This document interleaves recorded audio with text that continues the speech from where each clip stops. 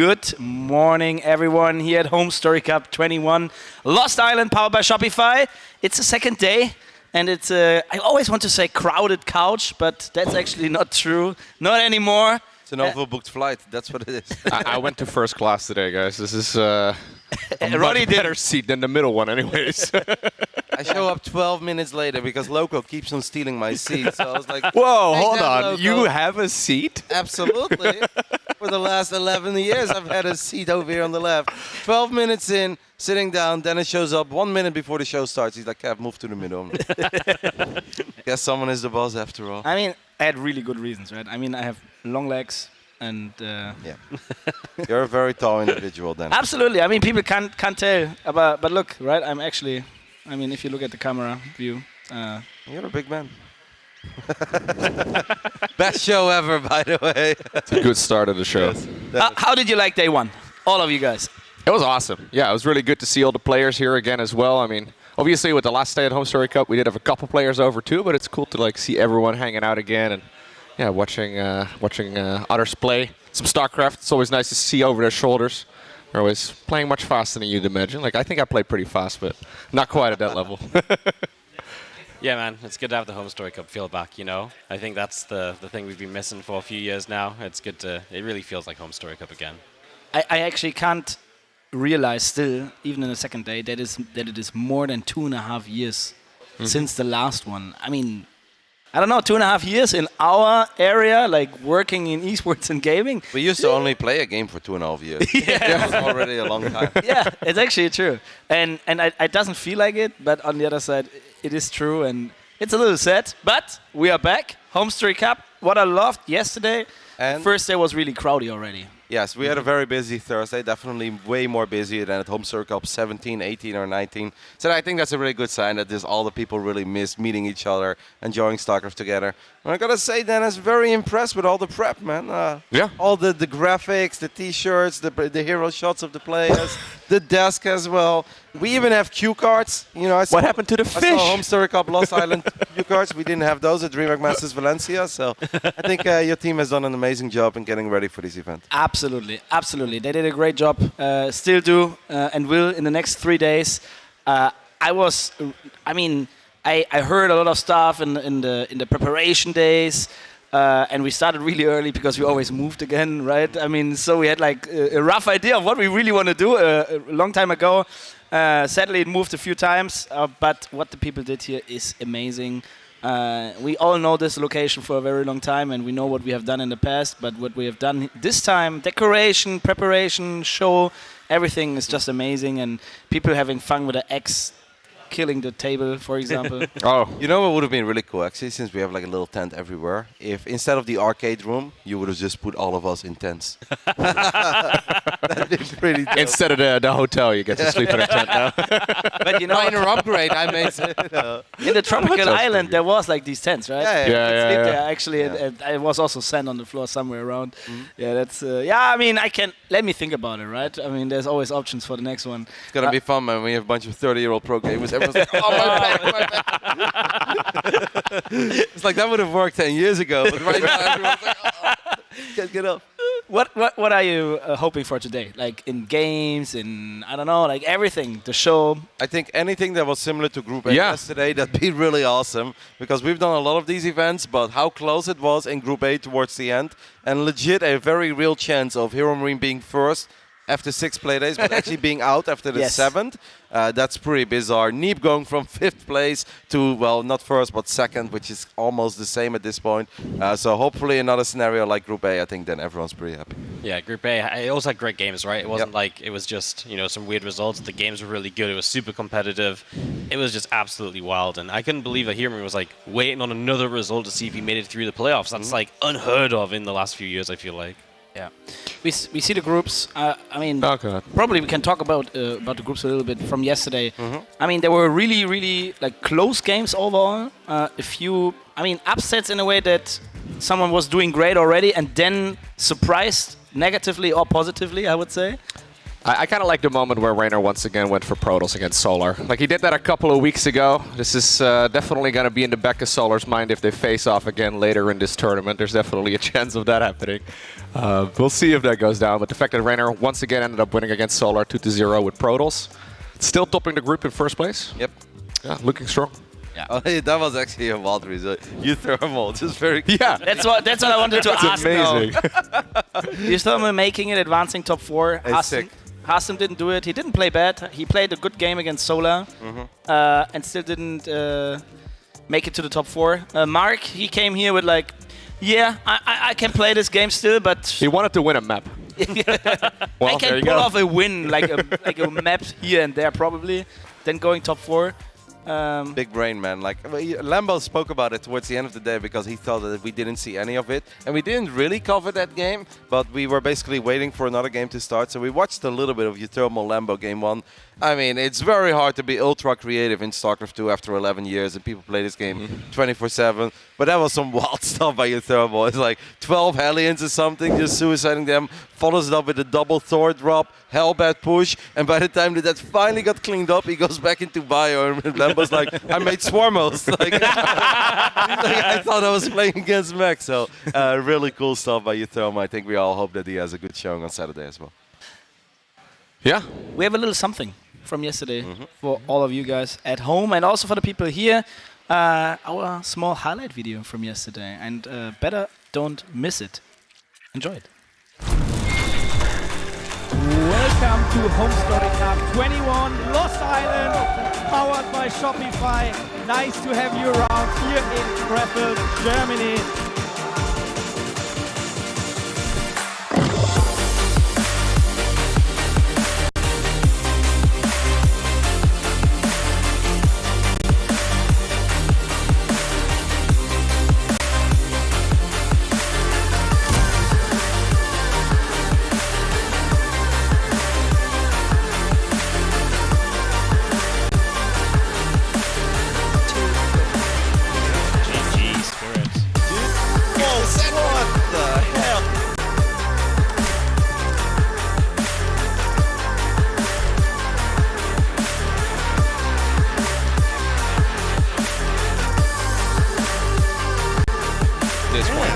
Support GG.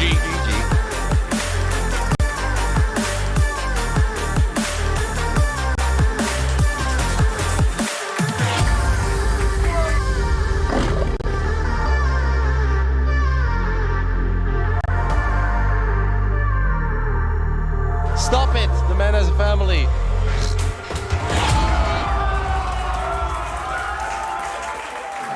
You see me, and you see the games. Have fun watching.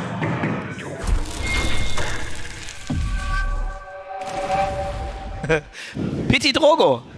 Yeah. Strong arms. Yeah, you asked, can I use the barrel? I was like, go for it. Didn't have to ask twice. He just started smashing. Yeah, he had like, I don't even know what that tool is called. It's like some sort of wrench type of thing. Anyways, it wasn't the correct tool for opening a coconut, that's for sure. I was sitting at the bar. I was sitting at the bar. I was like, "Whoop!" I was like, "What is this?" I saw the other ones like working with tools, like, and then it's like, okay. This man's practiced smashing things before. Yeah, that's true. I think He's like, is this my mouse? I can't fully remember, but Kev, probably you. I know that he was in. Probably the first HomeStory Cup he attended. I can't remember which one that was, but I know he was a little grumpy guy and he didn't speak too much and he was always really emotional. Like, I mean, not in the best way. Fired up. Yeah, no. But I know that he was like screaming and just like not always super happy. That's what I remember.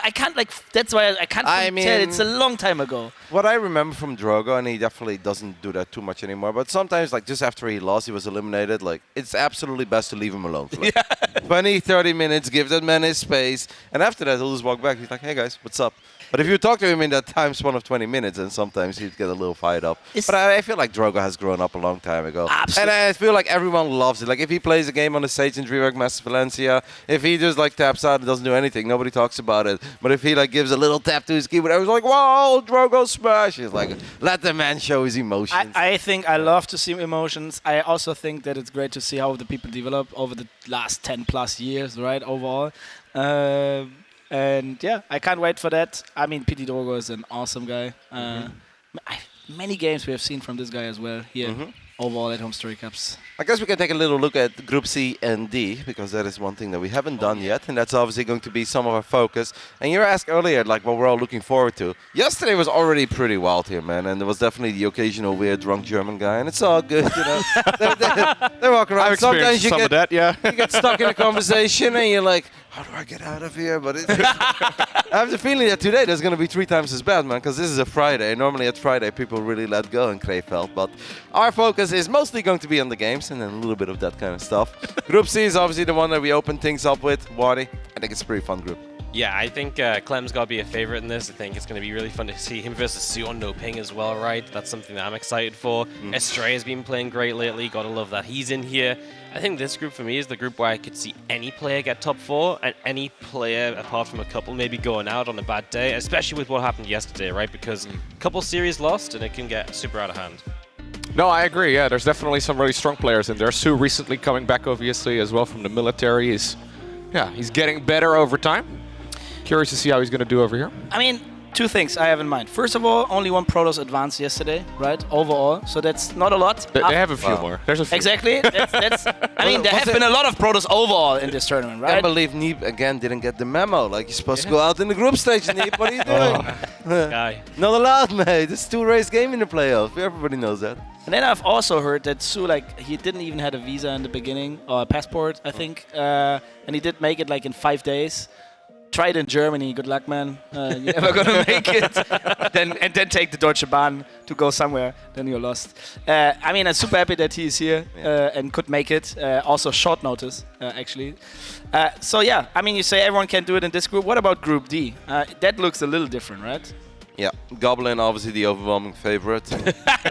What team does he play for again? Team Roddy, I believe. Oh, okay. I think a lot of eyes are on Yona. We're also happy that Serral's here again, because we really did miss his presence at Valencia. It's just not the same. He's been at every big offline event over the last 3 or 4 years. Suddenly we run one without him. Feels empty. So we're happy to see that he's back, and he's in really good spirits as well. He's walking around, he's smiling. And nice. Yona, if you talk about players that have also really grown up over time, Yona, he's so comfortable. He knows that he's funny. He knows that he's amazing at StarCraft. So it's great to have Serral here, and it's obviously great to watch him play StarCraft. Yeah, that Group D, I think Serral's going to be fun to see actually playing again. ShoWTimE might put up a fight against him, so yeah, I think we've got a lot of good games to look forward to. And a young Canadian. I don't know if you've covered any games of Trigger lately, Loco. Oh, no. Actually, fun, I have seen a few of his matches, but not as many as I'd like to. So we're going to see some more later today. Yeah. GuMiho also in that group, right? Yes. Should also always be a lot of fun. We didn't talk too much about Clem. I met him yesterday in the bar. Like had a small talk with him. He felt really good as well. I was like, I mean, me as a Terran, I told him like, hey man, like we need some good Terrans here making. His dad is over here too, actually. Yeah. Also walking around, just chilling. Being a fan. And I mean, he felt kind of confident overall, but also really chill. And it's also nice if we talk about development, right? I mean, he's still a young guy. I mean, after all these years. I mean, they're 20 though. Yes. I mean, to be honest, like 20, like is not. Are you already there, Dennis? Where like 20? That's really young. Are you getting there? Yes. I mean, it is kind of funny because often in the mind of some people, just because like a lot of us, we get proper old. They're like, Right. Clem and Rainer are still so young. It's like they're 20-year-olds, guys. Like, 20 is actually a very reasonable age where people can do around. I mean, if you remember how we were at 20, I don't know if that is a reasonable age, but that's the other 2 thing. years into Warcraft. You were still flaming me on the ladder. No. Wait. You used to flame me on the ladder? Absolutely. That's absolutely not true. Oh, it was. I still always keep talking about this one moment on Turtle Rock where I was killing him with Hawks. And I mean, he was playing Orc back in the days, and he was.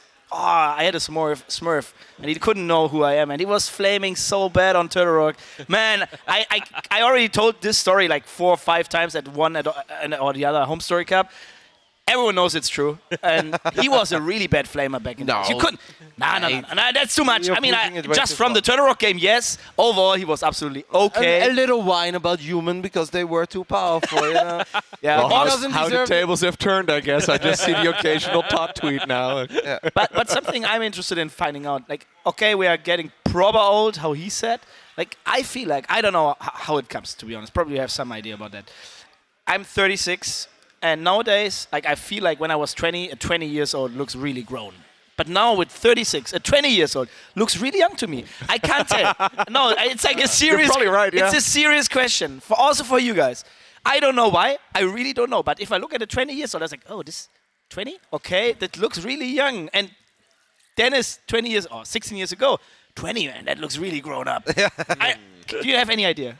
I mean, I really mean it. But I think this is a real thing, because I already had this when I went to like elementary school, when I kind of thought that the guys that were like, in the 7th grade, so they're like 10 or 11. I was like, wow, those are the real big guys. And, they're like 2 years older. Yeah. Now you can't tell them apart. You're like, you can?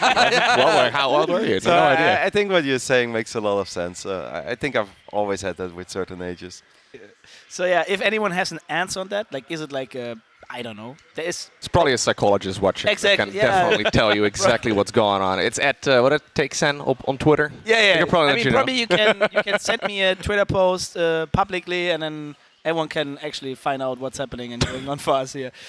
There's a few more video shots coming in, some hero shots I can't wait for. Before we start with the first game and leave you alone to have the professionals here. And you're casting a lot on the German stream, by the way. Absolutely. I was sitting down with Naruto yesterday, quite a lot. I don't know why I didn't do it too much in the past, but I really felt it. Naruto's just struggling in there the entire day. Together with Mapu, putting in the 14 hours. I always host the channel that we are running something on, but you want me to host the German stream too? Absolutely. All right. Absolutely. Maybe we'll get a couple of ruddy people over. I will join right after and say hello to Naruto and custom games with him. It was awesome, actually. I mean, what I love so much with HomeStory Cup, you really know the people. So, are you TaKeTv B? No, we are on the Naruto channel, actually. Twitch.tv/Naruto? Yes. Okay. Didn't know Naruto had it. But did he change? No, it's still Naruto, right? Yeah, he didn't change. Oh, okay. And what I like so much with HomeStory Cup, to end this, you go on the stream, it doesn't matter, TaKeTv or the Naruto stream, you know like 80% of the nicknames. You know, like it's like after 10 or 11 years, there's still a lot of people tuning. There's a lot of people that have been watching every single HomeStory Cup, I'm sure, that are watching right now as well, that set the alarm for noon and, well, depending on where you live, I suppose. But Yeah, I saw people like, oh, it's 3 a.m. in the morning, it's totally worth it. I was like, okay, nice. Middle of the week, 3 a.m. maybe their life has changed. They're like now watching it on the second monitor at work, but they're still watching. I mean, I saw these comments as well. Yeah. All right, guys, there's a video coming up for you before we start with the first game. Enjoy that as well.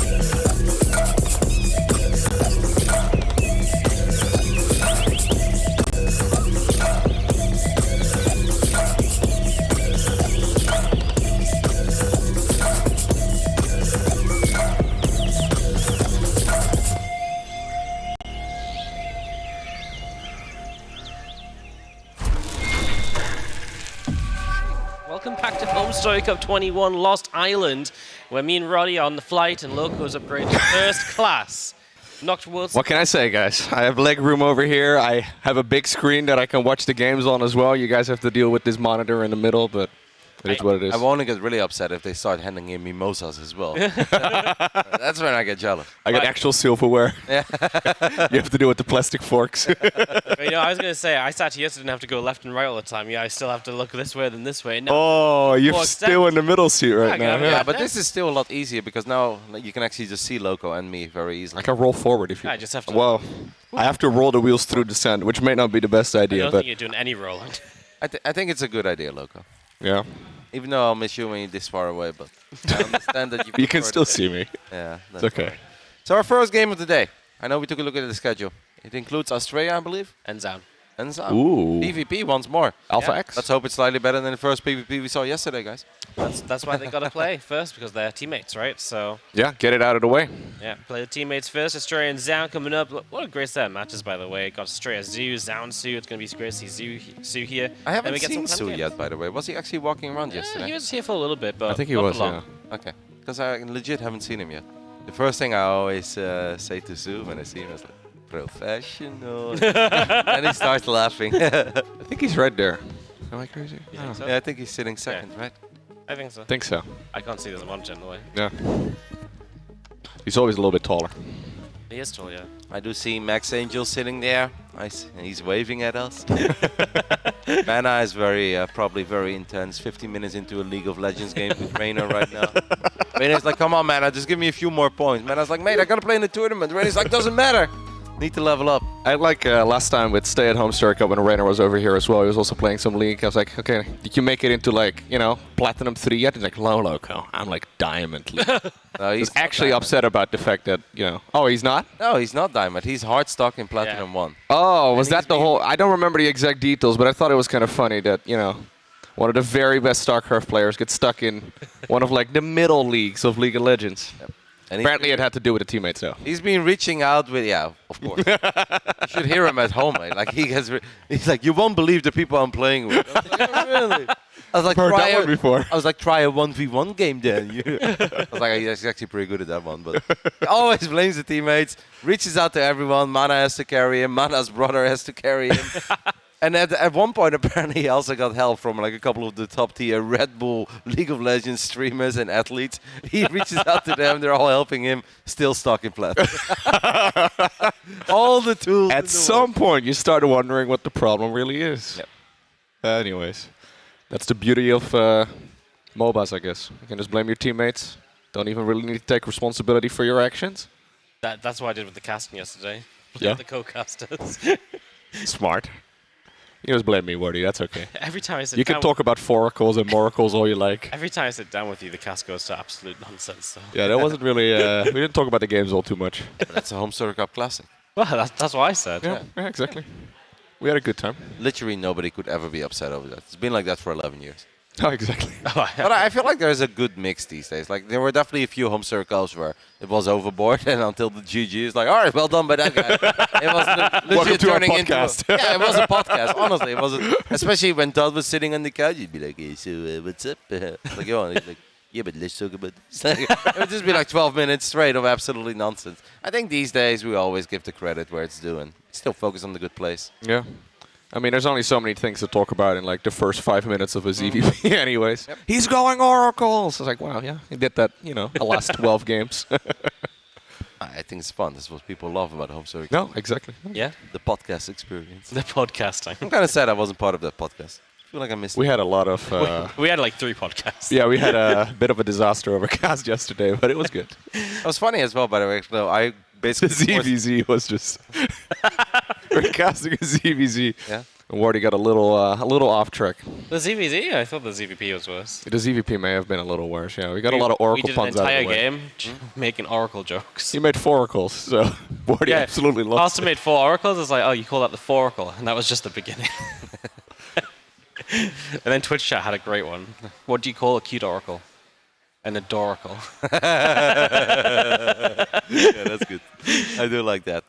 No, I think yesterday at one point I forced Goblin to cast. He really didn't want to because he was afraid I was going to embarrass him. So I was like, he's like, you're going to be ridiculous. I was like, no, I'm not. Like, let's go. And then later at the night, like at 1 a.m. or something, he was on Discord. He's like, hey, casting was legit nice, by the way, with you and Ben. It was really fun. So he's actually willing to do more, even though I basically had to You force did him drag to him. come in. Yeah, he's like, no. I was like, yes. I was like, you still want to be on a team, mate? You want to get paid? You're going to come over here. This But he, wasn't part of the contract, but now it is. but he had a legitimately good time, so that's nice. Hopefully today we get a few more pro gamers. I know that's one thing that we didn't really do a great job at yesterday, but today obviously a lot of pro gamers are completely off. Some of them are out of the tournament. I'm sure they're willing to join. And then the guys that have already made it into the playoff, they are also more than willing to join. So Yeah, we can probably get some Hearthstone casts in as well. I saw Twitch getting excited for that yesterday.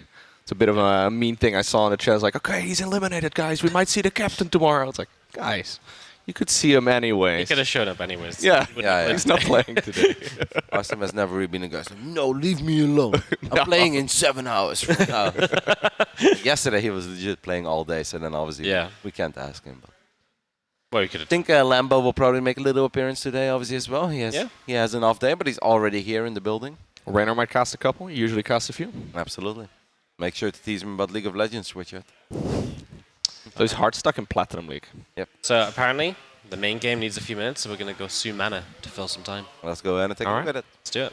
And I actually really love this, by the way, that we just always hop into like not necessarily the main game. Yeah. Instead of sometimes sitting here for 25 minutes straight. Oh no, I'm here for it. We can switch to every game. That's fine. Yeah. We can find out what happened within probably about 10 seconds for most of the matches.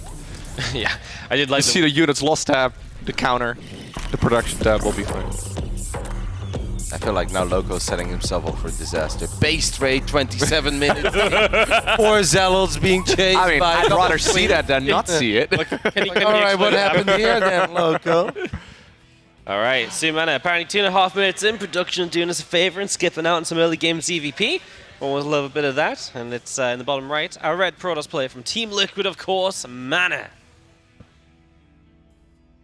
Qualified for HomeStory Cup as one of the very first 4 Europeans. That's legit impressive because these qualifiers are feisty, competitive. And sure, I think Rainer and Serral set out on the first qualifier, but still top 4 in the first quali. Joined by Lambo, Hero Marine, and Clem. I mean, that's not a bad company to be part of. No. Mana sometimes look really, really good. Hope he can show it at this tournament as well. His opponent, of course, from South Korea. With the blue Zerg pieces, we have Su. Ooh, that was nice by Mana. Okay, if he gets the drone as well, it's godlike. And try to block it there. But still sniping a tumor like that, it's pretty good. Yeah, getting rid of an early tumor. I'm going to get that Oracle out, get some map control, of course, and we'll see how many Oracles he wants to go up to in the end. It's so typical just to see 3 Oracles now, playing to the blinks. I love the Oracles. The Foracle. We'll probably see a Foracle later. You later. don't see the Foracle all the time, though. It's truly special. No, we see like 5-acles as well, but that doesn't really work. 5-acle? 6-acles? No. There's a point we just have to stop. Yeah. We didn't find it yesterday, but there's a point we have to stop. Soul Oracle? Isn't 6 like a sextuple or something? A sextuple? Yeah. Yeah, or heptacle? We can have a duo-core. No, that's duo-oracle. Decahedical? No, I meant 2. You're way lost, mate, already. You're at like 16. Sure, it's just a biracle. A biracle? Like a bike. Oh yeah, you're right. Yeah. Wow, look at the scientist. Wardy actually went to school, guys. Mapu is like, it's way too early to listen to this. You're right, Mapu, tell him. How was Mapu's first day? While we are waiting for these 2 oracles to deal a bit of damage in we need an interview with Mapu. Yeah, absolutely. I want to hear from Mapu. Did they let you out at night, Mapu? I did see him leave the place. Wow. No way. That's great. They really to go with the Twix. So I believe the 2 oracles picked off 1 queen, and the Lynx didn't really get a whole lot done. No, he loses it there towards the end. The queen from the left side got that absolute final shot off. This otherwise would have been a perfectly fine start for Mana. Losing one of the oracles that early. It's funny how still greedy the pro gamers are with their oracles after all these years, right? Like sometimes I feel like it's quite obvious, and I'm really not one to speak because I've never kept an oracle alive for longer than 20 seconds in any of my games. If it's not a phoenix, it dies. Yeah, it's very annoying because if you F2, the oracle is the first unit, and you don't really want that. Like, so I rather get rid of it, and then I can just F2 freely than having to babysit that oracle for the rest of the game. But I feel like sometimes it's like there's a very easy way to get out, but they still take the rather risky way, and it's like, okay, that could be a queen around the corner. Well, apparently, we're going to jump back in the main series, guys, so we're going to... Oh, how many minutes is that in? Because if it's like 20 seconds in, I read it. One. Okay, let's stay here. 1 more minute.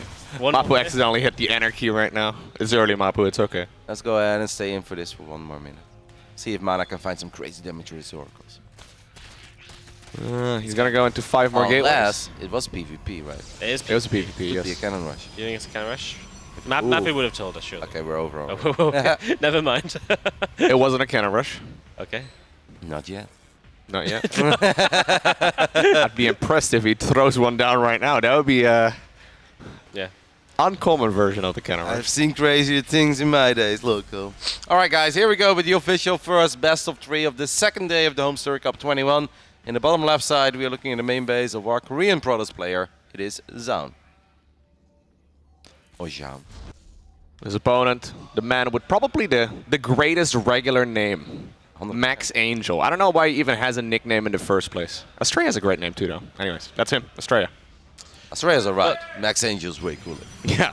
But you think if it was his nickname, you think it'd be as cool though? Because I feel like if you called yourself Max Angel, you'd probably look at that like that's kind of Yeah, look at that guy. But the fact it's his real name makes it He thinks he's the badass. maximum angel. Yeah. Astrea is also a good name, though. You know how like most people choose their nickname when they're like, 8 years old, and now that's kind of like your name for the rest of your life and your gaming career? I feel like we all did pretty well for ourselves. Yeah, Loco is pretty good. I think Wardy is good. I think Rotterdam is good. Roddy? I think Roddy is alright, but Rotterdam is pretty cringe. But yeah, what can I do? You don't live in Rotterdam anymore, right? I never did. You live very close by. My passport does say that I'm born in Rotterdam, okay? So There I'm you not go. a total fraud, but I've actually never truly lived in the The city. first time you opened your eyes, it was in Rotterdam. Yes, exactly. More of this early expansion stuff in PvP. We're gonna see a lot of this, aren't we? Do you get people that think it's like a roast for like Amsterdam? They're like, Amsterdam, that's the only Dutch city I know. Rotterdam, is that like a... No, not really, but over the years there's a lot of people who spell it like Rotterdam, Rotten. Or they always put the N behind the dam in the end. They're like, Yeah, yeah. I was like, I think that's sure if this is that's like just muscle memory, I'm pretty sure. But no, I think most people know that it is different. Actually, a lot of people don't know that it's a city. That's first. They're Really? like, I thought it was just a thing. A thing? Yeah. I was like, That's where what you Roddy from? wants you to believe, guys. Yeah, like often they like actually America, named I the was city like, after him. There's a Rotterdam in America too, guys. Wow, that's crazy. This hallucination. So let's talk about Zoun actually. Zoun has not gone Stargate, guys. Like normally we kind of just see a Zealot and an Adept. Sometimes you see Zealot Stalker, and then one of them makes a Phoenix, one of them makes an Oracle. They both go Oracle, or they both go Phoenix.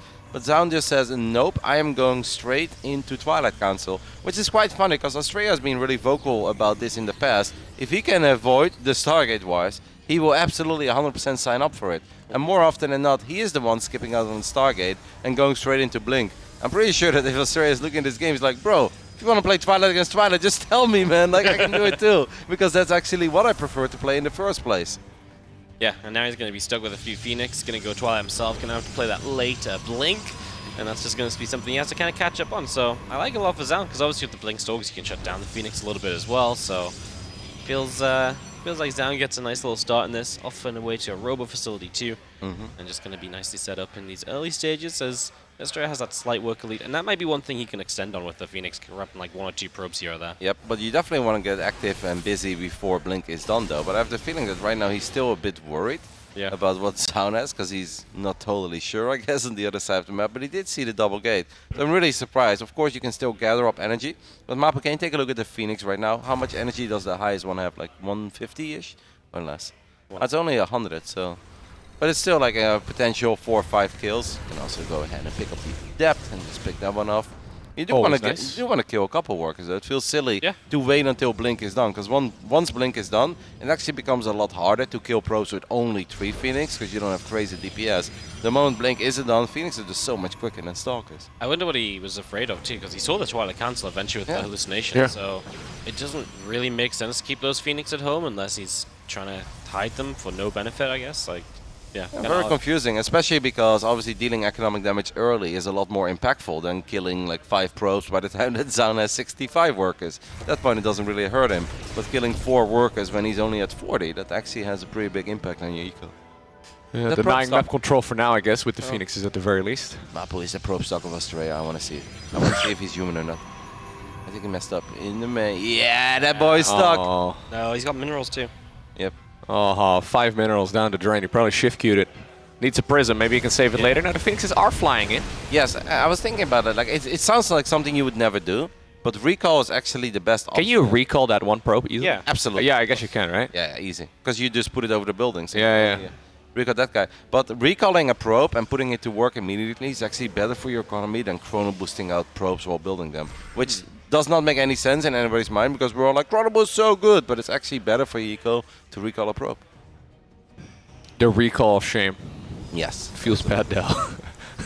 kind of like when you come home and you realize you forgot your keys somewhere. You're like, damn it, I can't get in. Have to walk all the way back through Krefeld. Don't want to do that at night.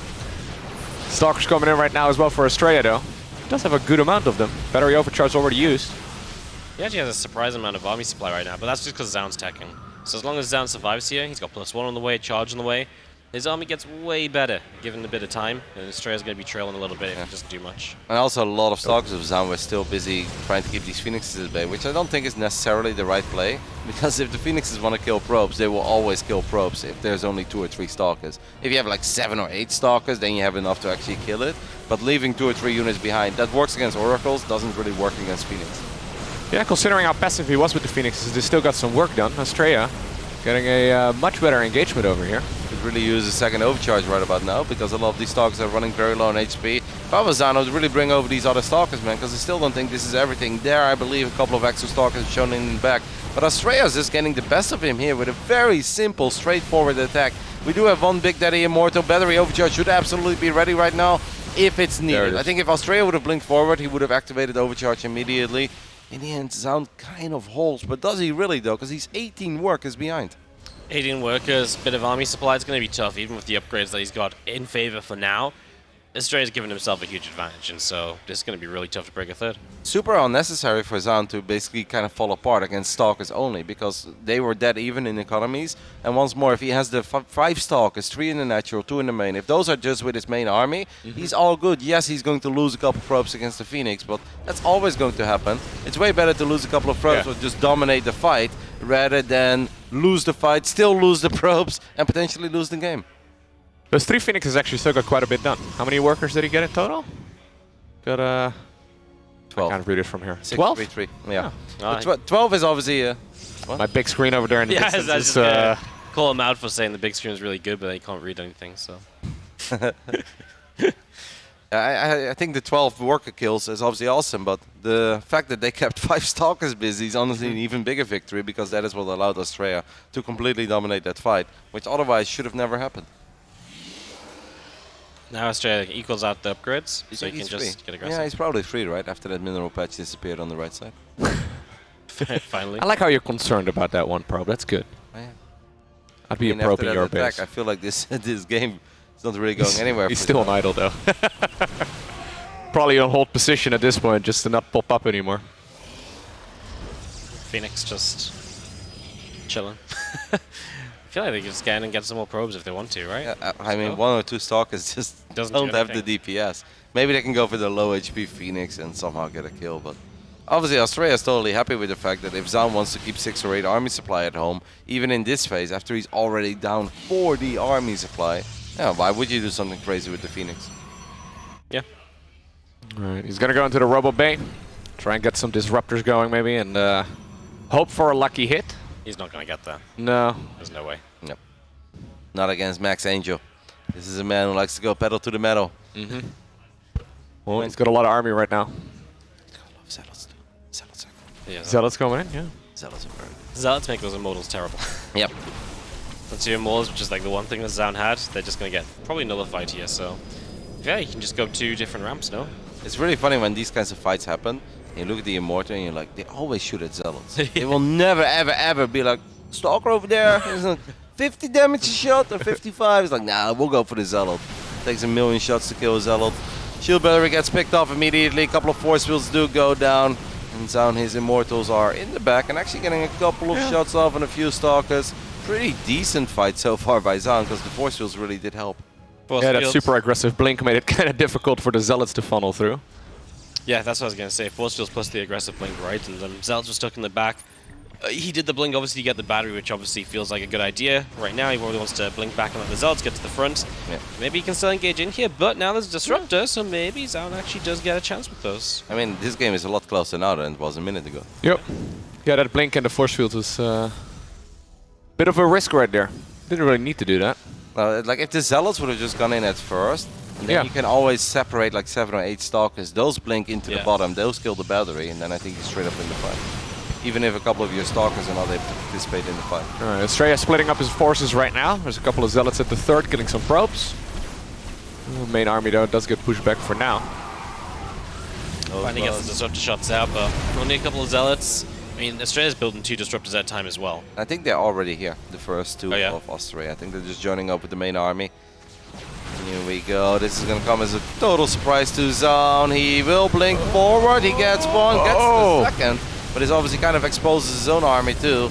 Still not too bad there though. Picking off both disruptors before a single shot went up. That went way better for Zoun than I thought it would though. Like that was best case scenario I think there for that fight. He did lose the Nexus, but...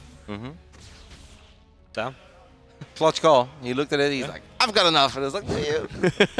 They barely had enough to get both of them. Ended up losing one disruptor himself. Now picks up one of the Phoenixes too.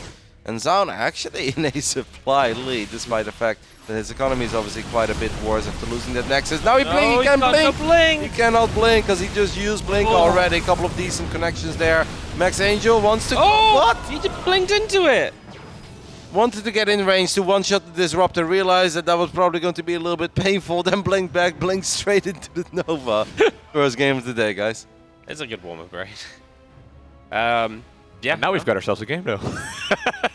we kind of do, but Zoun needs to be careful not to be too aggressive because, well, I mean, Zoun needs to do something, right? What is he gonna do? There's so many disruptors, right? Like, he's got to be so careful with the fight he tries to pick. I mean, this is rough. We're going forward for an Immortal, which we don't get. It still feels tough for Zoun, even if the supplies have evened out. Look at the mini-map. Yeah. Astrea is expanding like a mad lad. That's also why I guess the supplies were as close as they were for a little while. How many observers do both players have? Because observers are very important. Astrea's got 2, Zoun has 0. It should technically be impossible to win in Disruptor War if you don't have any ops. Oh my goodness. We blink forward so we can necessarily blink back. Good shot there by Zoun. Blows up the Disruptor too. Astrea has never really been a disruptor master in my eyes. Like, Astrea is the guy who just macros crazy, run-bys, zealots, DT, stalkers. I think that's kind of where he shines. The games where you kind of have to be passive and fire one ball at a time. I feel like Max Angel's too aggressive for that kind of stuff. Yeah, no, he likes to be everywhere, right? Splitting up, going everywhere he can. As we're going to try and disrupt a ball here, we're going to a couple more out. He stopped for just a split second. That might have made the difference. At least he's got a sick economy though. Yeah, still has 85 workers. Like 2 more next side than his opponent, I think. Watching Astrea play 2v2 is really funny because the man just never stops building probes. Like when he other, oh my goodness, that's a great shot by Zoun. Gets multiple disruptors there. Astrea really having a difficult time ending this game, as he does get observer speed on the way, which I think is a super necessary upgrade in Disruptor Wars. Yeah, is there still no observer, by the way, for Zoun? Because there are Dark Templar coming right now for Astrea. Oh, there's one. Yeah, he doesn't really have a bunch of cannons everywhere either, so... Zealot's still going to down on the probes, and another 17 have gone down. I think Astrea has killed over 50 workers, and Zoun has killed 1. I think that's basically the state of this. 2. 2, okay. That's a... And Astrea got his own probe stock, right? So, essentially, 2.5. He's free now. Yeah, he's free. But Zoun is getting really good trades in the actual battles. Yeah. No, oh my god, he's still there! No. He put him on hold position for sure. No. Yeah, I think he put him on hold so he was not bothered by the worker icon. Oh, just going to get some zealots here and pick away at those. Just going to try and deal with the counterattack at the same time. So Zoun going to get some damage done, trying to chip away at that insane worker count. As Astrea tries to fight in, he will get himself a base, continues to maintain an insane economy lead, but he does not have as much army, and Zoun is just base trading and even sending the Disruptors home to fight.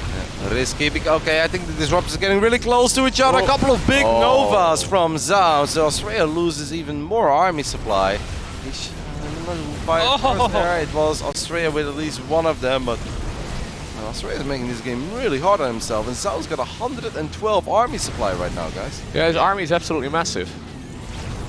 Yeah, it's actually kind of crazy. Setting up a surround here as well. So. I was going to say, Astrea has like money for zealots, but not much else. We're going to blink in, get the disruptors. So Zoun is just getting so much done. He's winning every single fight on the map. What's the unit's lost resource stat, Mappa?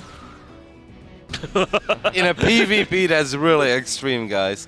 7,500 resources lost more on the side of Astrea than on the side of Zoun. That's quite wild, but Zoun is still in a bit of pickle. He needs success! Wow, good blink though. That could have been an absolute disaster. He's got so many disruptors. Yeah. Do we have Shadow Stride for the DTs? We don't, right? No. Not yet. Well, we're going to see another base of Zoun going down. He really needs to do something right now because obviously he is truly out of economy. He's going to be zoning with his disruptors, and he's obviously got loads to do that with as he's going to try and get a couple shots off. keeping Astrea away. Astrea just lost his robots, by the way. Yeah, the robots are unpowered. Right? Yep, they were on the triangle base, and that base is being taken care of. And Zoun is just going to try to make it into the main. The thing is, Astrea could practically defend everywhere, or at least expand everywhere and rebuild everywhere. Look at the minimap, man. There's just stuff blinking left, right, and center. Yeah, Zoun is super all in here, though. He needs to win with his army that he's got. He does have a pretty good army, but supply count right now, once again, in favor of Astrea. And only, okay, he's got 2 observers. Astrea has 1 observer. Astrea could warp in a couple of DTs. Go observer hunting. Zoun has a genuine issue of like he actually just might lose out on bases before you can clean out the bases or the buildings of Astrea. And his army is way too big to recall, by the way. Yeah, Needs to recall. He's got 0 probes on the map. Zoun has 0 probes. So he absolutely needs to recall. Otherwise, yeah, you just lose to the Zealots that are attacking all your stuff. But his army is too big. Maybe you recall the Immortals, the Disruptors, and a couple of Stalkers, and the other Stalkers just blink out the bottom or something. I think that's the move. You need, kind of need. Well, he doesn't have anywhere to recall too, though. This is his last Nexus right over here.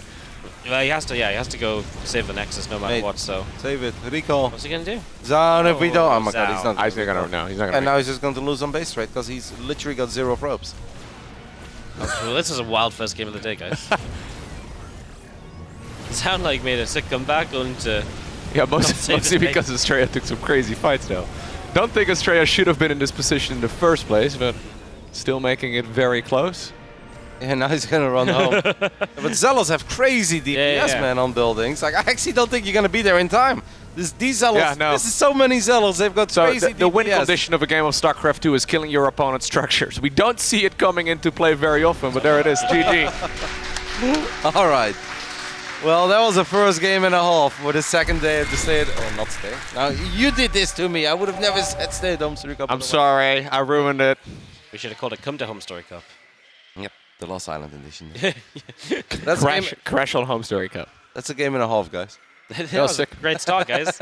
Love a bit of PvP in the morning. I thought that game was going to be about 7 minutes long, and then it was like 17. And then it actually looked like at one point that Zoun could very realistically win it. Yeah, no, it really did. What happened in Sumana? Do we have an update, Mapu? Mapu's probably still in that. I guess we can't talk to Mapu. He can't type to us. He's been silenced by production. The production has to switch on over to his computer again for us, I guess. I see. Well, okay, so I guess at any given moment there are 4 games happening. 4 games at once, yeah. Yeah, I think Mapu is observing 2 of them. And at least, sometimes 3. Yeah? I think he's got 2 computers, but maybe they gave him a 3rd one. Just that was something. They gave him a laptop as well. They saw him trying to eat his Twix during a break. They're like, you can't have a break. You joking me? We'll give you ice cream after the broadcast. All right, I'll stay. He gets ice cream through a straw. They give him like one of those little helmets with just 2 milkshakes on the side of it. And then replaces water with the milkshake. Like, those hands need to be busy, Mapo. Move those hands. The real MVP of the broadcast. For real though, guys, that game was pretty wild and made no sense at all. No, that one engagement at the 4th base of Zoun, right, where the force fields came in and he blinked right in front of his own Zealots. That put him in a bit of an awkward position. But Zoun was just in an awkward place because he just didn't respect the Stalkers as well, right? Like, he was the man that built Stalkers and he got out-Stalkered. Yep. But he also didn't respect the Phoenixes. Like, he had like you said, like 3 Stalkers tied up in defending 3 Phoenixes, and every time they flew in, they would just regenerate their shields and come back later. Yeah, but that's like, he would have had a much better fight at his own 3rd base if he would have just kept all of his Stalkers there, and then you actually win the fight. They had no energy anyways. And then afterwards you can warp in a couple of Stalkers to deal with the Phoenix, but Astrea would be in some trouble if he loses the Stalker fight. So then he actually needs to bring the Phoenix home as well to make sure that they help out in the battle in the first place. A little bit mishandled by Archery and Protoss. But he definitely did a good job in falling his way back into that game. And at one point, it looked like that was hope. But he really should have recalled. The recall would have nailed it. For sure. Alrighty. Game number 2. We are on Cosmic Sapphire. In the top left-hand corner. From the USA, we have Astrea. Not a lot of Americans here, so no chanting yet. I'm surprised Neve isn't here chanting. You're surprised? Yeah. I'd be really surprised if Neve's like, US! Right, you say this, but I was also very surprised when Neve played football. He was very good, that's what I heard. He has the left foot of a god. What? He's good? Mate, it was insane. Yeah? Yeah, he's like one of the best people out there. Left foot as well. That's the tricky one. Left foot, yeah, exactly. He's like run up the left side, no one's really taking him seriously, he just belts in the goal. Everyone like looks around like, Neeb? He's like, I played a while. That's sick. That's awesome. Yeah, I had no idea. Yeah. 2-1-0. Map here has Over been mana. unmuted. Okay. Cool, I mean, C plays really well at the minute, so. Yep. Just surprising. I did see him lose a ZVP versus Nightmare in one of the TSL or HomeStory Cup qualifiers. They were all kind of close to each other, so not quite sure which one it was. There is a lot of qualifiers lately. And then they have like 3 of them in Korea. Yeah. There's a lot of stuff going on. That goal, is that gold base we're going to see from Astrea, or is it just pyloning? I think they're just pyloning, right? There's one pylon in the top corner, one in the bottom. That's going to be a real life proxy over here from Zoun. Yep. He's going Like to go. Stargate, right? He's going to do it. Are they both going to proxy? He's going to Nexus. Is he going to? Oh, there you go. That seems like it's far away. Am I crazy on that Nexus? Maybe No. not. Yeah, it's Maybe it's just the terrain. Yeah. No, it's fine. just the sand. Yeah. It's like Gus. Speaking of sand, yeah. You look really far away to Are me. we on Cosmic Sapphire? Is that where we're stranded? That or Tropical Sacrifice. Ooh. I have the feeling that if I'm Astrea, one of the last things I want to go up against is a bunch of adepts and a proxy Stargate. Yeah. Yeah, You yeah. have to defend the top left and the bottom left of this massive map. So this doesn't look very promising, but Max Angel is capable of miracles. So let's see if he can find a way. But for Zoun, this is going to be relatively easy to figure it out as well. If Astrea ever decides to recall probes, and if you don't recall probes, well, then that expense is not very good in the first place. We do get an extra gateway. So maybe Astrea's plan here is to actually just kind of win with a straight up 3-gate or perhaps even a 4-gate. And this is not a long-term strategy. This is let's recall, get extra workers, and go ahead and try to win the game straight up. Susano's going to look around. He hasn't found the base in the bottom left yet. He'll probably find a Nexus soon in the main that doesn't have a lot of probes mining. So at the very least, he'll figure out that something happened there. So should be able to put 1-1 together and figure out that the base in the bottom left was taken here. No battery though in the main base, right? Nope. Yep, there's the recall. And the Stalkers are kind of going the wrong way. He could have recalled a little bit more, couldn't he? I think this is good enough because then you can still build 2 probes at a time. But at this point, Zoun immediately realized, like, if Zoun is not able to, exactly. He's like, all right, you're missing a couple of probes there in your main base, buddy. So then you immediately shade the adepts to the bottom left, and that's a lot of work going down. Obviously, Astrea cannot recall Stalkers here, and this is why I said going up against adepts and oracles is going to be a bit of a nightmare if you have to defend the top left and the bottom left at the same time. Yeah, this is definitely not a lot of fun. Maybe can try to get back in it with the gold. Obviously still very far ahead, but obviously Zoun is way far from being done with this aggression. I kind of feel like Astrea indeed has already pulled a couple of probes. He should just try to win right now, right? 3-gate, 4-gate, spam only Stalkers, and try to get lucky on the other side of the map. And there is a chance, because Adepts are not very good in the straight-up fight, Oracles are not very good in the straight-up fight. That's a very decent amount of Stalkers, guys, and that Robo's only halfway done. So it's kind of now or never for Astrea. He knows if this game goes on, he's just going to fall very far behind. Will on-power the gateways, gets high ground vision there as well with his own pylon. I love it. Yeah, this is going to look actually really good for a little while here. Going for another pylon as he pulls back towards the gates. He's got a sentry as well, so he can really separate things. We do see the Oracles. They're trying to go for the Stalk on the wall, but the Super Battery is going to save it to the Oracles and turn it back around. Oh, I think they're going to Robo, though. Yeah, the Robo itself is going to fall, so that's not really a whole lot available right here for Zoun. He can make nothing. He can just make units out of the Stargate. Yeah, he can't build anything. Yeah, only the Stargate indeed on the top side of the map. Still has a couple of adepts, killing probes in the bottom left side. Losing a Stalker there is already a very big deal. We have a slow warp in. It seems like Zoun is going to try to fight with all the probes. Maybe a little bit of drilling. The adepts coming in as well. The adept flank in PvP. Something you don't see too often. Here come the Oracles as well. Any damage he can find as the probes are chasing. We're going to get rid of the first Oracle immediately. He should be able to shoot down the second one too. And we continue to run these Stalkers away, but he's taking so much damage. But of course, Astrea can still build things. Yeah, not too many as well. Don't forget, he only has 14 workers. Zoun indeed should maybe try to build a pylon during all of this, right near the gateway. Because imagine if he wipes in 2 more units here, he would be golden. But I guess he has no cybercore, so he couldn't. No, he rebuilt it. No, he just finished it in the back of his. This is a crazy hole, guys. Because this is starting to look like it could potentially become a hole. But we need a pylon, mate. There we go. The high ground vision is so. Yeah, that's very smart pylon by Astrea. Yeah. Well, just going to be forced down the low ground, and this is going to settle down. I mean, Astrea's on a worker lead with a gold base, remember. You pull those two. Yeah, you killed the oracles too, right? I think you pulled the two. Oh, no. There's 4 stalkers still available for Astrea, but they're not on the other side. That would have changed it. Obviously, it's tough, though, because he can't. He's going to go for a 3rd oracle. Zoun made a 3rd gateway, but decided to cancel it. He's like, I've got 14 probes. Maybe this is not the moment where I need to go up to 3 gates. 2 gates will do for now. We're going to have a little bit of a skirmish here, but the extra stalkers are going to show up. Oh, careful. And this spells disaster for Zoun in the end. Yeah, the force field will keep your unit safe, But no Nexus. but it won't keep your Nexus safe. Poor probe. What a crazy little PvP to start it down.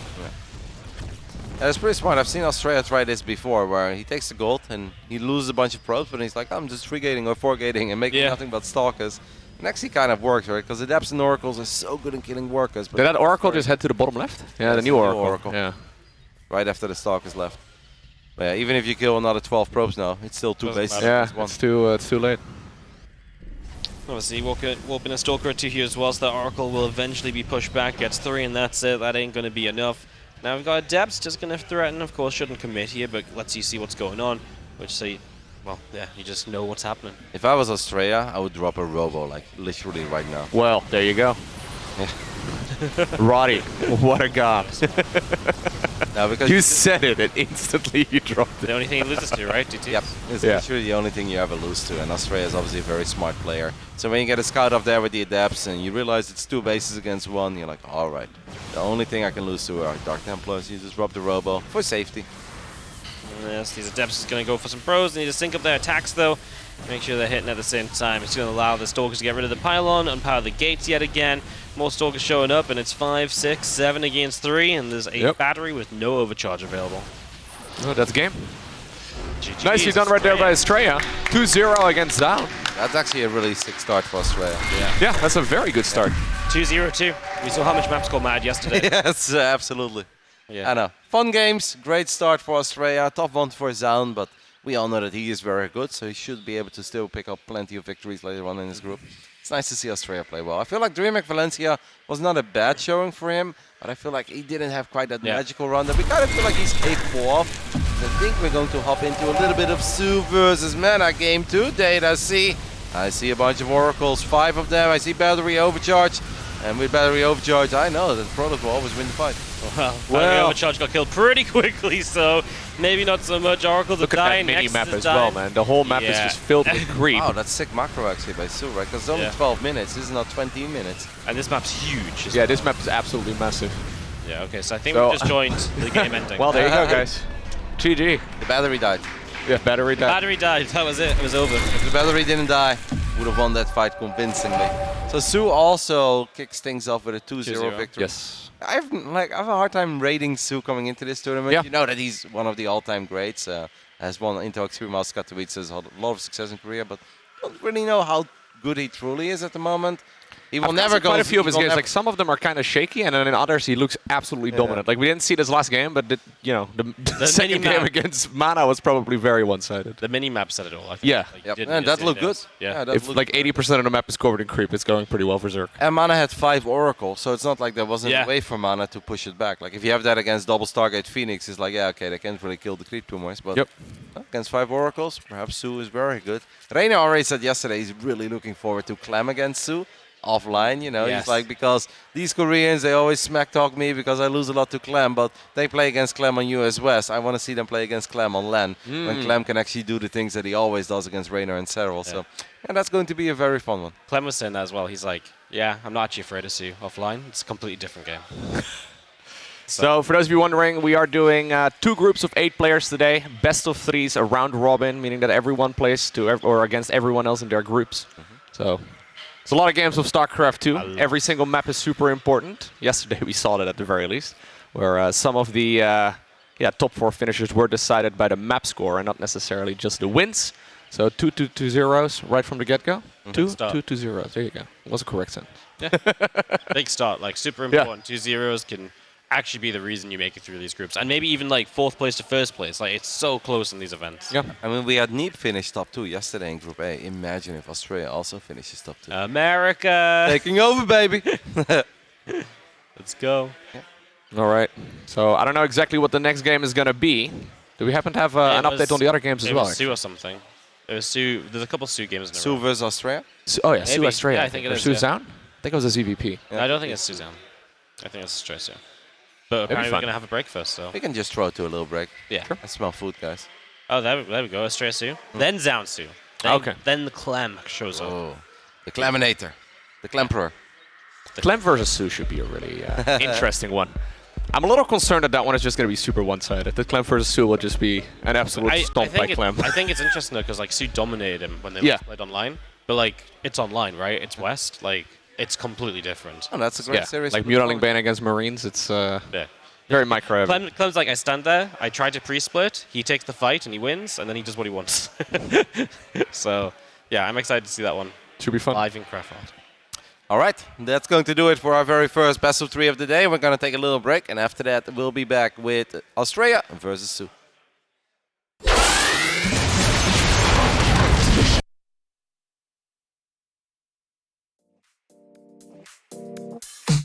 Feel alive, let's hit the dance floor. Don't work too hard, might break a backbone. Return to the Mac, the king is back though.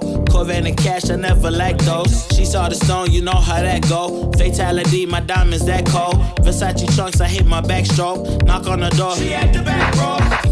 All I really take is a little taste. Island girl, blue eyes with a little bass. Here for the thrill, I don't need a chaser. Wanna vibe at the getaway. Shimmy, shimmy, yeah, I got the semi-four weight. Don't step out the line like this a probate. You hit the line and try to locate. This for the time, got time for no day. One, too many, I'm going. Too crazy and I got bad ones and they ready. A good time, so now it's in the whip, we left that. Can't remember anything, but I know we got lit. Good times. Live in the moment, feel like summertime. Obsessed with nature, not a world mine. The room is spinning, but I feel fine. Oh my. Chandelier, limousines. Really think I'm seeing things. Read the line in between. Yellow light, I gotta speed up. Get home to a cold shower. Need that pronto. Look like a rave at the condo. Heck of a night in Toronto. She said, boy, you in Morocco. Pearl white mention in the South Gold. Fill up my cup with the pop, whoa. High off life in the spot, though. Running at the visa, really talking to a real life Mona Lisa. Jesus pieces hanging off the fleecer. So much going on, it's hard to focus on the features. I got too many, I'm going. Too crazy, and I got bad ones and they ready. A good time, so now it's in the whip, we left that. Can't remember anything, but I know we got lit. Good times. Live in the moment, feel like summertime. Obsessed with nature, not a world mine. The room is spinning, but I feel fine. Oh my, oh my. 1, 2, 3, 4, 5, 6.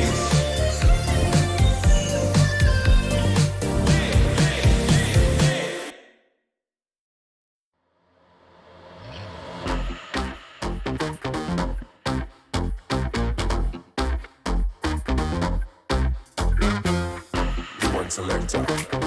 Rewind selector. Rewind selector. Rewind selector. Rewind selector. Rewind selector.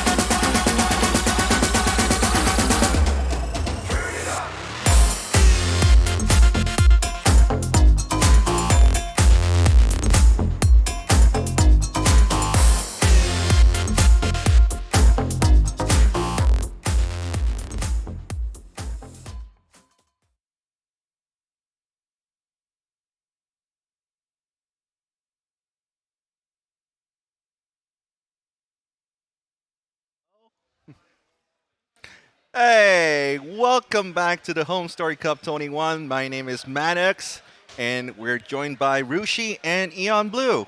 Welcome. Yeah. Yeah. So, how are you doing, man? Oh man, it's been great. I'm just really happy to be back. Such a fun time already. I mean, we had a great time together back in Katowice, right? Yeah, Katowice was awesome as well. It was for the sure. first time we met. And Yeah. So, how have you been? Just good, man. It's a HomeStory Cup feeling all over again. Everyone is here. It's so full. It was so full yesterday. Surprisingly full. Usually Thursday is like pretty chill. Mm-hmm.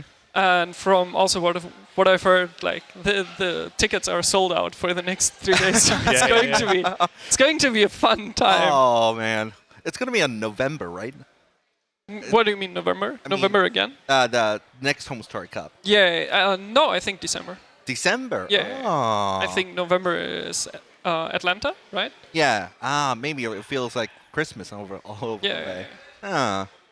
Nice. You're not like sneak peeking a theme coming up for it to be a December HomeStory Cup, are you? Yeah, right. You're not dropping like the little details. Mm-hmm.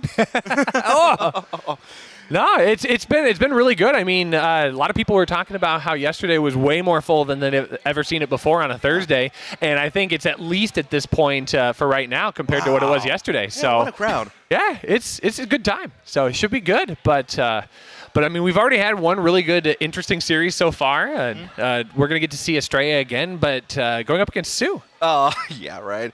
And, oh no. What? Oh, no. Oh, yeah. Not again. Eon Blue with an E. Have they heard that? Have they heard that? Well, I'll take it. It's fine. It's the right Twitter handle, so I'll be fine. All right. Do we have any? Do we have any of the scoreboards around? I think. Yeah, I'm gonna pull up Wikipedia. Yeah, of course. Yeah. Because we've got a lot of games going on right now, moving things along.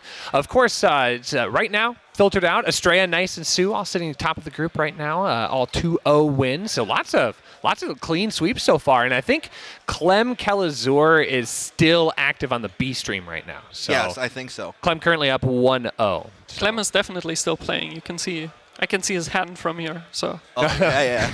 It's definitely the top dog, by the way, on this group as well. So I'm just curious how Kelazhur holds up. Sorry, not Helzer. It's like, Kelazhur holds up against Clem. Well, I saw it as I was walking over here. It looked like it was a typical TVT, right? Tanks everywhere, like sensor towers everywhere. Yep. Oh, it's going to be a total nightmare. Speaking of which, Nightmare's not having a great time right now. God, what a transition. I love it. You were inspired by Wardy's puns yesterday, weren't you? Maybe. Yeah, I think it's going to be pun central going forward here for sure. I'm sure the series Nightmare had was a nice one, right? Mm-hmm. So.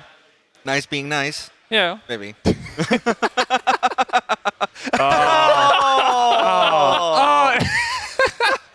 Oops, no ease. Yeah. Amazing. You asked, they delivered. Yeah, no ease. Yeah, no ease. Ease are done. So, round two, starting to round up. So, Clem Kelazhur, we're going to wait for that to finish up. We've got Astrea Suits going to be here on this stream. It'll be Nice Kelazhur when the TVT is done, and it looks like Nightmare Zoun already started. So, it's a PvP fest here in Group C. I mean, it's kind of PvP in general. I think it's also a PvP fest in the next group. Like, we have a lot of Protosses, and yesterday I just said, well, we're going to kick out another 7 Protosses today, so then the playoffs will be will be very evenly distributed. It was kind of brutal for all the Protosses. Yeah, it wasn't a nice day yesterday, right? There was only one advancing in Neeb out of 8. Yeah. So everybody was so worried. It's a bit rough. Yeah, it was 1 out of 9 actually. So it was, what are the odds? Yeah, everyone was super worried that, so many Protoss in the main event, and then, no, it's just going to filter out. It'll all be good. We'll still get a ZVZ finals, everyone. Don't panic. Actually, we won't get a ZVZ finals because Raynor is going to play Protoss first. Oh, yeah. He actually mentioned that. I actually asked Sarah about it, then, like, no, he's not special. I mean, he's not special. He's Serral. Yeah, I mean, his Protoss is not special in any way. Okay. Yeah. Oh, God. Yeah, people asking about it. the B stream happening right now over on Fear Dragon's channel. So I think that's twitch.tv/FearDragon64. So right. open them both up at the same time. Like you don't want to miss out on the amazing matchup that's happening here. But I mean, he also has a great production by himself, by the way. That's true. I mean, both of them. I saw Zombie Grub streaming yesterday, and I mean, she had a really good thing going on, and I think she like decorated her whole space. Oh, yeah, same theme. I saw the sunglasses. Oh with, yeah, right. That was amazing. Oh, there you go, the Astrea. Dude, Maximus Angel himself here. Right. So what do you reckon? How's the series going to go? I mean, this is going to be, I think, a little bit more of a difficult battle than he had in the previous one. I mean, Zoun's a great player and all, but I think Su's going to bring an extra level. And it is a PvZ, so I know PvP really Astrea's strong suit. And Su's just an outstanding player all the way around. So we're going to have to see what we get, but we're going to jump on in here. It is a Cosmic Sapphire. I think bottom right. Yeah. It's going to be our blue Protoss player from the United States of America for Alpha X. This is Astrea. And in a top left, red Zerg, representing Guangdong Freaks, it is Su. Yeah, I mean, can we talk for just a moment about the production value that's happened? We're not even through day 2 yet, and we've already seen like so many different videos, like all of the zoo footage. I mean, this is, it's above and beyond. It's clear that it's been 2.5 years since we've had the last one, because I think they've jammed 2.5 years worth of fun all into one day. Yeah, right. I've been in one of the makings, for Koreans, because I'll also happens to be a translator, but I'm not translating in any way. But anyways, I've been some of the spots in the zoo, and players are really having fun in the zoo, like seeing a lot of animals. By the way. Maybe it's impressioning some of them, maybe? Oh, yeah. Yeah, we saw that yesterday. It was hilarious. Yeah. But yeah, I think it's been really good. Like the production quality is great. Naruto has also talked about how like he is doing a lot of the player stuff, so he doesn't actually get to see a lot of the production stuff right until the event starts, and it's really good. But Yeah, as you said, I'm kind of curious. I don't think they put 2.5 years worth of effort into this one.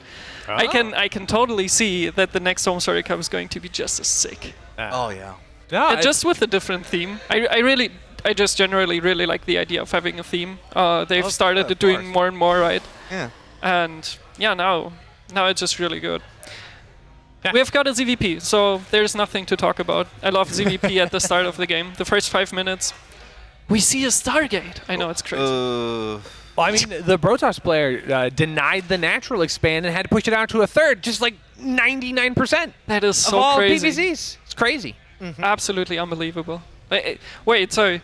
Wasn't the blocking the natural being stopped slowly? Like, Neep doesn't do it anymore, right? Neep is enlightened. Isn't that what the pros are calling it? Yeah, I mean, it feels like just in general the PvZ meta is really just drastically changed. I was mentioning that to somebody, is like when we shifted away from like just blindly going into 4 to 6 Void Rays into endgame Sky Toss. I mean, things kind of really opened up, and we're starting to see a lot more dynamic engagements in Void PvZ. Rays. But you know what? Sometimes old habits die hard. Just go back to 4 Void Rays into Sky Toss. Let's go. Yeah, why not? Why not? It worked out before. So, no, it should be interesting here, especially since Astrea's been spending more time in Korea lately, and he's really going to be bringing not an NA flair to the matchup. He'll be playing a little bit more Korean-styled. You PvZ. think so? I think Astrea is NA flavor in a nutshell. Well, he's just the NA flavor. Yeah, so if he's got like the coffee base is NA, like the cream and sugar is a little bit of cream. Okay, yeah. That's fair. So you have the crazy part in the bottom, and then the good execution at the top. Maybe, yeah. Well said.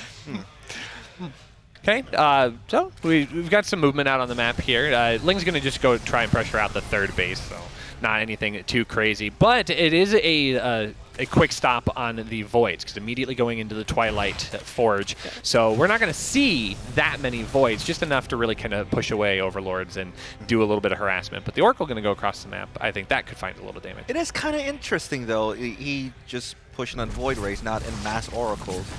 So usually if you go to the Gateway standards, it needs like more than 3 Oracles, like using either like lasers or Revelations or even Stasis Wards. Oh, well. You have to you have multiple units to set up a set up a harassment or just set up a lot of dynamics with visions. By the way. Yeah, I think the Void Ray is just really to fill the old role of the Phoenix to get the Overlords and now help a little bit with Links. Right now, We are seeing charge and +1. Yeah, what? That's a bit older, right? You have the Archon drop with charge slots. That's probably what's coming out next. Do see an Observer first though, so maybe it's going to take a little while longer. But yeah, that's like, I don't know, 2018, where you started with 1 Oracle or 2 Oracles, and then went into Archon drop with charge slots. So maybe it's more along those lines, which is nice to see as a switch up to, well, the Blink Stalkers. Because as much as the Blink Stalkers have been doing really well for Protoss and for Hero especially, switching it up as Protoss is the big strength versus Zerg. Having like different kinds of timings, different kind of things the Zerg has to watch out for. Yeah. But there is a Spire coming out for Su, so that is going to be the game changer. But we have to see which one's going to be pop out. I don't know if there's a possibility of he's getting Corruptors, by the way. I mean, showing the Void Ray means he might go to Mass Stargate, but he actually didn't see like double Stargate or something. No, I think it's just a Spire from Mutas. Su is not the. Oh, that's actually a really good scout. That's kind of cute, yeah. I'm not sure if Astrea is going to check back in, though, to see if he spotted it. But in the end, yeah. So the Spire, Su is not the type of player to go into late game. So you will much rather see him go for a Spire to force out like some kind of reaction and then go back into ground, Roaches, Lings, Banes maybe, and then just nice cancel on the 4th base. But he's applying the pressure right now. So yeah, and Su doesn't have a whole lot, but just those 11 Roaches with a bunch of Queens with Transfuse Energy might just be enough. And that's where it gets scary, because we can have 8 Mutas as soon as the Spire finishes. Well, I mean, a little engagement here out at the right center as the Zealots and the Archons kind of whittle away at the creep spread. There go the Mutas. It's going to be 6. So, there goes 9. Okay, so that's a bit more of a larger commitment and here. And even +1 attack for them. That is unusual maybe a little bit, but that just means he's going to commit even harder into Mutas. Guessing that Astrea won't have the... Yeah, it just doesn't want to go into Phoenix play. Yeah, I mean, but you need some kind of anti-air, though. Oh, he's going Phoenix. Yeah, but so, especially versus Mutas with +1, you, like, a really heavy Muta commitment, you want to get Phoenixes with range and a second Stargate. And most Protosses kind of like to skip that part, just go for a bunch more cannons and maybe a few Stalkers and Blink.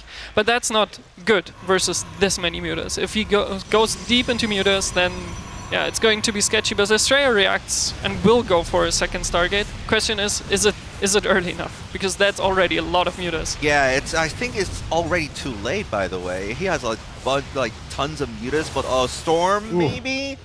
But counting Mutas with Storm is like, it's nothing like Brood War, honestly. It's not that great. Yeah, I mean, you're just looking to push off the Mutas at that point, just to limit a little bit of the damage. Astrea needs to buy time more than anything. He needs these Mutas to get pushed back and away. The Archons, I mean, if the Archons can get underneath of the Mutas, if Su's not paying attention, that could be a really dangerous moment here. There goes the Void Rays. Storms onto the mineral line is a bit of a difficult situation, but this is where Astrea wants to be. He wants to deal with those Mutas. It's going to be ground force coming on the left-hand side, though, over at that 4th base location, and the Archons have to get pushed back to deal with that. That's going to allow those Mutas to fly into the 3rd as well, so it's really nice split harassment here by Su. Well, at least he got some of the Phoenixes to counter it, but there's so much Mutas, by the way. It's hard to deal with. yeah, we even see a +1 carapace. So Su isn't going to stop anytime soon. I think the next part would be he's even diving on the Phoenixes and getting a bunch of them before range finishes. I think this is it. This is not looking great. Astrea is pushed back into his corner. We see the creep spread practically exploding for Su, and even getting a few meters, that's not good enough. And yeah, even with range, you may lose Phoenixes. You really need to keep an eye on your Phoenixes. And at that same time, Su can just push again on the 4th base. And at the point where your winning game plan has to be, my opponent has to make like a critical mistake, that's when you know that you're in really bad. As the probe count continues to dwindle here, I mean, it's not like an overwhelming disadvantage. It's almost even worker count, but Su just has so much on the map all at once. He's got those upgrades for his ground units. He has the upgrades for his mutas. This is just a really, really good play by Su, and I think, like you said, that aggression is not going to let up. So actually, I think there is one chance right now, because Su is just now starting Corruptors. I was saying, I was trying to say, well, look, if he goes into Corruptors earlier, then the mutas will actually be able to deal some damage. But yeah, there you go. Even with rangemen, you can lose Phoenixes to mutas. It's really, really hard. And I think there is still actually a shot. Astrea really kept well on his work account. At some point, I was just worried, because even with a good work account, if you don't mine on your base, it doesn't mean anything. So the income advantage is still on Su's side, but it's not as bad as I thought it would be. Still, though, he's still pushed back into his corner.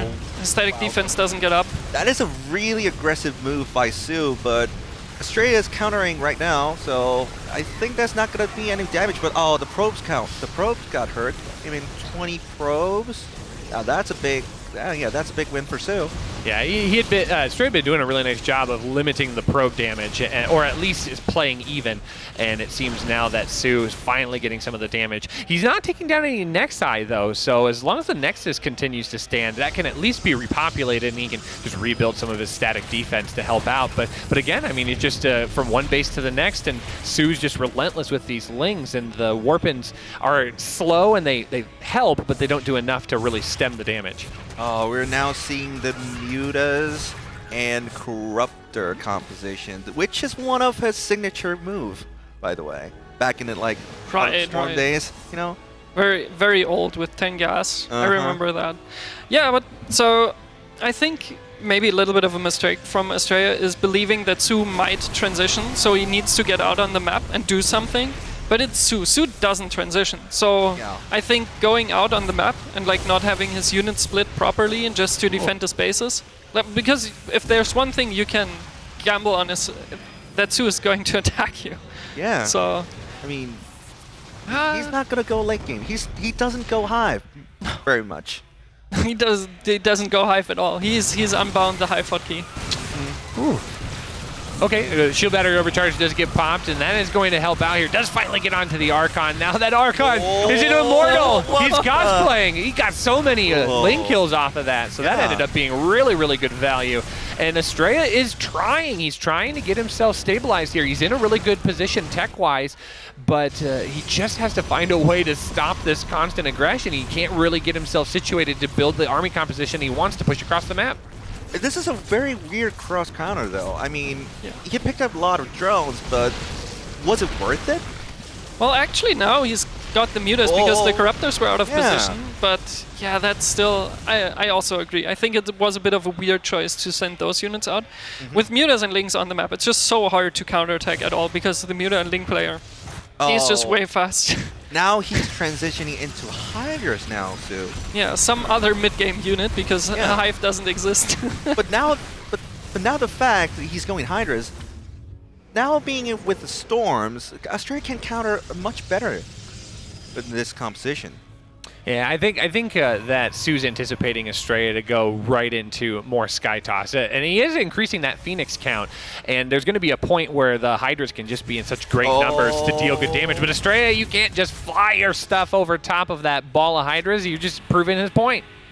He needs to conserve his Phoenix counts, or otherwise he's gonna go more mutas, and he's not even gonna need Corruptors to counter them. By the way, no. He was actually kind of pinched there for a moment. So There's not a lot of mutas left. So without the mutas being left, I think you have a good time with just dealing with the corruptors. Oh, am I seeing the infestation pit? yeah, Is Su giving in?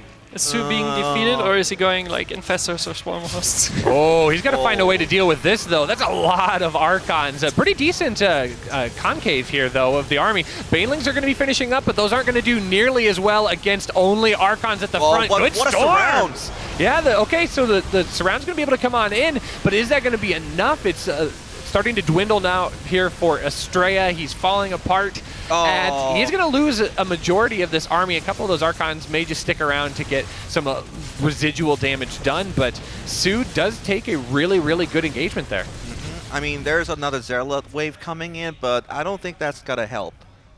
Yeah, I think so. In the end here, if Astrea had this War Prism that is just flying into the front of Su's base now, if he had that with him and got like 8 more Zealots, I think he would have crushed that engagement. Suddenly some more Archons survive. There's very few Banelings left after they explode on the Archons. And, well, if there's one thing that Archons have a bit of a hard time dealing with is reaching Hydras when there's like Queens in front or Lings in front. So, yeah, I think Astrea had a real good shot there, but in the end he did establish a 5th base behind it. So, and kill all of the mutas. Oh my god, that's 60 mutas. Oh my god. I mean, in another bright side, I mean, he forced Su to transition into the another comp. So I think Su's gonna go eventually into lurkers, by the way. Well, it certainly doesn't look like it. It certainly looks a lot more like Su. He got the infestation pit and doesn't do anything. Yeah, it's a bit weird about that though.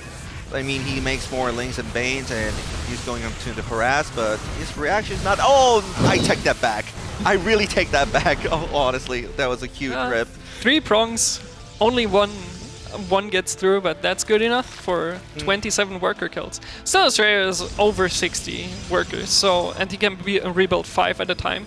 He's not in that bad of a position. We finally see the Hive. He's giving in. He's giving in. Oh my god. Casual 17-minute high. That's no big deal. Okay. That was a nice hold, though. Yeah, I mean, Astrea's finally had a chance to at least stabilize a little bit here. He's been having to juggle so many different engagements throughout the last 7 to 8 minutes of this match, and I think he's got some decent connections with those Banelings, but the Hydraling Bane composition is just a really, really wishy-washy one. I am worried that that's not going to pay off for him unless he's able to capitalize on this moment here. There's a lot of Zerglings, and now there's not a whole lot here for Astrea to defend with. The Banelings are going to come crushing on in. That's going to be a dead next. Yeah, and there was a nice split, by the way, onto the Storms by Su, and he's defending all the Zealot waves, but on the top side, maybe not. What an army. Just Storms and Archons and a couple of Immortals.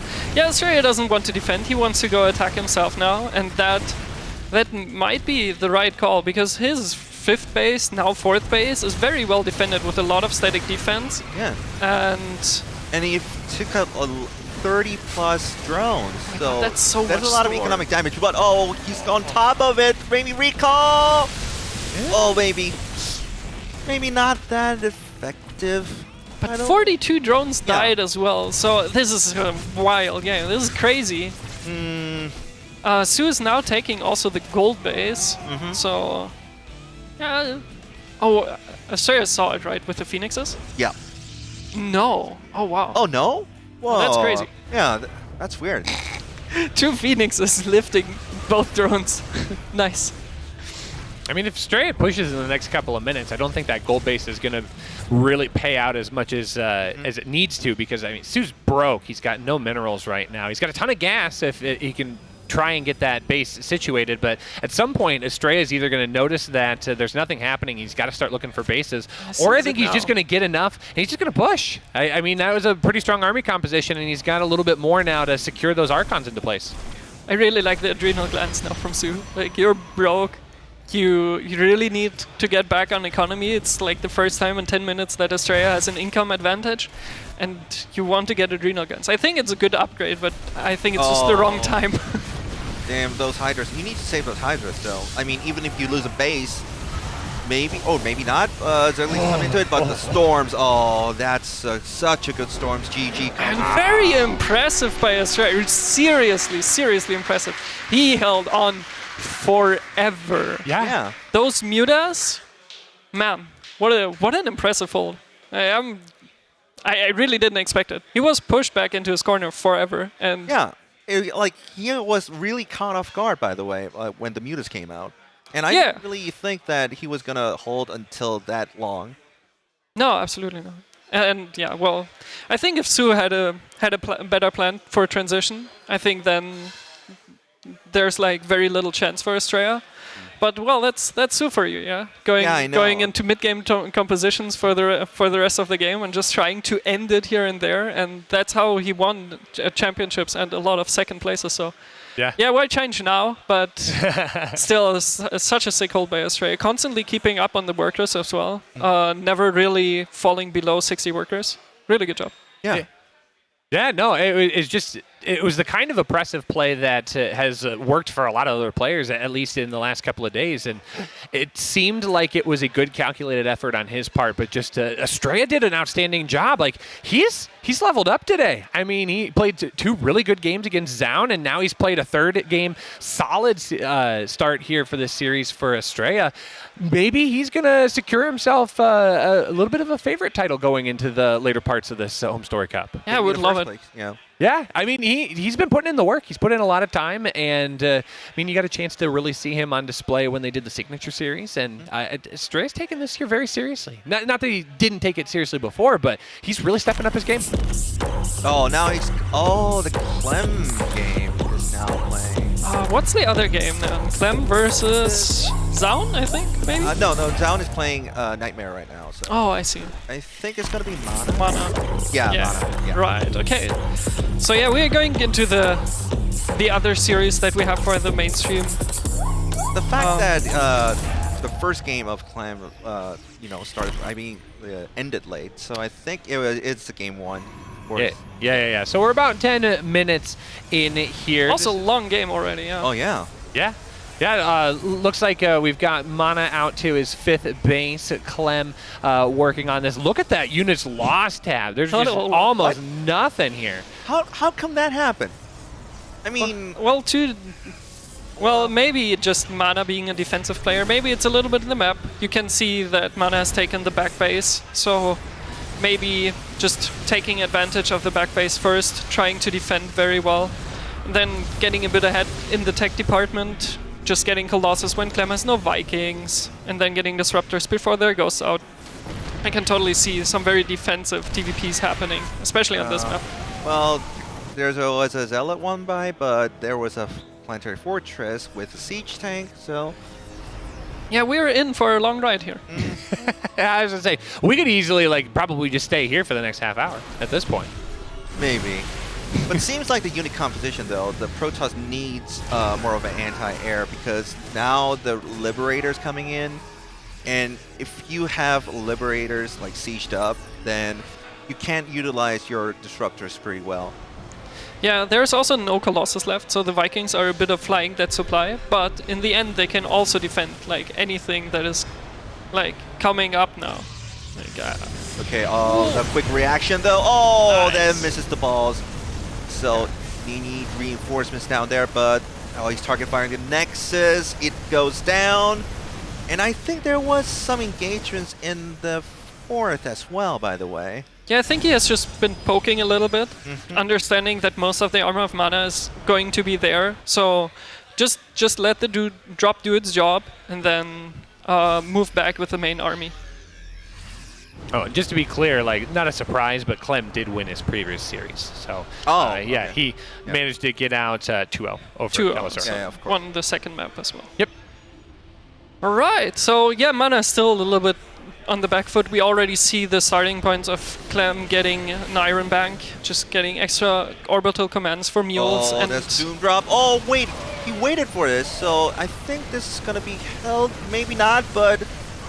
And Archons in Liberator zones are really not the greatest tool either.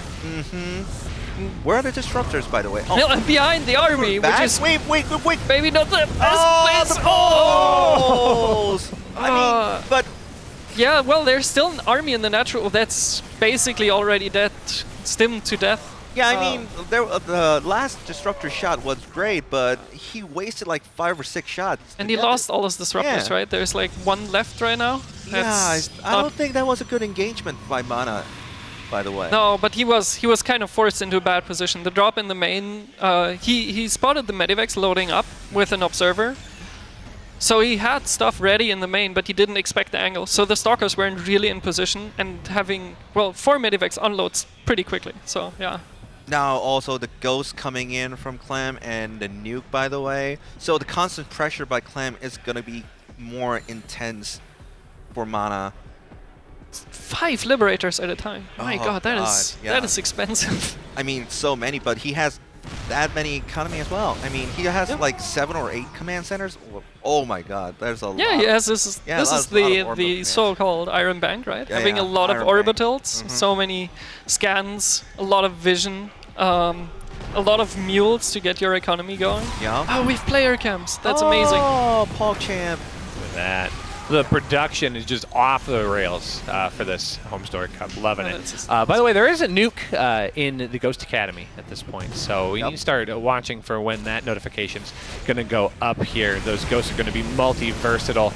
Mana's trying to fight into a pretty tough choke there. It's Liberators that do have the upgrade, so those are going to be a little bit more difficult to break for sure.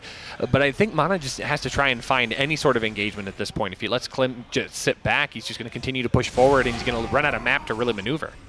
Yeah, Mana's army is nearly not as expensive as Clem's army is, and he's also down 20 supply and workers. So Mana just is going to have a tough time in a straight-up engagement, so he really needs to posture in the front, because if Clem gets to his side of the map and gets a solid setup, then Mana is in real trouble. Yeah.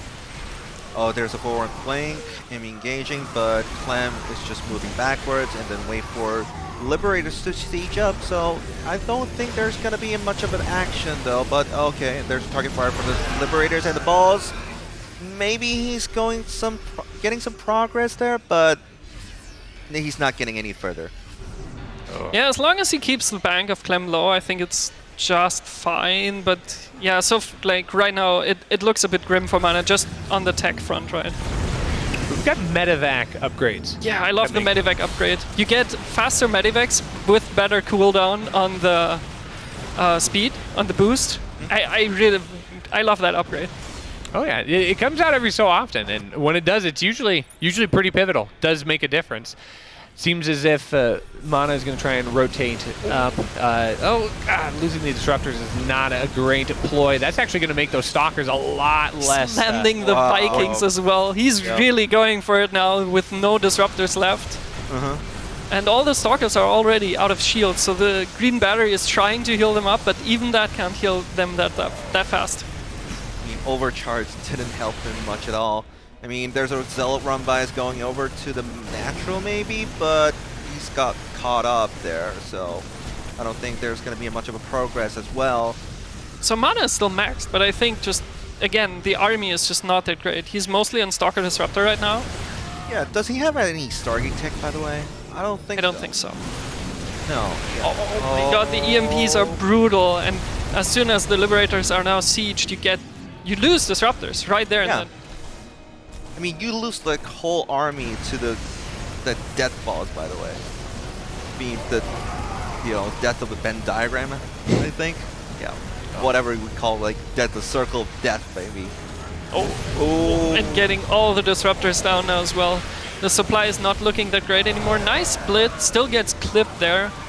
Yeah, but it's minor damage for Clem, so he's getting up progress, by the way. Yeah, I mean, he's taken down 2 Nexus at this point on the right-hand side. Mana had a little bit of a bank going, so it was okay for the first one. I mean, he just had to get it rebuilt. But the second one, that puts Mana in a weirder position here. He's starting to fall behind, and Clem, I mean, you can see the shift into the advantage. Oh, that was a sick repair. He's holding on with his SCV until the Fortress comes out. Jesus. This is starting to look really, really solid here for Clem. He's just out-bullying his opponent and not allowing Mana to really get any of these snipes. He's trying his hardest, though. He's getting in and he's getting the position, but Clem just a little bit faster. Vikings were landed there as well, walking around. Now they're back in the air, but I was curious, how long have they been walking around? Gonna move forward and target fire those planetary fortress. Oh, pull more boys. Maybe not, but he's holding on though. That was so close. Mana's holding on for now, so it's still just. Whoa. Astrea already 2-0ing, and now all the disruptors are dead. There's only 2 left that just built. Just as I say, Mana's holding on. Clem just pounces. Yeah, I think the more that Clem brings in his reinforcements, that's just going to be the end of it here, because Mana just really doesn't have that much. A couple of Stalker Warbins is not going to be near enough, despite the fact that Clem's army is rather stimmed, but I don't think Clem is going to flinch in this one. Yeah, probably not. Also the Liberators with +3 attack, they just melt those Stalkers down. Oh, now all the Stalkers gone. Oh, yeah. GGW. Well done. Clem takes it. Game yeah, well 1. done by Clem. Yeah. Just grinded Mana down. Didn't really give him any options. Maybe it took a little bit longer, but eventually he took it down. Yeah. Yeah, Astrea going 2-0 though over Sue. Wow. Man. That's impressive. So he's up to 4-0 on the maps so far. That's insane. And like 2 really formidable opponents, right? So you have Sue already down and Zoun. Like, if you can take down those 2, like who else in that group is going to take you down? Maybe Clem. Maybe Clem, yeah. Yeah. But then, who's that there? No one else, I think. I mean, he goes up against Nice, and that should be a good PvP. Nightmare should be a good PvP for him as well. Mana should be a good PvP. Yeah, I think you're absolutely right. You've kind of nailed that one on the head, and we won't even see Clem Astrea until the very end, so that could be fight for first. Yeah. I would hope so. There will be a really cool series to cast then on the main Nice stream. is up a map, by the way, so it's up 3-0. Yeah, I think that's first Kelazhur then. Yeah, Yes. that's one up on Kelazhur. Right. And Zoun beat Nightmare 2-0, so Zoun is on 5th place with 2-2, and Nightmare is on the bottom. Yeah, I think the group standing after just 2 series, it doesn't mean too much yet, because it really depends on who you've played. So yeah, I think in like 2 more matches, I think we can really solidify who's doing really well in this group. But for now, those scores are just Yeah, and I think that's kind of the fun part of the round robin is it creates a lot of volatility. Everybody plays everybody, and it's a lot of opportunities for upsets, a lot of opportunities for excitement too. So yeah, for sure. We'll get into game 2 here. It's on Inside and Out. Since we didn't introduce the players in the last one, we'll do that as well right here. The bottom left, it will be our red Protoss player, Team Liquid. This is Mana. And in the top right-hand side, his teammate, Clem. So, yeah, Clem, our Valencia Regionals Europe champion, right? See already a spicy probe and a spicy SCV. The probe probably just looking for the SCV. Oh, then they catching it immediately. Yeah. Very nice. Yeah, I think you have to kind of respect the early game of game number 2, especially with the longer drawn out game. We've seen way too many of these matches just go right into exactly like this, something that just tilts everything off the rails here at the very beginning. So getting the eBay block is nice, but I mean, at least Mana's got the probes out to limit its impact. I mean, he's expected it somehow. Yeah. Yeah. So that was a quick reaction by Mana. And there goes the cancel. Do we see a second eBay? No. Maybe not, but his SCV so low. It's I mean, he's thinking about it. What? Oh, that's a Chad move. There we go. Oh my god. Oh, that's so annoying. Oh. Now he has to get a second pylon, has to pull probes again. The SCV is still on 10 health. Now it's only 5. Yeah. So now the SCV has to go home, but man, that is annoying. Getting the second eBay there just to kind of actually tilt in this position. Yeah, right. I mean, now he has to pull depth first, so now more delays on the Nexus. CC starting before the Nexus. mission accomplished. Yeah, Clem's just being a bully right now. Man. Bully Clem. Ugh. Bully. Right, so we already saw the second gas from Mana because of it as well. Second pylon, adapt before, everything before Nexus. There's such a nice delay. And 2 barracks. Huh. So we see, 3 racks. There's the 3 third racks, one. Yep. And bit of a mind games coming for Clem as well, I think. And he built his second command center on his main. That's interesting. I think it's just, so if you play eBay block, you force the Cybercore before the Nexus. Yep. So you really don't want to like deal with an Adept or even a Stalker on your low ground while the CC is still building. Yeah, but they, I saw like some of the people just putting bunkers first in the natural and then put a CC. Yeah, it's probably just a safety thing where, so there is a shot that Mana does something aggressive anyways, and the eBay block doesn't even block the Nexus for a while. So I think, it's just to be safe. Well, it's still coming in, by the way. Yeah, I was going to say, as much as he can hide of this build, I think would be really important as well. So Clem's doing a nice job just keeping Mana back at home more than anything. So no sentry to send Phoenix across at this point. It's got to be units to protect against the Reaper so additional damage doesn't get done. But now we're to the point where we've got both of those tech labs down. It's going to be Stim Pack, Combat Shield as well. This is going to be a really big push here for Clem. Yep. And there we see in Robotics Bay from Mana, which that scares me a little bit because that is a lot of money invested in tech, and I can totally see. So if it's a War Prism and a Disruptor, that's not necessarily going to do great versus 3-Rex, and especially not if he just goes over the map with it. And if it's a Colossus, I think that's too late. I think I might be wrong on that. I don't know the Protoss timings exactly, right? But I can see that the Colossus might be too late for Stim push out now. Yeah, it's definitely a bit late on the Colossi drop because actually the second Nexus was kind of late because of his eBay drop. So I think Mana lost his momentum, by the way. So I think he needs to defend first before he goes into harassment, by the way. All right, so Mana had the scout to get an observer into the main base, so he does know that Clem's moving across the map and immediately throwing down some additional buildings here to try and create a little Sim City, and Mana can maybe zone this out a little bit better. A couple of force fields are in a good spot, but the shield battery is going to be so far forward, unfortunately. It's going to get picked off right away, and that's a lot of damage here, but just buying time for that Colossus that is going to come out, that should be able to hold this down. Yep. Colossus will save the day. And Yeah, just barely in time, right? yeah, and I need to clarify some of that. What's that? Yeah, what's the combat shield? Right? Yeah, the combat shield was ready. Yeah, Combat Shield and Stim finished at around the same time. So it was a really nice hold for Mana. That investment they had, considering the investment he had. Ugh. It only takes shield damage there, so that could be a lot worse, but that does mean Mana's not going to be able to linger around too long. Especially with the Viking coming out right now. Yeah, for sure. So Just in time. Clem's all over this. He's got a really good solid opening here, and he's got all the responses he needs to protect back at home. So getting that +1 as a follow-up is just going to make this a little bit stronger. You see Blink on the way.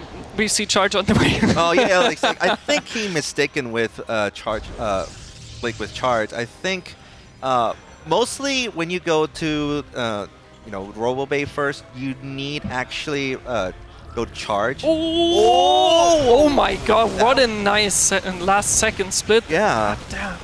Clem is pretty good at this game. I mean, he almost caught off guard, by the way. I mean, that was really good attempt by Mana, but yeah, Clem is so good. Nice drop. Just some drop micro there, forcing a lot of reaction there out of Mana. And in the meantime, there is a Stim push coming. 2 Mana's third trying to snipe that, cancel that. Yeah, another wave. I think. Oh, that was not a disruptor. So I think it's gonna happen for cancel. Yep. Still quite the expensive cancel, losing a bunch of Marauders there. Next drop coming out of Clem. He's not going to stop now. He's going to relent, right? It's going into the direction of the main right now. but it's not that full. I mean, there's only one Marauder in. Oh, it's not even a Marauder. Even 2 mines, so very little to deal a lot of damage, but it's still something he has to react to. Especially without Blink, you really don't have a way to deal with that efficiently if you just go with Stalkers. Okay, oh, there's no Blink, so just you have to take the shot, unfortunately. And I think there was a Disruptor drop. Yeah, I think the Disruptor did just shoot and kill like 2 Marauders, which is why he's just going away with it. But yeah, it's looking good for Clem. Clem is ahead in workers, which is generally a bad thing for Protoss. And another Disruptor shot, but didn't take too much damage. But oh, the Viking is keeping up. But yeah, the speed is done for Warp Prism, so I think he might get away. But not in the corner. Uh-oh, that was a mistake. Oh, no, he's just trying to recall it. Oh, he gets it. Still gets it. Yeah, he's trying to recall it, but just... Oh, that's actually going to be enough. Just GG. Yeah. Yeah, I can see that. Like, he only got 1 Colossus outright. He didn't... I think he didn't even get range. No real upgrades. Didn't get his 3rd base up in time. Yeah, just a clinic by Clem. I think the eBay block delayed everything enough for the 3-Rex to deal more damage than it maybe should have done. Even though it wasn't a whole lot, it forced out the Colossus, it forced out some delays. And then just a little bit of multi-prong. And just clean plays both games by Clem. Just playing relatively safe, not overly aggressive, and just, yeah. I mean, Mana tried to stall the time by using a Disruptor shot and sending a single Disruptor into enemy's natural and trying to force balls into it, but I mean, Clem was too god of a gamer, Yeah. Reacted too fast. Yeah, I think you said it best. It's a nice little clinic, nice little TVP clinic on how to get your opponent off center and just push the gas, make sure that things keep going in your favor. It does look like a couple of other things have evened out. Zoun 2-0 over Nightmare. Nice and Kelazhur even at 1 apiece. So I think that Game 3 is happening right now. And, of course, with Clem 2-0 over Mana, that moves him up to tie in first place with Astrea. So, yeah, a lot of really strong matches here so far. And I think that we're just going to continue to get more and more of those as the groups go down because this is a pretty stacked group. This is really good. Yeah, I'm really looking forward to Group D. That thing looks really stacked. Yeah. So even though obviously all the groups have some really, really good matches in them, Group D is looking spicy. Yeah. Oh yeah, even like Serral, the world champion, is there. Yeah, I mean, Serral. he kind of stumped back in Valencia, but... Well, he didn't play in Valencia. I mean, you mean the regionals. The regionals. Yeah, of course. Yeah. Right. Sorry. Well, all right. So anything else you guys want to say? Not much, but I'm kind of feel bad for our fellow Korean players. I mean, I think I need to get to do some interviews. But, Why did I fly here if no one is winning of the Koreans? Well, I don't have to do any interviews. Couch, at least I'm in the casting. Yeah, for sure. Yeah. No, I think we're probably we've got lots more great games coming up. So make sure to stay tuned. You got a lot of great StarCraft coming your way. I think this is going to be our time to take a break. And when we return, we've got some more StarCraft 2 coming your way. So don't go away. More HomeStory Cup coming soon.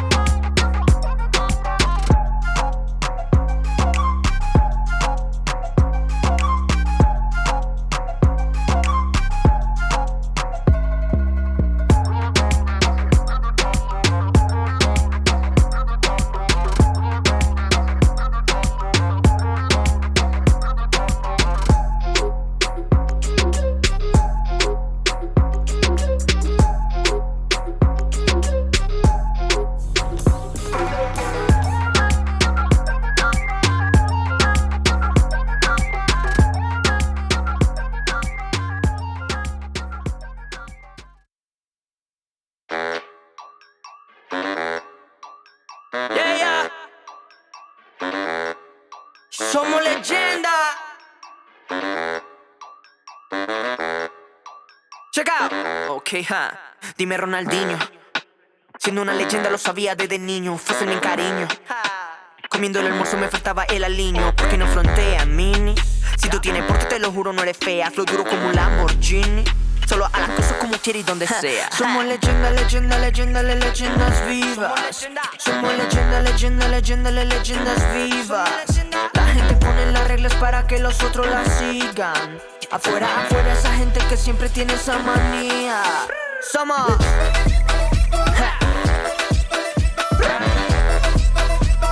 Somos las leyendas vivas.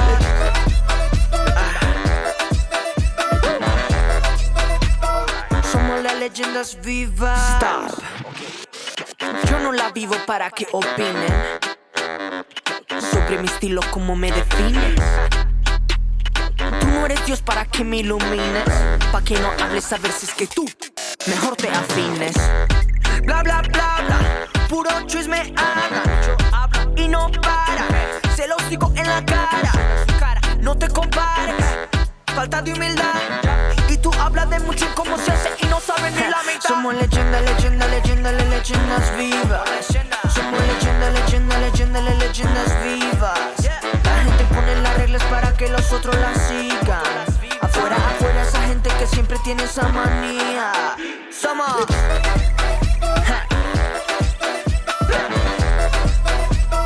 Somos las leyendas vivas.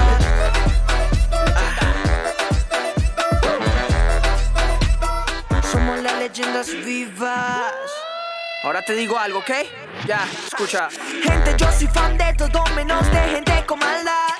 Ahora ser diferente es un delito en este lugar. Todos somos leyenda, pero por algo hay que empezar. Soy leyenda en Pekín, también en Hong Kong, en cualquier lugar. ¿Quién eres tú para decir lo que es? Juego como Messi, estilo Higuita. Este partido ya nadie nos quita. Vamos a la disco, y matamos la pista, yeah. Aquí toda mi gente, sí. Somos pura leyenda, sí.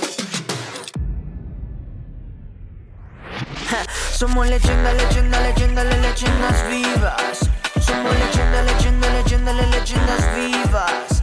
La gente pone las reglas para que los otros las sigan. Afuera, afuera esa gente que siempre tiene esa manía. Somos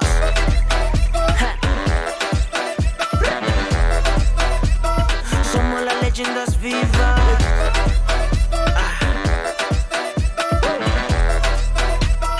Somos las leyendas vivas.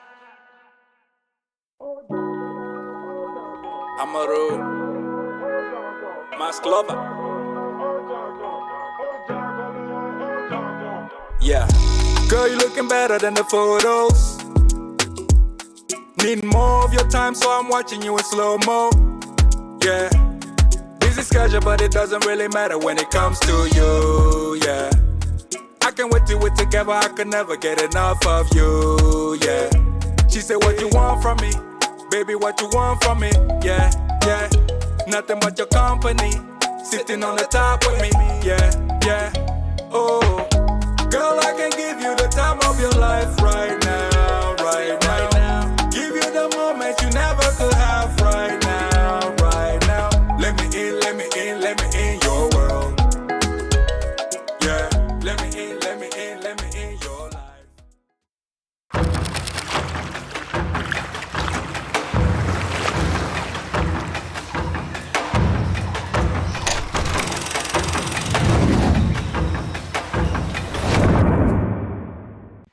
Hello and welcome back to HomeStory Cup 21, the Lost Island edition, where we have wrangled in pro gamers from the shores of the Lost Island to actually cast some StarCraft 2.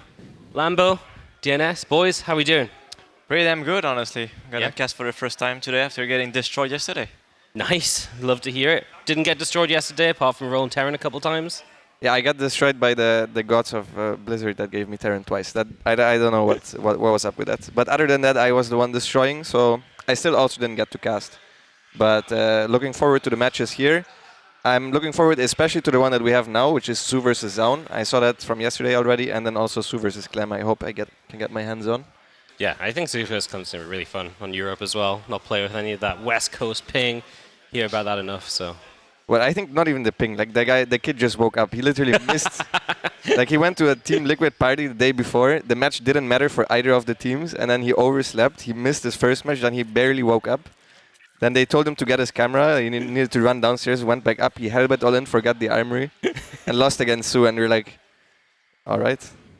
You can brag about that if you want, but like, come on. That's the worst storyline, though. Luckily, they had Kelazhur who was still maybe a bit drunk after the party. Yeah, and he won 2-0 as well. This is the dumbest series of WTF. They should have sent Kelazhur to begin with. Yeah, I think so too. Why not? Go for 3 in a row. So we got Sue versus, what are we doing? C Zoun? C Zoun, and I'm not sure what the second one is. How does Mana know when he's on camera? I guess he's watching the mainstream and doesn't really have that much delay. Well, maybe. That or he just has a sixth sense, you know? That would be sick, because the camera doesn't even move. It just sits there. Exactly. Yeah. Not doing too much. What do you think about the results so far? I think Astrea's looking pretty good so far, right? He beat Zoun and Zhu, so that's 2 of the top players of the group. So he's looking really good for a top 2 finish already, if he can deliver. I think Astrea's maybe sometimes not as solid against some of the weaker players, but if he can keep up the consistency, I think he has a great shot for top 2, maybe together with Clem, depending on how Clem does against Zoun and Zhu himself. Can you scroll up? Yeah. Yeah. There you go. These are the results so far. So Clem is 4-0. We have Astrea also 4-0. Yeah, Astrea is looking very good actually. Yep. Because he already played 2 of the best of the group, I would say, on paper at least. Yeah, for sure. So this is looking very good for Astrea. Astrea's been looking good coming into this event as well. I think we expect him to have a good run, do well. I think he can get top 2, obviously with the 2 Koreans down there. Has a pretty good chance, right? Yeah, I think so. Yeah, it depends a lot on, I think, Clem versus Zoun and Zhu as well. Because Clem might actually drop against those 2 because they're pretty strong against Darren. So yeah, here we have the group standing so far. Mana in 0 and 4.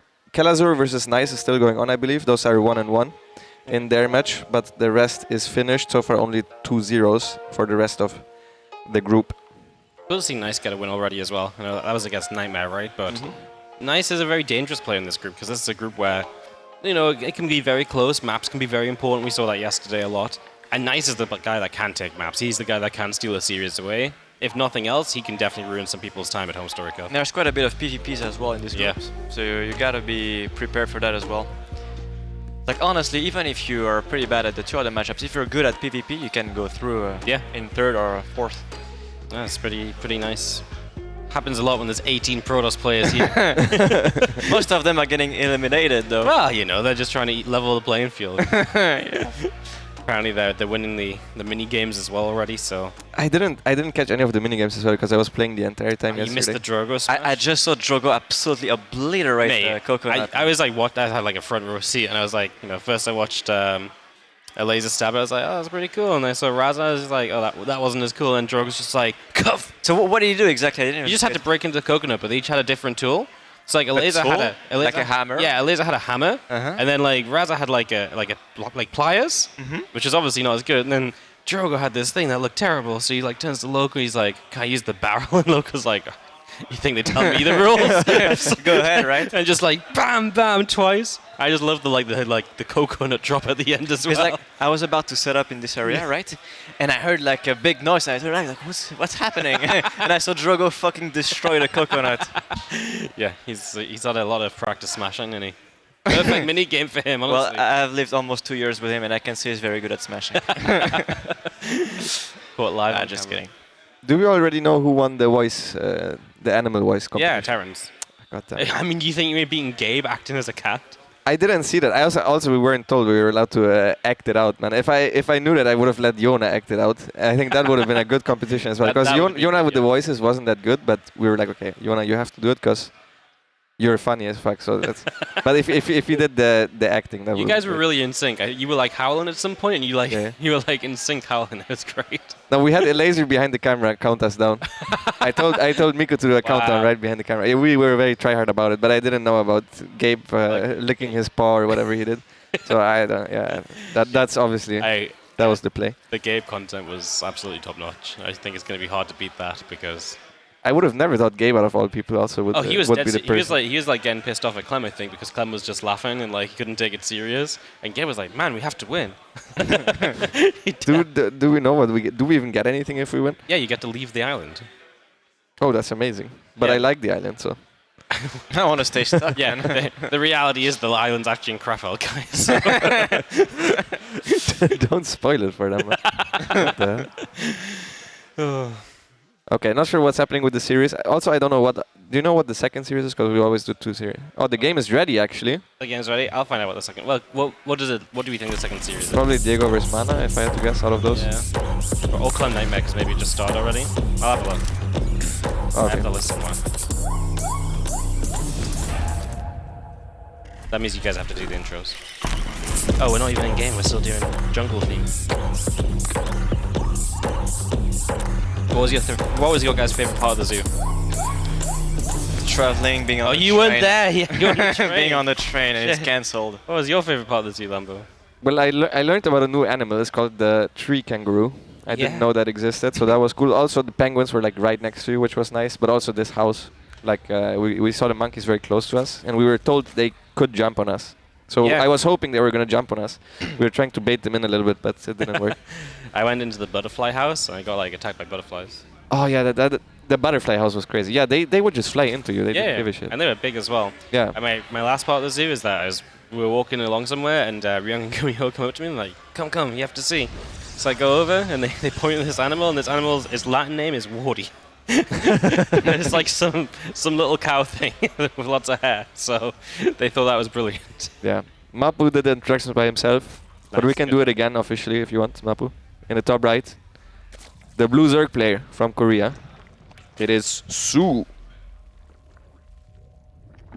And in the bottom left, a former SKT1 player. It is Zoun. Oh, that's a throwback. I did not know that. Yeah, from way back when.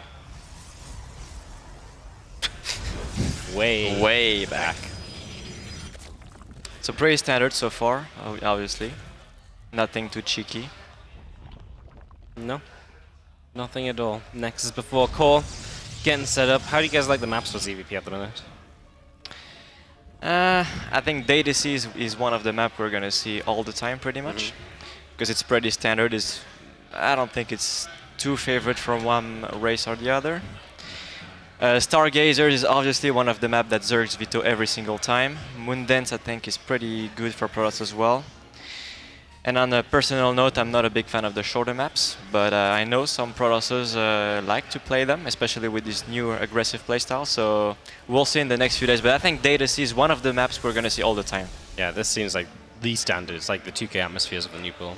Yeah, it's a super standard map, but I think it could get vetoed by Zergs, because we have Stargazers as an obvious veto, but if you don't mind short maps, I think Moondance can be okay. So depending on if I play against top Protoss or not, I might veto this map, to be honest, because it has this map is really good for Oracles, and it's also really good for just walling 2 sides, and then you have one entrance into 4 bases. So it's a good defensive map. But usually I don't veto it if I think I'm the favorite, at least. Okay. Well, it's cool. Always cool to hear you guys talk about the new maps. I know we've known about these maps for like 2-3 months now. Like. Yeah, I mean, we practiced them. Initially, we were supposed to play them in DreamHack Europe, actually. Yeah. Yeah, I remember because I tried to run a tournament and everyone's like, I don't want to play. I'm practicing the new maps. Yeah. I'm like, the new maps? I go to ESL. I'm like, hey guys, there's new maps. I'm like, we can't tell you about the new maps. I'm like, but no one wants to play my tournament. Come on, it'll be fun. They're like, officially, there's no new maps. And then they didn't play on new maps. I was like, oh, they weren't joking. Well, Reddit figured it out quite fast. Well, they saw the maps that were added, but then they're smart, man. They didn't actually get added. So yeah, on an interesting note, we have Void Ray first. We haven't seen that in a little while. I know Zoun and Zest doesn't play anymore, but Zoun really likes going for Void Ray first. He even plays like the Void Ray style every now and then. He likes to play Glaze. I've seen him play, but he's not a big Hero style fan, so I'm quite curious to see what he's gonna do later on. Yeah, Zoun is not maybe necessarily the fastest Protoss. Like I think Zest, Parting Hero are all a little bit faster than him, but he's relatively clean and he's a strategical Protoss, so I can see that the Hero style doesn't really suit him that much. The Void Ray still is good at denying vision of the Zerg and also being annoying. Like it's harder against the Void Ray to constantly scout with Zerglings because it doesn't require activating the pulsar beam in order to clear them up. So it's actually quite annoying to scout against the Void Ray opener compared to the Oracle openers. And he's getting 2 overlords actually this time around. Yeah, that's really good. Usually you only want to lose 1 against the Void Ray, the one on the other side of the map. So he did a little mix up there where he went straight across. He's actually making Void Rays 1 by 1 and +1 air. So he might go into that Void Ray style. Not even necessarily with the second Stargate, even though I'm expecting it.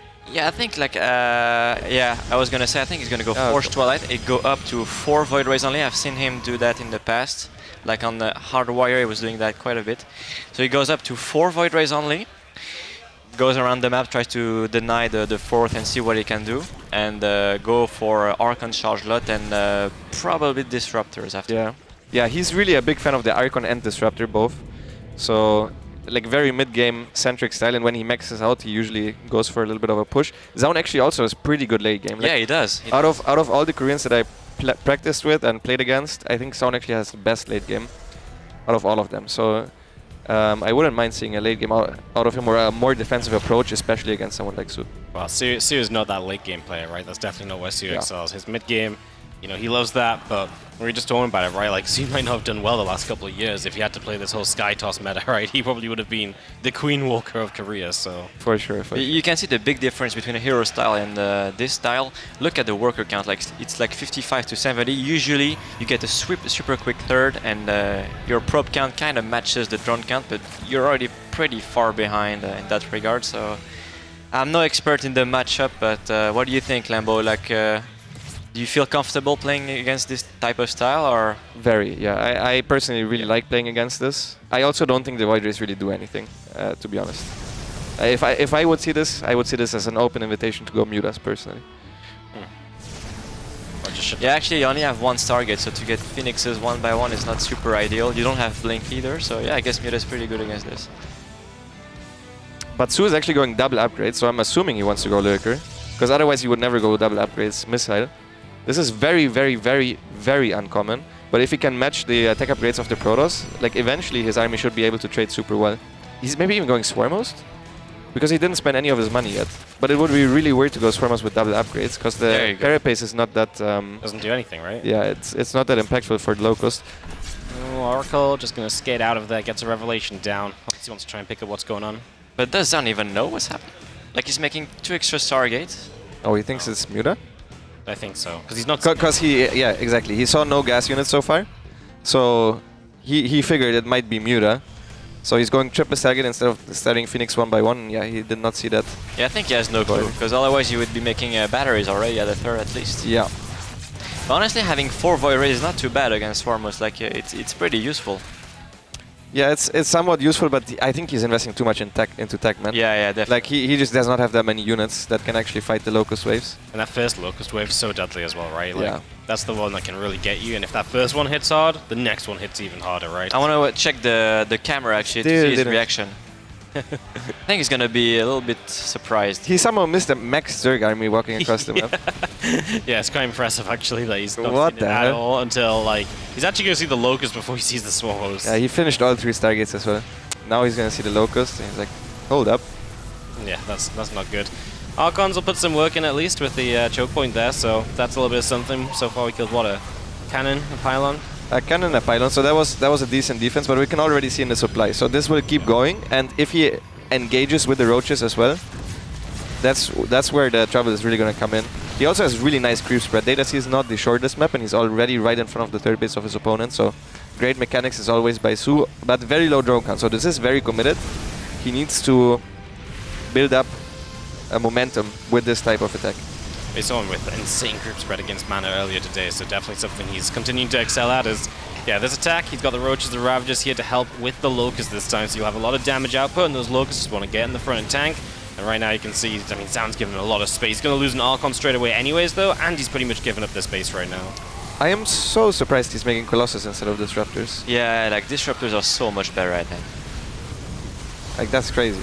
Like, you'd be surprised how bad Colossus are against Swarmos, actually.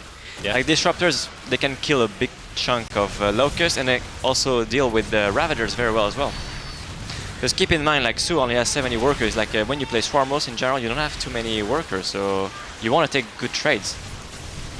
Yeah, but this was good enough, definitely. This was the most scary wave as well, and now since this one was so successful, the next one is also going to be super scary. At the same time, Su's not really losing anything, so he's just building a bank. He's going up to Hive, he's going to go up to Lurker, and we can see in the resource loss.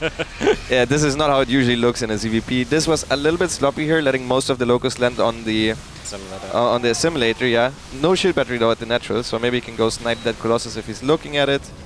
Either way, Su just doesn't have the numbers. I think he just invested way too much into tech and just didn't scout. Even if he holds this wave, the next wave is just going to hit just the same, and Zoun cannot really do much here, Su. Nice to see him getting something going right a little bit in ZVP, because it did seem a match he was struggling a bit. And this one becomes really important in the group as well, of course. These two definitely looking to fight their way up to the top, and with Astrea and Clem looking so good so far, yeah, this one can really set the tables for later. For sure, yeah. I think this is a must win if you want to finish top 2. So like whoever loses this is probably out of the top 2 contention unless Clem drops a couple of series. Or I guess Astrea loses to some underdogs. Yeah, it's definitely true. This is obviously just a case of watching everything slowly die. Super Battery will keep things alive a little bit longer, but it's just wave after wave. Sometimes some biles on the Void Rays will obviously help out as well, because Void Rays survived a while, but not much longer. One more? Needed to hold position there. I don't think he was microing that. It was just a tech. Yeah. Well, it seems like Su played to his image a little bit, because he played quite a bit of Muda, and I wouldn't be surprised if he does most of the time, maybe on the ladder or in Korean Cups. Because like Zoun was really expecting Mudas, but they never came. Yeah, to be fair though, he didn't really hide it. He even went double Evo. You don't go double Evo Spire ever. Yeah, of course, but he only saw one Evo. Yeah, exactly. So this was, I mean, it was a little bit unlucky with the scouting pattern that Zoun took there. But yeah, this is a little bit of a late GG timing. Slow down. There you go. GG. Down the end, Su going to pick up a map against Zoun. Take the lead in this important best of 3. And like you say, just definitely wasn't really prepared at all for the fact there was going to be some swarm hosts. Yeah. Triple Stargate. Does not work good there. Yeah, triple Stargate, I mean, yeah, it's a lot of resources. He also just didn't warp in units. Like, because he didn't want to make any useless units, he basically always wants this Disruptor Archon push, so he doesn't warp in useless Zealots. But those would have helped there. And even, like just anything, like spending his money on units. What's up with the second game, by the way, because we don't have a setup where we can see it? We just randomly get it, or? Well, it just shows up sometimes. Okay, it shows up. Sometimes they tell us that we're going to go into a game, and then we go into game, so all right. It just shows up sometimes. We just sit here and wait. Could be anything. Well, out of the 3 matches that are happening. What's map 2, by the way? I have no idea. We definitely don't get told. I'm gonna guess tropical. Tropical. Okay. Tropical is a pretty standard macro map, right? It's a big map, yeah, but I like it. The 4 bases seem really easy to take on. Yeah, pretty easy, yeah. But there's not a lot of dead space behind the bases, though, to kill workers. Yeah. Okay. So it's really friendly for just macro. So it's always the same, like the maps that are, as a Protoss, the maps that are pretty good against Zerg, or Terran rather, are bad against the other. Yeah. Because you want that space against Zerg, but you don't like it against Terran, obviously. That's how it usually is for Zerg, always. But now we have 2 maps that are bad against Terran, because they have an in-base, but in-base is also bad against Protoss, so this map pool is just not that good for Zerg. Because usually the map pool is always good for one of the Zerg matchups and a little bit worse for the other. Like this map pool overall seems pretty damn good for Terran, honestly. Yes. Even against Protoss, like Terran maps are pretty good. Clem Nightmare is what we're going to jump into. Oh, Nightmare was the butterfly. I like Nightmare's intro, it's pretty cool. Yeah. Alright, so. Oh, Nightmare 1-0. Okay. Cool. When we jump straight into a Hellion drop, so goodbye to some probes. Because these Hellions are going to come running, and man, this isn't good. The Stalker's out of position. We do have 2 in the main, but even when you kill the first Hellion here, there's still 1-shot potential, right? So this is a lot of work as they're going to go down, and Clem is off to a great start, and he saves the Hellions for later. Nightmare 1-1. 1-1? Yeah, this is going to be 1-1. Oh. Back to the other match. I thought you got like some update in your ear, like, oh, the score's wrong or something. No. I was just updating myself. Like Clem really is a big fan of his Hellion drop proxy starport, especially when he's down. Like the amount of times, even when I play against him, he's down 1 map and he's gonna go, or even when he's up actually. But he really loves this build. It is a very strong build. And he's really good with it, right? Because his micro, like he gets away with the Hellion so often. Yeah. Like, and then you can just go back in one more time, use them for map control. And it's still a threat on the map, so usually the downside is you get counterattacked, right? Yeah. But then if he still has the Hellions on the map, do you justify counterattacking? Well, if you take this much damage, probably yes anyways, but yeah, in this case, he just brings the medevac back. Hellions can tank a little bit. He's got a siege tank that gets jumped on, and at least there's a bunker here. Loses the tank straight away. He'll lose the medevac too. Yeah, just going to be able to push this back. He needs to just hold, right? I mean, that was a good move by Nightmare, honestly, but like you need like way more than that. Yeah, that was pretty much worst case for Clem. It was the bunker was not saturated. The Marines were way too far back, so the tank was exposed. Like honestly, if you lose 15 probes to a Hellion drop and 3 of them survive, like the game's just over. Like. Yeah. Nice. I'm glad we're back to the pro gaming castle on the desk. So yeah, if we have the other game, we can go back to the other game, just so you guys know. Once that starts out, I guess. Yeah. We can go back that one. Yeah, that's the issue with us. Like we're so rational and we are aware, you know. Yeah, I know. We've been. Is Nightmare gonna be able to do it? Like it's pretty even right now. He's playing micro and his heart out. Oh, he just needs to take down this bunker and he might kill a Marine. Like Clem is burning so many resources trying to repair. Yeah. Here we go. Oh my This God, is what I 3 want to watch. minutes as well. Okay, cool. That's Nice. perfect. So top left 2 and bottom right Zoun. And we skipped the Born part. Perfect. Exactly. And Oracle first. So already improving on his build. I mean, to be honest, the Void Ray is just a lot slower. It also takes longer time now to build. So you can delay the spores a little bit extra compared to the Oracle, and just the damage comes in later. It's mostly nice for mind games because you deny the scout and you can go sky toss. You got a drone actually. That's huge. That's huge. Huge.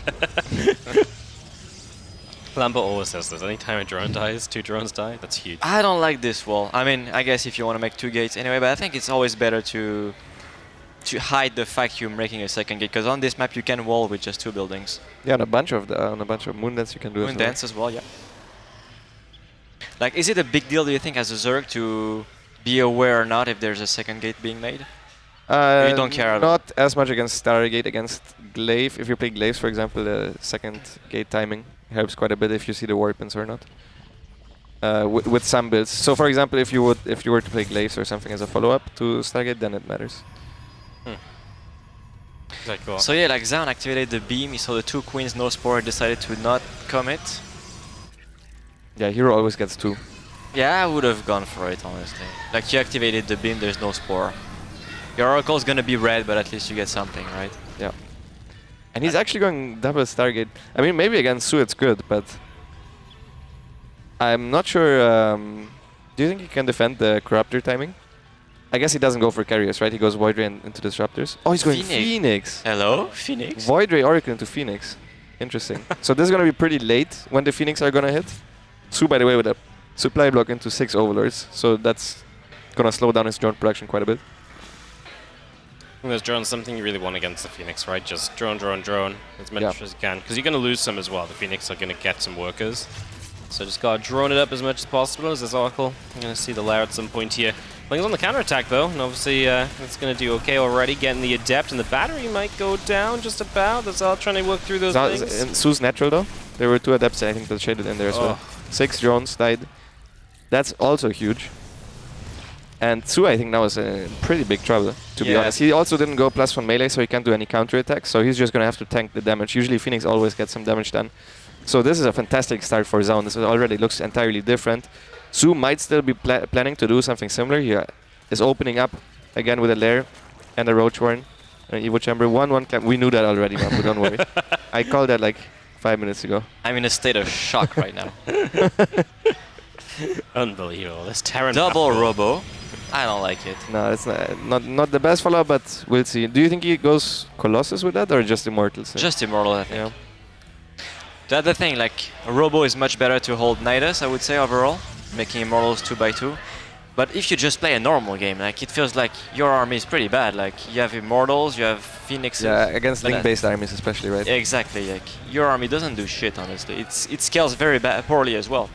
It might be good though, because I think Su is planning on going Swarmost again, and the moment he sees that, he's gonna go Hydra then and Hive, and against that double Robo is good again, because it has to be Lurkers, right? Zoun is in the future. Living in the future. But so let's see. but not the last game, because there he didn't figure out anything before that. He turned it on for game 2. You're gonna get some roaches again. Phoenixes get some free damage. This is what they're made for. That's pretty high value for Lift, getting a roach. It's 100 resources down the drain. And that's only one spore. I would go instantly into the drones there. Yeah. He's not doing it for some reason, I think. Okay. Force the queens into the main, goes back here, gets another overlord, gets the drones. Doing it very safely, trying to get as little damage on his Phoenix as possible. Oh, nice transfers. So no tech apparently, aside from the tier 3 that should be popping up soon. Maybe he could just go Swarmhost anyways with queens. You think so? Because he's banking money, otherwise I'm not sure. He should be making drones right now. If he's doing it, no matter what he does, if it's not Swarmhost or an all-in, he should be making drones right now. There's a Phoenix, double spawn, getting some work done. Yeah, he is just waiting. Yeah, there it is, Swarmhost. Against that, the double immortal also is not great, to be honest. And his creep spread is decent. To be honest, against double target Phoenix, your creep spread should always be really good, but it depends on how fast you are, because you need to mirror the movement of the Phoenix, so you might not have time to creep spread. So for example, right now we see the creep tumors being inactive for quite a while already, even though Phoenix also obviously can't deny creep actively, they do it inactively by taxing the multitasking of the Zerg player. Like Zaun has done quite a bit of damage, honestly, with the Phoenix. Killed like maybe 10 drones, few overlords. You should get all of those. He plays very conservatively. Yeah, he should go for it, honestly. Yeah. Well, it's not like microing a Phoenix that's being attacked by a spore. It's too difficult either. Yeah, I mean, yeah, even if you lose one Phoenix there for the entire mineral line, it's still worth it. Yeah, for sure. And Swarmhost coming across. They again managed. There's again Swarmhost inside his base without him ever seeing them. I don't know how this keeps happening, but yeah, Oracle's here now. Drop the revelation when it's a bit too late. So these Swarmhosts, they're going to fly straight across to the natural, which is a lot of flying time, but he's going to find himself maybe an immortal. Definitely potential for a robo there. And let's see what he wants to target. He's going to go Nexus and the robo facility. He's kind of splitting his damage and not really getting anything. I like the pro pull there. And the moment he realized that Su's retargeting, he went back again. Even though he lost some workers, he lost none of the important buildings, which is very big. He's also now getting a fleet beacon for a mothership eventually, which really shuts this down. And now he's starting to engage. This is what you want to do as soon as the locusts are on cooldown. You do want to engage, and you want to force the locust away from your base. So Zoun is doing this very well. Also, Phoenix are quite nice. So now he needs to go back. Don't stand on creep while the locusts are there. At least Stu managed to hold on to the Locust there, so they're actually going to come and actually go for the base. At least we do grab an immortal at the front. There's an Archon that's super low as well. There's going to get some super battery healing though, but another Archon getting caught. I mean, the Locust should get a lot done in this fight. There's no damage on them. He needs a Prism. With a Prism, he would have lost no units there. And he has 2 robos, so I'm not sure why he's not making one. He has a lot of money still as well. The good thing is that he killed all the queens, so now he's gonna be able to leave the Void Ray there with the Phoenix, and he should be able to be... like, he's gonna be able to buy some time for himself. I like the Zealot counterattacks. The Zealots are not great against the Roach Ravager Swarmhost army, so it's better to force the Roaches to be at home from the Zerg player. So they're usually better used, like a couple of Zealots on the other side, than warping them at home. I really would like to see, instead of double immortal, 1 immortal and 1 Prism in production, because the Prisms are so good against the Locusts. The Locusts always jump on 1 unit, and then you can lift that away. And kite like that. That's a bit sloppy to look at the Phoenix. Next one, Locust coming through. We've got Zealot counterattack, which is at least going to take some of the units over here, so they can't support the Locust wave as well. And with this amount of battery, super battery, we'll lose 1 Archon. Yeah, this is what I mean. It would be so easy to save that, right? Present, yeah. Super simple, as you just have the Queens and the Lings at least going to get you in time to protect the Swarmhosts again. So Su gets to keep his position, but obviously this time Zoun supply is ramping up a little bit more than it ever managed to last He's game. making carriers 1 by 1? You should make a mothership, bro. Minus 400, 400. Yeah, I don't think so against this. It would actually be very useful in this case. Yeah. Oh my god, he's catching all the Swarmhosts. Yeah, Su just 1-8 all of his Roach Ravager to the 4 Zealot run by. So the 4 Zealot run by just won him the game. He remakes 11 instantly. Yeah. It's a big expense. That is a big expense, but also, yeah, it just completely slows down the momentum. This wave does not look scary at all if we compare it to the ones before. There's like 12 locusts flying in here. Zoun is sweating right now. Yeah. Just keep honestly, like this position looks really, really good for Zoun now, because he's got a lot of a big bulk of Immortals and Archons. He's getting carriers, and there's no tier 3. And keep in mind, Su is only 66 workers. It's broke. Yeah, he already has +1 air. I would love to see him start +2 air, and I mean, if he gets carriers out, like 6 carriers I would say is like a magic number where Su cannot get Hydras and Lurkers, he just doesn't have the gas for that. And he also doesn't have carapace upgrades this game. Last game he had 2-2. This game he does not have that, and yeah, so Su still needs to get way more damage than that he did, and he's just not getting that so far. That super battery just active every single time, feels like. We do get some bows on the cannons at least. We're trying to get through some of these Archons. A bit of a better fight for C than it has been. Yeah, you guys really did just mention the Prism. It would have been so good. He would be maxed if he had a Prism, surely. He would be, yeah. He might have run out of hotkeys, you know, because he has a hotkey for the Phoenix and one for the Warp Prism. So I don't know. Usually Protoss players are pretty good at having multiple hotkeys, but 2 different Prism hotkeys, I'm not sure that's... Was that a sarcastic tone? No, that was not sarcastic, that's serious. I think Zergs and Protoss both are usually decent, the ones that actually play late game. Terrans, not at all. Really? Terrans usually have like 3 hotkeys on a good day. How many hotkeys do you use overall? Army hotkeys? Yeah. 7. Well, I don't even press that many buttons. Do you plug a second keyboard to play Lambo? My mouse is basically a keyboard, you know my mouse. Oh yeah, well yeah, you have a crazy mouse. You know, like I'm a big car enthusiast, and I thought about it. Like, what about adding a set of pedal underneath your desk? You have two more hotkeys, you know. Yeah, that would be allowed. Pretty sure. That could be useful, right? You just show up to Valencia with your steering wheel. That's how good he used to play. Oh my god, the Swarmos, the mushrooms. Yeah, they're not going very well for them. So sad time. Locusts are gonna go flying on through. I'm a little bit surprised that Zoun just stopped upgrading completely. Because yeah, Su is just still banking. It's just these Zealot run-bys. They keep running in there, and they actually trade very efficiently here as well. Once again. And at this point, Zoun's army is just way stronger than Su's in the direct fight as well. So he can stand in the middle of the map, and it's not like Su's army is a great army to jump the Protoss army if he's ever on the map. Even if he had the numbers, which he could have.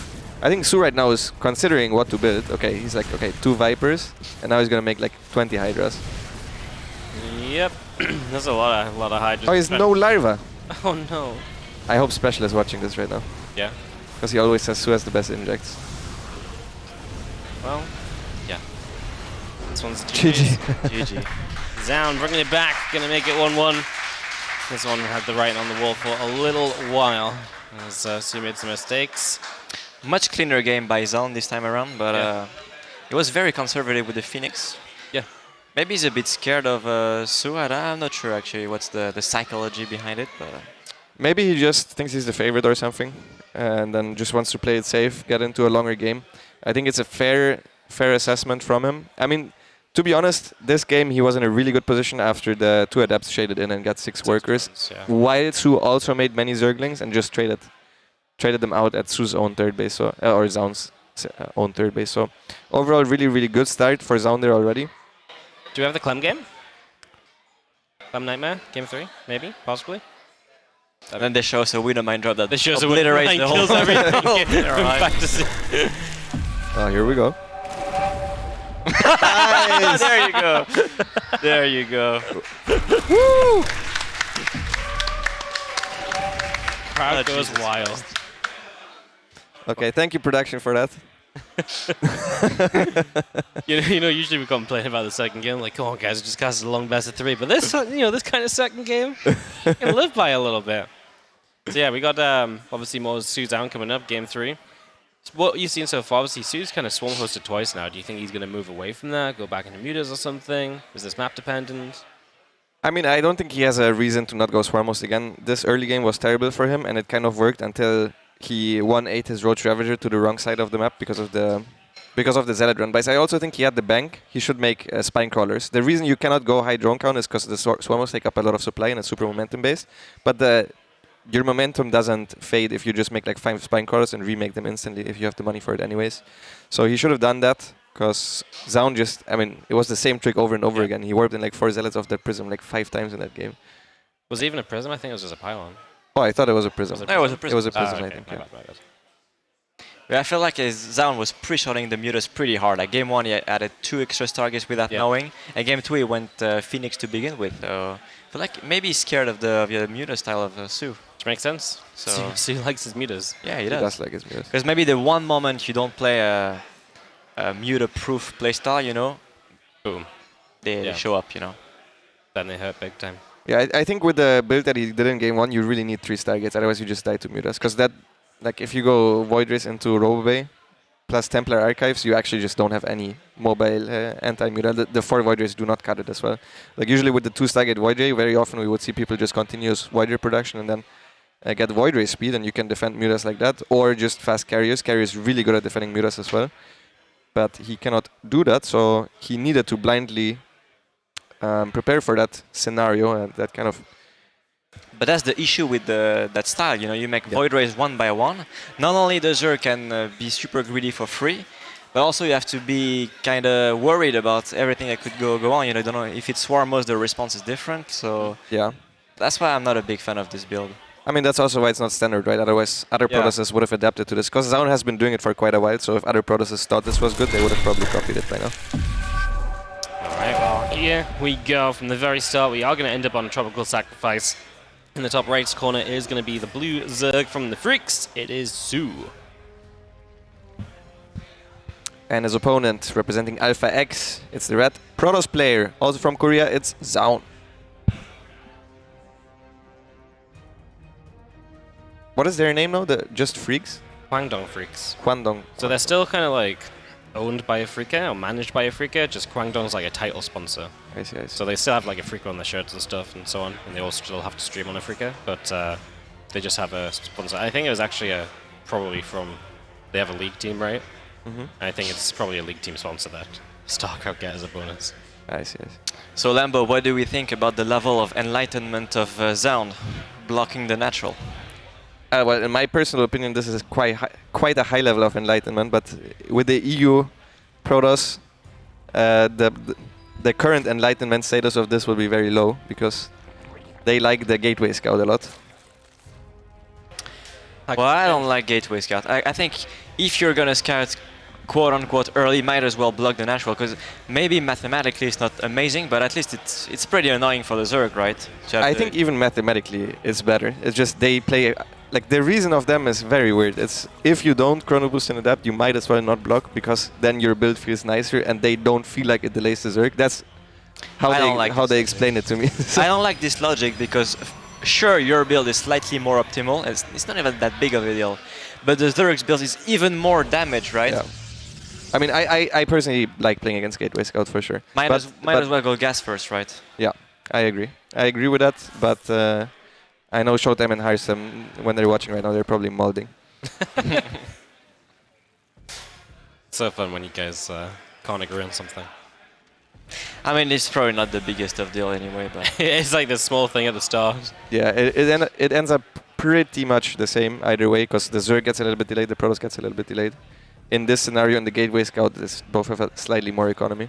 Yeah. I think the biggest difference is where the creep is. So usually, as a Zerg, if I get blocked, I take a different fourth than if I don't get blocked, because my creep starts at a different point. So that's the biggest difference. Nowadays, though, most maps have 2 possible good fourth base locations, so this also, it's not really a negative thing. So which one would you take right now in Su's spot? Top? On this map, yeah, it depends where he puts the first tumor. So sometimes they adapt the nice tumor towards the bottom. In that case, I would put it at the top and then take top fourth. But if I put the first tumor at the bottom, I still would take it at the bottom, probably. Okay. As we see Mr. Desplanches going back to his room. He took the most awkward route anyone's taken all weekend so far. How did well, he came out the room, he went behind the aircon and walked across and along. And then instead of walking back on the left side of the room, he did exactly the same, but this time he walked in front of the screen.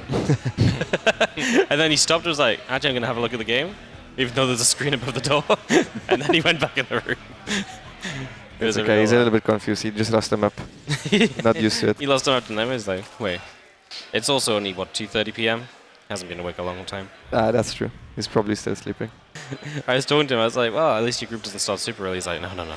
Yeah, like yesterday I talked to him, I was like, when did you wake up? I woke up this morning at 1 p.m. It's incredible. I don't understand how you can be this much of a waste, man. I mean, I used to wake up at 1 p.m. a lot. The only reason I get up early was when Korean stuff was on, so it was like 11 or 12. Mm-hmm. But It's even easier in Europe because you're close to Korea. So if you just stay up all night doing nothing. I don't know. I must be a weirdo, but I like sunlight, you know. So. Yeah, well, actually, I'm a morning person now, so I've seen the light as well. A morning person? What's a morning person? When you get up and you see the sunlight, you do stuff. Yeah, but what do you call morning? Is it 6 a.m. or 11? No. I like no, 11. 7 or 8 nowadays. Yeah, that's pretty early, actually. Yeah, well, I have a puppy. I think 9 is a good standard for a pro gamer because you don't really. Yeah, I like 10 personally. Because in the morning, no one. Honestly, still in the middle of the day, no one plays either. But I have time for workout and breakfast, and then slowly analyze some games, and then people start playing a little bit. Usually, the highest player on the ladder is Hearthstone's off-race around that time, 11 a.m. So it's not really the best time for practice for pro gamers. I mean, you can always find customs in the morning. Or not in the morning, maybe around 12. Like Mana, Mark, Serral, Soul, or Spirit, I should say. I keep saying Soul, man. I can't adjust, you know. It's okay, he doesn't. It took me 2 years to call special, major special. Maybe next year. Major. Yeah, exactly. Or Windy, or whatever name he had in the past. Windy. Windy. Princess, I think it was called at some point. One of his Wikipedia is just. His Wikipedia looks really fun. It's loaded with names, actually. Oh, double adept once again. Used this trick once before, so once again on the map. You can, with one Zergling, check if there's adepts on the third base. I'm not sure if Zoun warps in extra adepts to fake. But he definitely got some decent damage done. 3 drones plus a pull is pretty good. Su this time rushing out the Spire. 66 drones plus 1 melee. Relatively greedy, but you can be greedy the moment you see there's multiple Void Rays. And Zoun... Oh, he's gonna get it. Nice. Does Zoun have a Robo? No, right? No, he doesn't. Because I feel like if he actually did like a proper charge load Archon attack, it might have been quite strong. But now that he saw it this early, he can also just add extra Stargates. I'm afraid he's going to go for the attack and it's a little bit too late, but we'll see what he does. Yeah, just drop that Robo down now. No response with Stargates or anything, so he's just powering up to go, but... Yeah, the Warp Prisoners is going to be way too late. Yeah. The Spire is finishing. Yeah, I would have liked to see the extra Stargates in this scenario. What do you think, Dinas? Like, perhaps he was banking on the fact that since the Spire was very well scouted, like, he even showed the Oracle, like, look, I'm tagging, I know it. Maybe Sao decides to... Su doesn't commit to it, you know? But it seems a bit indecisive, you know, like, the Stargates took a bit of time to be sent, you know? I'm not sure what he's doing actually. I really like that he's retagging this, so he can make sure that there is no mutas in production. And Su is also just gonna make Hydras here. He's just gonna use it as a fake. I wouldn't even mind. You know what I think would have been cool if he just made a couple of mutas from the revelated larvae. Just as a fake? Yeah. Because that's the issue as a Protoss now. It feels like you need to prepare for everything, but what do you really have going for yourself? You know, you have 3 Stargates making 1 Phoenix, and you don't really have a 4th. Like, you have to prepare for everything, but when you prepare for everything, you prepare for nothing, right? I agree with that, but I think you can take a 4th no matter what after that scout. And I also think it's better to make Phoenix 1 by 1, and then you have 3 Phoenix and just 2 Stargates ready. And even if you have 3 Phoenix and he's going Hydra, it's not the end of the world. It's, I think, better than just having 3 Stargates that don't produce anything. Now he's going into Robo Bay, he's adding extra charge lots. Can we see how much static defense Zoun has at his third base? I wonder, because... okay, it's 1 cannon and 1 battery so far, no full wall. The Zealots are going to try to go for a run by. Zeus definitely going to start being aggressive very, very soon. He's got Bane, the Zod's clumped up, but they did split away, so only a couple going down. Nice little save, yeah, it's time to get going. Bane speed finishing and everything, it's time to make things happen because Zoun's just on his way to more and more tech, so the longer you wait, the worse this gets. That Fleet Beacon again, he already is on 3 Stargates, he spent money on 3 Stargates, some Phoenix, and now he's making a Fleet Beacon already. It feels a little bit greedy to me. I feel like I would have waited until I was at a higher supply, because you can just check if there's a hive on the way, like you don't really need a Fleet Beacon before that. Because I can really understand the thought process behind it. Like, he doesn't want to die to anything and get to late game with disruptors, carriers, and stuff. But getting there feels very rough, honestly. Yeah. What's the best way to attack in on this map? You gotta go 2 different ramps, or...? Yeah, I think you attack somewhere and send in Baneling run by at the other side. Or he just goes with everything at once from 2 sides. That's the 2 decisions. That's up to him, really. It also would be nice to check where the static defense is placed, and then based on that you decide where the big baneling attack is going to be. Because very often Protoss players have way too much static defense at the 4th base, and then you can end up actually attacking the 3rd base, and it might be a lot better. As we can see here, pretty much, it's 4 cannons and 2 batteries at the 4th, and only 1, I think, at the 3rd. Where I think he's also adding extra ones now, and he's already starting carrier production. Now Su is going up to Hive.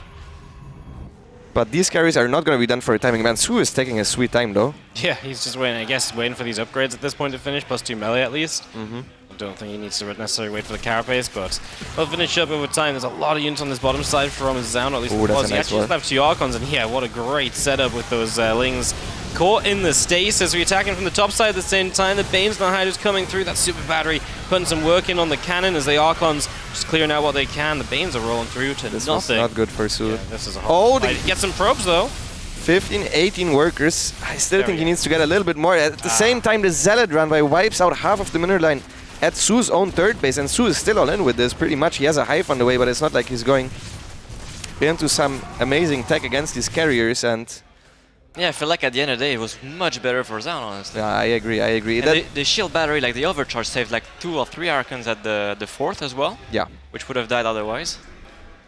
Yeah, I mean, he wiped out the static defense, so it would be nice if he had another attack going once again at the 4th base, especially if the overcharge would be on cooldown. But once again, he made like extra Hydras as well, so he had to wait for it. He had to take his time to clear up the Zealots. So once again, Zoun actually gets part of his army together. Now the carries are out as well. The Interceptors are quite tanky against these Hydras that don't have any attack upgrades. And I mean, Zoun is even running into him right now. I'm not sure about that, but his army at this point, you have to say it's much better than the Zergs. Yep, it's going to be rough for Su to really win any fight here. I mean, Zoun just has Archons upon Archons, and yeah, see, I mean, those drones dying, right, just really hurts his economy. It slows down any sort of rebuild he has. He has to rebuild workers as well. And yeah, now he's going to get through a bit of static defense. By the time that's done, the units are over here, so Zoun has a chance to rebuild it for the next big attack. Yeah, I would like him to buy some time, perhaps, and try to get to Vipers and slow things down. Yeah, I think you need Brood Lords first. I don't think you can just go Vipers, otherwise you're just going to get A-moved. But yeah, I agree. I think making a couple drones, hoping the Protoss doesn't... At this one, you need to play a little bit, one way or another. So either you just make army and you hope the Protoss attacks, or you tech up, make some workers and hope the Protoss, doesn't attack. Because like, he's trying to make stuff happen, like there's a bunch of Zerglings, but they're gonna get cleaned up and they won't do much. But then after, how do you hold Zoun's attack? Yeah, I'm not sure. You don't. Whoa, Wardy, taking the player approach. Hold up. Well, you know. You're not the one that's supposed to be real here.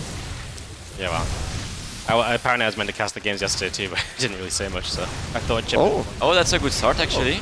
Yeah, nice. He lost a lot of supply there. Yeah, he lost 2 Archons in the Disruptor and almost lost the second Disruptor. And 13 probes at the same time, so that was pretty great for Su here. I mean, Zoun doesn't have to attack, or Zoun could just get 2 more carriers, and once he's maxed, then he can A-move. Yeah. I think that would be the theoretical best play here, but he also feels like he killed a lot of units, so he feels like he can actually move out, at least clear some creep, which I don't mind whatsoever as well. Yeah, there's quite a bit of creep on the map. It's going to take a little bit of time to clean all of that, which is going to slow down Zoun even further. Also, Corruptors are 0-0. Oh my god. Oh, he's just going to go for it. Leaps on it. Forces the recall straight away. The Corruptors can chase the carriers on their own. Doesn't have anything to chase the Corruptors back. So Su gets one of the carriers. I mean, a second one's going to be a push, but I think he gets it as we're going to actually keep on running forward as well. Hydras, Lings, and Banes all running forwards. Gets turned around eventually, but he got something out of it. This was the Omega best case for Su. This is what I talked about. You just make the army units and you hope the Protoss attacks into you. He even got surrounded. Half the units recalled, so yeah. They weren't even firing, but at the same time, like your units just, they don't trade that well anymore. And it's not like Su's army is super cheap either. Like the Baneling Hydra, it's quite expensive at this point, and he's not really outmining the Protoss enough to make this work. If he was on 90 drones, if he was on 100 drones, then you could play this style, but he never went that high in drones, and he rebuilt some that he lost against the Zealots, but yeah. Well, As going to be seeing Zoun is now just up on top of this base and going to play quite cautiously, not going to run on in there just yet, so backs it up a second. Just get some extra reinforcements. Already has some Zealots over here too. Man, he's being so annoying. That's great. Honestly, great play from Zoun. Whenever he sends Zealots, he already warps in 5 at the again, and I can tell you in 1 minute from now there's going to be some Zealots there again. Yep, it just comes back in. This base is so low. I mean, this time the Queen's got the transfuse off on it. So it stays alive. We just pull back again, trying to get some disruptor shots off, right? Just trying to get free pickings. We get a corruptor as well. These Banes do at least turn around for a few Zealots, but again, it's just a maxed out Protoss army versus a mid-tier teched up Zerg. It's just not meant to be for Su right now. It is not. The Zealots clean up the Zergling counterattack. If at least he had +2 carry pace, those Zerglings at least would trade really well against the Zealots, because Zoun actually always stops at +2 attack, +1. Okay, here he fires up to +3, but ZergTv. I don't know what's going on there, but yeah, he's actually trying to just make sounds for the Zerg race right now, I think. I see. Yeah, but it feels like a pretty slow death for Su at this point. It really does. He's even getting Storm for Banter. Oh, nice disruptor shot right in the mineral line as well, just to make it really hurt. Come on, he always know. retreats and fires the disruptor shot. You could just A move Zoun. Let's stop pretending here for a second. I feel like Zoun does this a lot. I've had a few games where I'm like, mate, I need to take you a go. break. GG. Like, get it done. GG's. Zoun 2-1, bouncing back, and playing a pretty comfortable series after that first game. Feels like he was a bit cautious most of the time, like taking his time, doesn't want to take too many risks overall. So I don't know if that tells a lot about his psychological state, but maybe he was scared of Su's muted play. That's my first thought. But then later on, like he was far ahead. But I mean, at the end of the day, even if you take it slowly, as long as you win, right? Yeah, the biggie. When you win, Mambo. If you win, you win? Yeah. Oh, I didn't know that actually. And yet you went 6-1 yesterday. Yeah. He lost all of his games, still won. He just said I win, and then they won.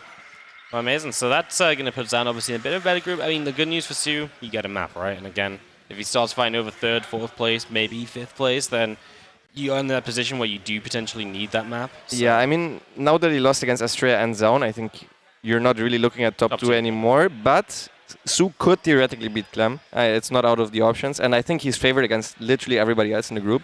Yeah. So, yeah, I wouldn't feel too bad yet if I was a Su fan. A Su enjoyer. So where are we at? Su enjoyer. So Average Su enjoyer. Zoun 2-1. Kelazhur got to 2-1 as well, so he picked up a W against Mana. So Mana drops to 0-3. Clem's up at 3-0. Obviously, we saw that.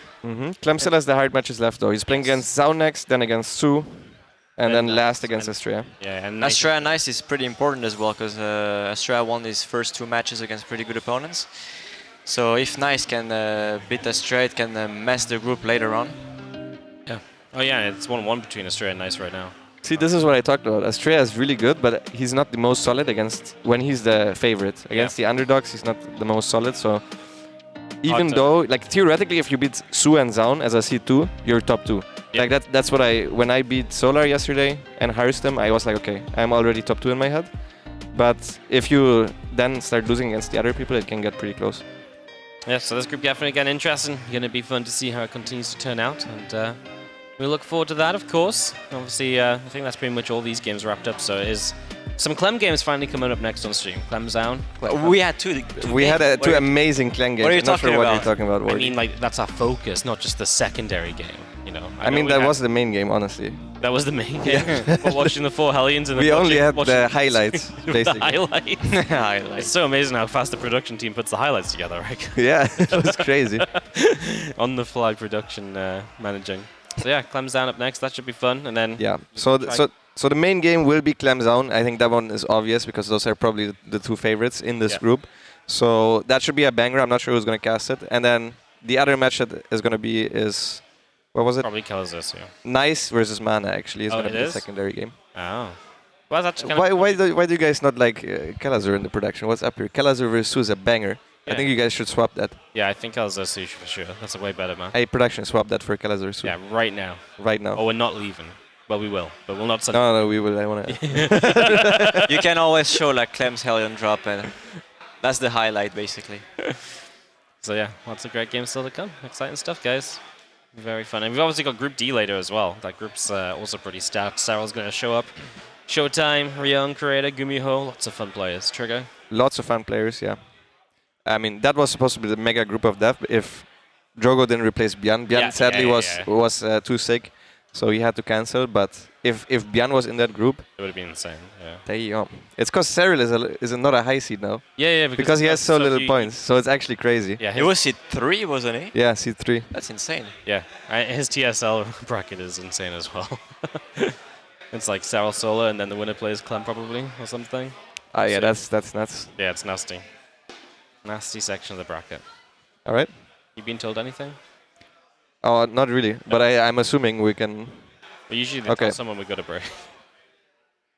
All right. They can talk to me. That's why. So okay, I have it confirmed that they did in fact swap out the second series for Kelazhur, and we are ready to head into a break. So thank you guys so much for watching so far.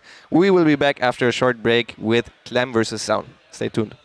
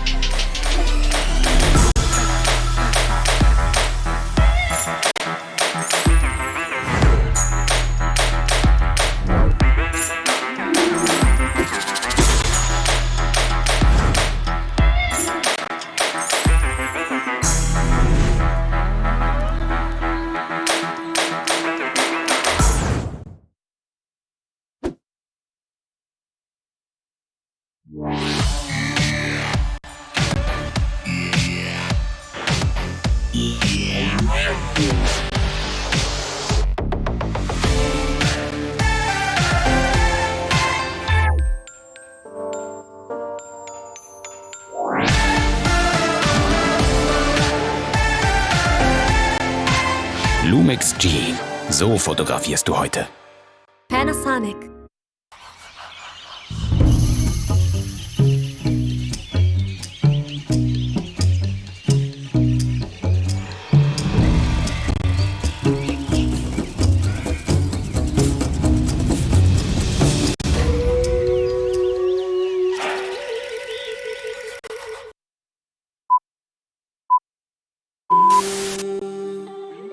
And thank you, XMG, for the HomeStory Cup 8 with you guys.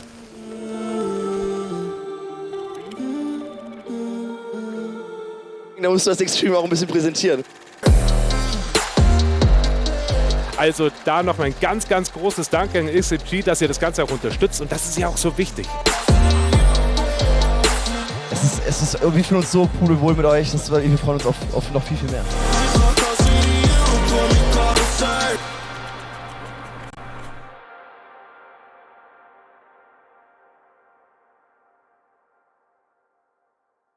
Sie wollen mehr Umsatz in Ihrem Online-Shop? Mit KrefoPay bieten Sie Ihren Kunden alle Zahlungsarten, auf die es ankommt. Für sicheren Umsatz und weniger Risiko. KrefoPay von Kreditreform. Alles im Griff beim Online-Verkauf.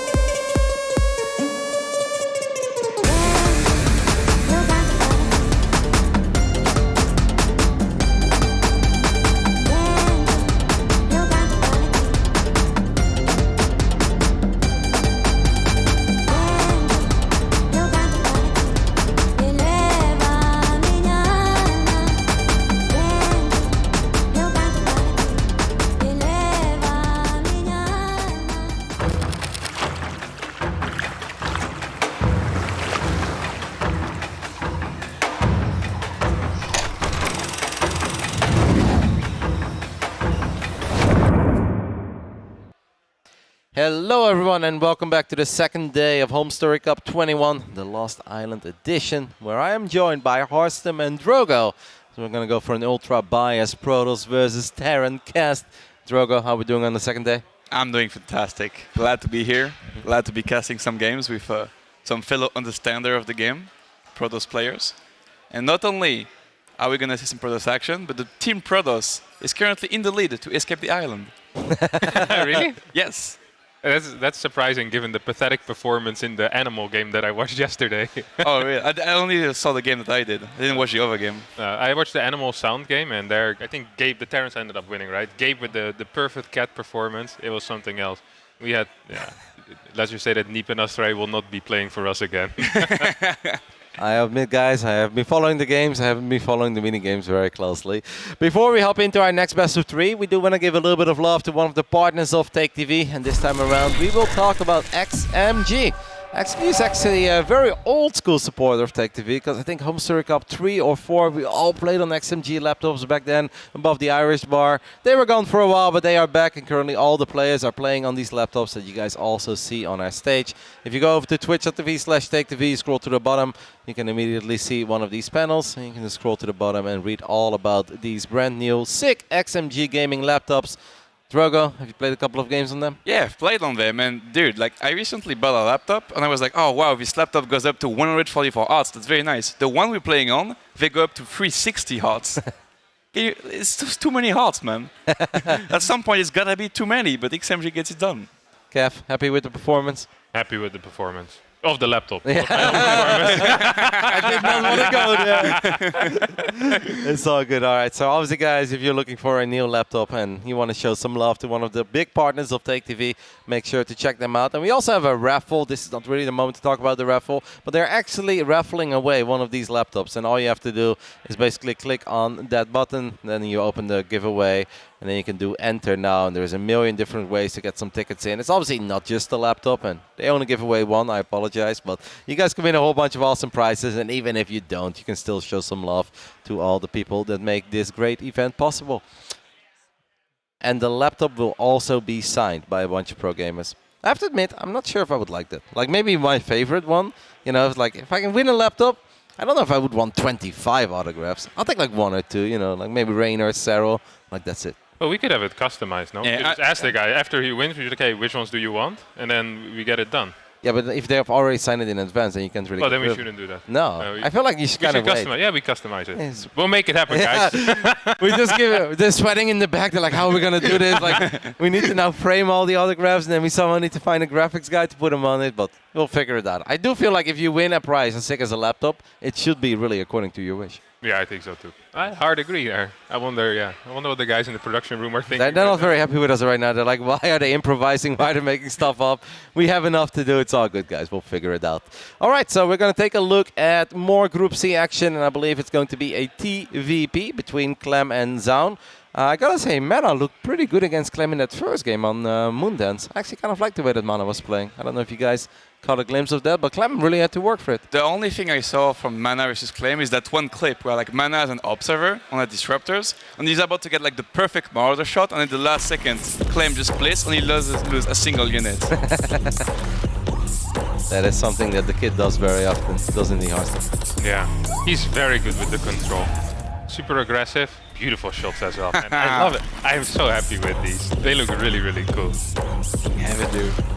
A little more calm.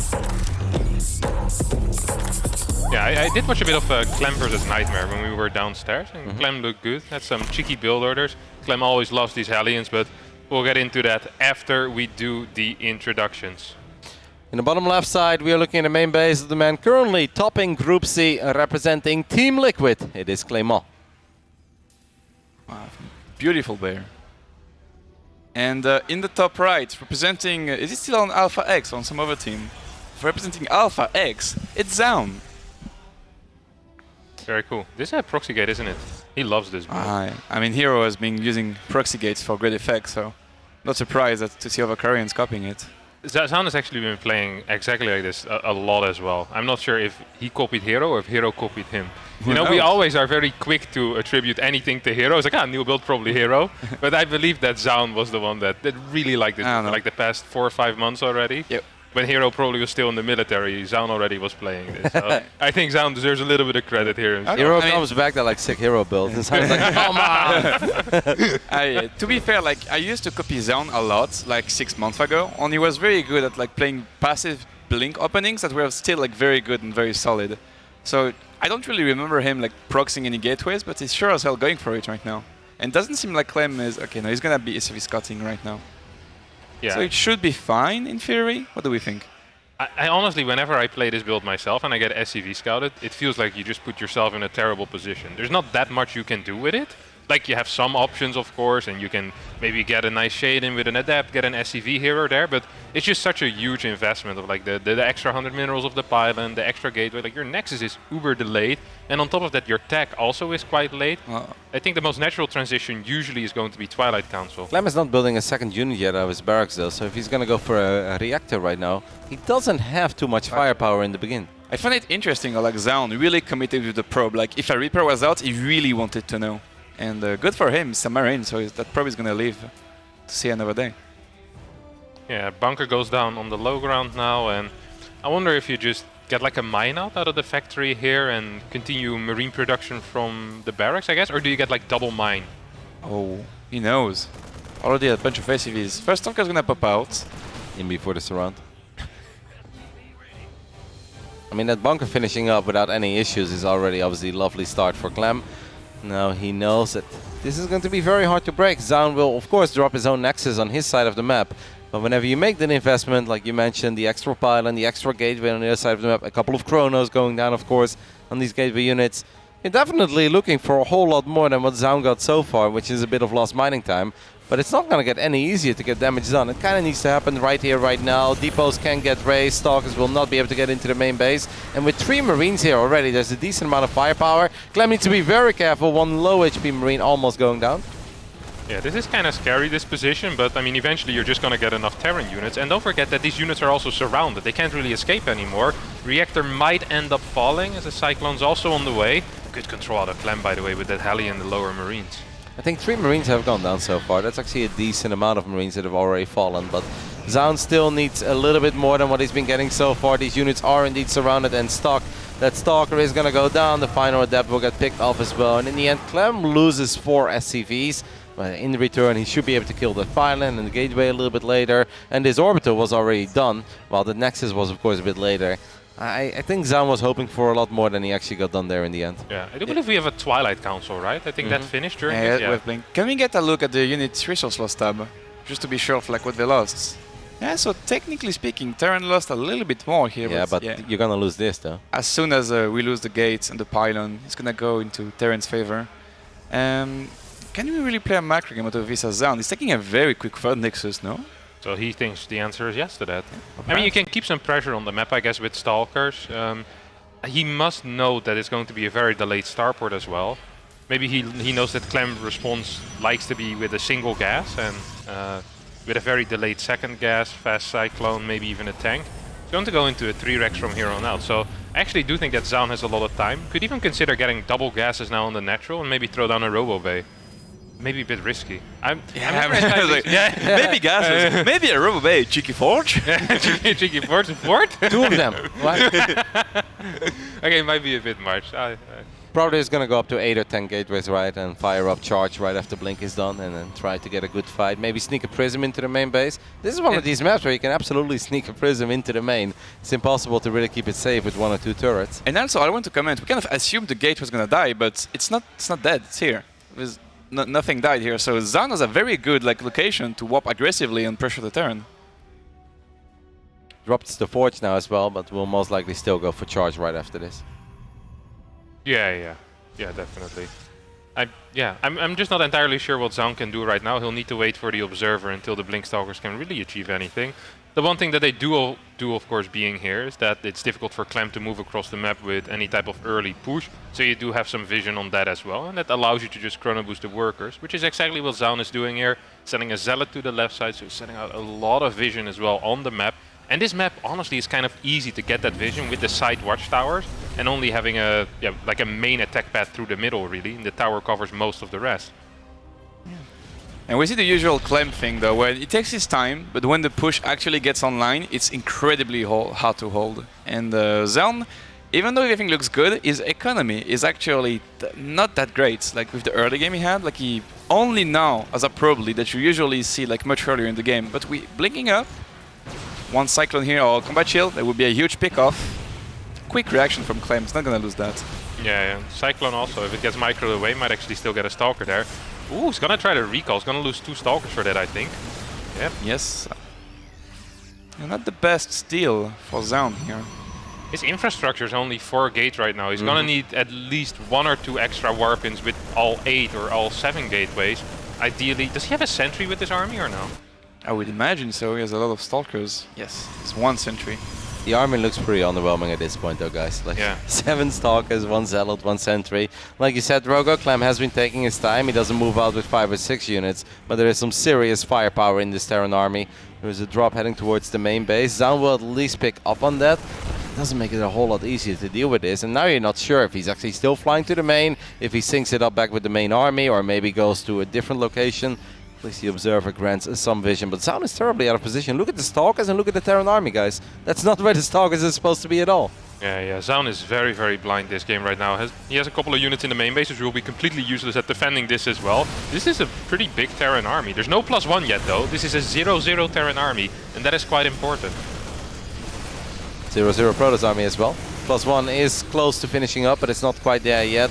Every second that goes by should allow Zoun to warp in a few more Zealots, but he's supply blocked at the moment. 108 out of 109. It's very painful, but at least Clem is going to give him some room to let those pylons finish up, and Clem decides to disengage. Yeah, Clem, very patient decision of him to just back off right now and wait for some additional units, which makes sense, right? Because when you play against Charlotte, the bigger the Terran army, the easier it is to kite and get value out of the kiting. And Zoun, as far as transition goes, he only had 1 forge and just now a rubber base, so I think it's a good call by Clem. Yep. Zoun really wanted to trade armies there and then obviously get a favorable trade. Didn't quite work out, but now we're going to have a couple of mines. And I like how defensive Clem is already burrowing a couple of these mines, because you don't need to put the mines in front. They need to get cash money shots. It's just that if the Zealots want to chase, then you run back, and then the Zealots actually clump up a little bit, and every Widow Mine shot properly hurts. It just feels like there is so much micro potential in the army of Clem, and Zoun can only really hope for a mistake of Clem, but Clem doesn't make too many of those. Yeah, Clem waited for his +1, now sending out the drops towards the right side as well. And the initial trades already were quite good for Clem. Super Battery got burned as well, so that's not even going to be available anymore. This is actually quite dangerous here for Zoun. It's very dangerous even. We do have 1 or 2 Zealots being a bit annoying on the other side of the map. Few SVs go down, but this double drop is going to be a nightmare to deal with. And his army is still here. I do like the patience. He didn't just run in immediately and get absolutely obliterated by the Widow Mines, but there's still a long way to go before that Colossus shows up. And even if the Colossus shows up, it won't have the extended thermal lens upgrade yet. As these 2 medevacs could be in a bit of danger, but now the other units are going to show up as well. There's just battles happening at 2 different locations at this point. Clem could decide to go for that battery, could even maybe go for the Nexus. Yeah, the Super Battery should be online pretty soon again, though. First Colossi also coming out right now. I think that Zoun... Nexus... I was about to compliment Zoun. What it was like a pretty good defense at the end of the day, but losing that Nexus is not something you can really afford. So maybe if he crushes this army, it's okay, but all he's gonna get is this tank. 1 medevac goes down. Can we chase this entire army? Okay, I feel like Clem should still have units elsewhere, or just left a lot of units at home to deal with a potential run-by. We have a few units moving out in the bottom. Clem did make a little mistake there, right? Kind of left the tank AFK, then tried to save the tank and ended up losing the tank and the medevac. That wasn't totally necessary, but in the end it was still a pretty successful push, because he did kill a decent amount of units and obviously got on top of a Nexus. He's now getting on top of this one too. Zoun is going to have to be a little bit careful how he wants to run into 4 Widow Mines, but that wasn't all that bad. Just a couple of Zealots and 2 probes. Yeah, I don't know if it was intentional, but the 2 probes, like, it was nice that we're here, you know? Yeah. It was very nice. Yeah, very solid. Right now Clem in a little bit of trouble though, army composition wise. There's a couple of Immortals out already. I think this is the 2nd or the 3rd Colossi that's coming out. Zoun might have a bit of a timing if he can get across the map, if he believes so, because there's not that many Vikings. Ghosts aren't out yet. Zoun is actually starting to march on the map right now. I think I think he wants to fight. If he had a prism, I'd be like, okay, this is kind of scary, but I think without a prism or without a pylon and a gateway, you might get a decent trade at first, but your reinforcements are going to take quite a while to show up. Meanwhile, we're going to fight on Clem's side of the map. I think poking here is okay, but we really can't get overexcited, and he just blinks forward immediately on top of a couple of Marauders.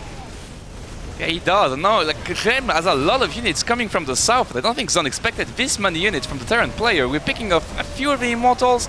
Some reinforcements from Zoun are coming in, and it's okay, but I do believe that it's a pretty good fight for Clem. It's a very good fight for Clem, right? Because a couple of sentries are going to fall here as well. That final Immortal will never make it home. And even these two Colossus could be in a bit of danger. Clem once more, and he gets at least one of them. And even that second Colossus.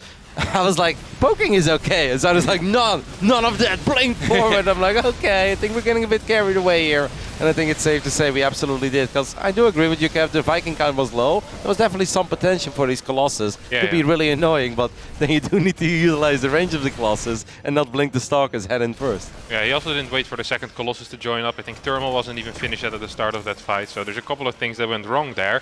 The end of the day, though, I'm actually surprised that Zoun isn't just straight up dead. It felt like that fight was so bad that Clem almost could just push and kill him. And the moment 2-2 finishes is going to be a very scary timing for Zoun. He needs to have enough disruptors at that point. But even the incoming timing or the little fight that we're seeing right now could already be quite scary.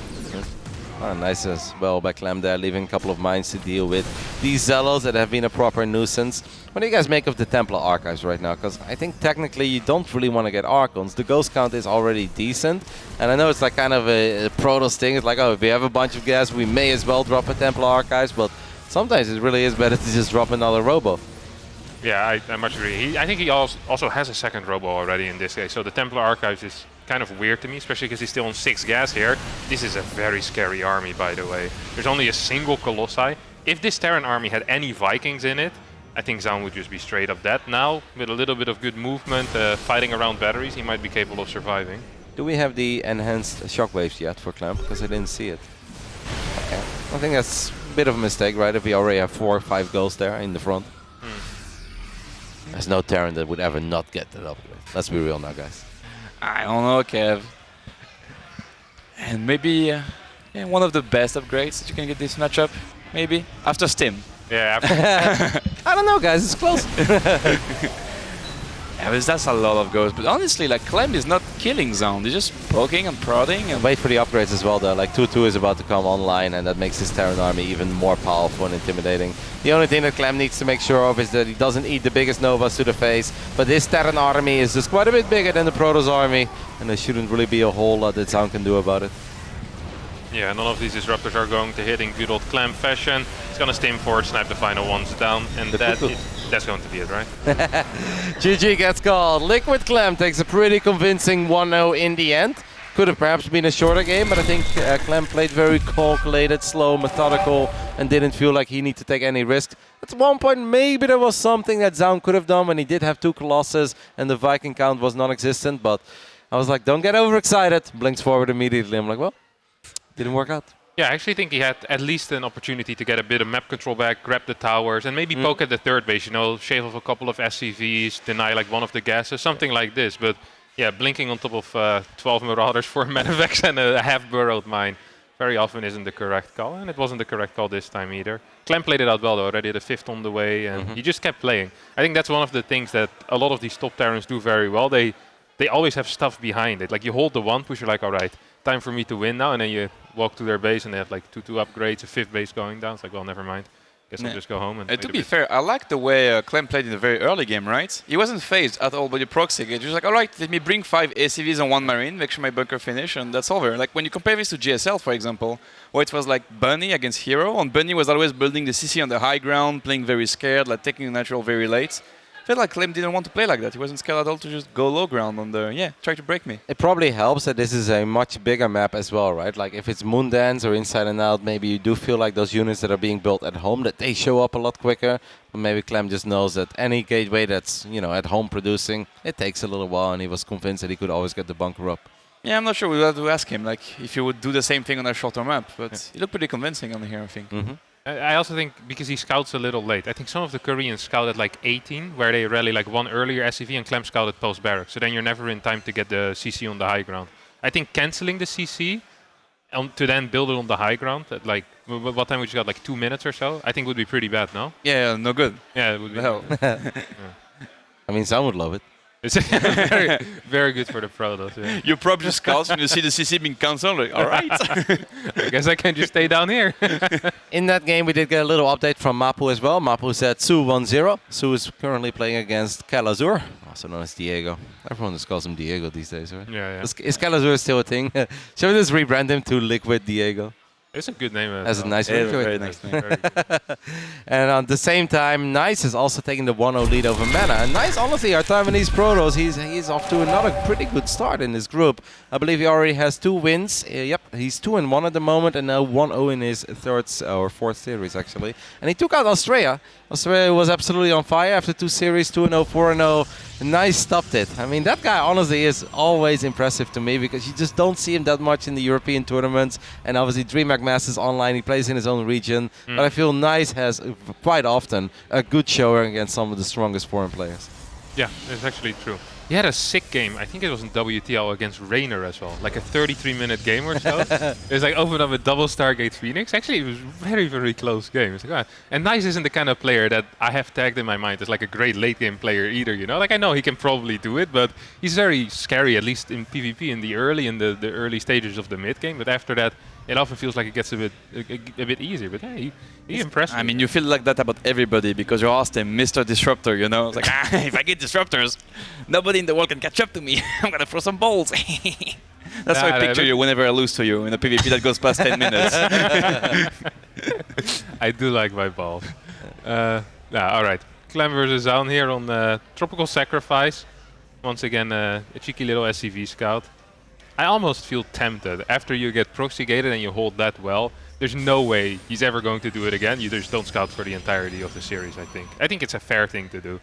Yeah, honestly, I used to think like you for a very, very long time, but I had one time in my life where I was like, you know what, I think he's going to do it twice, and it actually did twice. It was against a best of 5 against Denver. Only 12 pulled me the first game, got completely obliterated because I went gate scout, and back then I loved to node scouting. And I was like, you know what, I think he's going to 12 pull again. I went gate scout a second time, and he went 12 pull again. And I was like, man, that felt so good. I'm going to try to act like this for the rest of my career. Which just I play did. safe. Yeah, so I never assume we're not going to be stupid twice. You know? Okay. I think you made a good point, Kev, but I also think that Clem really is full of confidence playing here on LAN. And even though Zoun is a very strong Korean Protoss, I think Clem just looks at this and says, I think I'm the favorite, and as long as I don't mess up, I know that I can dismantle any Protoss player on this planet. So I think he's just rather playing it safe. He doesn't need that little extra advantage of saving a couple of minerals to potentially still win this game. Yeah. No, I like that as well, of course. Oh, went Adept Twilight into Stalker. You think we'll see like the very, very quick blink, the one that Zess used to play a lot? He also always used to cut the second gateway unit a little bit and then throw like 3 chrono boost on the blink, and then you'd have the blink in time for the first medevac to show up. I mean, he could, but I think that's so scary to do that against Clem because even if it's Reaper first, I feel like if you do that, you can never scout with the Adept. So you never know if it's Hellions or not, you know? And if it's like a Hellion build that you can scout, then you just kind of insta-die with that build. Yeah, but if they play Barracks versus Reaper Marine into Hellion, it's gonna hit at like 420 or so. Did he scout it was Marine? No, I think the prop died in the middle of the map to the Reaper. Yeah, but you see the Barracks timing, no? Oh. That's exciting. Oh, very exciting. I guess it's coming back to us. Orbit is going to go ahead and take a look at maybe Su versus Kelazhur. Not exactly sure what's happening there, but there seems to be a technical difficulty. It happens on an island though, guys. You can't really trust these bias. The Wi-Fi here is so spotty network. Could be like a wild animal chewing through one of our cables. Yeah, you never know. No. Don't know what it's like. Yeah, I actually don't know what it's like. Are we going back? At least to one game of StarCraft. We're going to take a look at Su versus Kelazhur. Seems like they are 12 minutes into game 2 on Waterfall. I think this is legitimately the first time I've seen Waterfall all weekend long. There's a lot of firepower here, and we have 55 links or 54 links on the way. It seems like Diego is all over game 2, and just like that. Let's go, Diego. Okay, Su let Waterfall in a best of 3, by the way. Like, that's pretty ambitious. That's asking for it. I think that's asking for it. What would you veto then? Like maybe Stargazers? Yeah, I can imagine that he vetoes Stargazers and then... Moondancer? Or Inside and Out. Yeah, but... Maybe Moondance? Yeah, I'm not sure. Moon Dance, not Moon Dancer. Yeah. Moon Dancer sounds way cooler though. Yeah, I thought it was Moon Dancer for because a very the long song, time. like when you're dancing in the moonlight. Dancing in the moonlight. Come on, everybody. We'll play it later tonight, guys. That's a banger. Yeah, we're not actually sure what happened with the Clem game. No. Do you? As soon as they let us know, I have the feeling that maybe there's an issue with Mapu's observing PC. That's to me what it kind of felt I like. thought the sentence was going to end right here. Like, yeah, there's a problem with Mapu's There's observing. a problem with Masu, period. He went to the black box on the map. Mapu has been doing a killer job. Do you see but if they're we still playing or not? Yeah, I think they're probably still playing. Okay, we're going to try to cast from the reaction. Maybe we can just open the German stream or something. Clem is a very expressive player sometimes. But right now he's very focused, so I think it's going well. Isn't this a good idea by me? Yeah, he gets more expressive when he loses usually. Yeah. I think most people get more expressive when they lose. Except for Creator. Creator gets very excited when he wins. I was yelling at his computer in Valencia. That was great to see. I loved it. It really makes me happy when people get extremely happy for victories. So our production crew just told us tech issue, but I really didn't catch the rest of the sentence, and I'm not exactly sure what we're supposed to do. Okay. They will tell us as soon as they know more, so we know absolutely nothing at the moment. I guess maybe we can just take a look at Kelazhur Su Game 3 as soon as that gets going, so at least we have some StarCraft to show you guys, and as soon as we know more about Clem versus Zoun. I mean, that was Game 2, Tropical Sacrifice. Didn't really look like anybody had any advantage yet, but by the time that we have figured it out, there's a chance that it's over, because obviously if Clem takes it 2-0, they are done. It looked like a factory build, though. I think we can kind of simulate this game between the three of them. In our minds, yes. Yeah, Twilight versus Factory. Yeah, so it's going to be like a 2 mind drop. Did he open with a Hellion? No, the factory wasn't done yet. He'd go for a Hellion. It's one Hellion. He wants to see Scout. if there's a third base. Okay. He scouts that there's no third Do we base. think the Hellion kills the probe that makes the third base? No, because Zoun was going to play Fast Blink, but with a Robo as well in the wall.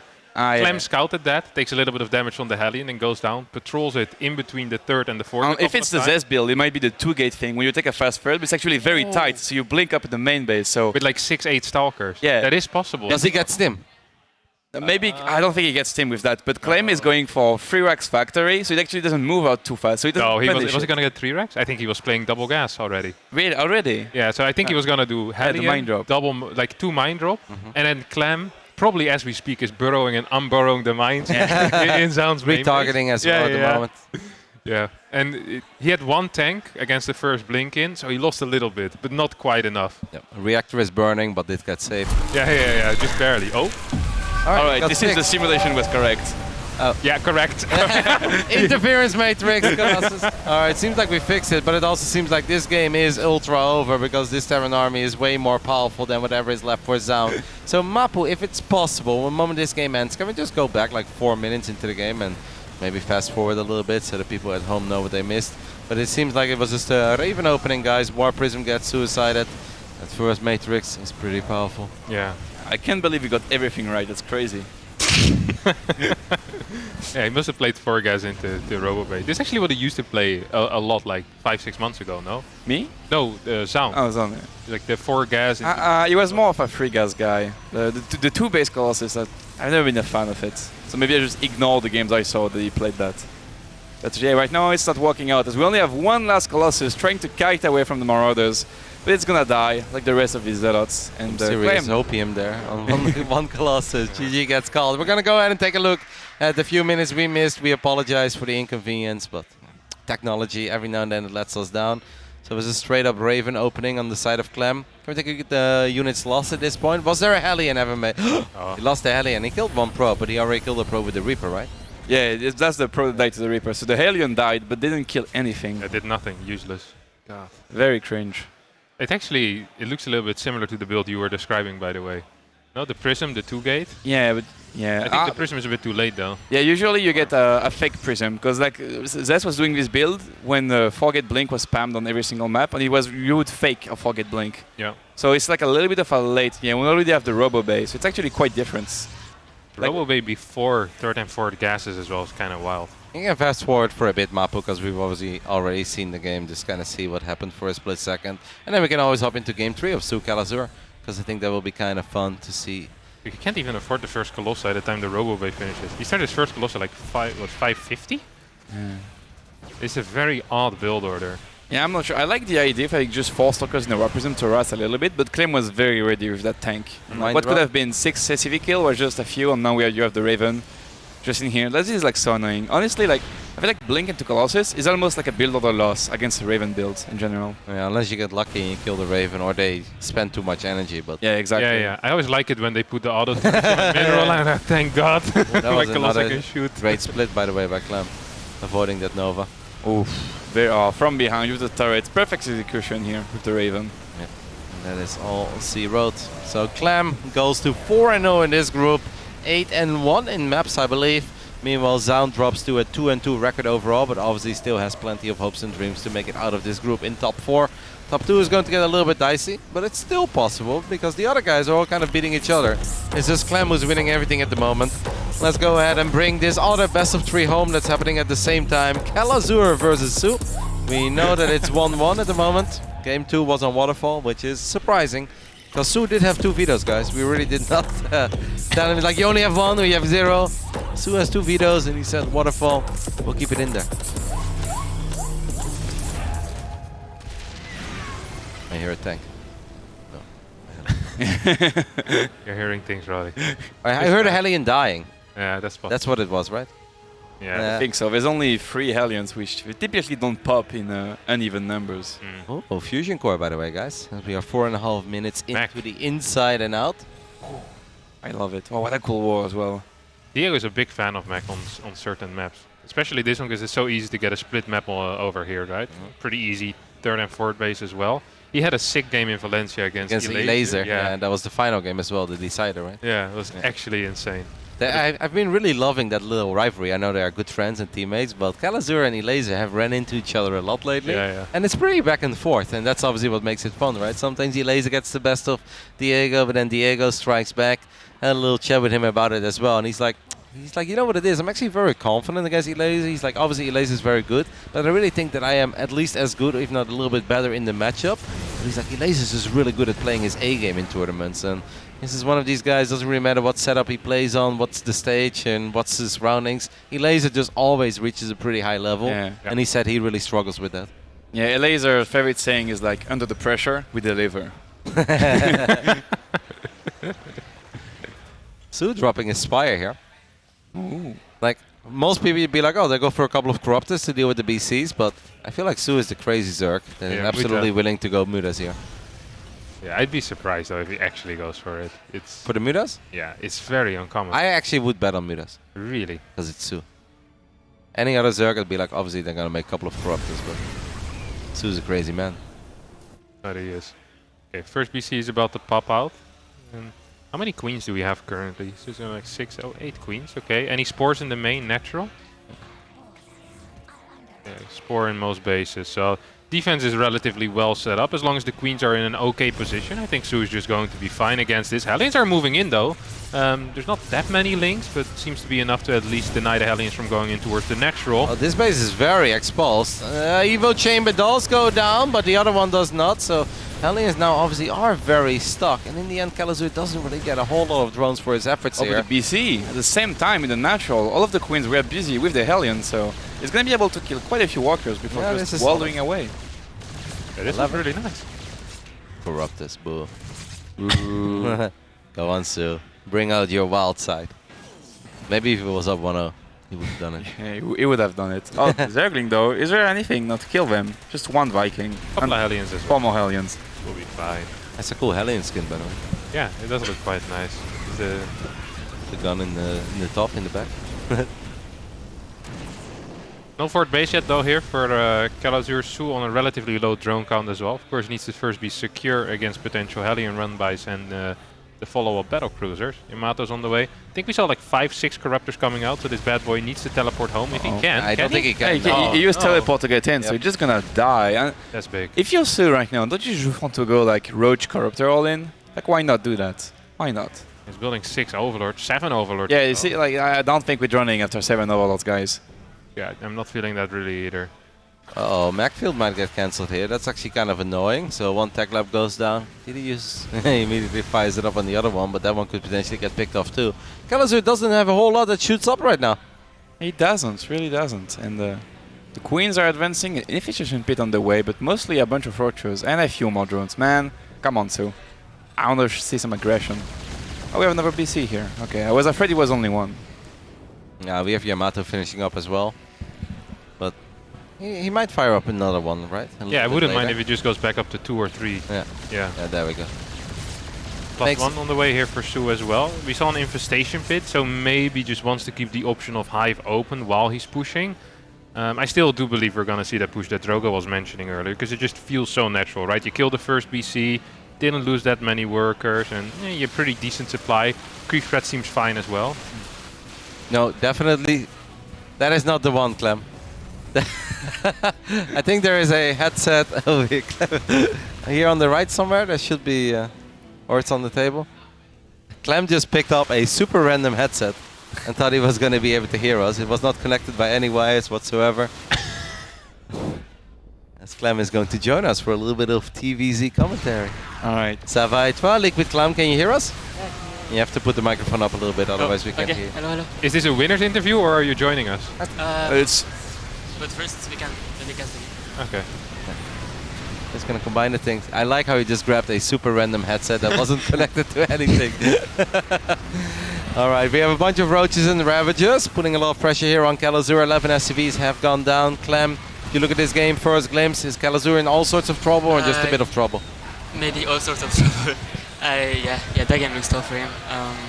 Getting pushed by Roach Ravager Corruptor, that's like a really standard push against mech, trying to kill the mech player early. And actually, Kelazhur is kind of holding, it feels like. There's a forward as well. 2-2, halfway done. Oh, you're right. It's a 0-0 attack. When it's 2-2 mech against 0-0 Zerg, surely at some point the mech isn't killable, no? I'm not sure. I don't think the armor matters too much against the Biles, no? So you're still going to lose the tanks. Do feel like this push needs to deal some real big damage with the next wave, or maybe you do get some type of stabilization. The army supply looks promising for Sue, but it's also not as dramatic as it looked at first, and the economy of Kelazhur is actually still really good. So Sue definitely needs, I think, a little bit more than he got in the previous attack, as we have a couple of links running into that mineral line. Looks more promising now for Kelazhur, or still worried, Clem? If he can hold this convincingly, then it could be good for him, because he's gonna have 2-2, but there might just be a tiny bit too much for the Zerg player. He's gonna have to leave his base. It's really annoying losing a lot of SCVs.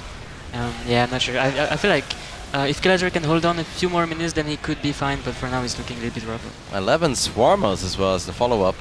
Oh wow. The Bile, how do we see? It feels like there's not that many Corruptors anymore, but there's also just not enough BCs. Losing that first BC against those 5-6 Corruptors really snowballs in this way.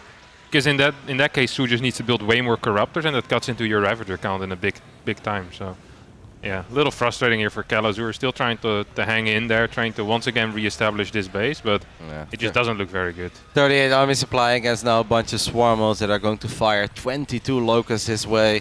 We don't really have anything that's going to be good against the Locusts. Multiple tanks will fall here, and this could very well be the end of our second best of 3 of this segment as a few tanks fall.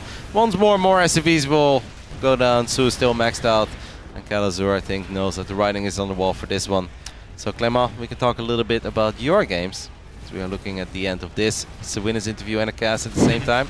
You're off to a really good start, Clem. 4 series, 4 Ws. Talk to me. Yeah, it's I feel like I'm playing like pretty relaxed this tournament, so I'm feeling good. I'm feeling nice. Yeah. The first matches, like the first match, for example, was always a little bit scary. Like every tournament, I feel like the first match I play, I always play a little bit worse. But then the more I play and the more I play on the setup, the more I feel comfortable. So now I feel really good, and yeah, it's really good start for me. I'm happy.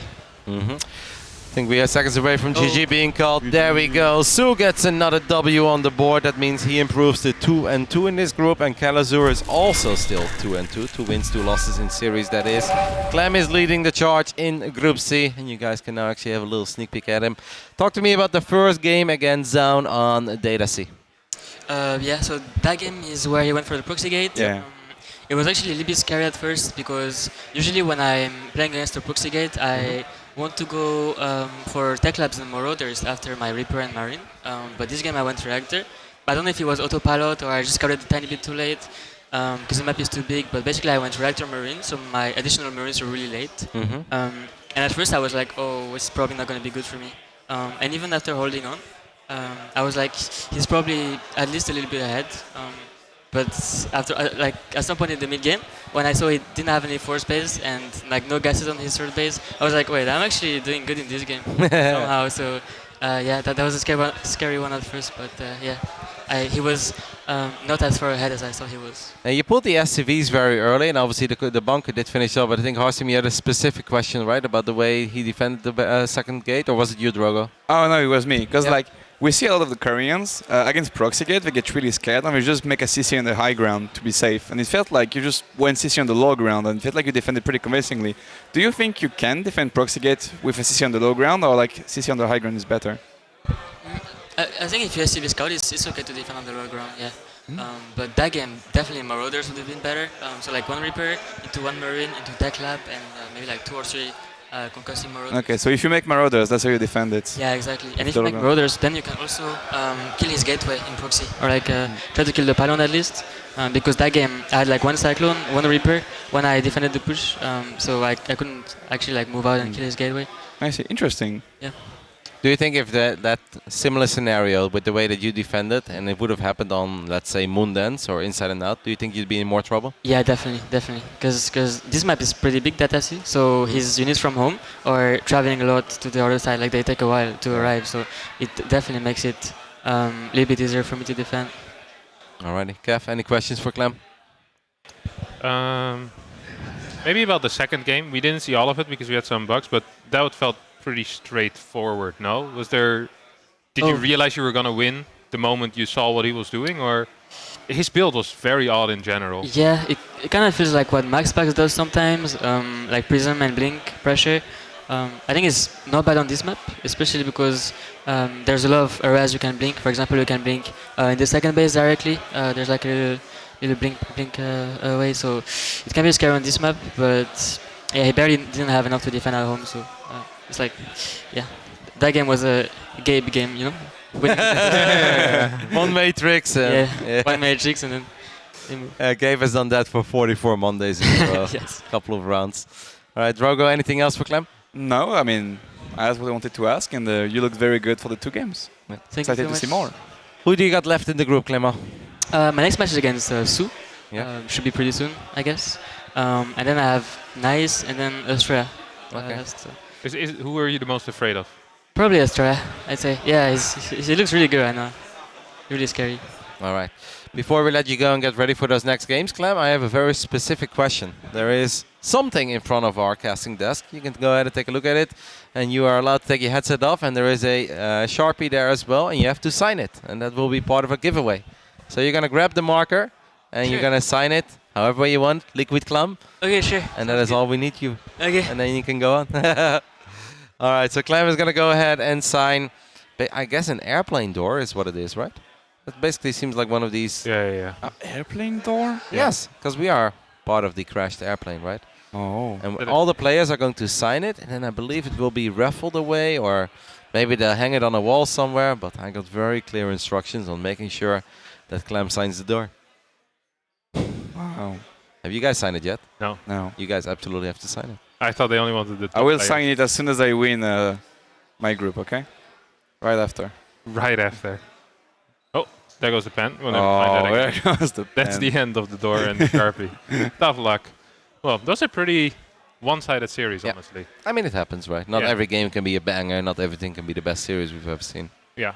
It's kind of crazy, though. Whenever I think of Zoun, there was this like period last year where he was like really, really sick. Mm-hmm. And for some reason in my head, he still always is supposed to perform at that level. Yeah. And then when you see Clem just kind of walk over him, it's like, right. Like, Clem is really, really good. And also Zoun just dropped just a little bit in skill. And I think it shows in this type of game.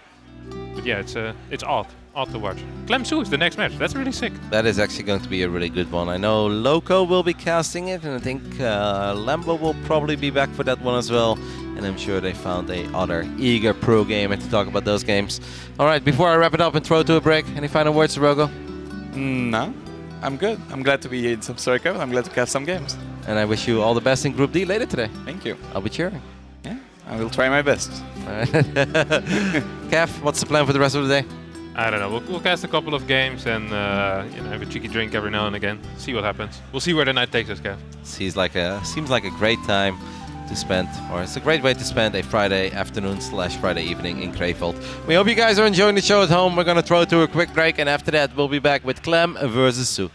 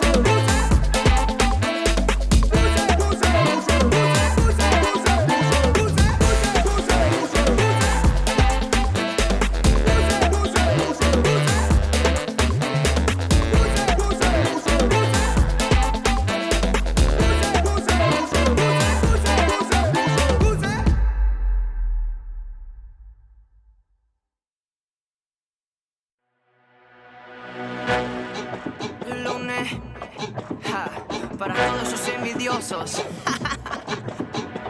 Tranquilo con mi flow, los mantengo.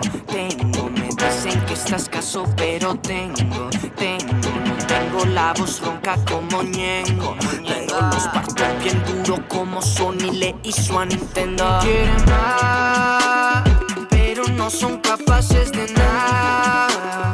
Mantienen diciendo que lo que hay, y si yo les digo se asustan.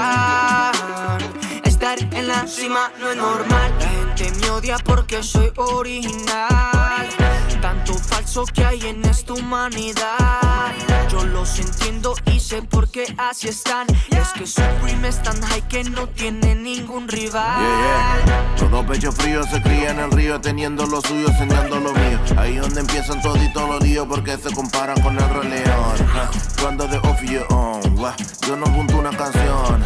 Tú Mercedes, yo tengo una parking en la colección. Pero no son capaces de nada. Mantienen diciendo que lo que hay, y si yo les digo se asustan. Estar en la cima, llegó a la meta. En bicicleta, todos se creen esos poetas, porque han rimado calle con galletas. Si tú me das el gusto de ser el primero en hacer las cosas porque no tiene la actitud. No estoy pa' juzgar, tampoco estoy pa' pelear. Ya saben mi puesto y no lo podrán tocar. Quieren de lo mío, pero nada les voy a dar, porque he luchado mucho pa' llegar a este lugar. Quieren más, pero no son capaces de nada. Mantienen diciendo que lo que hay, y si yo les digo se asustan. Estar en la cima no es normal. Y pongan la mesa que ya son por ahí las 12. Así que los niños para el cuarto. El pay no tarda tanto, él solamente tiene que comer y ustedes no pueden ver. Ustedes me aman con plata, después les espaldas pirata. Aquí no hay juego corbata y un poco de jeva pachata. Tú sabes cómo el veneno me sabe, mi hermana, de eso construyo mi sueño. Nadie me quiere ver bien, le digo aquí estamos todos muy bien. Pero no son capaces de nada. Mantienen diciendo que lo que hay, y si yo les digo se asustan. estar en la cima no es normal. Y todos mis envidiosos, les va a llegar una carta de Papá Noel, que se ha portado muy mal.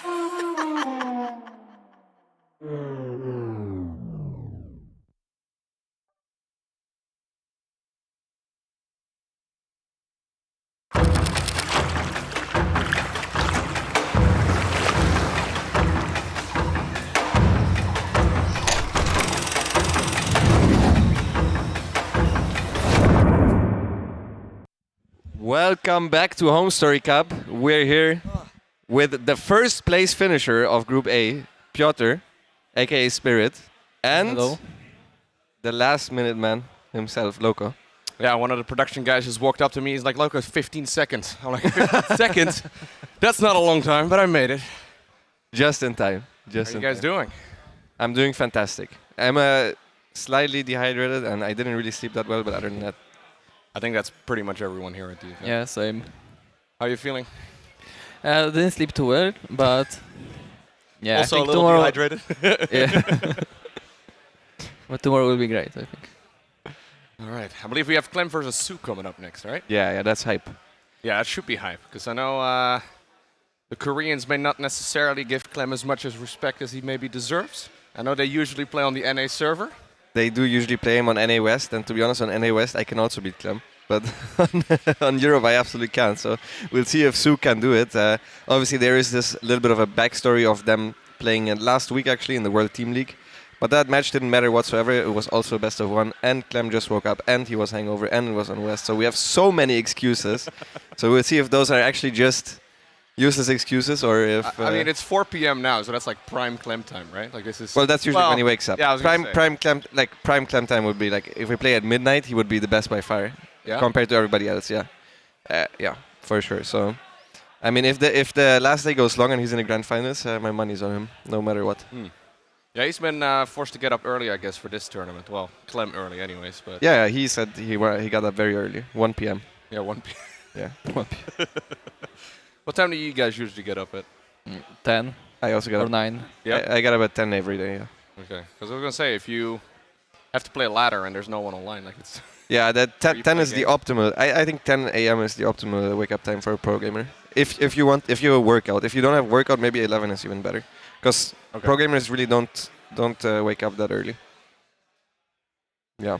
Do you know what we production? What's the second match we have? Like in between? I guess Nightmare vs Kelazhur might be a nice one because there's so many PvPs anyway, so I'm assuming they're not showing those. I believe you guys are the only ones that hear production. I think those two headphones have production. Yeah, they're not talking to me right now either. So maybe they're just AFK as well. We'll see, guys. we'll get it going as soon as it's ready. So I think there's Nice versus Zoun, Astrea versus Mana, and Nightmare Kelazhur going on at the same time, right? Yeah, the question was what the secondary game was, because I'm always interested in both. I'd imagine one of the PvPs. Yeah, Astrea versus Mana, they said. Okay. All right, so who do you think is going to take Clem versus Sue? It would be kind of funny if like Clem absolutely smashes Sue 2-0. That would be kind of interesting. Just because normally they do play with quite a bit of ping, and Clem obviously is, especially with that style he plays, right? It's very aggressive. I do think it's going to be like 2-0 Clem, yes. Okay. Piotr, what do you think? I think it will be 2-1 for Clem. I think one time he will lose to some roaches, shenanigans like 1-1 roach. It always works. It always works. Piotr actually calls this the unbeatable 1-1 roach build. Yeah? Yeah. Already for years, because he apparently never beat it. But every time I tried, which version of the 1-1 roaches? The maxed out one. Okay. Yeah, when you have perfect early game, and then you just go for 1-1 attack at like 8-0-0. Oh my god, they're playing Waterfall. Well, let's start off Waterfall map 1. by introducing the players. In the bottom left, the red Terran player for Team Liquid, it's Clem. And his opponent from South Korea, he is Sue. What do you guys feel about Sue's playstyle right now in ZVT? Because he always seems to play a little differently than the other Zergs. Well, he plays exactly the same as he did before he left to the army, which is super funny because he still does this 3-gas Roach Ravagerling all in a lot, which I really don't think is that good against Clem. He usually always opens 3cc 2-on-1 or 3cc Banshee, which both of those are hard counters to the build that Sue does. Other than that, he's very good with Mutas, and he also plays Ling Bane every now and again. So Yeah, I never seen him play Lurkers, right? yeah, not really. I guess the Lurkers really came up a little bit after he went to the army. They got very popular. Yeah, he like missed the Void Ray era, I suppose. Yeah, right? he was like. If you're gonna like leave for 2 years or so, yeah, it's not the worst time to go to the military. I guess did he also miss part of the Swarmos Nidus one though? I guess that one would have been good for him. Yeah, maybe a little bit. He was playing Swarmos earlier today in ZVP, right? Yeah, he did decently with them in one game, and in the other game he got destroyed. So mixed success with that. But yeah, as we said, Waterfall game 1. Usually this is the first veto of Zerg. Now there is 4 maps that are bad for Zerg against Terran, so it's not really too uncommon to see either of those being played. But Waterfall is the most common first one. It's like the one that most of us agree on. The rest, the second veto, we all have a different veto. Okay. Is that specifically because of like the rush distance or just the base layouts? Yeah, so this is basically a 6 base map. The 7th is like a half a base with a rich gas, but you can't really take it like this is not really Zeus base. Let's take a look at the other side, for example. Yeah, this one. If the Terran has a tank at his own 3rd base, he can basically cover for the Marines that attack this base. Yeah, it's a joke. Like you're never gonna take this. So it's basically a 6 base map, and it's super short, and you can put your tanks anywhere, and the maps are kind of split. It's just a lot of things here are good for Terran, and the rush distance as well, but I barely even have to mention it since that's like for half the maps of this map pool. Yeah, I really wonder why he didn't veto that, to be honest. Yeah. Do you know his vetoes? We don't. Sure. No. They don't ask us, so we... Yeah, I know from playing myself, I don't usually tell them my vetoes, we just tell them. All right. But we can figure it out once we see the 3rd map. It's probably Moondance plus Stargazers or Inside and Out. Like 2 of those 3 for sure. All right. So Clem, starting off with the Reaper, going into the Hellions. Yeah, nothing out of the ordinary, right? Opting to go for the triple CC start. Going into Banshees. Yeah, this is his confidence build. This is what you should play, what you should copy if you just want to get good at one thing. You always have pressure with this build, you're always safe with this build, you always have a great economy, you're not really forced to do any damage, but if you do, it's great. So there's potential for damage, but it's not a must. What do you think, Lambo? Why he put the 2nd gas in the natural base? This is out of laziness that Terrans play. This is because the SCVs are already there. Yeah, in exactly. The main. You already have 16 in the main, so if you put a gas there, you need to rally extra SCVs into the main. And even though this is theoretically more efficient, it is easier because it doesn't mess with your saturation to put the 2nd gas in the natural. Also, Special thought that this was more efficient, which makes no sense. So maybe he told I him guess that. once upon a time it was like a bit of a mind game, right? Where you'd imagine like maybe it could be like Battlecruiser or something, but... Yeah, as a 3rd gas, yeah, but that's not really that early. Yeah. Yeah, I can see it, I can see it. Yeah, Zork is not going to see the natural gases anyways. So anyways, it's a bit far away, right, from that Overlord Scout? It is, it is. 2 Banshee, 8 Hellion. Oh. He went in before the cloak, which is very uncommon. The spore timings are perfect, but they line up with the cloak timing. Are there children in the venue? Yeah, there are babies screaming in the background that we don't have Protoss on the screen right now. Yeah, we have... hey, there you go. He's opting to go for the quick bailing start. Bailing speed, that is. Now going into double Evo. How do you like the E-base not on the wall, Piotr? Because I know a lot of Terrans just put them in the wall to have the wall a little bit earlier, but he puts them at behind the natural. I think I like to put them in the wall because you move out with the Hellions faster. And now he can be open to the link around base, right? Like some people do it. But also later we have space for the 4th command centers on some maps in the natural. I see. So it's fly faster. Because otherwise on some maps you need to put it at 3rd or in the main. Yeah, that's true. I guess sometimes though you can get them sniped by a ling run by if they're in the wall. Especially if you have some banelings, you bust open the wall and then there's a lot of surface area and you can immediately try to catch the E-base. So I think both have their ups and downs depending on where you put it. Su did drone up quite nicely. He's losing a couple of drones. It's not too bad though. He has an Overseer in position. 1 Banshee almost dies. It's important that you don't lose these. I know Piotr, you especially just keep them at home against ling run buys. Yeah, I think they're very important in the build because you want to move out with the Hellions and tanks, right? And bunker and like 2 Banshees, they most of the time defend the big run-bys with around the first push. Because now it's dangerous for Terran because there's no defense at third, right? And he go with the Hellions. Yeah, so he's basically doing what you did, but the bunker is relatively uncommon. That's a Piotr special, especially the ones surrounded with the depots. Most Terrans still have to catch on to that, but for now, he did move out with most of the stuff, and Su does not actually have a run-by on the map. So this theoretically is good for Clem. This also is a short map. Also, there is no creep, so a lot of things. I like that Hellion movement a lot, though. Getting a couple of the Zerglings here. Quite a few. Oh, was slow with the target fire there. It's still so good for Clem. Yeah, there's just no creep here. I don't think you can even defend this base. He realizes it now, but he already lost like half his army. So not only does he lose the base, but he also loses a lot of his army, and Clem now with a 20 supply lead already. And Su's also going to start struggling to spend his money because he's playing Lingbane only. So yeah, he doesn't have a Spire or Hydras or anything.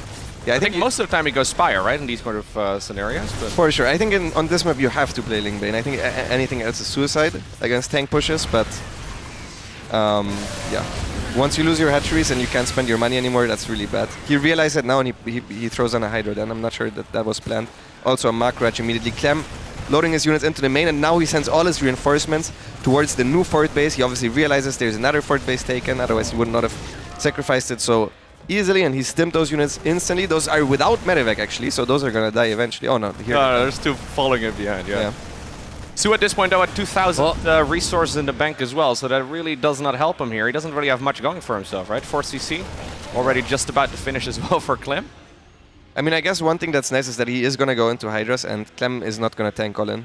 So he actually swapped into Wither Mines, and he already has the Hydras ready for that, so that's okay. Once he can spend his money, at least I think he should be able to stabilize and stay alive. The question is how well can he trade in the upcoming minutes.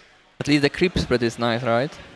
Creep spread is pretty decent, yeah. Although the creep spread always looks good on these small maps, because it's just like 2 tumors in, and you're halfway across the map. Yeah, the top section is still a little empty though, right? Is that where the next push is going to go? Probably. I guess so. Alright, attacking before 2-2, just getting more and more aggressive. He does need to be careful though, because Su did have a lot of money in the bank and now suddenly he spent the majority of it. Yeah, Su is a player actually that is not afraid ever to just go for an engagement off creep if he thinks the Terran is not paying attention. In this case, Clem was paying not really paying attention right away, but early enough to still target fire some Banes, and then once you have to fall back and you lose some Banelings from the tanks, it once again was not the trade he was looking for, and at this point we can already see in the supply, even without as much of a bank as we had before, that Clem is now in the lead. Yeah, he's and this is not like a 3 CC all in or anything like that, right? No, just not at all. Playing normal macro. Yeah. Fourth command center morphing into a planetary. Nothing Su can really do about that one. Yeah, absolutely not. He's struggling to survive right now. He wishes right now that he would have the extra units to send for a run by, because that elevates some of the pressure that Clem is throwing at him, but at this point, if you send units across, I think you just die. Alright. Is this what you expected? This is how my games look against Clem, and the Koreans are like, no, he's not that good. Well, turns out without ping, he kind of is. Yeah, he didn't even really do anything special in this game either, right? Yeah, like that's his most standard, yeah. Yeah, this is just about as normal as he can be. 10 minutes, Su get absolutely destroyed. Yeah, to be fair, in Su's defense, this is the hardest map for sure. Yeah, you let it in though. Well, actually, there's going to be one more Terran map. It's pretty sick that we played 2 Terran maps in best of 3. What do you think about that, Piotr? Sounds fair to me. Yeah, you like the map pool? Yeah.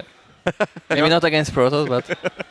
Not against Protoss? The Protoss also say it's good for Terran. No. I've like seen they're insane for 4-gate blinks and some tricky builds like that. And Stargate is good as well on most of them, so... But usually it was like... Either Stargate is good or 4-gate. But this time it's like combined. Oh, you can do both of the strategies, you mean? Yeah. So what maps do you usually veto now against Terran then, like in a best of? I actually am not sure yet. It depends on who I play against. Like if I think they're good at late game, I veto Stargazers and Waterfall. If I think they're not that good at late game, I usually veto Waterfall plus Inside and Out or Moon Dance, depending on their playstyle. So like honestly, either of those 4, they're all shit. They're all shit. Yeah, it's a little bit rough. We've had some good map pools, but this one's not it for Zerg. That is. I'm sure we'll be okay. Do we have the second game going, by the way? If there's a second game going, production, we're happy to jump to that one too. Most of the time so far in this tournament, at least, we've had several games going on at once. I think there's 4 games being played right now. Don't know exactly how many Mapu is currently in, but they did confirm we do have a second game. Okay. Okay, here we go. Oh, that's a monkey. I love these videos. They're so good. They're cool. Were you at the zoo as well? No, I came in on Thursday morning, so I came in yesterday morning. Can imagine this was a lot of fun to record, though. Yeah. It was. Alrighty. Mana versus Astrea. This game is probably already underway. Crocodile. Just an average day in Astrea's life. Ooh, okay. He took the golden base in the this is left. 9 minutes long already, and they're in 1 base. This is what we saw in Astrea's games earlier today in a PvP2. Then it was him taking the gold base in the bottom left. Is this once again with a proxy Stargate? Am I seeing that correctly? Yeah. Yeah, okay. That's a very similar game, but now Astrea is in a different situation. Mana is the one... yeah, it's reversed. Yeah. From his game against Zoun earlier. Yeah, there's 3 Immortals out there, so that gateway all-in is not going to do so much. Yeah, but I mean, Astrea is going to be the one that has to all-in, right? Yep. And those Phoenix are actually quite nice against the army that Astrea has. As long as he actually gets a lift off on the Immortals. Sometimes if you lift, you can actually cancel out the lift with your own lift from the War Prism. So if he gets that down, I think Astrea's army is looking pretty scary, but even slow Zealot Phoenix, together with the gold base, some batteries there, I'm not sure how Astrea is going to break through there. And we can already see the 2 red arrows, that in the early game, 2 red arrows is actually quite huge. Not sure how much exactly the difference is in mining, but it's quite a bit. Yeah, the gold's pretty good. So you play quite a bit of Protoss, right? Yeah. Or you, Piotr? You play? Yeah, I used to, but I don't follow any build order. I just create my own. So I don't really know who's winning. You just win with mechanics? You just make stuff? Kinda. Piotr has a legendary sentry into DT drop building in Cirque. Yeah, exactly. That's how I play. They never make sports if he opens with a sentry. And the reason he's making a sentry is not even to fake, it's just to be safe against a Baning Blaster. That's a sick build, man. Yeah, man, Baning Bus is scary. Everything hits a little bit later, but no one's gonna go for a spore, huh? I mean, Astrea can't even expand right now. Even if he just expands, he's dead. Like, he's getting a hidden expansion right now. He ferried out a probe with his War Prism to get an expansion down there, but he's on 19 workers. He's getting outmined so heavily. Like, at any moment where mana starts charge, I think the game's kind of over. Yeah, those golden minerals here are pretty amazing for mana. So he's basically just containing his opponent. He doesn't know that there's a base taken at the 3 o'clock. Yeah, but he might accidentally see it even with the Phoenix if they fly over. Yeah. I don't even know if he really needs to fly. Yeah, I don't think so. Yeah, I guess it's over, right? It is pretty over.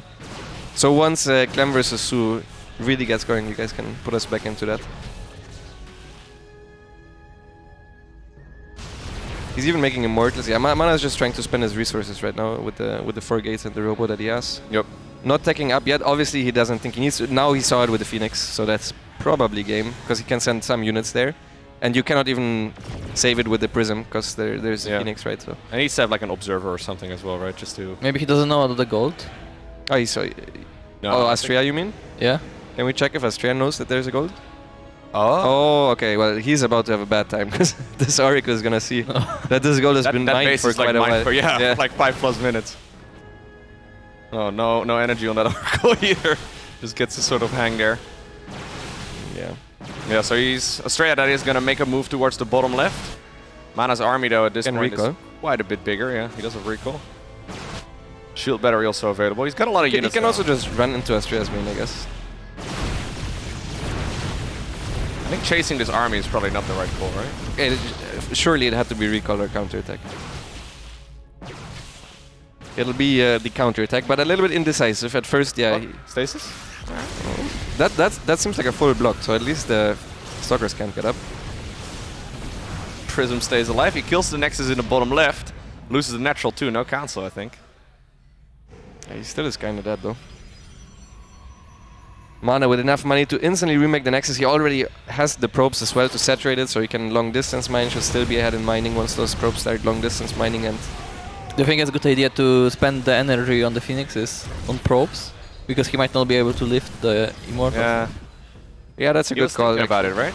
This seems like the best possible fight for Astrea. I'm not sure why Mana went behind the geysers, but now he finally lifts the Immortals. There's plenty of energy to lift those, and the Zealots just get so much value because you're forced to fight there since there's the lifts. Otherwise, you just sack your Immortals. You obviously can't do that in such low economy game. GG is called. Mana takes the 1-0. And it is. I was casting like a little bit earlier, and that was right after Astrea beat both Zoun and Zoo, and I said, okay, he gets top 2 if he actually beats the players that he's favored against, but he sometimes struggles with those, and so far this is exactly what it looks like. Can we get back into the... Yeah, the Su versus Clem game would be interesting, I think, to see. Game number 1 went really easily for Clem, at least, you know, he made it look like it was easy. He makes the matchup look easy very often. Sadly for myself. Yeah, what's your win ratio, you think, against Clem? In tournaments, it's quite a bit lower than I think probably like 20, 30. Maybe 30, a little bit higher. One Zergling apparently got killed here for Su. Let's get the third base going. Once again, triple CC opener. No, actually. Well, it is a triple CC opener, but double Rex. Yeah, 3C2-1-1. So yeah, that's the second go-to build. It's also safe against everything. You also have some pressure. So these are just the builds that, if you're the favorite, this is kind of what you play. Whenever he feels under pressure, he starts pulling out some of the more weird stuff. He never really procs your access, which I'm not sure why, because that's like an S-tier build. Yeah, it's a build I never see lose. He said he doesn't do well with this. Yeah, because he never does it. I guess it requires some form of experience to know when to go ahead, when you can take a fight with the Marines and when you just have to run. Yeah, so I guess with these two builds that Clem is playing, no matter what Zerg does, if he goes for like a big roach push, he'll still have either Banshees or Stimpack done right around that time. Yeah.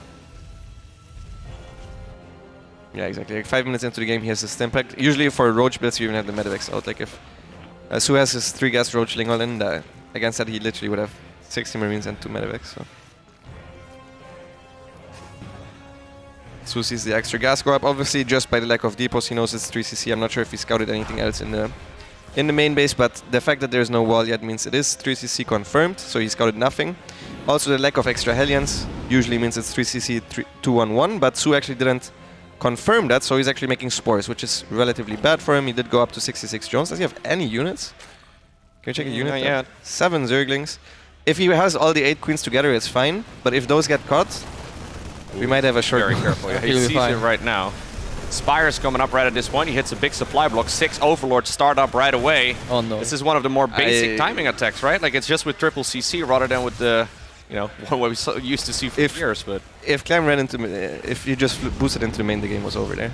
But now I think he waited a little bit too long. Yeah, now there's some Zerglings there. Yeah, still so many Overlords though. It's not ideal. No, but this now was okay actually for Su, because he got away with literally no units. So that's pretty decent for him. He went also straight for the Spire.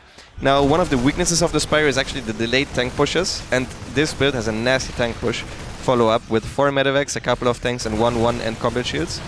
So if Clem goes for that, I think it's still good for him, but we'll see. Sometimes he also just likes to send the next 2 Medivacs out and keep the tanks at home. So if that's the case, I like it for Su. Also, he might be able to catch Clem's Medivacs, because I don't think Clem has any way of scouting since he doesn't have the Banshees. Of scouting the fact that it was... I've noticed Su, whenever he plays Mutas, he like plays pretty passively as well, right? Initially, he may go across the map when the Mutas first come out, but he always seems to be happy to just sort of defend at home for the most part. I feel like a lot of players play a little bit more aggressively. Yeah, Su really hopes right now that Clem is moving out. If Clem is just doing nothing, he's miles ahead because Su's upgrades are super late and his drone count is super low. So what Su's hoping for is that Clem is so far out on the map that he forces a lift and then he can kill the Medivacs. This is what Su needs as well. If nothing happens here, Clem is quite far ahead. So we'll see how forward Clem goes with these Medivacs. And if he uses the boost prematurely. Oh, now he sees the Mutas. So that's really bad for. So you can see he instantly goes back on both sides. Really well played by Clem. Yeah, so by the time that 1-1 starts right here for Su, 1-1 just finished for Clem. So that is a massive advantage. There's no missile turrets over here yet, so maybe with the counter-attack he can get some work done, but needs to kill like a dozen workers. I think that's already pretty well, right? Yeah, that's more than you usually get for sure. 7, 8. And a tank, maybe? No, not quite. I mean, that was pretty decent. Some mining time, he forced the turrets, and he also actually got some workers without really losing any of the mutas, so... Well done there by Su. He's even going back in there, in between the two groups of Marines, snipes 2 extra Marines. He's pretty good with the mutas. Yeah, he is. I was sure he was not gonna do anything when Clem spot the muta, but actually he got pretty decent damage, right? But aren't you still in like a pretty bad scenario though? Because like at this point, Clem is gonna finish up 2-2 long before Su will even get close to it. And isn't that push just gonna be lethal? Yeah, he's behind. I don't think you can you're just gonna die, because right now Clem can't be on the map because his army is too small, and he needs to leave stuff at home, right? The creep is so the creep will buy you some time, and also with Link by Muta you have such a mobile army that you're not supposed to just head-on engage. Like if both of them engage with a maxed out army 2-2 against 1-1, Clem's gonna win for sure. But since Su has the more mobile army, he can maybe get half of Clem's army with his entire army, or force a split up and then try to get some run-bys in instead of taking head-on engagements. That has to be the game plan here for him. Darting around with the mutas, he can see if he can find stuff. Like the faster you are, the more often you can test the Terran for mistakes. And that's basically what Su is demonstrating here. Alrighty, so here we go. He's trying to push this army back, trying to spread that creep as far as possible just to buy some time. At this point, the upgrades are gonna be even, at least for a minute or so. Yeah, like you said, he's happy to fight off creep, right? He's always, you see a lot of Zerg players pulling back right as they get to the edge of the creep. Su's always happy to just sit there and, well, maybe hope that the Terran isn't watching, or just the Widow Mines are not in the right spot, or the siege tanks are unsieged. Yeah, like there's so many variables to a TVZ fight. Like for example, if the Bailings are already close and the Marines are already running, that means there's so much DPS missing that it's worth it to sometimes keep chasing. Stuff like that can really matter, or if he sees that parts of the army are just out of position. Now he's going around again. I like how he just stays in the center of the map with the army. Just waiting for Clem to move out and then instantly trying to go for a surround. Clem being pretty defensive though about it, so... Oh, mana 2-0 Astrea apparently. That was really quick, so I'm assuming there was some proxy shenanigans there, or cannon rush even maybe. Yeah, maybe. That's a good result though for mana. Not what Astrea is hoping for after that first series of the day. Okay. So far, trading decently well. He forgot +3. Yeah, Terrans are not the best with continuing their upgrades, I've noticed. You're a specialist at that yourself. Oh, he actually got all the Widow Mines without them shooting, and now he's just going. This is exactly what I mean. Like he sees, okay, all your Widow Mines didn't fire, so this has to be a good trade for me. The Marines are all low HP as well. Those are in one-shot range of the Baneling. Yeah, he sees it right now. He turns around. There's still a few Widow Mines in that army, maybe just one. That was really good for Su. He got all of the Widow Mines there. Oh, and that barely didn't connect as well. So things are going really, really well for Su, especially that Clem missed his timing. He was way further at an upgrades a minute ago, but he just didn't start. He can't take the 5th base now. Yeah, it's not that easy. Alright, he's gonna be pushing over in that direction. The additional command centers are coming up as well. He's starting to camp. Would you like to see a Ghost Academy already? Yeah. Yeah. You think so? Yeah. I also like to make them against Muta, because they do surprisingly well. Even if you don't snipe, just the basic damage. Yeah, Ghosts are pretty good. Yeah, there's like two schools of thought here for Terran players. There's one type of Terran player that makes Ghost instantly, even if there's no ultras or anything, against Muta, and there's the Terrans that think that's bad. It's gonna... Oh, barely doesn't get it. I probably would have committed Wants for that. to get it though. Man, Clem again is mostly running, and he's not pre-split at all, so Su is going for it. Yeah, that CC is gonna go down for sure. Yeah, he basically zoned for the CC and even still got some Marines, so... Su's taking such good trades, being down in upgrades. I feel like Clem is mismanaging this a little bit. For some reason, I never see Widow Mines fire in this game. Yeah. And he did also go into 3-3, by the way, so he's now at Hive Tech, which is... Oh, that was a big hit. Here you go. You were just mentioning it. He's trying to keep all of those Thors alive as well, but... Definitely good trading right there by Su, and he is making that transition, so it's not like he's stuck on mid-game units here either. Yeah, if you're stuck on just Marine Marauder, Medevac Mine, I guess, maybe a couple of Thors without Ghosts, yeah, you're going to be in some trouble. So Ghost Academy does start up at this point. Does Clem know about the hive? He should probably, right? Or at least. I think you just assume. Yeah. I think you just assume, yeah.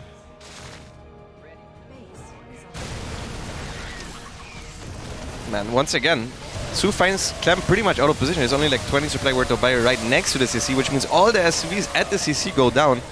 And this is looking like, I mean, honestly, Su's been outplaying him quite a bit. Yeah, that's a very impressive game by Su.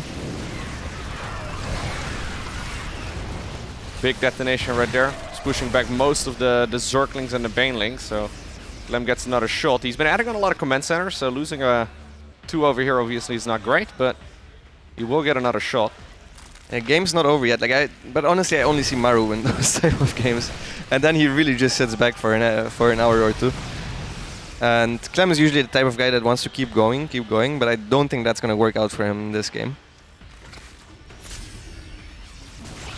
Alright, there's goes number 1. Oh my god, alright. That looked worse than it was. He already has +3 armor, vehicle plating on the way already as well. That's pretty good for the Thors against Lingbane Muda especially. They tank quite a bit.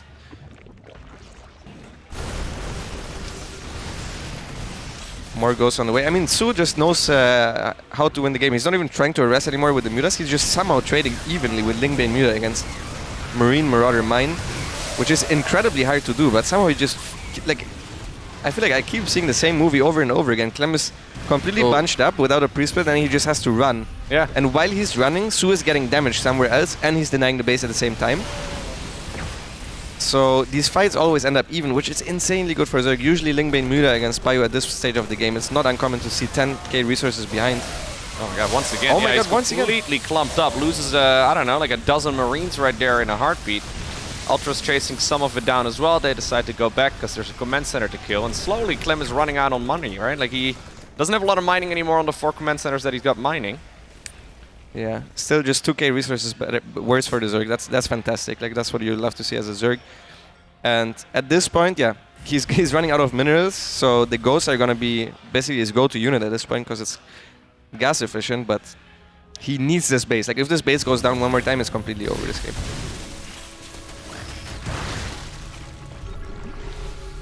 He's gonna run again. I wonder why he's not completely pre-splitting. Oh, those were good Widowmine connections. Let's see. One more decent one. Good snipes as well. So this was a decent fight. Oh, one more Ultra goes down too on the way out. That was significantly better. That's kind of what you're hoping for, right? Yeah. The question is if this is already a little bit too late, because now at this point Clem has trouble remaxing, whereas Su does not whatsoever. He's actually remaxing 82 links. Maybe he's out of larva at this point. Can we check larva count? 6 larva, yeah, he's kind of out of larva, but even if you're out of larva, you can just start making ultras. Top left and bottom right are taken as well by Su. He doesn't have any drones mining in that location just yet. Well, a couple of them are moving over in that spot right now, but this base, this 5th base right here for Clem is super important. Cannot lose that one. I mean, as long as he keeps on mining, it keeps him in the game entirely, because there's an insane potential in the army that he's building. So Su should keep trying to go and deny this expansion, because at the very least it's an orbital, right? So at the very least you can always wipe out the SCVs while the bio is on the run, because the bio has to kite, so you can split off some of your units. He's trying now to force part of Clem's army towards the top, but I think Clem realized at this point that Su is kind of a one trick in this game. He just keeps attacking the 5th base over and over again. It's a one trick that's pretty good, to be fair, and it also keeps working, so why change it? But here he goes again. This time Clem is set up a little bit better, also has a CC as part of a wall. And now he just starts standing his ground. This is exactly what I like to see. Alright, so he's trying to stabilize here. This is not the way we normally see Clem playing. Normally he likes to play that tempo advantage that you were talking about, where you just push, push, push. This is something that Mr. Maru has been playing a lot recently. Now can these Banelings hunt down the ghosts? That's what they're trying to do. Ultra Zerglings and Mutas though, dealing a lot of damage in the meantime. Thor once again drops on the ground, will get picked off, but that was at the cost of like a dozen Banes. Can we see resource loss now? Because I feel like that was 6k. Yeah, it's 8k. Yeah, this is how the fights usually look, and it's getting worse and worse for Su, which is not that bad yet. But if Clem can secure basically the bottom right entirely, and he can keep denying Su from taking the top left entirely, it's honestly not that bad for Clem. He does have no Marauders left though. He should remake those, because the Marauders did fantastic tanking in these fights. And I think they're quite good to have. This CC over here, this location is kind of difficult, right? Like it's one of those bases, as Zerg, you kind of just ignore it.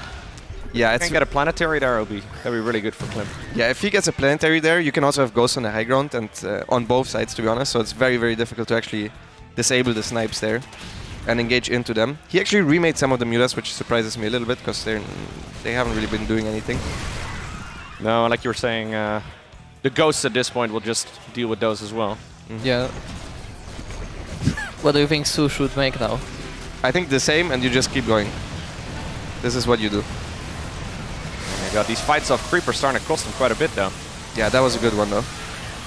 That one was a really good one. The ghost completely on the run, so he didn't get any punishing snipes on the mutas, and he denied the base, got a couple of SCVs. This is exactly what you're looking for, so I also think you could just keep doing the same.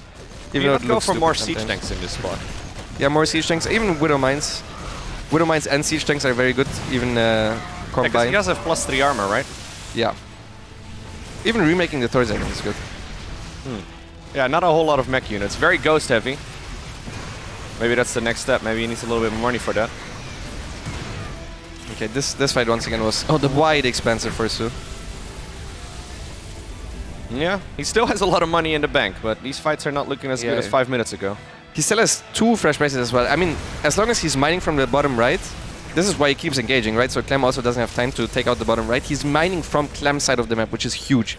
Like this one base is almost mined out, and even here, mining any minerals whatsoever from it is already big. Like we can already see the gas is not as important for the Terran, so taking minerals away from him is huge.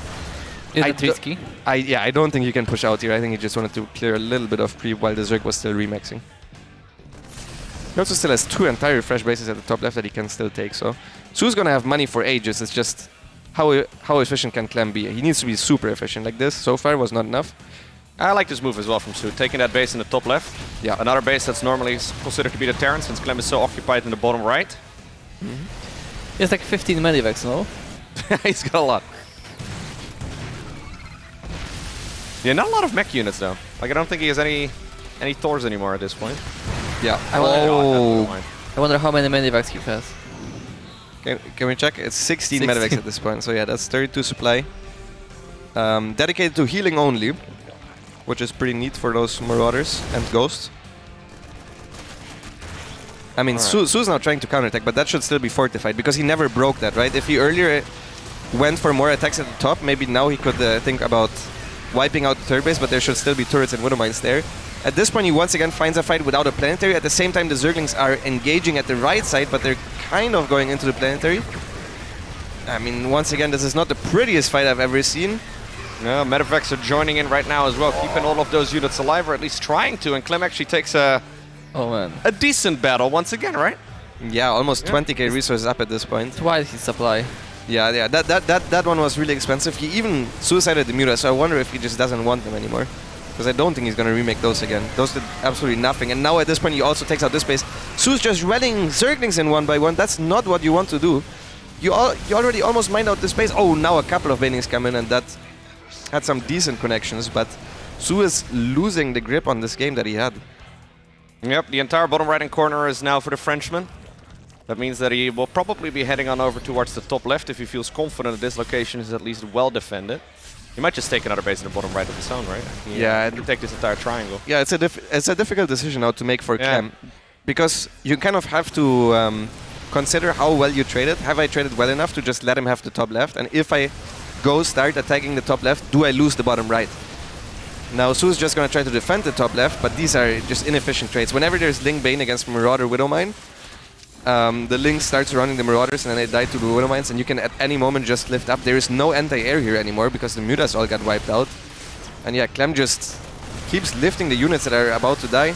And then the Widow Mine shots kill a bunch of extra units, and man, I think Su is just continuously losing more and more momentum in this game.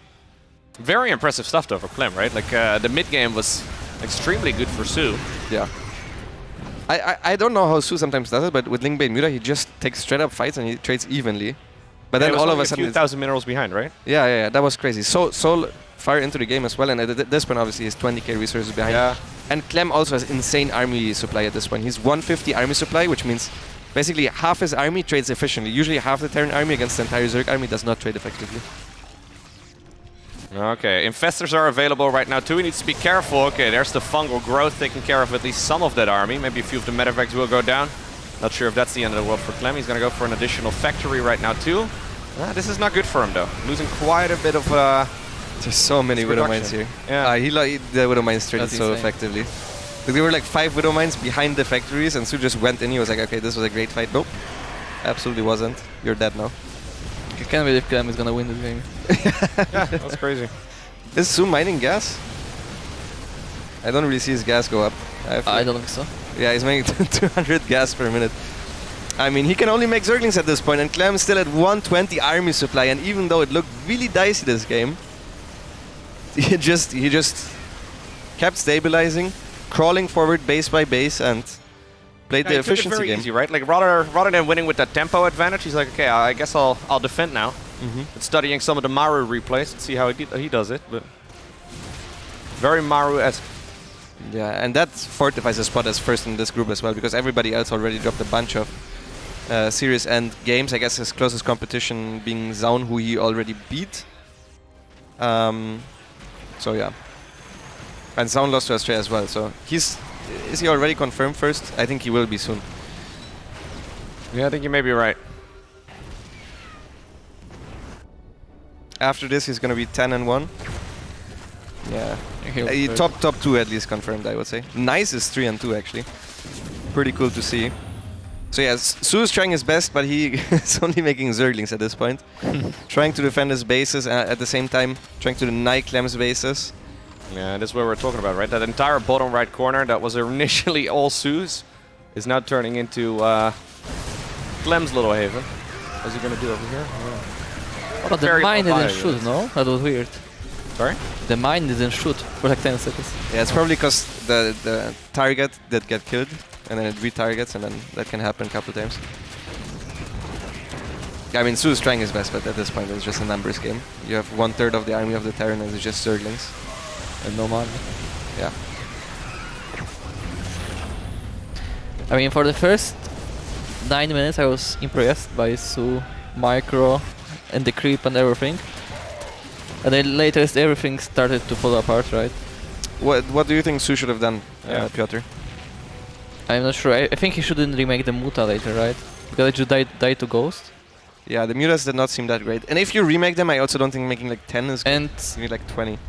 I think he should try to attack into different plays, not only into Terran army, because that's what he was constantly doing. If you go to the left, when Terran is out of position, it will be different. GG. Impressive game right there from Clem. He was basically losing the first half, and that's usually where most players will just, at some point, roll over and lose. But managed to stick in there, got the 5th base up and running, and then took the entire corner. Impressive. Yeah, good stuff by Clem. Showing that without ping, he's actually quite the threat in TVZ. I mean, even with ping, he is, to be honest, but yeah. Any thoughts on that series? Impressive games by Clem. Yeah? Impressive games by Clem indeed. And this is Su's best matchup as well. He's still one of the best CVT players, even if he's not... I guess in ZVP he's not that good. In ZVZ he's kind of mixed results. Sometimes he beats really good players, sometimes he loses against a little bit worse players. Yeah. But against Terran he's really good. So this was an important match for Clem to really show how good he really is, and that he's here not just for banter, but no unbeatable 1-1 Roach. Yeah, I think this is why he lost. Yeah, he should have done that. Maybe go coach him. Tell him. I'm sure he'll appreciate it. He'll like that, I'm sure. Yeah. You go in there, why no unbeatable Roach? And he's like, what? Who is this guy? And you tell him, I'm first. I'm first. 1-1 Roach Ravager, that's the way to do it. All right, so there's Clem, sitting at the top of that list, 8-3 so far in maps. Not dropping a series, right? No, he's... is it 8-3? Okay. Yeah, so up next here will be the Group D matches actually on the mainstream, while we still will have one Group C match at the same time being played always, but Creator versus GuMiho is going to be here up next. Clem pretty much confirmed. Is it even first place? What is... I guess if he loses to Astrea, he can go 10-5, Astrea can go 11-5. If he loses 2-0 twice, but who does he have left? He has Astrea last, I'm pretty sure, because those are the highest seeds. He has Nice left as well, so... Okay. He would need to lose 2-0 to Nice. Nice did win a bunch of games here, so there is a chance. He 2-1 Mana. Nice beat Mana, Astrea, 2-1 Astrea. and Nightmare. So he seems to be very good in PvP, to be honest. Yeah, he did lose 2-1 against Kelazhur, so I do think it's fair to say that Clem will probably be the favorite in that one. Yeah, it's quite a tight group. Even Kelazhur coming out there. He also had chances against Su, so Kelazhur not looking bad whatsoever as well. Now with the loss of Su, it's a really tight race for top 3. I think top 1 is probably gonna be Clem. I'm not sure why this says 8-3. Yeah, I think it's 10-1. I think the map score that Clem has is 10-1. Yeah. Can we have a look at Group D as well? That is starting in just a couple of minutes, because I think a lot of people are going to be interested in seeing that group. If we can, that would be awesome. Or not. Can we see the Group D, by any chance? I don't know if they can hear me. It's okay. They just muted you. Yeah, I'm just muted in production. That's okay. Oh, there we go. Thank you very much. So yeah, we have Creator, Goblin, GuMiho, Drogo, Ryung, Serral, ShoWTimE, Trigger. Another 5 Protoss group. Yep. Piotr, who do you think is going to make it out here? I mean, we all know it. Besides the first place. Who's going to make it on the second? I think it will be ShoWTimE. Okay. I think GuMiho has good chances as well. I think GuMiho is actually might be a little bit underrated. And Ryung is really good in TvP as well. So Creator looking strong as well. Creator has had super good results as well. So this is really a very open group, not only for top 2 but also for top 4. I think Serral is the huge favorite going into this. But obviously we haven't seen him play for a while. Not a lot of Serral games out there, since he didn't go to Valencia, of course. There's a very good chance, though, that Serral will sit on the top of that group, and then it's going to be a fight for 2nd, 3rd, and 4th. Cheeky 14-0. He predicted 10-4. Very humbly, he said he's going to lose. He said 10-4? Yeah, he's going to lose against 2 people. Didn't say against who, but... I was going to say, who's he going to lose to here? Yeah, I don't know. Goblin? For sure. Maybe Goblin. 2 cannon rushes, maybe? Maybe lose to Goblin 4 times. Ooh. Who knows? Yeah, I doubt it. All right. So that group is going to be played at the same time as the final rounds for Group C as well. Conduction being nice for us because otherwise we'd be here until 2 a.m. I mean, I'd be here until 2 a.m., but apparently that's not a great idea at the second day of the tournament. So there is a B stream going on as well on Fear Dragon's channel, if I'm not mistaken. I know Zombie Grub was streaming as well on her channel yesterday. There's a German podcast. There's a bunch of different languages, so go check out the StarCraft category on Twitch if you want to catch all of the games. You can be one of those guys with 4 monitors and different streams. Is that how you usually watch? Absolutely not. I just recently even activated my second monitor because usually it distracts me. But I was like, okay. I'm a streamer. I have to have the chat there. You put your phone with the chat? No, I use a second monitor now. Before I just would tab out. Oh, okay. Yeah. Probably the best way to do it if you really want to focus. But you can still turn off the monitor. Yeah. I think so. Do you play one monitor? Yeah, I have one monitor. Okay. I also heard that we are ready to give it to a short commercial break. And until then, we'll be back with Creator versus GuMiho, I believe. Some Group D action, still some Group C action to be decided. Stay tuned and see you with more HomeStory Cup action.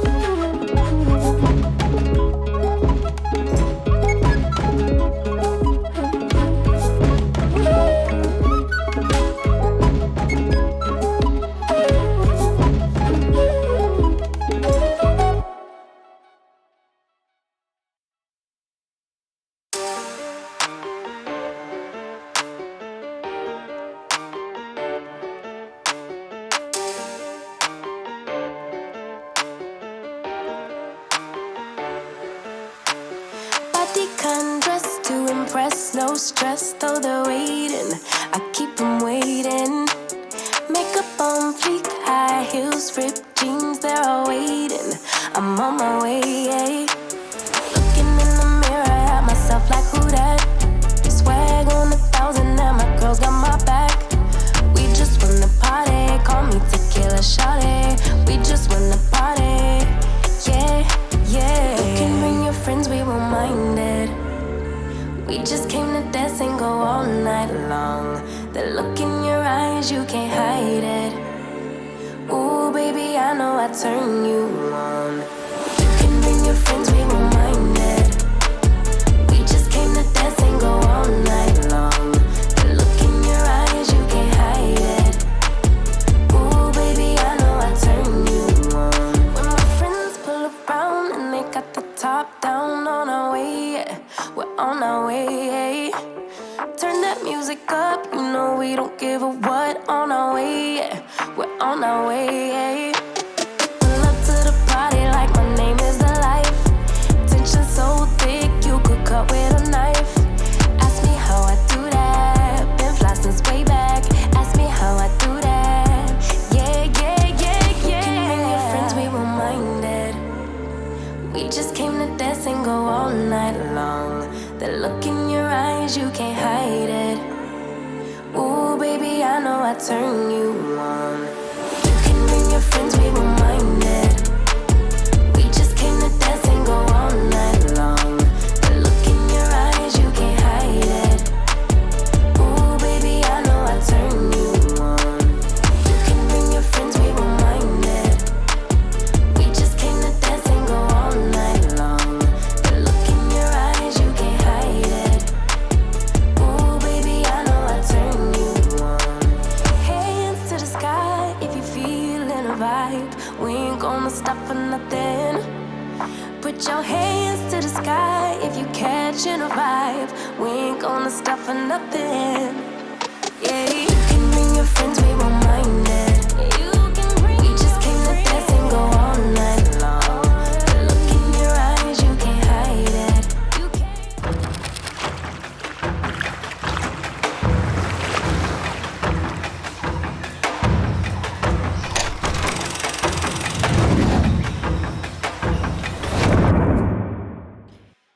Hello everyone, welcome back to the second day of HomeStory Cup 21. We've got a whole lot of GuMiho coming up. My name is Loco, I'm joined here by Skillis as well as Raza. How are you guys doing? Yeah, doing good. Enjoying my first HomeStory Cup. This is your first time, right? Yeah, first time in Krefeld. Yeah, the place to be. How are you loving the beautiful city? Yeah, it's got a lot of good kebabs.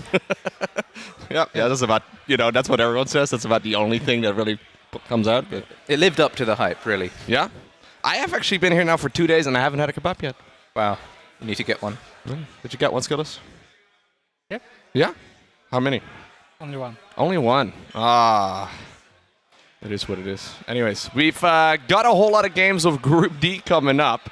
So up to this point today, we've been casting games from Group C.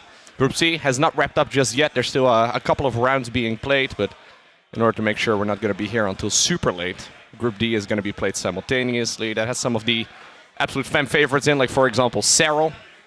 Personally, I'm a big fan of GuMiho, so I'm excited to watch some of those games. But what do you guys think is going to win this, Creator versus Gumi? I think Creator's the better player, but in this matchup, I think GuMiho is favored. Like GuMiho has such tricky builds, which I think will throw Creator off his game. I honestly feel like Creator is a favorite in this series because in general, PvT is like very build order centric matchup, so you always kind of play against weird stuff. So I expect Creator to win. Yeah. The Creator has obviously been very good over the last couple of months, especially. GuMiho is still, obviously he's been back for a little while already, right? But maybe still a little bit more of a wild card. Just say that? Yeah, I think he's really good at preparing for a matchup, though, and I think he knows a lot about Creator, so he probably knows what sort of good 1-2 base all-in to throw at him. Yeah, fair enough. So there will probably be a couple of games going on at the same time as well, so we might be jumping in between a couple of the series. So if I understand correctly, there's 4 games being played at the same time, assuming all of the players are going to be ready to go. So yeah, we might be able to switch while we're casting the very first series right here on the main stream too. Again, I just brought this up, but there's multiple streams going on, so if you want to watch all of the games, I can imagine that there's going to be a bunch of people that are like, I want to watch Serral. I want to watch all of the Serral games. I'm sure those will be broadcasted. We're going to be doing a couple over here too, but might have to catch some of the other streams for that too. Yeah, there's so many good games in this group, I think. Mm-hmm. Any that stand out for you? I think I'm interested to see how the Korean Terrans play against Serral. Like, whether they go bio, mech, like Maru Ghost Turtle style, or what they'll do. Yeah, what about GuMiho, Serral? Yeah, I'm really looking forward to that one. I think GuMiho will really sweat in that one. I'm a little afraid Gumi is going to try something fancy, and Serral will just absolutely smash it. And he's like, okay, that, my double battle cruiser did not do very much. Yeah, it's quite likely. Still would be fun. I mean, as Zerk, you can just play Overlord Speed, right? And I feel like Serral gonna do it against GuMiho, so. You're going to just go Mass Queen? Mm-hmm. Every game? Yeah, not a bad threat. All right. We'll be getting the game started as soon as the players are ready. I'm assuming they're already... no, I think most of these games are being played downstairs, probably. Yep. Yeah. Is it doable downstairs at this point? Yeah, it's nice downstairs. Yeah, it's not too hot? No, it's really pleasant. Okay. I've been here in the summer as well, and it's like 30 plus degrees downstairs. I know they've got some AC set up over there too, but if you crowd enough people in the room, it's not ideal. Yeah, it's definitely cooler downstairs than upstairs. I think player conditions are pretty good. Oh. I guess over here it's pretty hot. Yeah. You've got the campfire in front of you too. Yeah, it's really hot, this fire. I'm not going to touch it, I'll burn. Got the fish hanging out as well. You can roast the fish, right? There you go. Yes. That's going to be in the highlight video for sure. It's got to just be you putting the... We need a close-up shot, I guess, but close Should I bite it? Yeah. I won't do it. Cool fish. Things have been moving around on the desk too, actually. Like every once in a while, the Sea Star gets moved and like everything... see, now the Red Bull can is apparently right over there. Yeah. Did you hear they literally took an axe to this casting desk? Took an axe? Wow. Yeah. I didn't hear that. I mean, it obviously dropped out of the plane and it crashed, right? Is what I meant to say. But someone after that apparently took an axe to it as well and just decided to destroy the entire disc. I asked Dennis what they're going to do for the next tournament, right? If they're going to do another StarCraft event, or they're going to build a new desk. And he's like, we'll see. Yeah, I like the look of this desk. Yeah, I think the axe made it very realistically broken. They really did try to make it look good. So Sue, currently going to town. Mana not looking all too hot in his group so far, although he did win against Astrea earlier. Any standout games so far in this event for you guys? Sue Clem, which just happened on mainstream, that was really good. It was so back and forth. Yeah. But yeah, Clem's so good to have won that in the end. Yeah, that early game against Clem versus Sue was amazing for Sue, right? In the second game. Game number one was a little one-sided. Yeah. See that on Waterfall? Yeah, so I saw bits of that one. All right. Oh, looking fierce in the video. A little bit of shadow boxing. All right. You guys want to do the honors? Sure. In the bottom left, playing for Team NV, we have the Korean Protoss Creator. And in the top right, we have a Korean Terran playing for XXI Gaming. It's GuMiho. Alright, let's see how standard GuMiho plays. Whether he's going to throw anything crazy out. So far, he looks pretty honest. Yeah. Going for the gateway on the top of the ramp. Yeah. It's not on the other side of the map, so it is pretty honest. I think soon we'll see some buildings all over the map in this series. Do you think he's changed anything in particular in this matchup that like... Because he's had much better results over the last couple of months, right? Do you guys think he changed anything in particular that like really stands out to you? Not really. I feel like, as I mentioned before, it's like very important to just be very solid in this matchup because like you always playing against some weird builds and like you just need to play good. That's basically it. Yeah, and like about GuMiho, I feel like he really likes to make like good timings with. Well, Zoun 1-0. So I kind of expect it to happen in this game. Yeah, but for now he's opening Marine first, into CC, into second Marine actually. It's quite unusual. Yeah, that is strange, a second Marine. I guess he's going to get a factory, then go reactor, maybe switcheroo them to get some Hellions out. Yeah, I mean it's just like a extra marine basically, because you have like some downtime if you just go reactor. Good. And it makes it a little bit more safe against some adept Chrono Boost or something like this. But as we can see, Creator is going for proxy pylon, and I guess it's gonna be a Stargate. Well, you called it, Rosa.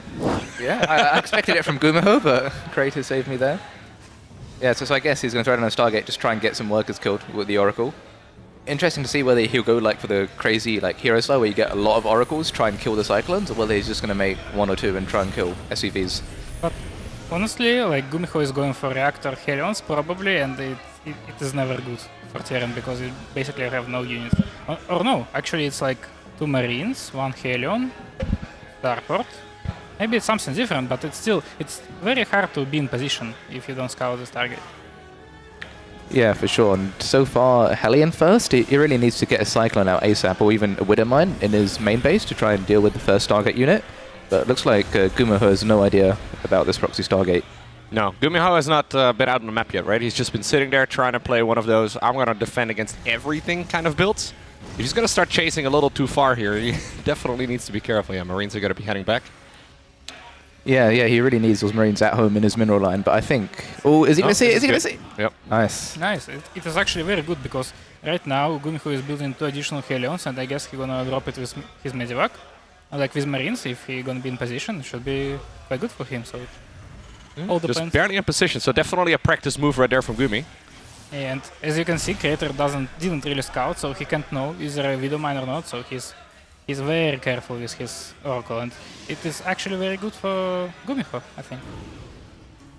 Yeah, we do see a second Oracle on the way, so Creator is going to try again with another Oracle to get some more damage done. And these Oracles are always really good all game long, just for scouting. Hellions, though, do go in right now in the natural of the Protoss player. How many probes will they kill? Well, you need to kill a couple if you're going to sacrifice them. Gonna be 6. If he gets that shot, that'll be good.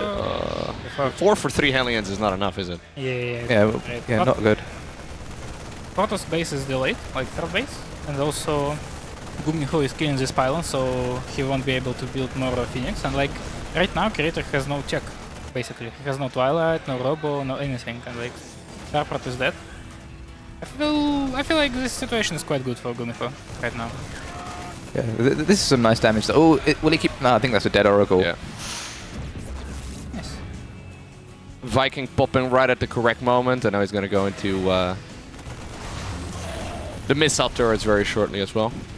Yeah. We see GuMiho adding a lot of extra barracks. He's adding 3 barracks. I think he's going up to 4 or 5. So it's still going to be a very long time until he can actually push with Stim. Like, he doesn't even have Stim started. So I think Creator's going to have enough time to get some defenses up. Creator just needs to scout what's going on, then probe up for a while, then get ready to defend this 2-base push, which will be coming in a minute or 2. Yeah, but honestly, when you play like this, when you open Stargate and transition into like Twilight, Forge, and try to get charge as soon as possible, these kind of build orders are extremely bad against some kind of SCV pools. So I expect GuMiho to do something like this because, as I said before, he's a big fan of it, and I think it can work pretty well, especially with this fast +1, like 4 barracks. It's actually a funny number because usually Terran get either 3 or 5, but it's 4. It's something in the middle. Yeah, it's weird. And look, he also is getting armory. I'm curious, is it for +2 or is he going to make Widowmines with Cloak? Yeah, I think it's for the cloaked mines. I think just to add a bit of extra push. Maybe he knows that the Robo is very late and there's not going to be many observers. This is very smart actually, because Oracle is dead, so there is no Stargate anymore, and like usually Protoss don't really want to get Robo early on, and it's actually very smart. He's not seen too much, right? He didn't see the timing of the 3rd Nexus or anything along those lines, but still the right call. I mean, on this kind of level you can always like see, because he didn't see, okay, Widowmine drop coming. Nice reaction by Creator. Only one probe dead. Okay, Oracle's here. Still a lot of lost mining time though. I think this drop's doing quite good. Like for this phase in the game, you don't really expect to get much damage. But, I mean, armory is not... Well, it's forcing the Oracle to come all the way back home at the very least. Now you hit a bit of a supply block, it looks like. Close to one. So what I wanted to say, GuMiho probably saw that Creator didn't get his third gas. So because of it, he just knew that it's like fast third base into Twilight Forge. Although he didn't scout much, but this is enough scout information on high level. Yeah, Crater doesn't really have any AoE at all to deal with this push. I think he might be in big trouble here. Like, +1 stim combat shields all just finished up. Well, he also does not see the medevac inside of his main base. Yeah. One little dark spot inside of the main. Oh my god, if he could deny that, that would be huge. He's gonna get it. Think he should? Yeah, that's Gunforge. Oracle is dead. Yeah, I mean, if Oracle wouldn't die, I think it would be decent for Crater, but yeah. With Oracle being dead, it's not too good. Yeah. And like, the upgrade advantage gonna be so big. It's like +2 against +0, probably. Never nice. But army supplies is okay for Crater. He got a healthy economy. GuMiho didn't manage to do anything about it. Yeah, he was quite conservative with his push. He didn't really try and go for it. He just was happy with getting the Forge and is going to go into 3 base now and play a bit of a longer game. Crater is getting Templar Archive, so I guess he's gonna play some High Templar style. Oh, big Doom drop attempt. Is it going to work? I think there's quite a few Stalkers, but not enough to deal with this many fire units. Yeah, that Immortal is obviously not helping out here. Well, now it finally starts shooting a little bit too, but that bio army does not look big enough. Yeah, that low ground blink in with the rest of the Stalkers really saved him there.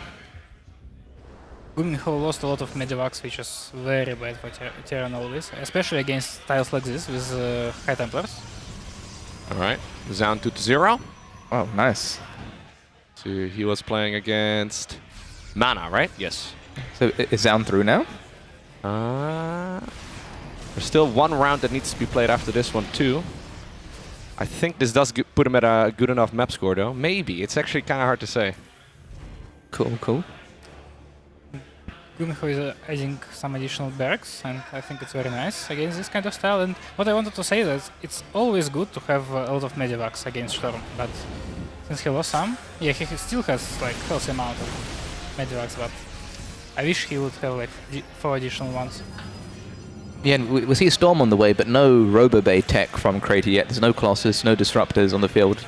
So I think as long as GuMiho knows that there's Storm, it's not going to be too hard for him to play against it.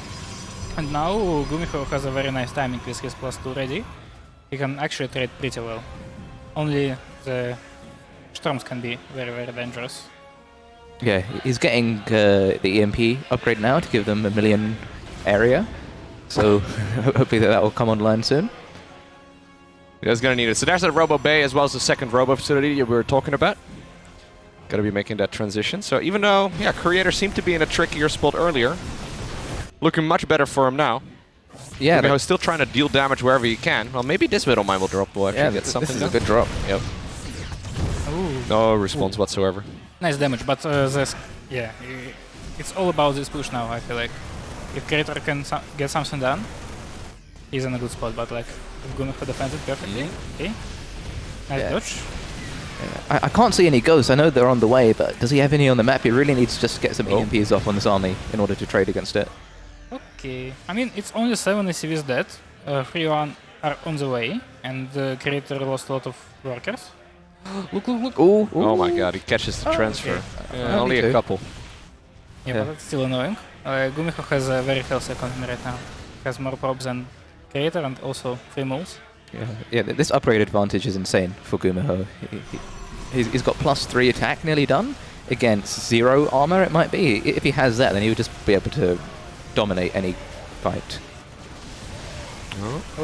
One High Templar without energy got dropped out first, but still a big Storm does land on top of that Terran army. And as you can see, there is just not enough Medivacs for Terran. It's like only 5, and the bio army is very injured. Yeah, and we have Colossus finally on the way now, and there's no anti-Colossus tech from GuMiho, no Viking, so he's really going to struggle once those 2 Colossus are out. Yeah.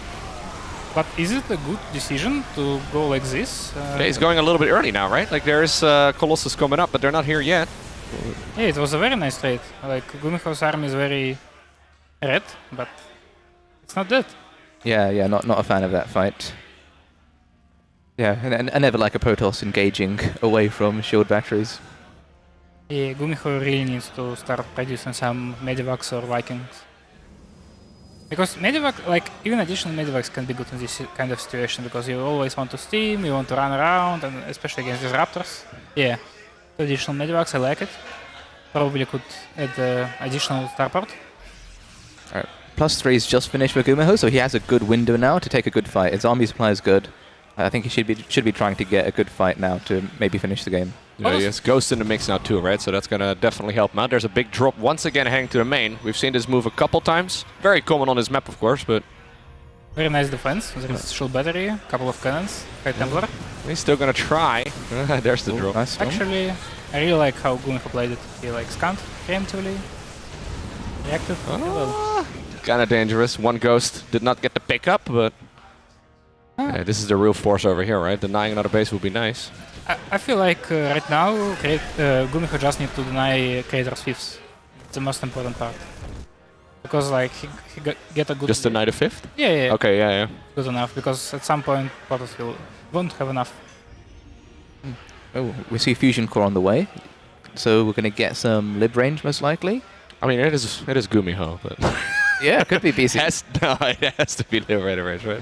I would be here for a double battlecruiser transition at this point in the game. Yeah, I'd like it. PCs are legit good against Protoss. Yeah. Just super expensive, I guess. Yeah. Just takes, about half the game to get 2 of them out. Okay, so Creator was able to put his fifths, and let's see, is GuMiho going to punish it somehow? Yeah, but both players expanding a lot, and I feel both players have been quite passive with their armies, not really taking any huge fights, and comfortable to just macro up, expand more, rather than having the full-on engagements. So both seem quite comfortable in the late game play. Yeah, but honestly, with this kind of army, GuMiho got it's not too good to play like this. You need to like always try to trade somehow, because your army is very fast. You can drop, you can prevent new bases. These DTs will be annoying. Just I like how he just has a few. Ooh, nice hit. That's painful for GuMiho. I love it whenever you have player casters on the couch as well, and if that was a Protoss player talking to Dead Center, like, oh, great hit right there. You're like, ooh, not a good hit at all. Yeah. I always put myself in the Terran's shoes. No, I get it 100%, but it's always fun. +1 is on the way, also Liberator range, and GuMiho is transitioning. And actually, this timing can be very good against carrier, because when Protoss don't have like much carriers, it can be very, very scary. Yeah, like we just see the first carrier on the way now. So that one carrier is not scary. There's the nuke coming up as well. It was, by the way, just for the Liberator range upgrade. Oh. But maybe later, right? If he's maxed out for long enough. We've seen it before. Yeah. There's another starport. Right, eventually, if they get enough carriers, then BCs are the best option against that. Yeah. So we could see it. Oh, another big drop coming in. The problem here is that GuMiho's Poor Marauder. +1 is very late on air, and as we all know, +2 is very crucial against Stalker, because Stalkers are dying from 2 shots. So, yeah. Started it now. Didn't forget. Very important. Yeah, Creator's upgrade still not looking as good as you'd like them to, right? Yeah. Yeah, and it looks like he's not getting his armor yet. Has he only got one? Oh, he's getting shield. Yeah, he's getting shield, armor. so I guess he has only a single forge at this point. And this is very scary now for Protoss, because there's like 4 Liberators with range and in a very good position. There is not enough carriers, but Creator is set up in the flank, and where's the rest of GuMiho's army? Yeah, like I'm he must not have sure. a big bunch somewhere. I'd expect him to be pushing the top side of the map, but I don't know what he's doing with the rest of his army. where is his army? A couple of Liberators maybe around, but... It can't be everything, right? No, he's got 110 supply. Where is it? Yeah, it's hiding. Oh, there it is. It's still there. That's been there for like... Yeah. Oh yeah, the poor Marauder. Did he forget about it or something? I don't know. I hope not. You forgot about 80% of his army? Yeah, I don't know. Oh no, Hate it he's when moving that it now. He's coming into the bottom base. Okay. I feel this is a bit dangerous to get yourself in this sort of Yeah. position against disruptors. Like the army was close and he knew it wasn't far away. Okay, he keeps all the medevacs alive, which is good. The Liberator's doing a good job covering them. It wasn't too bad, because he traded some supply, and also he can start additional Liberators now. Yep. Also 3 carriers coming up now at the same time with +2. I think by the time that they finish, those are gonna pack a punch. Yeah, like GuMiho is just making so many Liberators. Liberators can work by just killing all the interceptors with their AoE, but it can be quite tricky to pull off. So I'm curious to see if we end up having like a mass Liberator fight against Liberators carriers. have air-to-air. Yeah, they do. they have bonus damage against light, so they do decent against carriers and mutas. Yeah, I mean, We don't see it very often, but yeah, definitely an option. usually Marines and Ghost kill interceptors quite well, so it's like you just need Liberator to zone Disruptors and some other purpose units. No. Ooh. Yeah, those ground armies are gonna be denied pretty hard by the ranged lips. Yeah. Creator was able to defend this drop pretty efficiently with his carriers, and like I feel like right now the positional army for GuMiho is very good, but his ground army is not too great because he lost all the medevacs, I guess, or maybe like only 3 escape. Yeah, and I think GuMiho lost a base in the top left of the map, so he's quite starving on gas. He's got a big mineral bank, but no gas, and I think you really need gas units to deal with these carriers like Liberators, Ghosts, Vikings, or BCs. Definitely. So I'm liking this a lot for Creator now. I think the past couple of minutes has gone well for him. Also, you need some Ghost probably against this kind of army because there is High Templar. It's a very brave High Templar. Throwing water balloons at the Marauder, at the very least to try it. Well, Dark Templar coming in for the revenge. Ooh, Disruptor hits a good job zoning the army away, but the Liberator's just having free reign. Where are the carriers? There are like, I think like 5 carriers out there somewhere. Yeah, okay. But these are with +2, +1 armor for air is coming up as well, and I don't think GuMiho has actually seen them yet, right? Like that's a big issue. He saw it with drops, but he is not sure how much carriers there are, or GuMiho killed his own Liberator. Yeah, I think Creator's army is just too strong now. That there's quite a few carriers on the map, and there's not enough to deal with them and the ground army combined. Yeah, now I would just say that GuMiho's army is not too good. It's like no medevacs, no Ghost, only Marine, Marauder. Yeah, and his economy is not great either. Just 50 workers. Both the players have been losing bases, but GuMiho's got the worst economy now. Yeah. All right, he's gonna panic and go into the Viking production. Yeah, Viking Liberator. Quite a lot of them. It can work, but there's a lot of Stalkers on the ground. And there's some Storms as well, so it's going to be hard to take a good engagement. I mean, with Ghost it's possible, but without Ghost it is very, very hard. And yeah, as you can see, there is no gas for GuMiho, and it's very hard to produce Ghost. GuMiho does have more army supplies, so if he takes a really good engagement, I think he can win this, but it's going to be tough. 9 Liberators, 5 Vikings against 7 carriers, 11 Stalkers. Yeah, could GuMiho not have attacked a little bit like more aggressively, you think? Yeah, like I think he was doing a good job multi-prong, but he couldn't get a good engagement. This is not a good engagement. Yeah, this is not it. No. Actually, there is no Disruptors, I want to say. I think it's good, no? I think he's just bleeding off too many units to the Colossus. Yeah, it looks scary for a second, but yeah, Marines don't really kill Colossus too well. Oh, and Kratos managed to remax already. Oh, the super battery saving that carrier. Oh, it's not dying. Wow. Nothing dies in range of the super battery. Sick game 1 though to start this series off with and to start Group D with. Yeah, GuMiho's still trying to fight in there with his army. Like he's doing a good job with what he has, but the rest of Kratos' army is coming in and it's going to clean up easily. Yeah, I think there's quite a bit on the production tab as well for Creator. Just a single carrier for now, but he's got like 80 supplies somewhere as far as the advantage goes. I mean, some of it is in workers, but yeah. Well, now here's the carriers to chase everything down. Oh, these Liberators are toast. They're unsieging too late. Oh, is he going to go for them? Yep. A little bit of dancing. Yeah, GuMiho's still trying here. It's quite hard, like in a scrappy game like this, to know how good your opponent's economy is, exactly what their army's like. So I don't blame GuMiho for trying to win with what he's got. Oh no. But yeah, he's in big trouble. Yeah, he even landed one of his orbitals on his 6th base. Wow. 1 carrier taking on 2 Vikings and a Liberator, but carrier's going to lose, I think. He needs to be microed. Stalker's joining in as well. Oh, they're cheating. Oh no. Protosses, huh? Yeah, I want to see that fight to the end. Oh, we see 4 ghosts on the way. Does he have any nukes? He has one nuke. I saw him making the nuke, but did he ever use it? Nope. Oh, okay. All right. He needs a nuke. Do you think if perfect nukes lands, can he win? Yeah, if the perfect nuke lands, maybe if there's a bunch of probes in the nuke as well, probes and army. I'm not sure. I think he's going to need to be in the middle of that army, the entire force. I mean, the carriers will still live though, right? What about the interceptors? If you get the interceptors, I think we're really reaching now. I want to see him try it though with the nuke. He probably doesn't even remember that he made it. Yeah. He was rich at that point in the game. He still has a lot of money in the bank right now too, though. Could definitely make a pretty chunky army.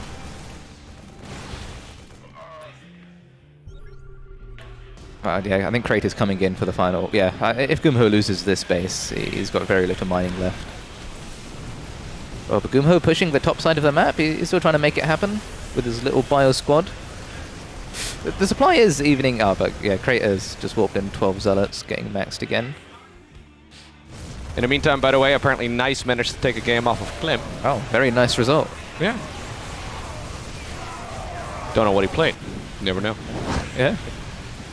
Could be something cheeky. Yeah, there's a lot of cool Protoss builds out there. I think that can take maps off. I think Clem can lose against Protosses that are a bit lower than him. So I'm not too surprised. All right. Creator apparently gonna try and push the issue over here. I mean, he wants to just fight the army straight up, but GuMiho doesn't want to take that fight. Yeah, GuMiho playing guerrilla warfare here, just picking off bases and making the game really scrappy. Ultimately, though, I think he's gonna have to address that army, right? And what's he gonna do? Yeah, it's gonna be tough. But wow, like both players have like no workers left. Kratos down to 12, GuMiho to 17. Like he is doing a good job, GuMiho, of making this kind of close again. Mm-hmm. Like, he only needs like half an amazing nuke now. To be fair, yeah, I think without shields, that army is actually kind of soft. Yeah, I think there's still too many carriers. I don't think the Marines can kill all those interceptors with the army on it as well. Honestly, I feel like the Colossus is the biggest problem, because like if there would be no Colossus, like you can actually kite the interceptors, but against Colossus there is nothing you can do with just a bio without any Vikings. So GuMiho starts up mining again in the top left, right? Like, I don't know exactly how many orbitals he's got. Ooh, nice pickoffs there. Every unit matters at this point. Okay, so he's going to be able to, at the very least, make a bit of an army again. Pressuring over here is also going to be quite nice, because he's still going to be able to, continue mining then. Yeah, like this little bit of mining is really helping GuMiho out. Like, he's closing up the supply. Like, if he can just keep mining, like in little sections of the map, and he can get an army. I think maybe I called this a bit too soon. No, this is HomeStory Cup. I've seen players call it like at the 2-minute mark. Oof. Be completely wrong 25 minutes later, and like, well, the other guy made a mistake too. That was the reasoning, so it's, Yeah, so these mules are doing good well. Oh, this DT is annoying. Really annoying. The army's close by, but still, you don't want to be losing 4 workers, 5 workers. There is no scans left. Yeah. Nice blink. Oh. Is he going to EMP for it? Oh, he missed the EMP! Twice! Again! Very nice control by Creator. That is sad. That is a mental win, more so than anything else, though. Yeah, like, 2 EMPs is actually really big at this stage. Like, you really want to blanket this whole army in EMPs when you do engage. Oh. Creator with the dance moves. Okay, so now... Alright, now he's got the army cornered, though. I guess at least half of it. Well, he can still run away. I think he can run past his interceptors. Maybe even pick off some... That's not squadrons. enough for an interceptor force, I guess, yeah. Oh, no, yeah. Now he's got cornered. Oh, that this is only half the Terran army, though. The other half is in the bottom section of the map, going after the last mining base there of Creator. This army absolutely decimated, but, Yeah, I think if GuMiho managed to escape with that whole army, then he would have been in a good spot. Yeah. He was really close to doing that. Yep. Oh, recall? Recall's a bit risky. I think he's going to get it. Oh!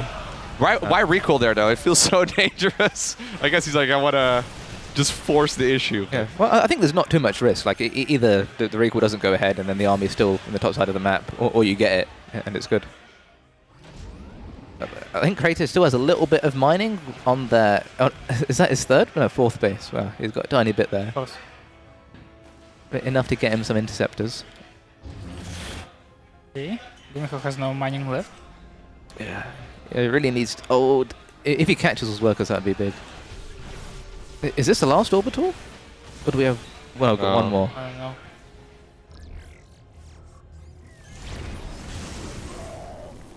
Yeah, I think GuMiho just needs to go for like the base trade again.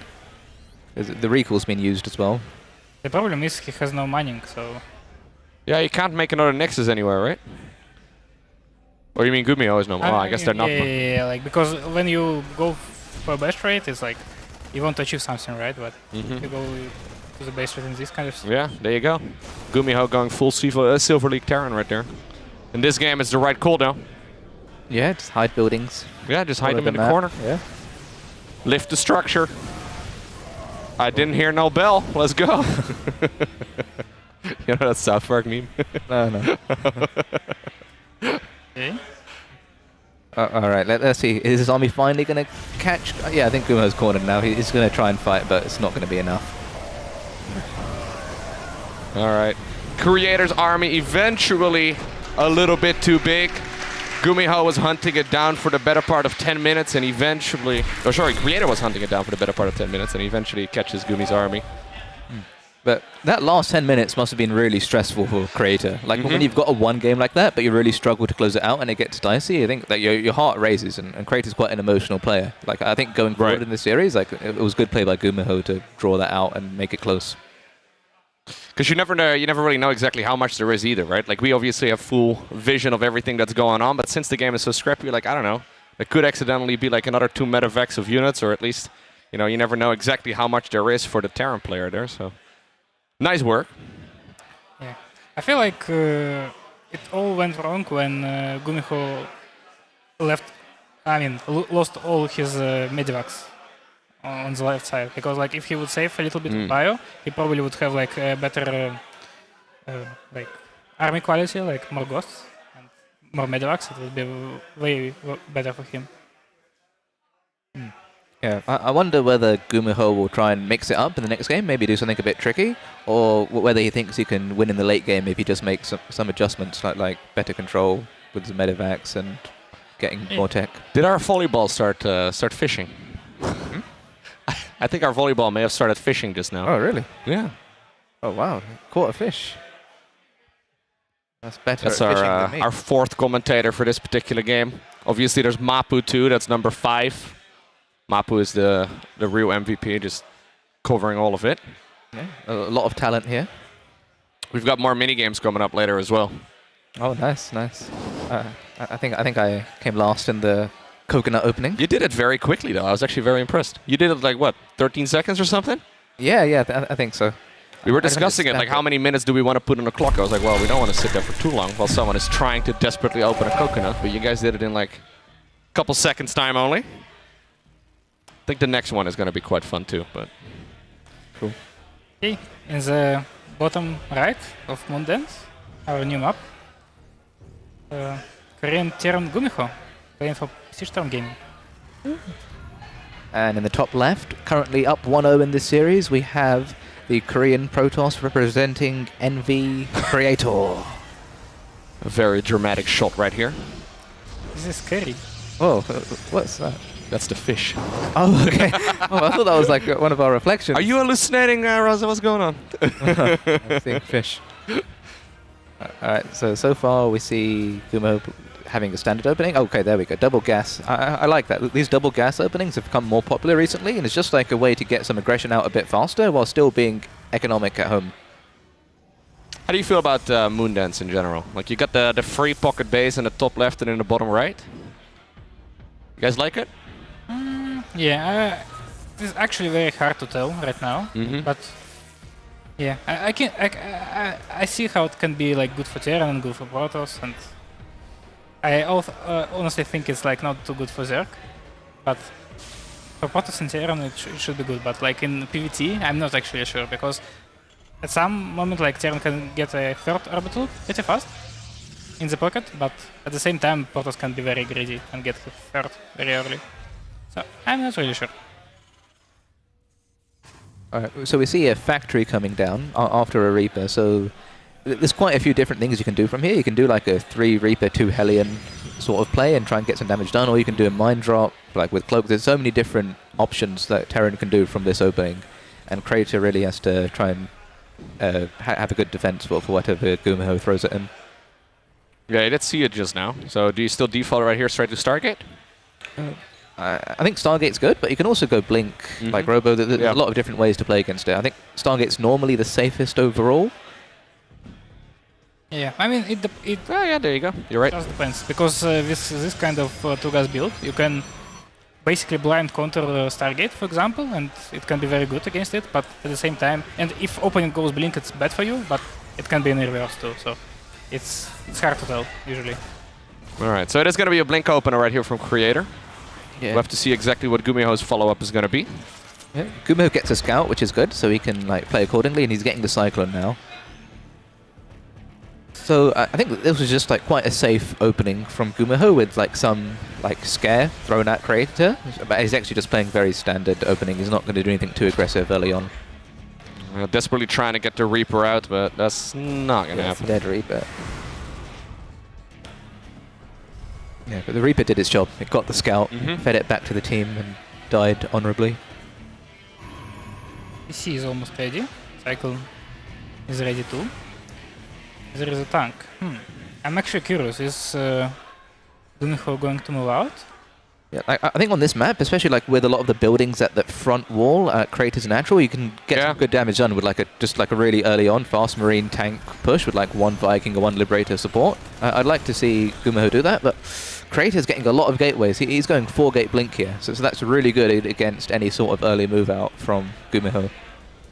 Yeah, but I think there is a small window where Tyrion can actually attack. With his first tank, with his Cyclone. Yeah, so we see the Robo facility and the second gateway, or well, one of the additional gateways at the front. That is something he can abuse, but he would be attacking into, well, Blink, right? Yeah, Blink, and there's a battery, so Creator playing it very safe actually, getting that battery, even though he's going 4-gate Blink. Good scout here from Gumi once again, though. He sees all of it. Yeah, but he still doesn't know how many gateways are behind this. Like, I think GuMiho's seen no third base, so he should be suspicious of a 4-gate Blink. Yeah, but you have the pocket base, right? Yeah, that's the problem on this map, because... Yeah, it's very tricky.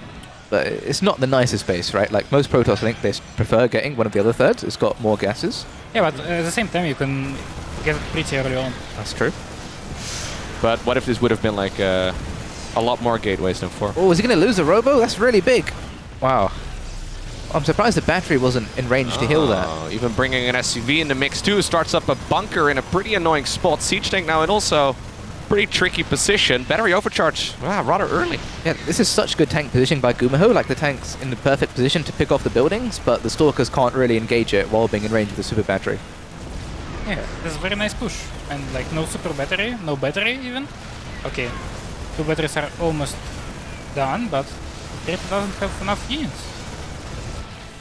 Alright, so instead Creator's going to try and opt to just pick off whatever he can as far as reinforcements go. Wow, this game is just over. Yep, so too, there's the siege tanks though, a little bit of trouble. I mean, he's trying to come in from multiple angles, but already 18 probes have gone down, so he doesn't even really need to do a whole lot. Yeah, the damage has been done. GuMiho can go back home, a happy man, just macro up. That matter of fact did not need to die, but could have just gone straight back. I feel like it can be a little bit scary if Creator just goes right now and try to counterattack, because there is not much Marines, there is only one tank. Yeah, I'd like to see a bunker go down in GuMiho's base. Like, yeah, there we go. And he's even getting a Banshee out. That's quite strange. I think that's just to help make sure he can defend this push. Yeah, definitely. Because, like, yeah, right now you just need to survive, and this is basically it. But honestly, I feel like if Creator would just go immediately, he got a very good chance to do something. Yeah, and he's here. Oh, and he picks off the first tank. Oh, this is looking really good for Creator, actually. Like, oh, was it not, actually? Yeah, it's not bad. There's some potential.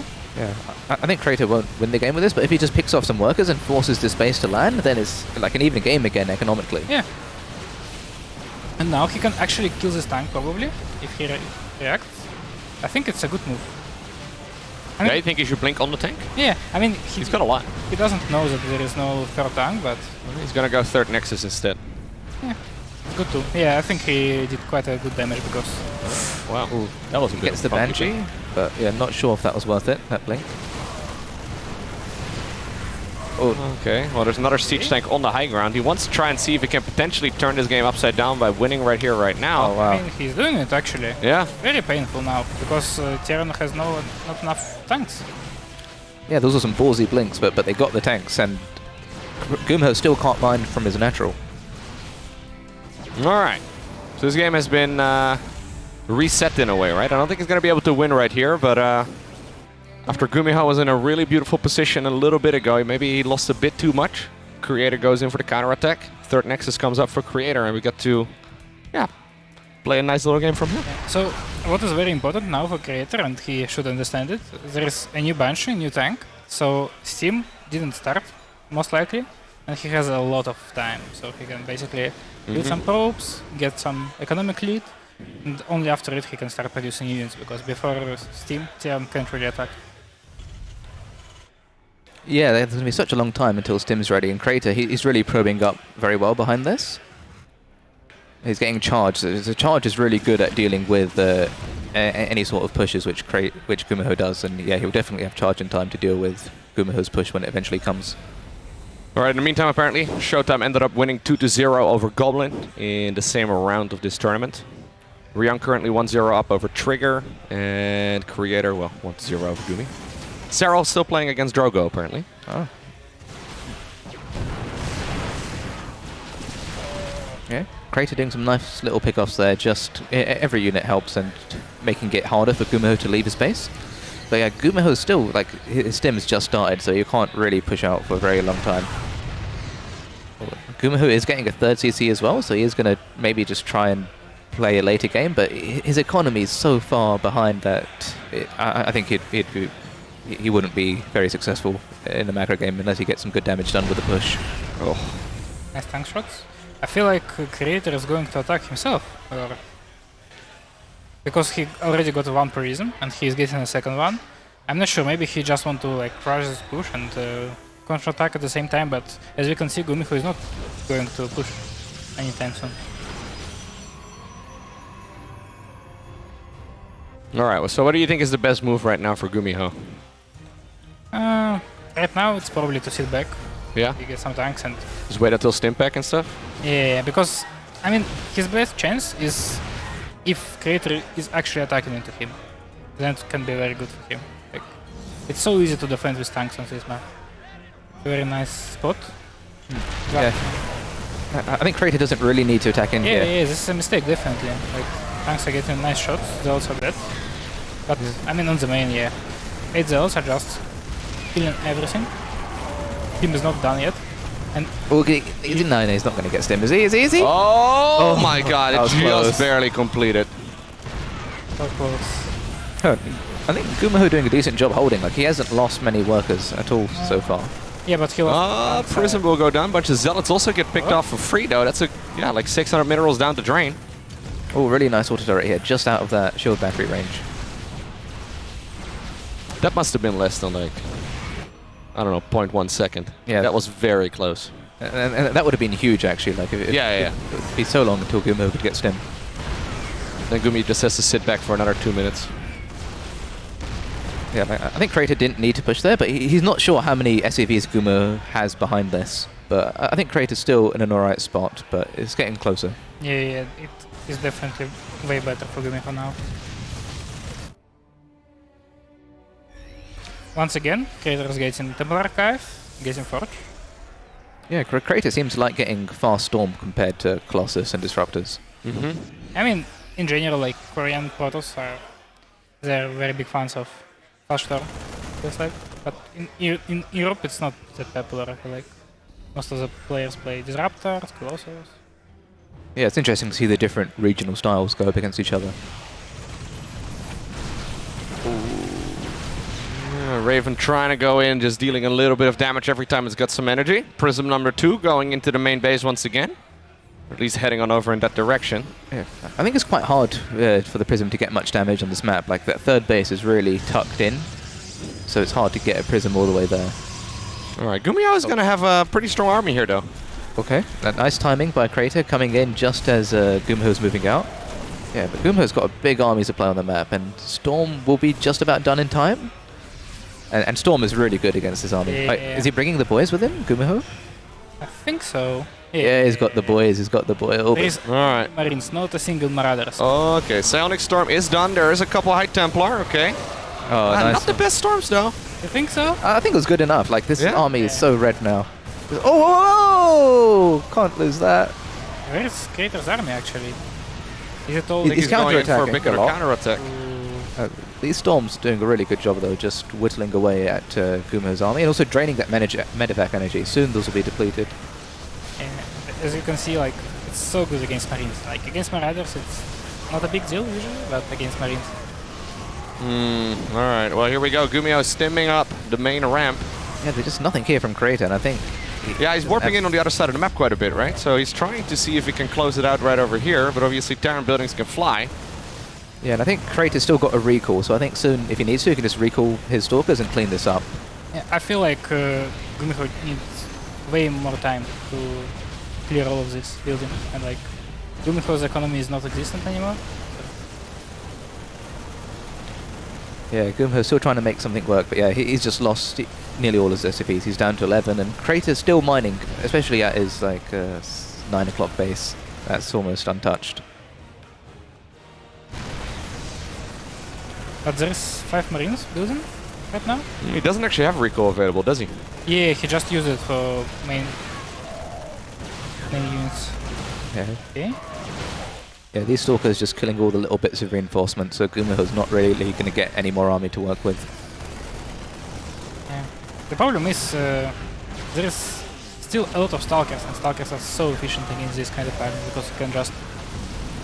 GuMiho trying to just do the best he can. Oh, yeah. Yeah, it does end up losing that medevac. GG is called. GG. Siege tank going down. Creator wins 2-0, but that was pretty close. Yeah, it was a really close series, I think, in both games. Like, really back and forth.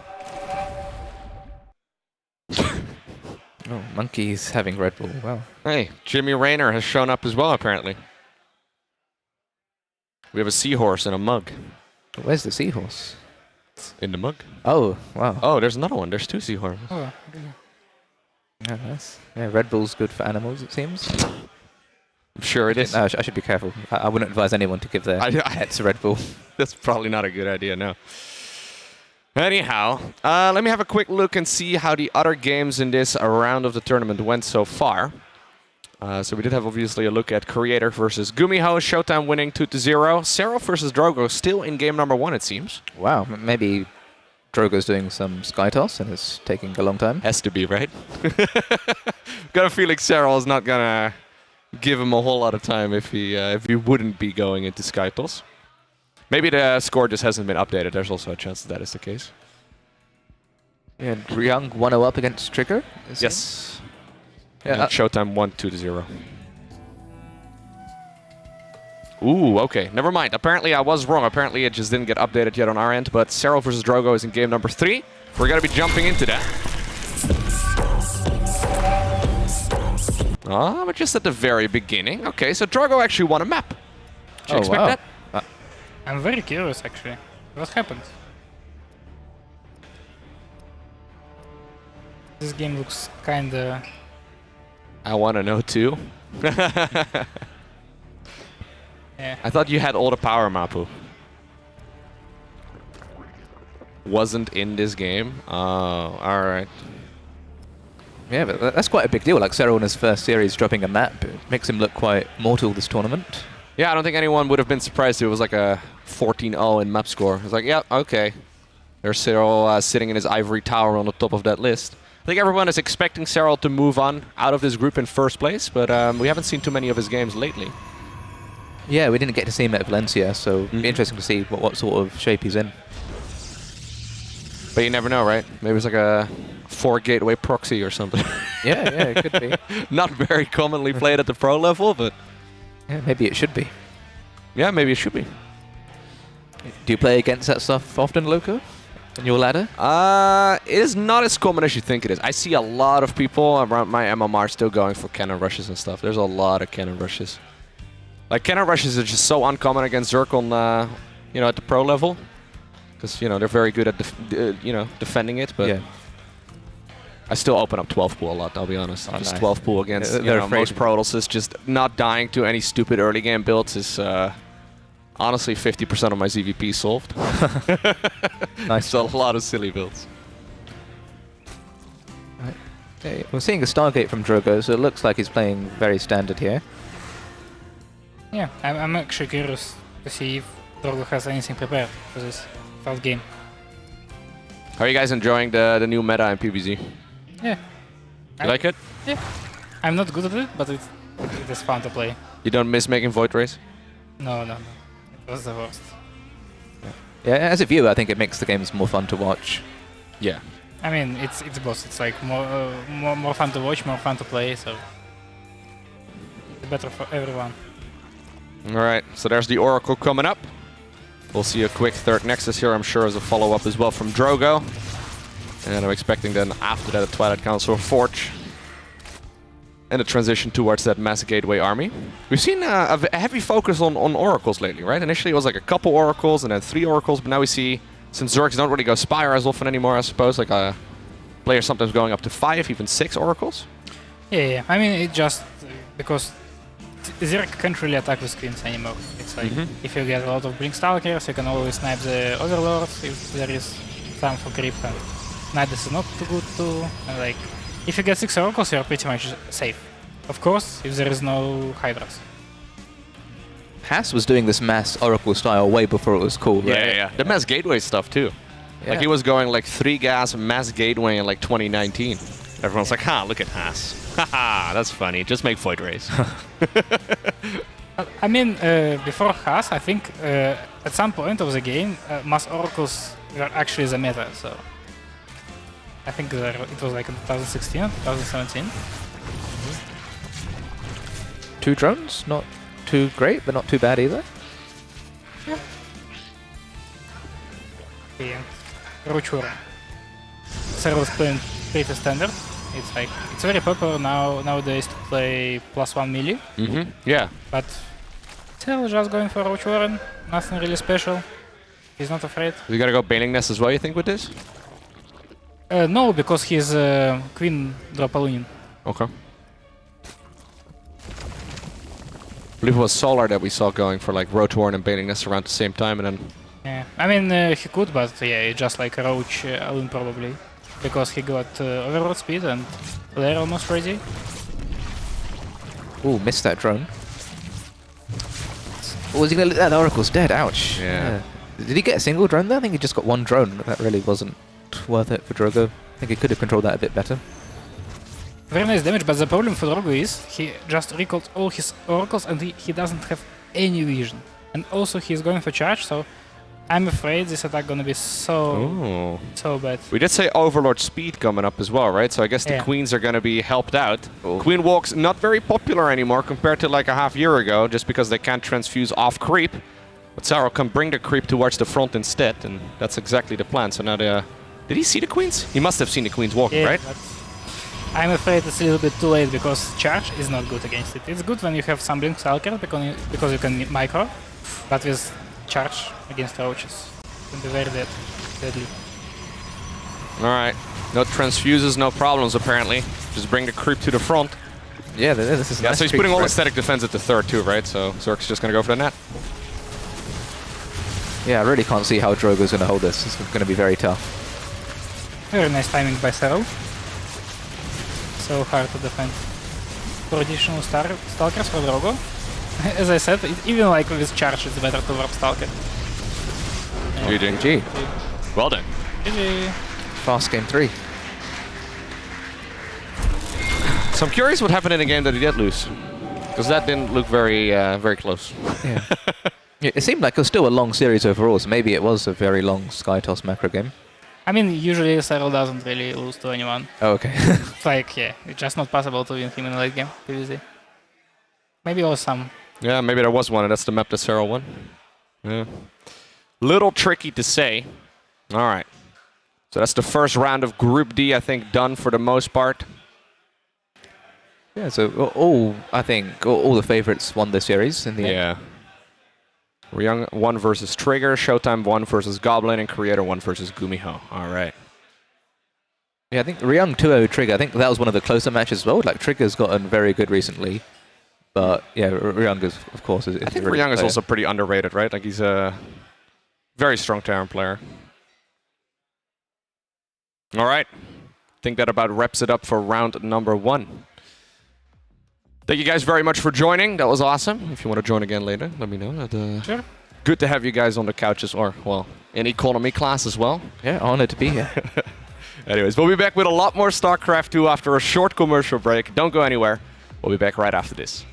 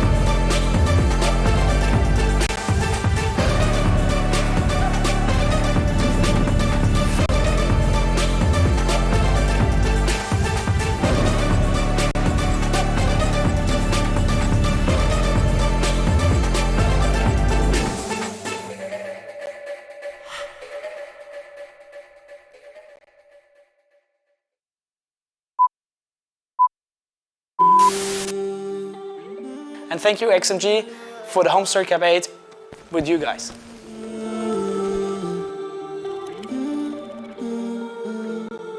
Da musst du das Extreme auch ein bisschen präsentieren.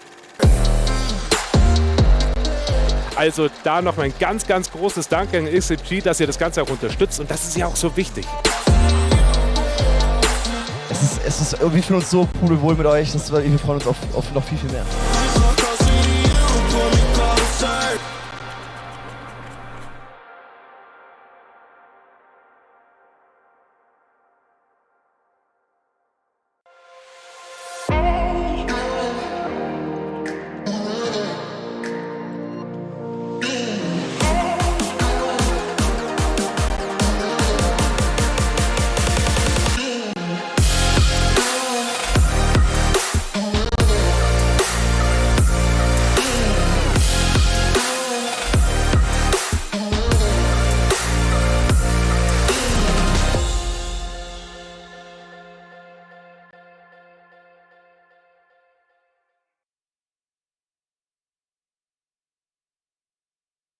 Sie wollen mehr Umsatz in Ihrem Online-Shop? Mit KrefoPay bieten Sie Ihren Kunden alle Zahlungsarten, auf die es ankommt. Für sicheren Umsatz und weniger Risiko. KrefoPay von Kreditreform. Alles im Griff beim Online-Verkauf.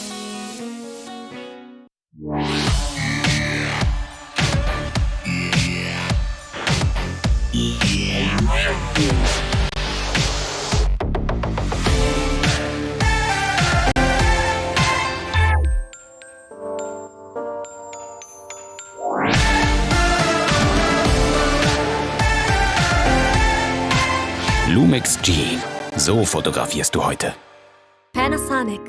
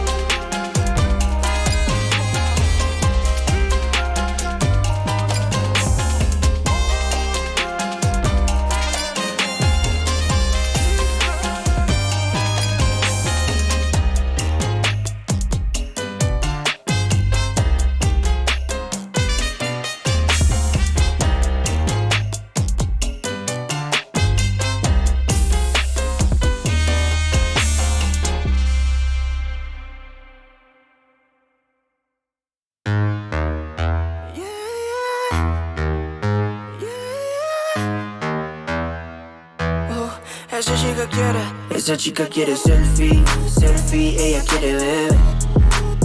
Pa' que el CP se dé cuenta que aquí perdió esa mujer. Lo que quiere es enloquecer, ser la mujer que él quería ver. Esa chica quiere selfie, selfie, que yo parezca en él. Como que ella quiere, disfruta la noche, lo anormal. Creo que el novio teme que su relación va a terminar. Se da cuenta que no necesita a alguien más. Quiere un selfie para su Instagram. Ella ya no quiere relación, alguien que diga su condición, que solamente le dé traición, para después llegar con un perdón. Quiere hangar y ser de esos pibis que goza la vida y lo hacen como esa chica quiere selfie, selfie, ella quiere ver. Para que el CP se dé cuenta que aquí perdió esa mujer, perdió esa mujer. Lo que quiere es enloquecer, ser la mujer que él quería ver. Esa chica quiere selfie, selfie, que yo parezca en mí, que yo parezca en mí. No tiene sueños, solamente en sus sueños nos ponemos risueños con un norteño y mi flow brasileño. Yo te juro que es bueno, ya me doy el palo. Ese empate si lo desigualo. Me gusta lo nasty y lo malo. Me traje un regalo. Ella ya no quiere relación, alguien que diga su condición, que solamente le dé traición, para después llegar con un perdón.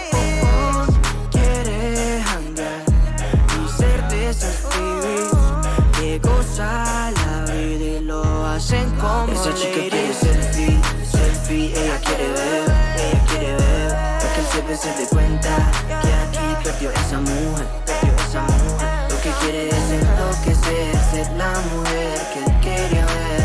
Esa chica quiere selfie, selfie, que yo parezca en mí, que yo parezca en mí. Dime todo lo que ella quiere, nada ha sido regalado.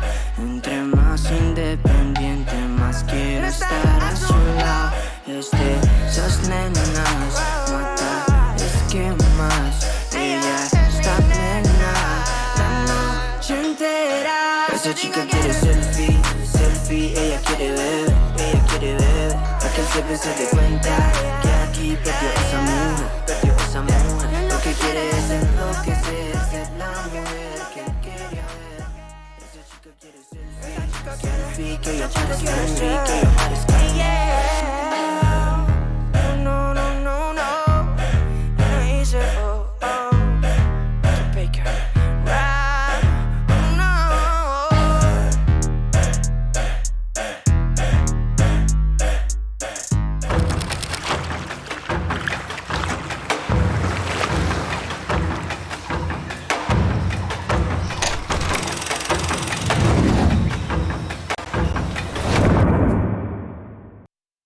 Hello everyone and welcome back to HomeStory Cup 21 Day 2. I'm joined here by no one yet, as the other players have not quite showed up yet. I think both of them are being, they're being gotten as we speak. But I'll be here by myself, and we'll be taking a look at, I believe it's ShoWTimE versus GuMiho here on the main stream. Fantastic series. I do believe that, well, GuMiho lost the first series earlier against Creator, 0-2. And ShoWTimE managed to take out Goblin 2-0. So it's an exciting match. It's an important one as well, because I believe that both of these players ideally would be advancing on to the next stage. And I think ShoWTimE especially wants to be eyeing that first two spots as well. Hello, DNS. How kind of you to join me as well, perfectly in time. Happens to the best. It's all in the good spirit of HomeStory. Who are we casting? GuMiho? ShoWTimE versus GuMiho. All right, perfect. Also glad to see that you're well prepared once again. Exactly. To be fair, I had the screen. I need it as well. There comes Thibaut. Can you pass me in the plane? There we go. Middle seat, best seat, of course, as we all know. We get the tallest guy in the middle seat as well, so that's always nice. Glad of you to join us. Well, he can't hear me yet. Well, he can. He's literally sitting... Hello? Hello. We can hear you loud and clear, buddy. All right. It's very kind of you to join us. Is this your first cast of in a HomeStory Cup? My first cast ever, maybe. Really? Yeah. Oh, very nice. So, popping some cherries today at least. GuMiho versus ShoWTimE. What do we know about these players, fellas? GuMiho. Let's start with GuMiho. When you hear the name GuMiho, what do you think? Creative tank push. A creative tank push. So we think some banshees early on, or some mine drops early on, into like a 2-base time tank push, 3 racks. Yeah, something like that. Make one tank push, see what you can get. That's what he did versus Creator. Creator very solid, but GuMiho almost broke him. So I'm a bit worried for ShoWTimE, honestly. Yeah, me too. Creator looked, it looked like he was dead a couple of times, honestly, in that game. Especially in the mid game, GuMiho looked very scary. Then when Creator survived to, what was it, Data C, I think, was with the carriers, right? Yeah, Data C. Yeah, it was a sick map. Did you watch any of it, DNS? Yeah, I watched from behind, actually. I was behind GuMiho and I watched quite a bit. I had no idea like where he was at, like Creator, that is. But at the end, like the game was much closer than I thought. I thought Creator was winning super hard. GuMiho has this way of making games closer than it should be. I feel like just with his style, he likes to pressure everywhere and try to get damage done. And he didn't really have a transition when the carriers came, but he was still trying to do damage, and he made it quite tough for Creator, I think, especially in Data C. Yeah, it's kind of funny because whenever I thought of GuMiho before he went to the army, he was a very aggressive 2-base player in my mind, right? He'd do some tricks in the early game, often stay on like 3 production structures like barracks, starport, factory, and just build a lot of units, go, and then try to win with like a 2-base all-in afterwards. But that didn't quite seem to be the case. He seemed strong in the mid game, and he seemed to prolong the mid game for a very long time as well, which I thought was really cool. It felt like he never really transitioned out into anything, which of course is an issue if you're fighting 8-9 carriers with +2, but... It's like GuMiho really loved playing like with banshees and stuff. Like he really struck me as a U-thermal on crack, you know? Like yeah. Kinda, right? Yeah, but I think what I was going to say, I don't think post-army that's so true anymore. Like initially when he came back, it felt that way, but now whenever I watch him, it's like, oh, that's actually pretty solid. There's still some like creative builds and some different strategies, but he's not U-thermal on crack anymore. Yeah, he had like a Marauder Hellion all-in on one base. They did in GSL. Insane stuff. Yeah, it's very cool. Definitely evolved his gameplay to suit the current meta, I feel like. So I'm told I'm late, and we're still not showing the game. It's because you're late. If you were in time, we would already be 2 minutes into the game right now. Yeah, I'm sure, yeah. I'm not quite sure what's happening either. Maybe we're waiting for GuMiho. GuMiho had a pretty tough series to play, obviously. Did you watch the ShoWTimE versus Goblin games at all, or did you not see it? I mean, 2-0 is a nice result against Goblin. I saw some of the games. I was standing behind ShoWTimE. Game 2 was Cosmic Sapphire, and it was 2-gate opening versus 2-gate, and Goblin went for an Oracle, and ShoWTimE went for a 3-gate. Okay. And I think ShoWTimE just killed him with the 3-gate. I think that's what happened. Game 1, I don't remember what happened. It was 1-gate expand map, and I think ShoWTimE just won the macro game. Maybe Phoenix versus Blink, something like that. Okay. It's kind of funny whenever you see like a result like ShoWTimE 2-0 Goblin. It's what most people expect, right? But you know that if you're playing this type of tournament, these are the matches, at least if I were ShoWTimE, I'd be kind of afraid of, because you have to win it in order to be competitive in a group. And just getting that initial 2-0, it feels so darn good. And he's probably going to be pretty happy with that, especially because Goblin is tricky. He was. Game 1, he lost a couple of Phoenixes, a couple of minor slip-ups. I feel like he was a bit flustered, but he got himself together, managed to win it. And I think for him, it's he gets better and stronger as the group goes on. I feel like someone like ShoWTimE. So I have high hopes for him, but against GuMiho, I don't know. Yeah, it's tricky. It really is an important match, I think. Like, this entire group, it was kind of scary, honestly, at the start when Drogo took the first map of Serral. I was like, oh. It was a sick game. Did you watch that? Yeah. I did not see it, actually. It was a super sick game. Like, Drogo played super well. Like, it came like almost to the late game. Swarmos into Lurker, and Drogo had a sick defense. Then later on, he brought it to almost late game. He had carriers and stuff. And Drogo won very clean from him, honestly. Yeah, so we saw ShoWTimE walking around in the jungle. Some sick boxing moves out of GuMiho as well. Looking at that crocodile. Giving a nice jab at the atmosphere. Yeah. GuMiho was very nice menacingly at the plant. Yeah. Yeah, this tree was in danger. All right, ladies and gentlemen. We are here on Data C in the top right of the map. Spawning as the red Protoss player, playing for team BIG. Big. It is ShoWTimE. Yeah, on the other side of the map, we have a beautiful Korean Terran coming back from a military. I have no idea what's his team. Psystorm. It's Psystorm, obviously, because I did my research. It's GuMiho. And that was the worst intro of the That was decade. quite good. It was it was perfect. It's a gas first. Gas first, guys. So this is already a little bit different than we see most of the time from, I want to say, 99% of the Terran players, as gas first isn't quite as popular anymore. We've seen Beyond played a little bit recently, that Reaper first into some type of quick Raven build, fast 3 gas as well, and then the CC on the high ground. But I feel like whenever GuMiho plays gas first, I'm kind of expecting aggression and not something passive like a quick Reaper. Maybe some Hellions? Yeah, I want to say that he opened it similar way against Creator, and in those games it was Banshee, Hellion, tank pushes, so definitely expecting something aggressive. Also, he gets the quicker units so he can scout around, because last time I saw him play against Creator, he did not SCV scout, and it looks like this time as well, no SCV scout. So I think he'll look to check the corners, make sure there's no proxy Stargate or anything, and it just makes his aggression timing a lot tighter and a lot quicker. But I don't know about SCV scouting, but according to Spirit, it's too expensive to scout. What do we think? Honestly, I think if you play gas first with Terran, you're already cutting a fair amount in the eco. So I kind of feel where they're coming from with that. And if you're not SCV scouting and you build the CC on the high ground, I think it's fine as well. Yeah, it's definitely. actually, it's probably a very similar cost, right? CC on the high ground as well as scouting. Except I guess you have a little bit more money earlier if you do it like this, because the real disadvantage of CC on the high ground comes that you can't build an extra SCV while it's floating, and you can't be mining from your natural for a bit longer. So yeah, I'm kind of curious what this is going to be. Is that factory right above the barracks? I think it is, right? Yeah. It's this smells Hellion. If I see a setup like this, I'm preparing for Hellions. We see a Stargate opening from ShoWTimE. Can't say I'm really surprised, to be honest. Long map, GuMiho going gas first, ShoWTimE identifying that, and just wanting to play, knowing him a reactive game, it looks like. Okay. Stargate. Take the bets. No Hellion. At least no reactor. It's not gonna switch. Has GuMiho seen the Stargate?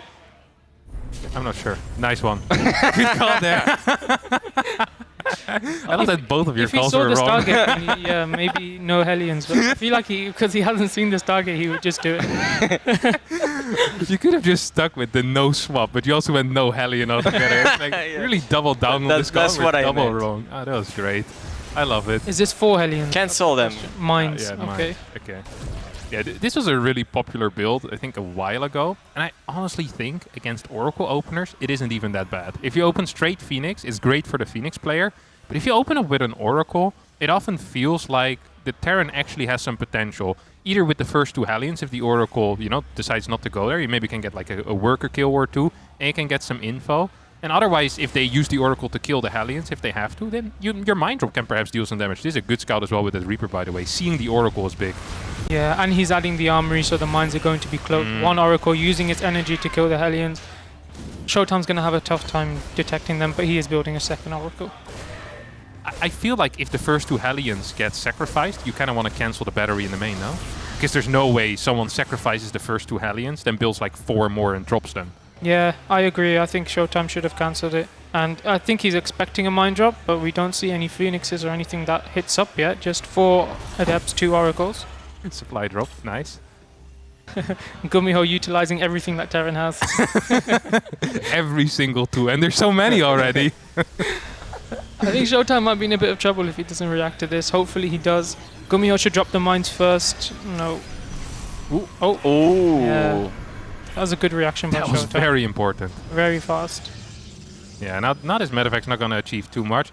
ShoWTimE is going to try and transition into some type of Phoenix Colossi, but the Robo Bay is going to be so late. It's going to start at more like mines 5:10. in production, another Medevac. This is going to be another mine drop. Do you like this, or would you have just preferred... maybe if he just leaves it in the corner for a while? I think it's not bad to keep on going because he only has 1 Phoenix, right? So it's gonna be tough to lift all of them. Like the natural is pretty much secure, right? But the main base... I feel like GuMiho's trying to rely on ShoWTimE making mistakes, but if you know ShoWTimE, you know he doesn't make too many mistakes. So I'm a bit worried for GuMiho. I think ShoWTimE's defense can definitely be really solid, but he has to see these Medevacs coming. Look at the drop in the main. Yeah, natural's never going to work. Like that one shot, yeah. Yeah. I'm surprised he drops into 5 Adepts. Oh my god! This looks Look, big. This DNS looks big. No prediction. reaction from ShoWTimE. Oh, my no. god, big damage, big damage. Target the Oracle, target the Oracle. Yeah. Good Did he job. get both Oracle? Oh my god, he got... No detection. And he got the probes underneath as well. Oh my. Just as I hyped up ShoWTimE's defense, he loses 9 workers and 2 Oracles. You guys have been on point today with the predictions so far. If he gets away with the mines, that would be uber sick. I mean, he at least got the burrow. He has cloak on the mines as well, Yeah. so the mines are safe. Very successful from GuMiho, I feel like. Third CC on the way. He's looking for a solid mid game here. I don't even like this by ShoWTimE to lose health on the Phoenix. Yeah, I don't think that was on purpose. Because the observer's going to come, he'll be able to clean these up. ShoWTimE just delayed on everything. This map is very scary as well. GuMiho against Creator did some really scary doom drops in the mid game, and I feel like to be able to withstand those, you need to have a more cleaner early game than ShoWTimE's had. Yeah. Because you need to be able to afford the Phoenix count, right? Exactly, Or you need to be capable of getting some type of gateway. Just defense splitting there. your units and having the vision and everything costs a lot. So That being said, like GuMiho's army is not super threatening, honestly. Like, it's pretty tiny. Yeah. Like one Colossus holds that just fine. Yeah, but you don't need a Colossus. Like without that, your army as a Protoss here is also Even then, complete like garbage. look at the soup, bro. I think GuMiho maybe missed a beat with his macro. I don't know. I feel like he's about to explode though. That's my feeling. Like ShoWTimE's mineral line. Got him. Okay, this is really bad for ShoWTimE now. Yeah. I was surprised when he let Data see through the map pool against GuMiho, but I guess the longer maps he thought maybe better chance of defending. I just don't like the doom drop potential on this map, and the mine drops can come from everywhere. I don't know. I mean, what would you veto then? Because like waterfall is pretty good for Terran as well. Waterfall in this map, I would veto. Inside and out. You like inside and out? It's more. I feel like it's more playable than this map. I'd prefer vetoing inside and out as well. Really? Yeah, third a little further, which makes it already kind of tricky. And yeah. I guess it depends on the playstyle. My playstyle is more warping DTs in the opponent's base, so. I guess the maps don't matter quite as much for you then. Inside and out has a nice spot on the side. You can warp into the natural. That's probably why I don't like vetoing that map. Yeah, but that's one of these good features for your playstyle. I can imagine. It is a nice little drop. It's gonna get a couple of Stalker kills. If it gets a Phoenix, would be nice. Overall, this entire sequence wasn't that great for GuMiho, though. He loses a little bit of momentum here. And often against Phoenix Colossi, if you don't really have momentum, it's difficult to get it back because Phoenixes control the sky so easily, right? There's still like 4 or 5 Phoenixes alive right now. And despite a pretty mediocre early game, it feels like this stops GuMiho in his tracks a little bit. It's going to be hard to get something going right now. GuMiho's army supply is very low. He's going mines instead of anything to deal with the Colossi. So I feel like he wants to do this multi-pronged drop harass type of style. But I feel like the longer he gives ShoWTimE, the more ShoWTimE's going to be able to deal with this quite easily. And ShoWTimE saw the games against Creator. He knows that, you know, he needs to go into carriers. GuMiho's going to stay on this style, and he's not really going to transition. So I don't think ShoWTimE's disliking his spot, honestly. Yeah, I'm not sure why GuMiho is pushing the issue, honestly. Like, it's not like he can do anything, right? Yeah, I think he should just calm down, wait for his 2-1 to finish. I mean, he's building a fort base, 3 more barracks. Like, you're about to explode in a minute and a half from now. There's no point trading, like, 4 Marauders for half a Zealot. Like, it's just not a good trade whatsoever. Especially not in these type of spots. It's also not like ShoWTimE is struggling to holding. Like, it's not like there's momentum on his side or anything. It's just a bit of an odd call. ShoWTimE, by the way, only on 4 gas right now, so might be wanting to go for a bit of a push. Or perhaps take gases, 5, 6, 7, and 8 at the same time. This is a fancy drop, though. I haven't seen this one before. I think ShoWTimE saw it, so GuMiho's going to back off. Mine's doing decent damage, but still. GuMiho hasn't found any extra damage yet. 1 probe going to go down. I like the second Forge and the second Robo by ShoWTimE, by the way. Because he's quite a bit behind in upgrade. It's going to be 2-1 against 1-0 in a bit. It's funny because the same thing happened in the Creator game, right? On Data C as well. Yeah. It felt like GuMiho was up like 4 or 5 upgrades at some point. He was really keen on getting that quick armory, even after opening with 3 racks. And that's something that you don't see other Terrans do very often. The reason for that is I think because GuMiho doesn't care about the Ghost Academy as much. He just skips the Ghost Academy forever. And Ghost Academy as well as Ghost cost a lot of money. This is some sick play, by the way. Yeah. It's exactly as 2-1 finishes as well. So it's working with a +2 upgrade advantage here. He's getting some sick trades. This is what I mean about GuMiho's Doom drops. They're so deadly. And ShoWTimE does have Phoenix. GuMiho is a bit light on the anti-air, honestly. But he has just enough Marines, it looks like, to do the drop and get the damage done. I don't know. I like those fights for GuMiho, honestly. Yeah, the drop in the main is doing a lot of damage, actually. Like he lost like most of his disruptors. And where are the Phoenix? Only 2 or 3 remain. ShoWTimE still hasn't dealt with that mine on the 4th base, and it's got so much damage. GuMiho is splitting his mines really, really well, and ShoWTimE struggling to clear them up. Now he's making a cannon. It's kind of sick to see someone scout Phoenix, Colossi, Disruptor and just continuously build Medevacs and mines. It's something you don't see that often, I think. Especially the mine production is somewhat surprising. I was scared for a moment. We all saw it, like the observer dying. This happened before to me. That's a good snipe there. GuMiho's playing very well. Good multitasking. The army on the bottom side going in at the same time as well. These disruptors not really going to connect, as the 4th base is in some trouble right now. The 3rd base also going to be in some trouble. I think GuMiho's just winning this game here straight up. I think he is. Yeah, there you go. GG.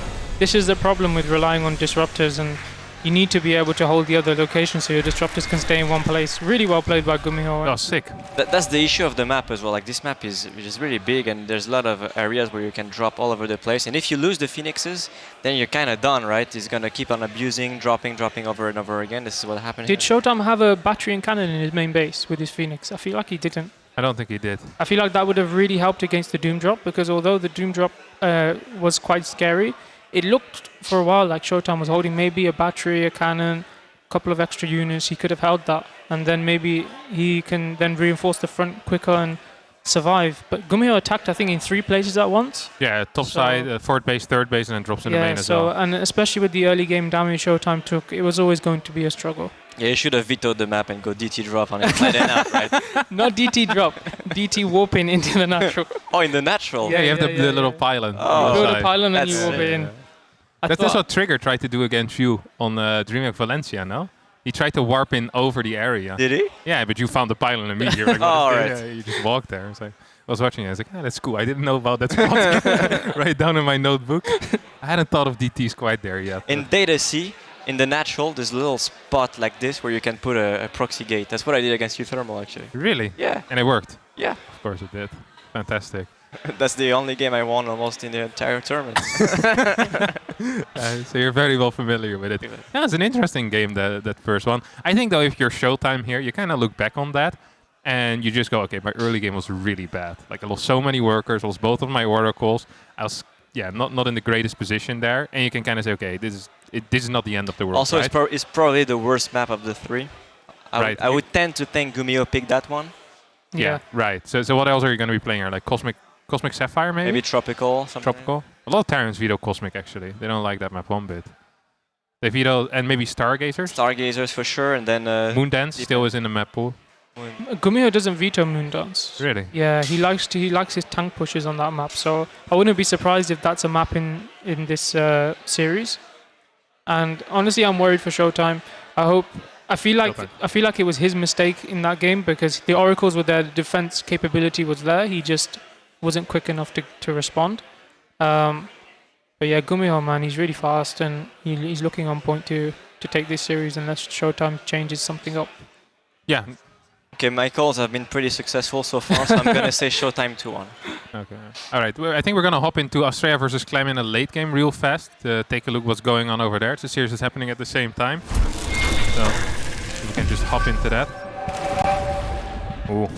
Okay, this actually looks kind of good for Astrea. He's got like 5k resources in the bank. 91 probes. Hell. Carriers. Did just lose 4 disruptors for free, which usually isn't the greatest move. This is why you have a lot of probes, you can remake them. Yeah, exactly. And a lot of bank as well. It's kind of free. And sick upgrades. Did he just play Airtos? He must have just played Air. No, you can't get this many workers. No, you're not 3-2 in the ground. Yeah. He must have played some wild style, like really fast 3rd base. How does this guy have 7 bases 50 minutes into the game and literally, what is that, 3-2 upgrades on the way? For air. We're already having like 3-3-1 on ground. I really wonder what happened in the early game here, because this makes no sense whatsoever. It does look really bad for Clem though. And we spoke with Clem earlier. He said that he was most afraid in the entire group of Astrea. And that's kind of ringing through right now. Are you pretending, or did you really say that? Yeah, he really said that. He even said it on camera. Yeah, I can show you the clip. Don't worry. You don't believe me? Now I do. I'm actually taking the supply lead. Bank for Astrea going down. So the Blinkstalkers come in and it's going to be cleaned up once again. I always feel like here, as long as the carrier count doesn't get too big, it's actually kind of okay for a carrot. Yeah. You have this spot between like 1 and 5 carriers, where carriers are just worse than anything else. And especially if you're building like 5 carriers at the same time, your supply looks sick, but actually sucks. So despite the supply being closer, Astrea has like no units on the map currently, and any units that he does have are just going to be like stalkers. 9 stalkers, 1 carrier. I feel like he overcommitted. He lost like 2-3 carriers got into this game, and I think Clem's going to bring back for now. Like adding Vikings, adding Bio Ghosts. Seen Maru do some crazy things against carriers, so maybe Clem can. Maybe he's watched that, taking some inspiration, and he's about to do. So you gotta keep in mind, Clem has +3 attack air, but he doesn't have any upgrade in armor, and it's a big deal against carrier, right? 4 Liberator. If you listen to Rotterdam stream, you would know carriers upgrades are very important, right? And that means that armor upgrades against them are also absolutely of the essence. This is a nice nuke, by the way. I don't think that bad boy's gonna get. Ooh, it will die. Did not have another float there. nuke. Oh my god! If this nuke lands. Okay. No. I was in range of the cannon. Oh, what a dodge! Really nice dodge by Clem. Yeah, some slick plays there. Did you see his split against? I think it was Mana against a disruptor. I haven't, but many people have told me about this. Check Cocast channel, French caster. Insane split, honestly. Honestly, it's unreal. The best split you've ever seen? Top 5, I would say. Really? Because as much as clicking on bane links, you go like, oh my god, but it's easy, right? It's not too complicated, but those kind of splits are really, really impressive. Okay, I'll have a look at it. This game's looking kind of playable again for Clem. There's 7 carriers out right now, not all of them are full-on interceptors.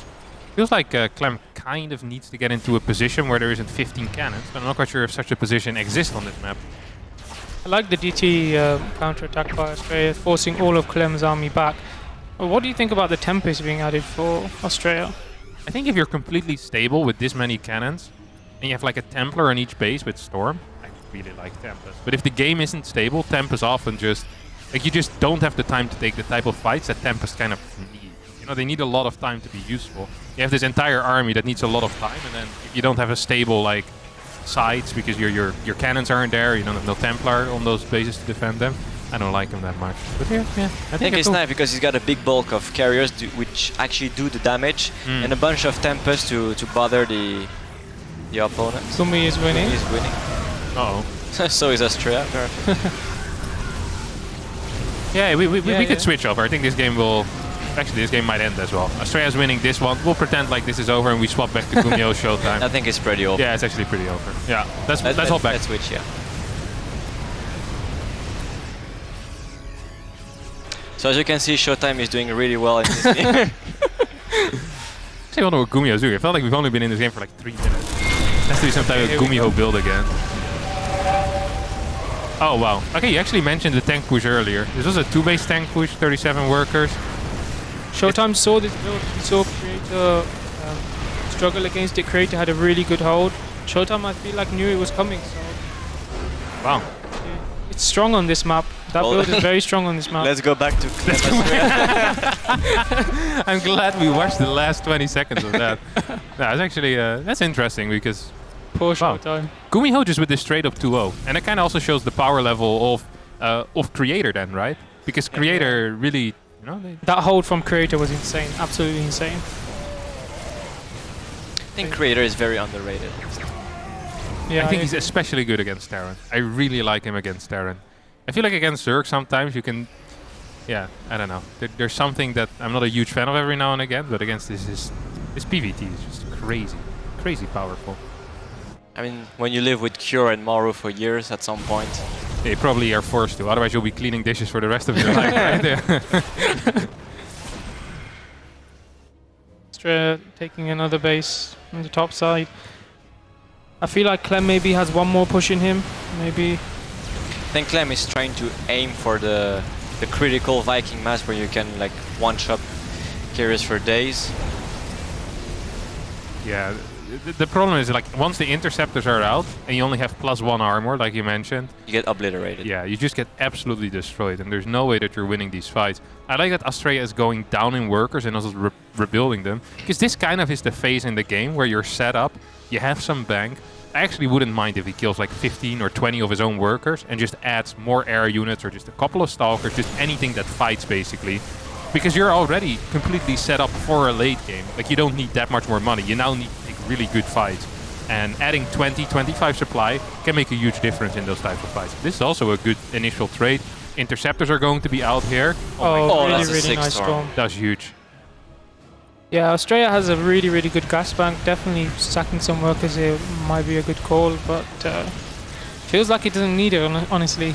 Taking some good trades, he got some really good damage on all those Vikings. Clem doesn't really have the time to heal them up. He just has to, come and try and surround this army. I feel like we're about to see the game-deciding fight soon. Look how quick they die to the interceptors. Yeah, it's actually crazy. Clem is trying to micro his hard up, but it's just not going to be enough. And a couple of these carriers are going to fall, but there's 7 Stargates that can instantly reproduce as well.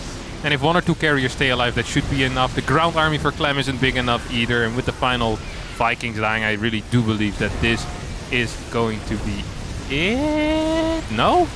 Astrea recalling his disruptors does save quite a few of them, actually.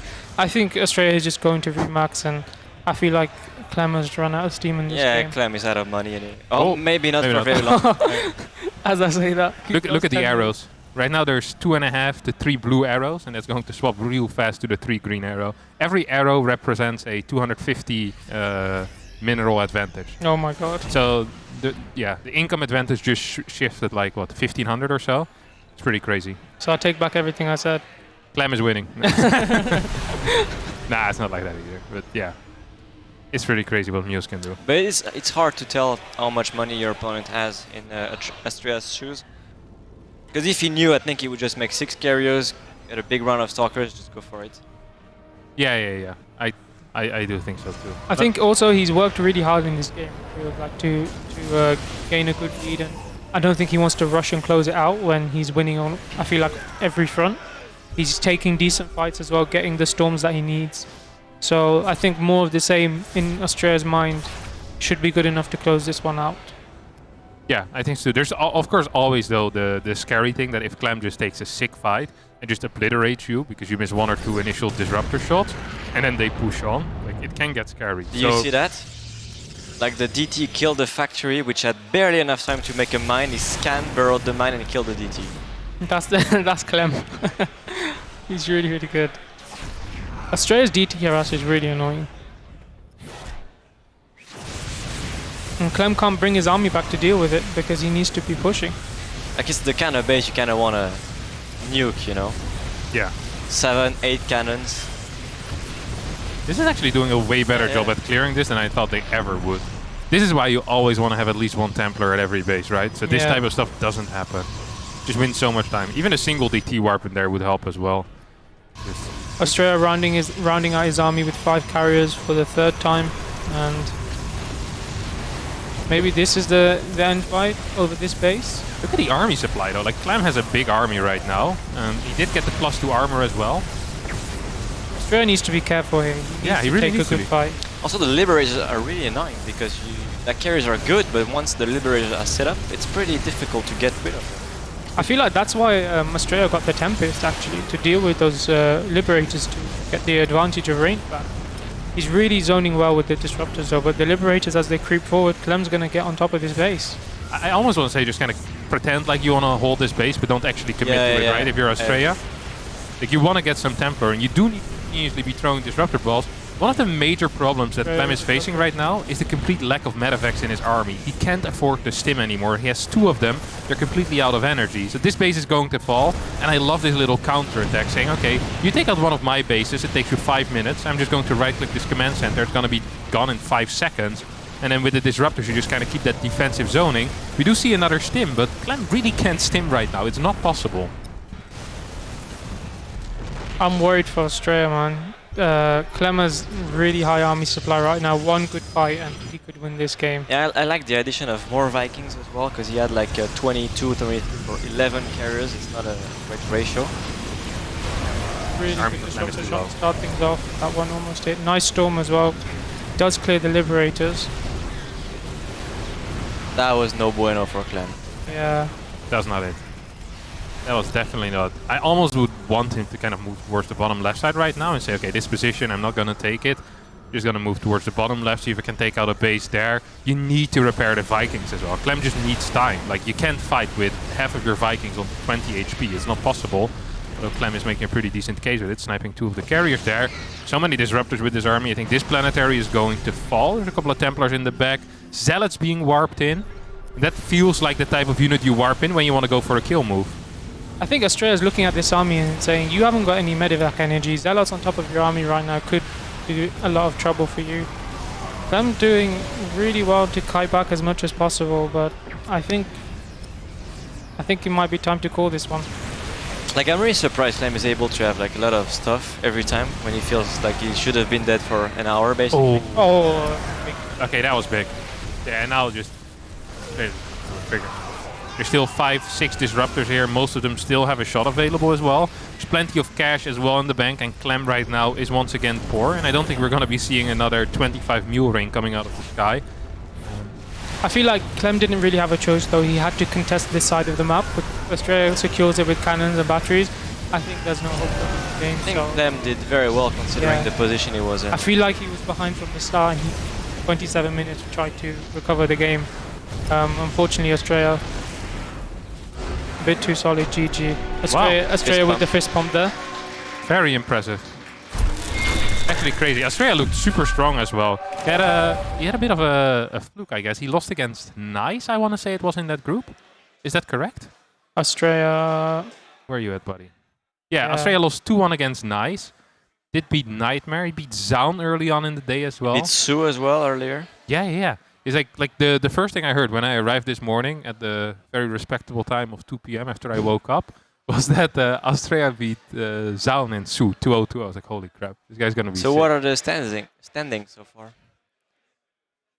Yeah, we're just going to be covering the entire series here as well, of course, now that we've already watched this fantastic game. The overall standing is that Clem, I'm pretty sure Clem already is first, right? He is 6-0, no one can get 6-0 anymore, so he's just going to be first in the group, no matter the result here. But I know that Clem really wants to win this. It's not like he's like, I already won, I'll hide my build. He's just going to be playing the same. There's still, I think Kelazhur is out, Nightmare is out, Mana is currently out as well. And Astrea, Zoun, Nice, and Su are still fighting for that qualification. So Astrea's fighting for second. Zoun has to play. Who does Zoun have to play? I'm not sure. I know Nice and Su are playing. Zoun's playing Kelazhur. Nice Su is the big deal then. Yeah, Nice Su decides who advances and who gets eliminated. That's a big match. Yeah, it's a very big match indeed. And difference between second and third in this group is actually quite big. So this is an important map for an important series for Astrea. Actually, he needs to win this to make sure that he can secure second over Zoun. Yeah, that's true. Because if he loses this and Zoun wins, which is kind of likely against Kelazhur, because I think Zoun is really good in the Pros versus Terran matchup usually, and Kelazhur is already out and has struggled a bit today. So yeah, it wouldn't surprise me if Zoun does win that, and in that case Astrea does need a win as well. The nice thing for Astrea is that he won one more map, so technically he could drop a map and probably be fine. Because in the head-to-head record he also managed to beat Zoun. So as long as Astrea wins, he's second place. But if Zoun wins and Astrea loses, then Astrea is third place and Zoun is second. And of course you advance on to like the winner bracket in the first 2 spots. You go to the lower bracket in spot 3 and 4. So that was all very confusing, but at least I understand it now. That's the most important thing. Nice. So we're just going to be hopping into that game number 2 soon. I'm kind of sad we didn't see the start because I'm so curious how Astrea got in that position. Yeah, that position I think is most Protoss' dream to have if you're playing that kind of styles, to have so many bases, really good upgrades, and Terran on the ropes. And I think a lesser Terran might have died earlier to Astrea, but Clem showing why he's one of the best. Yeah. I mean, we literally went in like the 14-minute mark. He had like 17 different upgrades done. There's like 8 bases, cannons everywhere. Ooh, could we zoom in on Mana, see what he's texting? As we see, Mana is going hard right now, playing a macro game, of course. You can see. Show your phone, Mana. Doesn't want to. Oh, is Zoun packing away? Okay. He actually showed his phone, but the cameraman was too slow. Tough luck. It is what it is. Well, I'm not quite sure what we're waiting for. This was game 1, right? We're not just sitting here wasting time. The score said game 1. Clem looks a little bit flustered, I want to say. Wait, you can see Clem? I saw Clem on when we were looking at Mana. I was looking at Clem. Ah, okay. He looked a little bit flustered with that game. I feel like when you put so much time and effort into trying to win and you feel like you've gotten some really good trades and then you still somehow lose. It feels worse, right? Yeah. Yeah, I really dislike it. If you put in a lot of effort and then you lose.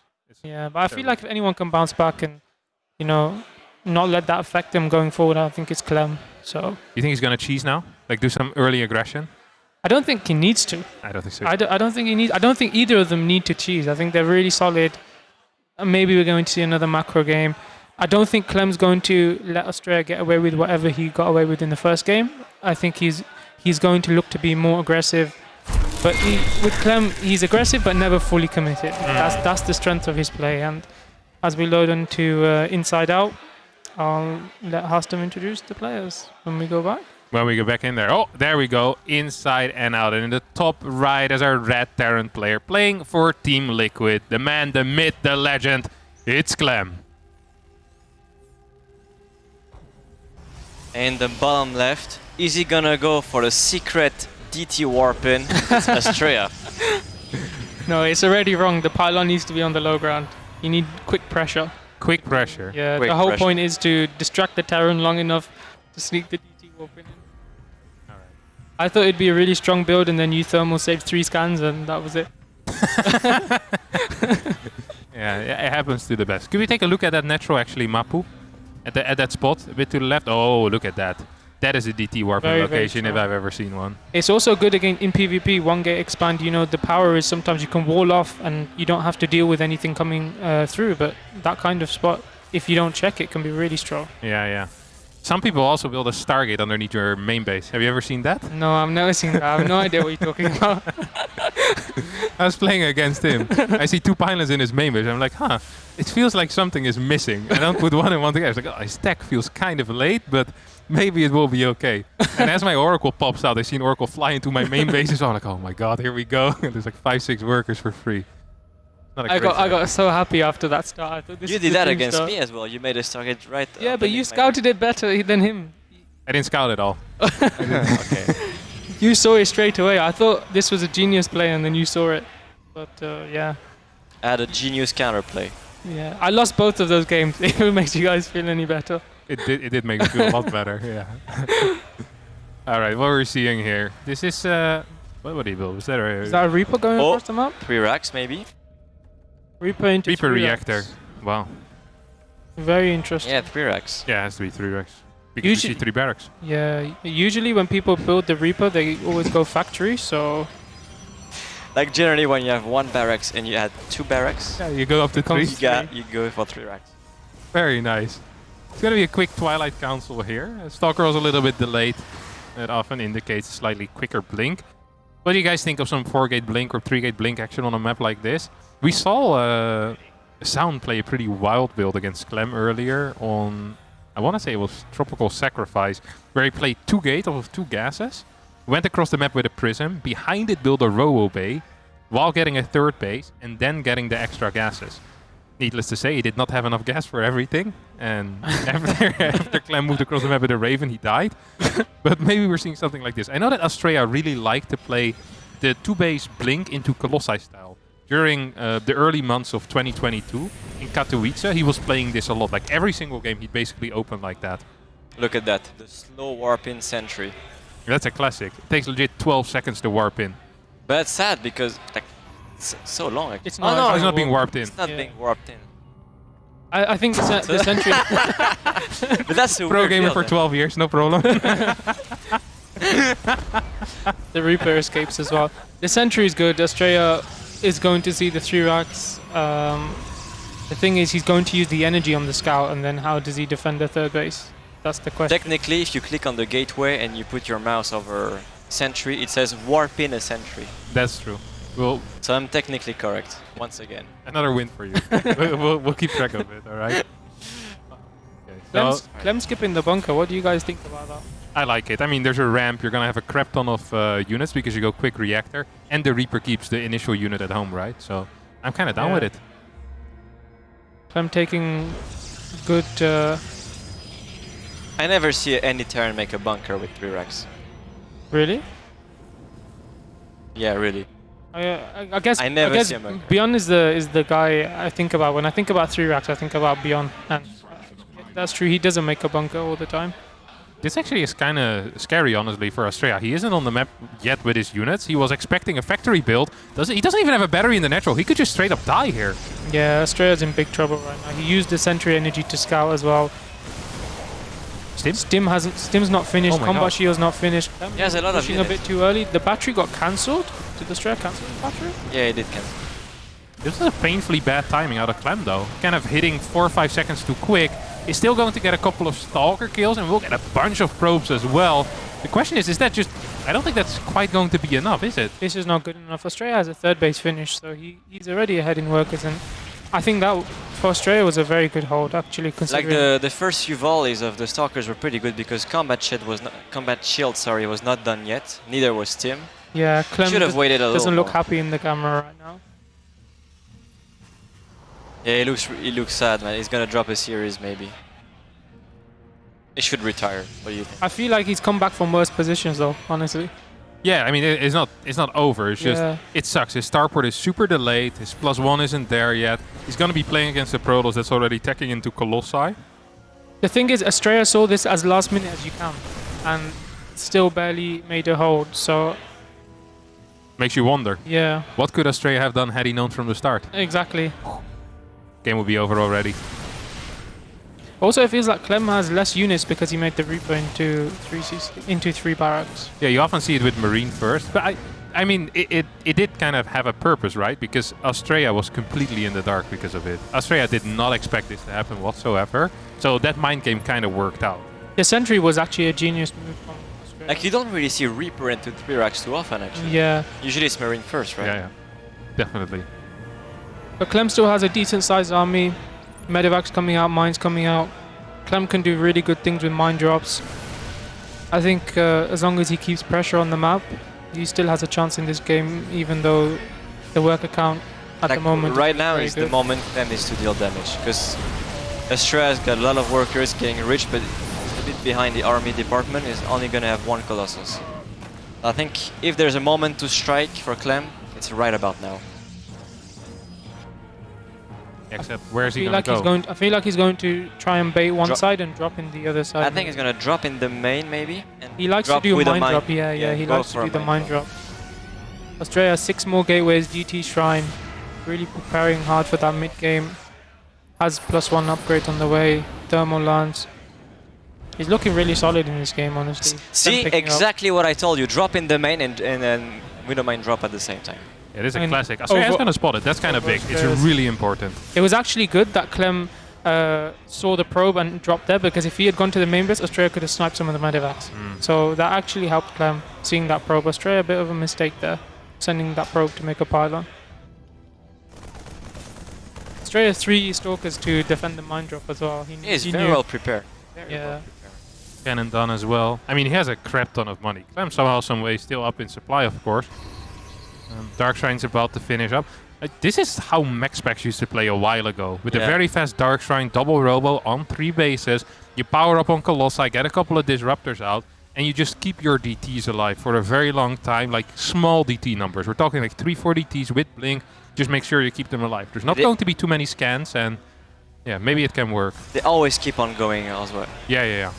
How many Colossi did Astrea actually make? Because he's going Disruptor. Clem's made 2 Colossi only, so... hopefully Clem does not overcommit to the Vikings for only 2 Colossi.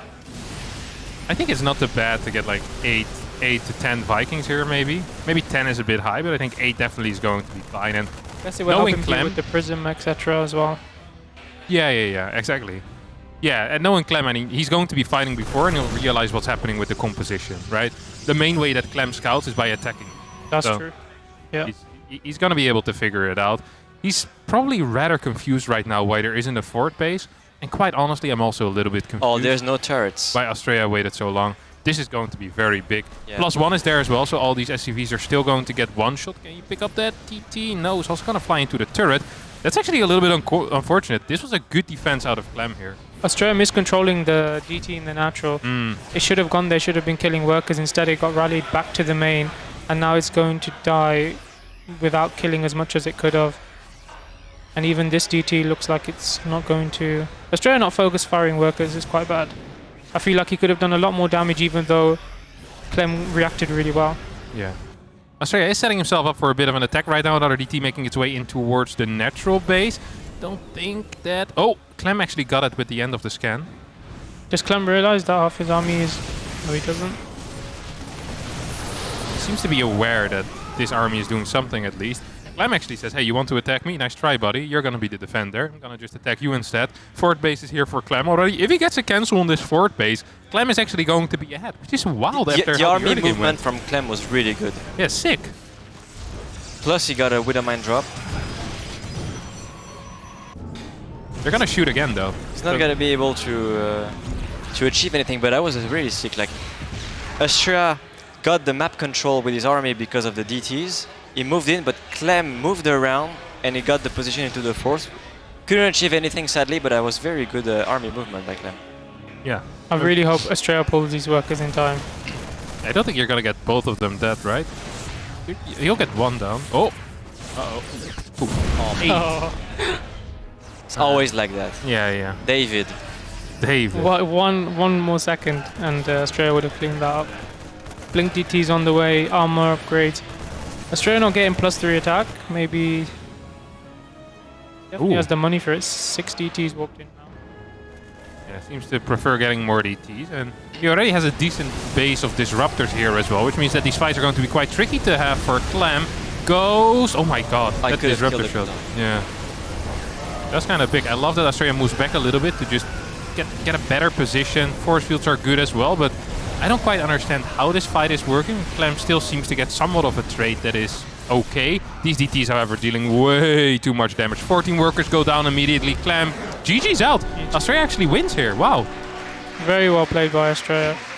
I did not realize the game was going to end there. 2 Colossi into Disruptor. I feel like there was a few more Disruptors than Clem expected. And then with the DTs on the third base, that was game. Really well played by Astrea. Yeah, I think the moment you see the DTs at your third, it's a little scarier to not commit, right? Because you're already losing so much eco. You're like, oh, this fight is way more important than I wanted it to be. And then, yeah, the game just kind of ends there. But as you said, it was kind of a max pack style, like power up 3 bases, go Colossus Disruptor, and then very fun for DTs. I think it's a good playstyle, especially against someone like Clem who likes to attack in multiple different places. And Astrea, he just sat on 3 bases for a while and said, you know, if you're going to attack me, you're going to attack where I can defend. So Su beat Nice, so we have the top 4, and Zoun is going to be... Third place, and Astrea second. Yeah, exactly like that. Because when we update, Astrea is like 11-5, right? Yeah, or 10-5, depends on how quickly they update it. But he also has the head-to-head record. So anyway, yeah, Astrea and Clem in first and second. Then Zoun in third, Zhu in fourth. Nice, just barely not making it because he lost to Zhu. I wonder if that was a 2-1 or a 2-0. We could actually check that as well. 2-0. Okay, it was a 2-0. So pretty convincing win there for Nice. Kelazhur, Mana and Nightmare, sadly for them, also drop out. But do not worry. Do we actually get a winner's interview here with Astrea? I wouldn't mind it, if that's possible. Not yet, but later is what I hear. What's the plan now? Okay, so the man in my ear says that right now we're going to be going straight into a break, then a mini game, and then perhaps an Astrea interview. So stay tuned.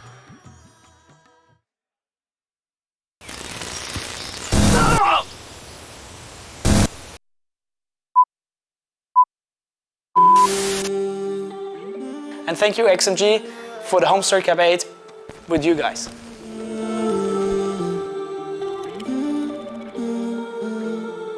Da musst du das Extreme auch ein bisschen präsentieren.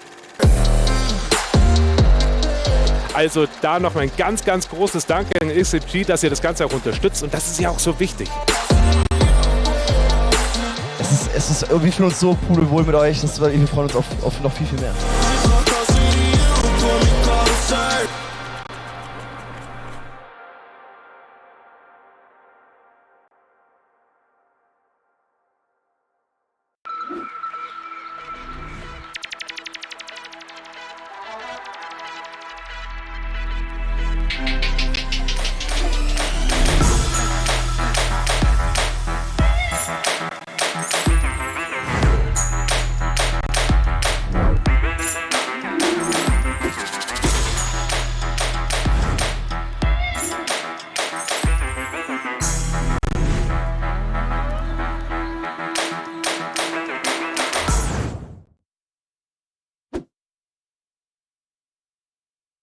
Sie wollen mehr Umsatz in Ihrem Online-Shop?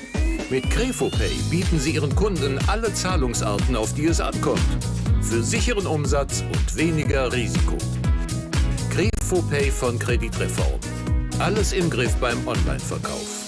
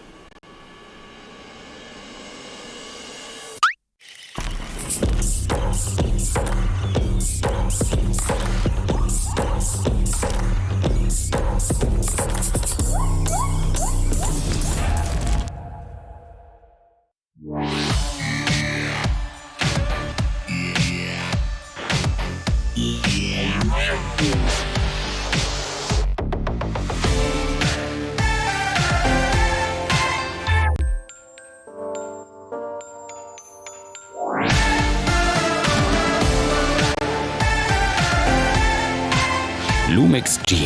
So fotografierst du heute. Panasonic.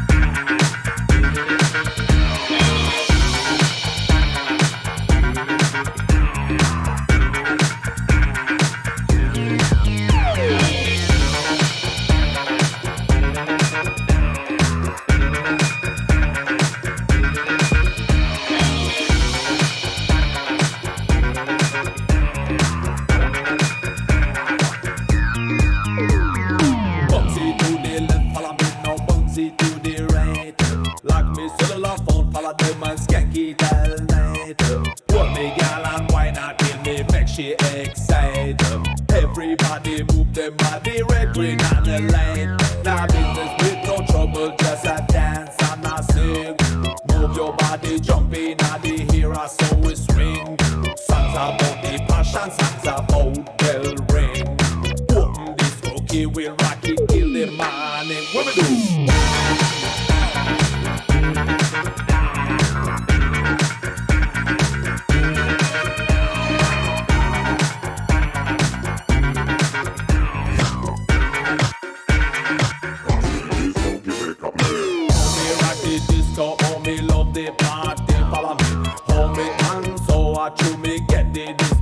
When me do mingle with them posse, believe you me. Gyal pressure me, turn your hand and see how we dance. Watch me, watch me, watch me, watch me, watch me. I shake me head. Follow me, follow me, follow me. Come, come, follow me. And when me get tired, respond me, gyal true or not. No matter hip hop but hard, they want mercy. How we do?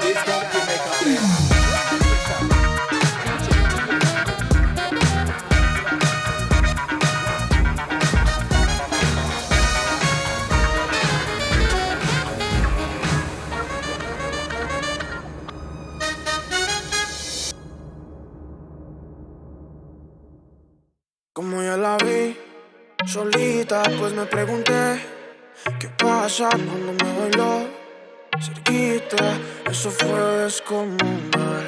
Dale, dale, tra, tú sabes cómo es. Vamos a hacerlo, mami, contra la pared. No me dice nada y todo se le ve. El perreo no se acaba hasta las 3. Dale, dale, tra, tú sabes cómo es. Vamos a hacerlo, mami, contra la pared. No me dice nada y todo se le ve. El perreo no se acaba hasta las 3. Fanática la luce porque tiene belleza y mueve ese booty más con tremenda certeza. Es con esos ritmos y un par de cervezas ya nos ambientamos porque esto apenas comienza. Ella me dice que nada de lo que veo acá nadie lo comprará, no está a la venta. Hungry, are you? I've got a special treat for you.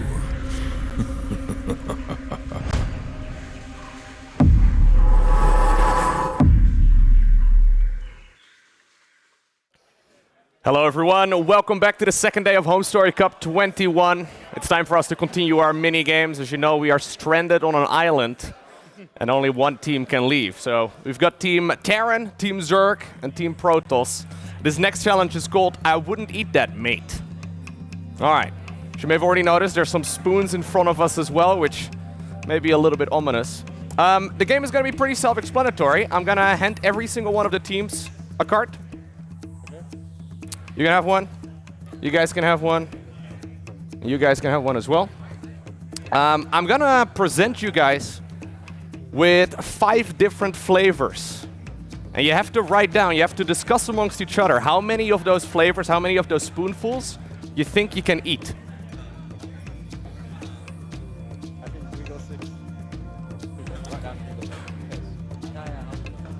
So I'm going to reveal to you what is on every single one of the spoons. Okay.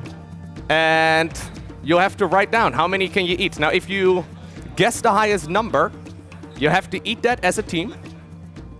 If you don't finish it, the other 2 teams get the points instead. And if you do finish it, your team gets the points.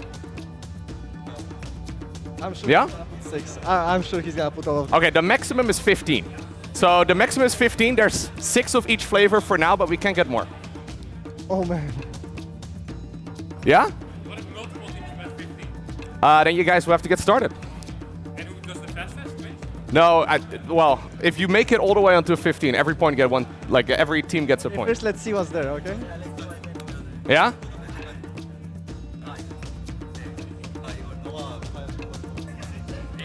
Yeah? You good? We can eat as a team, right? Like, Yeah, you get to eat as a team. He's not gonna eat much. It's All right, are you guys ready for the first one? This one. Oh.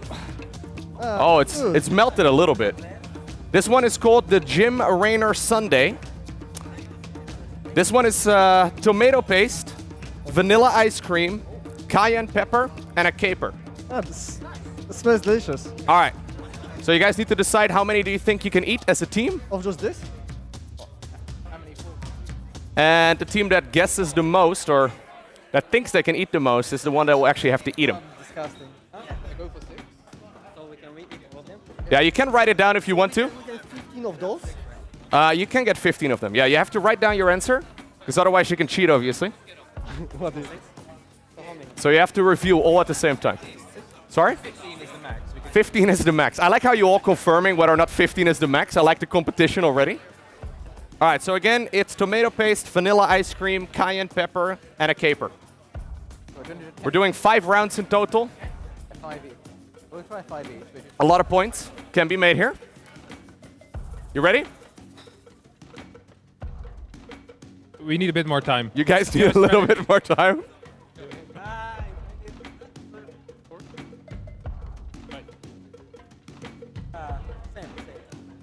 Looks quite tasty. Vanilla ice cream. Yeah, I think like. Yeah? There we go. We got it. You guys ready? Yeah. All right. How many do you guys think you can eat? We think 10. 10? 4. Ooh, 4. All right, so you guys are out. Any of you can do 11?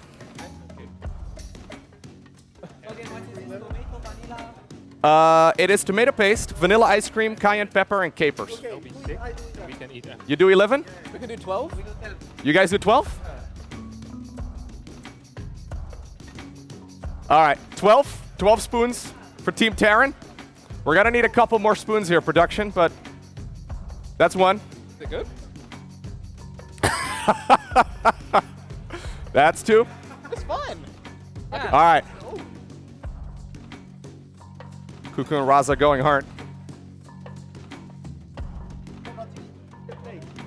Clean the plate. Clean the plate. No, it's fine. It's fine. It melted a little bit. No. All right, we've had 6. We're gonna need some more production. Yeah, it tastes good. All right, here we go. These are full spoons, though. This actually didn't sound that bad. You guys, what? I've got some worse ones coming up. They seem to be enjoying it quite a bit. Okay. All right. Well done, Team Terran. Getting it in.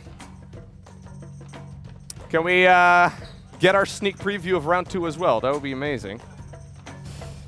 All right, round 2. It's called the Zealot Cheat Day. Avocado, Nutella, jalapenos, and vinegar. Oh, I'm doing that.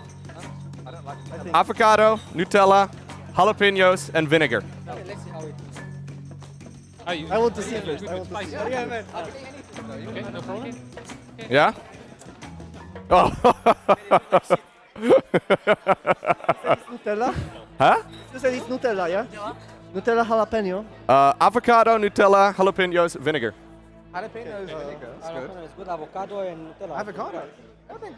How many will it be? I don't think it does. What we do? You can do yourself? Just you. How much will you? I can do 5. How many? I think we could eat 15, but can we just eat again? I don't know how it works. Yeah, we eat. Okay. Then, yeah. So again, they have to decide as a team how many they want to add. we're done. How many they want to. We're ready. You ready? Okay. I think Team Terra needs a little bit more time. This is much worse, I think, this one.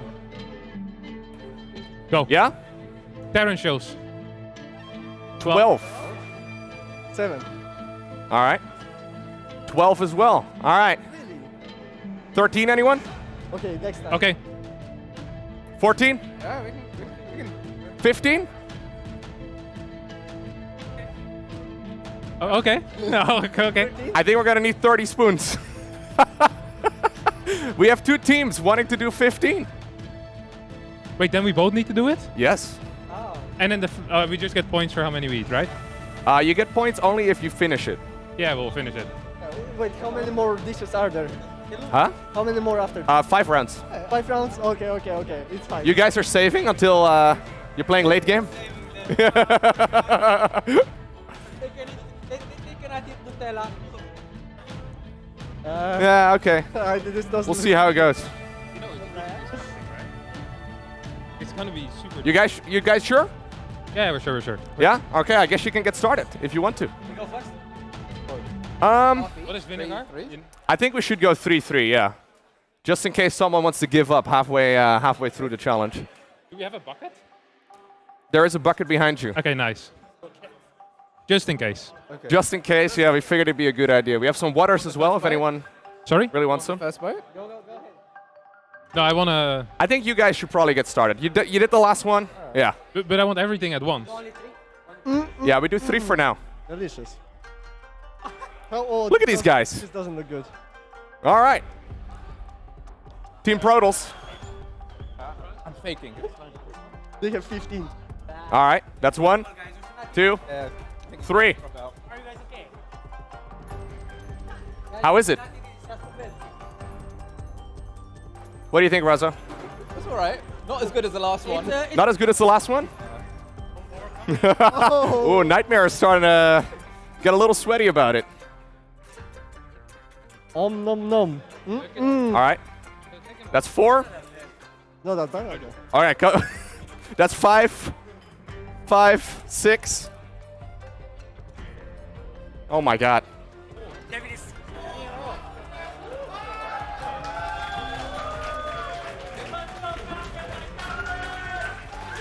Two, 4, 6. Okay. That is a 9 in total.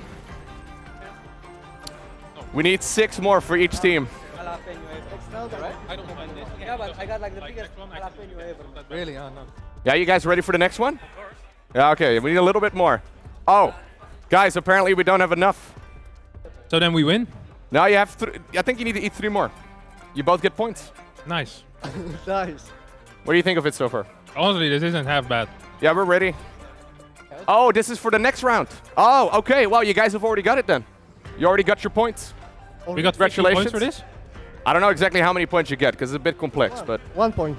1 point? Yeah. You just get 1 point? Yeah. Okay. All right. You guys ready for round 3? Yeah. I think the Zorks need to go in on this one. Yeah, we need to. All right. Round 3. It's called the Baneling. The Baneling. Yeah? The Baneling. It's horseradish, wasabi, Tabasco, and black pepper. You're good. You're joking. Tabasco and black pepper. So Horseradish, wasabi, Tabasco, black pepper. This is hard one. Okay, go for it. Ah. You eat with chicken sometimes. Radish, you know? And we need to.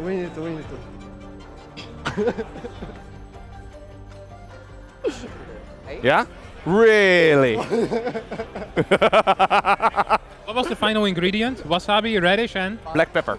Black pepper. No, we're not gonna let that. It's basically very spicy. Very spicy. Man. You got it, buddy. 4 or 8. 6. We can afford to lose this one. I can like a hard one. Whatever he can do, write it down. If he can do 10, write 15. I think they win for Team Terran looking confident again. Not as confident for this one. Yeah? I see Laser starting to sweat a little bit. This one is gonna be questionable. Solar's already jumping around. All right. Starting to get wiggly over here. Okay, we're done. We're done. Yeah, you guys ready? Yeah. How many do you want? 15. 15. 6. All right. We have 2 teams with 15.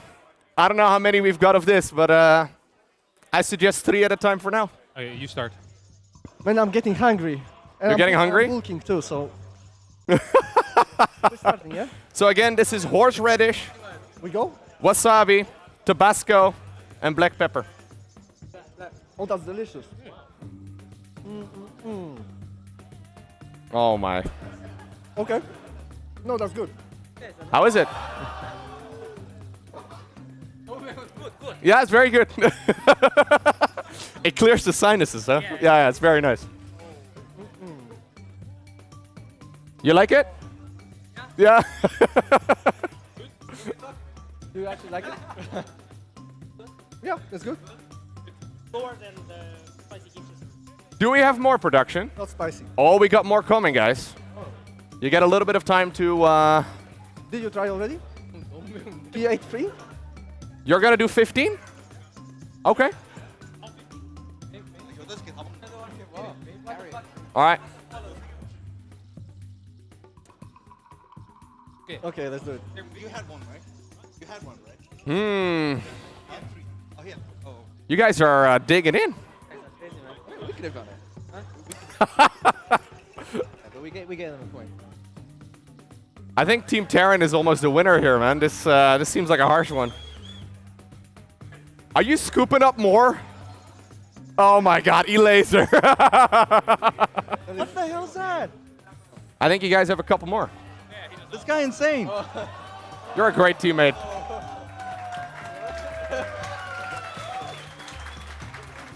It's a balloon. That's spicy. That's spicy. Then I think he had 6 because so 9. No water. I don't know when no water. Oh! You get water. If you want water, we had 2 bottles of water, guys. Give it to us. You want a bottle? We all have water? We can have water. We have 2 bottles of water, guys. We can have like a Whoa. very friendly share over here. We get more or no? Nightmare seems okay. You okay? I think Big would have been better, but. All right. We have to share the water. How'd you like that, Solar? No, I think this round is done. No, we get more, right? With water, it's edible. Do we have more? Oh, we got a couple more. Oh. We have 5 more. How do we do 5? No. I'm good, man. I'm just hosting here. I'm fine. You guys seem to have a good time.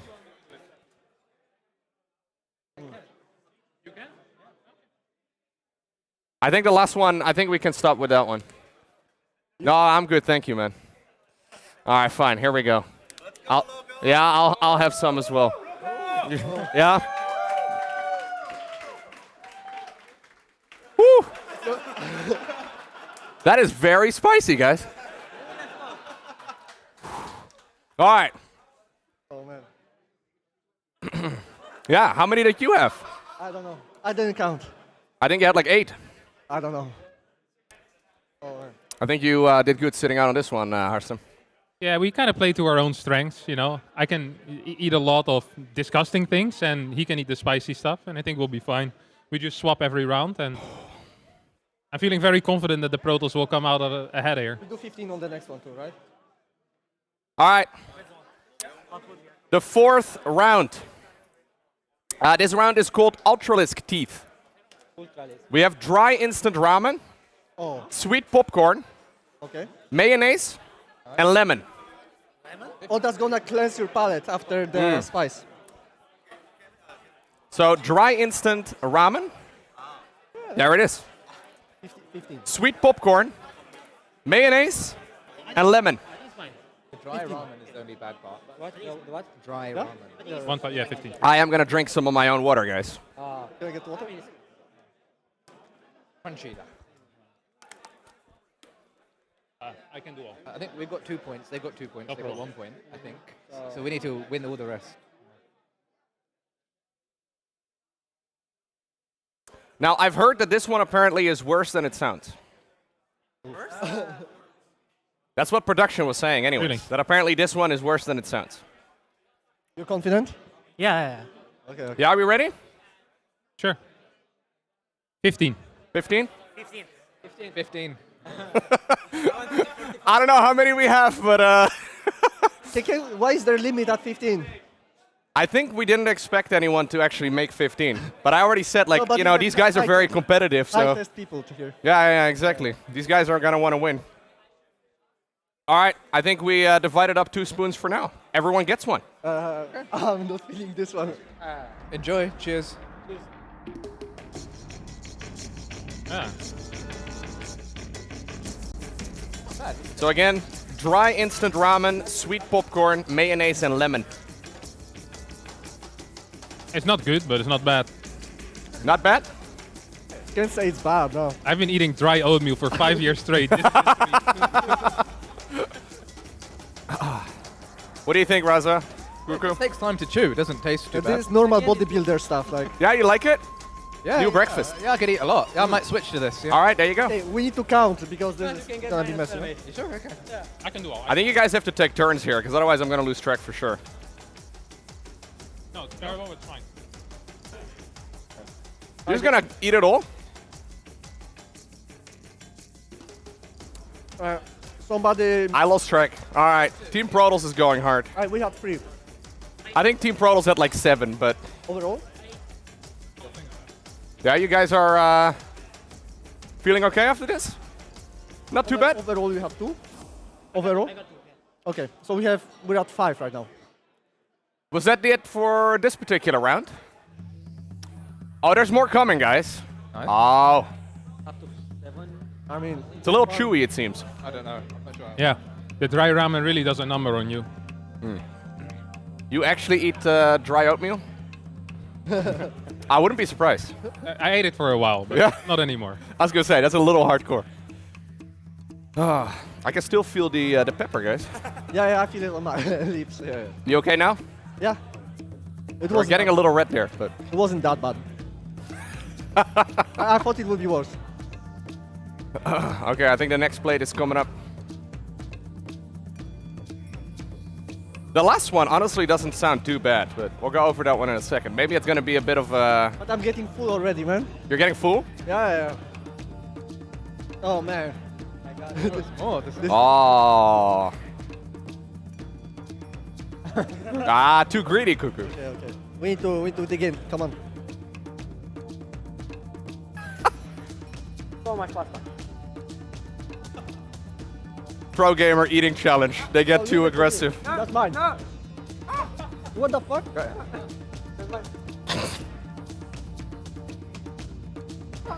Don't let them eat. We eat points. All right, I think you all get points. All right, we all get points. Well done. Yeah, not too bad. Still okay.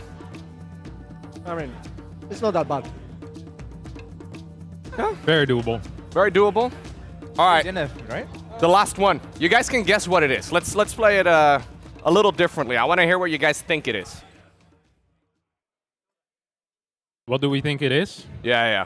We'll still play the same game, but these have a bit of a different form, a different shape. Now we see it before we have time. I have no clue. All right. What is it? Oh, Jesus. But can you say again, what is it? What do you think it is? Ice cream? Butter? Butter with sugar? Butter or ice cream? It's butter with sugar, yeah? Or salt? All right. It's sugar-coated butter. That's delicious. That's what I was thinking. It doesn't sound too bad. 20. I mean, that's what the butter. Sugar-coated butter. Sugar-coated butter. We're gonna win this. They're not expecting it. I don't know. No. You don't know. It doesn't sound too bad to me either, but I mean, that's a lot of butter. it's a lot of butter. Yeah, that's the main problem. I don't know. Just eating straight butter might not be great, but... Okay, we got it. Yeah? 1-5. You guys? But it's 20. not 15 is max. 15 is max. No. Okay. All right. I think we once again just bring out whatever we have. Okay, let's get started. Let's try. So greedy, Solar. I actually like it. That's nice. I can eat that. Yeah. It's okay? I don't like it. You can have it if you want. Okay? Yeah, okay. You're so generous. Yeah. Nightmare wants to eat all of them, and Harstem is happy to give them away. Yeah, if he wants them, you can have them. It's a good dessert. Yeah. I like Okay, how but this time production we thought count. that 6 would be enough. Yeah. We need to count actually, so everybody gets 15. Yeah, I agree. Just as many as we have. We should just divide them up. But Hearthstone was going in so hard on the popcorn, you know? Yeah, this is the last one. Yeah, Let's we take just turns. divided it per round. Hey, let's take turns. First Protoss, then Zerg, then Terran. Yeah? Yeah, sure. All right. So this is the final round. Who got the most points? Terrence, maybe? Yeah, Terrence Protoss? Yeah. A little hard to say. I think there was one that we only ate, and then one we didn't eat. So which one was the worst? Probably the spicy one, but I didn't taste it, so I don't know. Oh, different presentation this time. Ah, nice presentation. Nice plating. Let's go, Nightmare. I think you guys should go one at a time. Yeah. One at a time, yeah? Is that 3? Kevin, did you take one? All right, yeah. He's eating for us. That's gonna be 5. If you get close to puking, you tell me. I'll take over. You can keep going? We need to... All right. They have 4 right now, okay? Protoss has 4. No, I ate 1 in the start. We have 2. We have You 5. guys have 2. You guys also have 2. Solar? Yeah, put your forks together so we can keep track. What? I ate 1. Already 2? No, yeah, you get one more.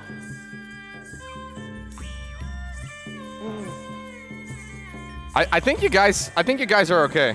Because we don't have enough. We're not getting more after this? One for you. I don't know if there's more after this. No, we're no more after it. Well, then we win. Yeah, was that it? I don't, Are we okay? All right. Well, that's it. Well done, guys. Who won? I think, well, the production will keep track of exactly how many points you get. This will be scooped together with all of the other 8 minigames we're going to be playing. I think maybe we can have a quick look at the overview screen that we had. I don't know if we have that one ready to go, but there was an overview screen that would show us the current standings. Do we happen to have that one ready to go? Oh. 4 points for Protoss, 3 for Terran, 2 for Zerg. We win? Apparently so. Good job. Well done, guys. All right. That'll wrap up this minigame for now. We have one more later today as well. First off, though, it's time for some more StarCraft. That's fine. That's fine. Yeah?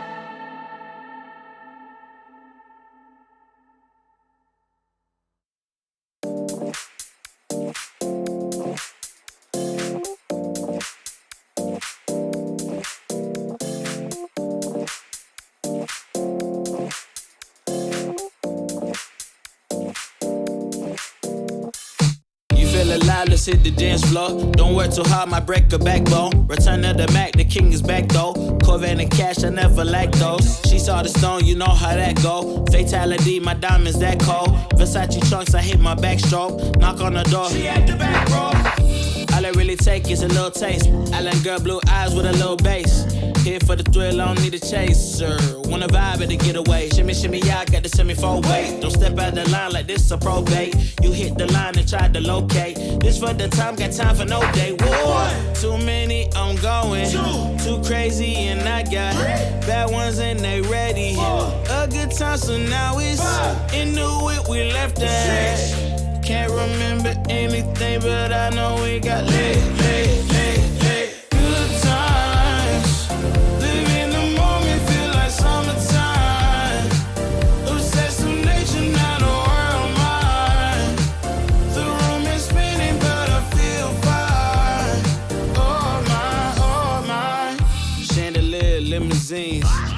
think I'm seeing things. Read the line in mid-between. Yellow light, I gotta speed up. Get home to a cold shower. Need that pronto. Look like a rave at the condo. Heck of a night in Toronto. She said, boy, you in Morocco. Pearl white mention in the top gold. Fill up my cup with the pop, whoa. High off life in the spot, though. Running out the visa, really talking to a real life Mona Lisa. Jesus pieces hanging off the fleecer. So much going on, it's hard to focus on the features. I got too many, I'm going. Too crazy, and I got bad ones and they ready. A good time, so now it's in the whip we left at. Can't remember anything, but I know we got lit. Good times. Live in the moment, feel like summertime. Obsessive nature, not a world mine. The room is spinning, but I feel fine. Oh my, oh my.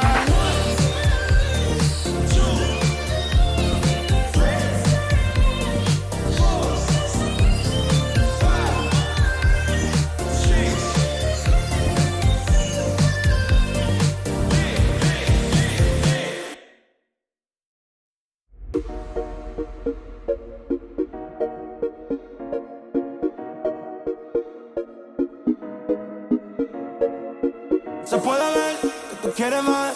Echa pa' acá, te quiero ver bailar. Se puede ver que no temas nada. Sepa que si tú te tiras, yo me tiro. Tiro, tiro, tiro, tiro, tiro. Si tú te tiras, yo me tiro. Tiro, tiro, tiro, tiro, tiro. Si tú te tiras, yo me tiro. Tiro, tiro, tiro, tiro, tiro. Si tú te tiras, yo me tiro. Tiro, tiro, tiro, tiro, tiro. Si tú te tiras, me tiro. Envidian por su estilo. Todo estaba tranquilo, pero llegaste sola al partido. Y baby, no me voy de aquí sin ti. Todo lo que estás sintiendo lo quiero sentir. Tu enojo, tu coraje, como llegaste aquí. Cantando Kelani, baby, dámelo a mí. Pull out the dress, joven, pull out the dress. Hop in the phantom, what's the dress?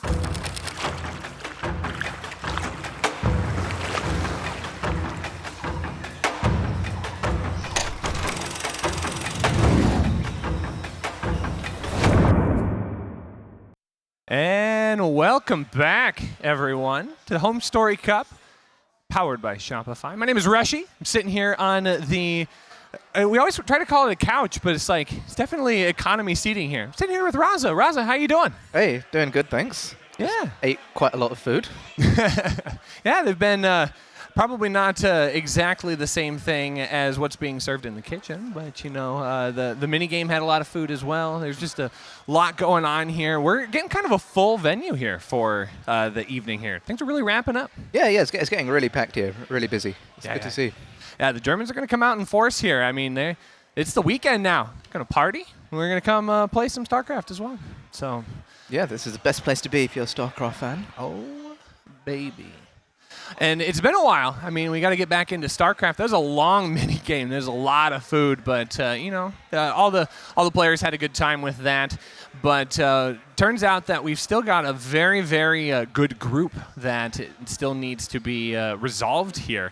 And I don't know. I'm looking at the overall standings so far, and I'm seeing a few things that really kind of jump out and surprise me. Serral not immediately the number one in this group. Ryung owning that with a 4-0 so far. Yeah, Ryung's doing really good. I think his map wins were against some of the lower player of the groups. So even though he's doing really good, he hasn't got this in the bag yet. He still needs... Oh, he beat Creator 2-0 as well. I didn't even see that one. Yeah. Oh, that's fantastic. No, Ryung's popping off right now, which is really, really good. And, I mean, Drogo's been playing really well as well. I mean, he went 2-1 versus Serral, but he took a game off, which was definitely not a fluke in any way, shape, or form. And, I mean, we're just getting started here. I mean, we're getting into round 3. It's going to be a TVT for us for our next series. It's going to be Ryung versus GuMiho. Yeah, it should be a good TVT. Like, both of these are good Korean Terrans, and they have quite different styles as well, so it'll be interesting to see how they pair up against each other. Yeah, especially since I think GuMiho's going to want to start fighting to the top side of that bracket as well. He currently is sitting in 5th place. He's got a 3-way tie with Creator and ShoWTimE, but that's kind of like round-robin unfolds like that in a big way, right? Where everybody gets a chance to take on everybody, and a lot of things. Sometimes you start with an easier path. Some people have to start with Serral right away, and then it all kind of shakes out. So definitely a lot to unfold in this group here still. Yeah, and I think this series will be a really important one in deciding who goes through. And if Ryung's trying to get top 2 in the group, he needs to win this one, I think. Yeah, true. The other series going on in round 3 looks like ShoWTimE Trigger, Serral versus Goblin. Actually, that should actually be a really good, fun game. And then Creator versus Drogo. So I actually just bumped into Drogo. He's getting some food, so he's going to be all powered up, ready to go. Yeah. There's a lot of mirror matchups in this round. Yeah. Interesting to see. I think mirror matchups are where you get the most upset. So someone like Trigger could beat ShoWTimE. Could be a cool result. Yeah, very true. Looks like we've got some fun things to do here. I think can't tell if the players are set in position yet. I think we might have some time to kill. Yeah. So see GuMiho typing some stuff. Oh yeah. There we are. Oh, we got the player cams going here. So. I mean, HomeStory Cup is such a vibe. I mean, it's just really a good time to kind of relax and kick back and get everything going. And who doesn't get excited for a TVT? Come on. I mean, counting tanks, watching anti-armor missiles go flying. I mean, the excitement's abound all the way. Yeah, I think it's gotten a lot more interesting recently, like TVT, with a lot more Ravens in the mix. Yeah. And then when it comes to big air battles with a billion Ravens on each side, Vikings, Liberators, and even like some mech play can be really cool as well. Sure. Yeah. Well, let's see, what is happening over on the B stream right now? I guess who is? I think Zombie Grub is casting right now. B stream's being passed back and forth between Fear Dragon and Zombie Grub, which is super cool. Yeah, but both doing a great job there. Let's. I just realized this is a German keyboard. I was like, wait a minute, where's the Z? Yeah. Z and Y all swapped around. Oh, my American's showing all of a sudden. Oh, no. Looks like she's doing ShoWTimE versus Trigger. So that actually should be a really good series. So if you want to catch as much action as humanly possible, go to twitch.tv/zombiegrub. But again, don't close this one. Got to stay here with us and have all the fun live as well. But a big shout out to Fear Dragon and Zombie Grub for doing lots of really cool casting as well, and just being a part of the team overall. Yeah, there she is. Look at it. Look at her setup here. I mean, she usually has a really cool background for her casting setup, but like she went all out for this, really embracing the Lost Island. Yeah, she's really in the vibe, and she's got more exotic animals. Like she's got sharks there. We've just got seahorses and stuff. So I guess maybe she's stranded deeper in the ocean than we are. Well, maybe she's taken some like inspiration from production here, because like every time we come back from break, like production is always like moving the sand around, putting something new in, dropping a new Red Bull can somewhere. So, I mean, they're putting a lot of effort in. It's really good. Yeah, cool. Well, we've got Starfish as well now. I don't know if that's this Starfish, I think, I mean, I've cast it a few times this weekend. I think every time I've cast has been in a new spot. Yeah, maybe it's alive. Is it real? I mean, moving around. I think if you give it enough Red Bull, I think like anything could be real. Like there we go. The logo out. There we go.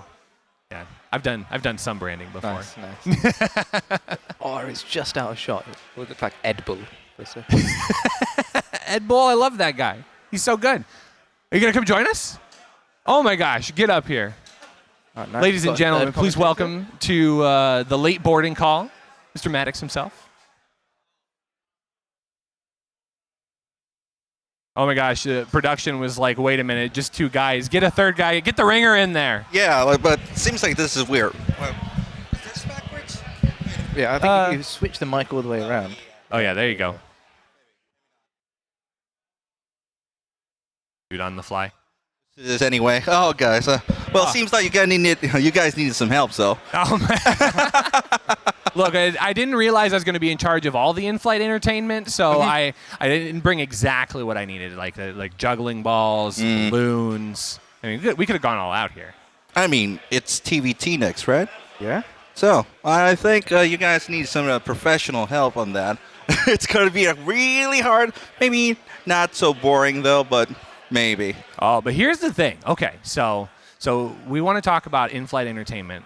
Talking to the pros is pretty entertaining, and we might actually be able to grab like one of the players that just managed to win Group C.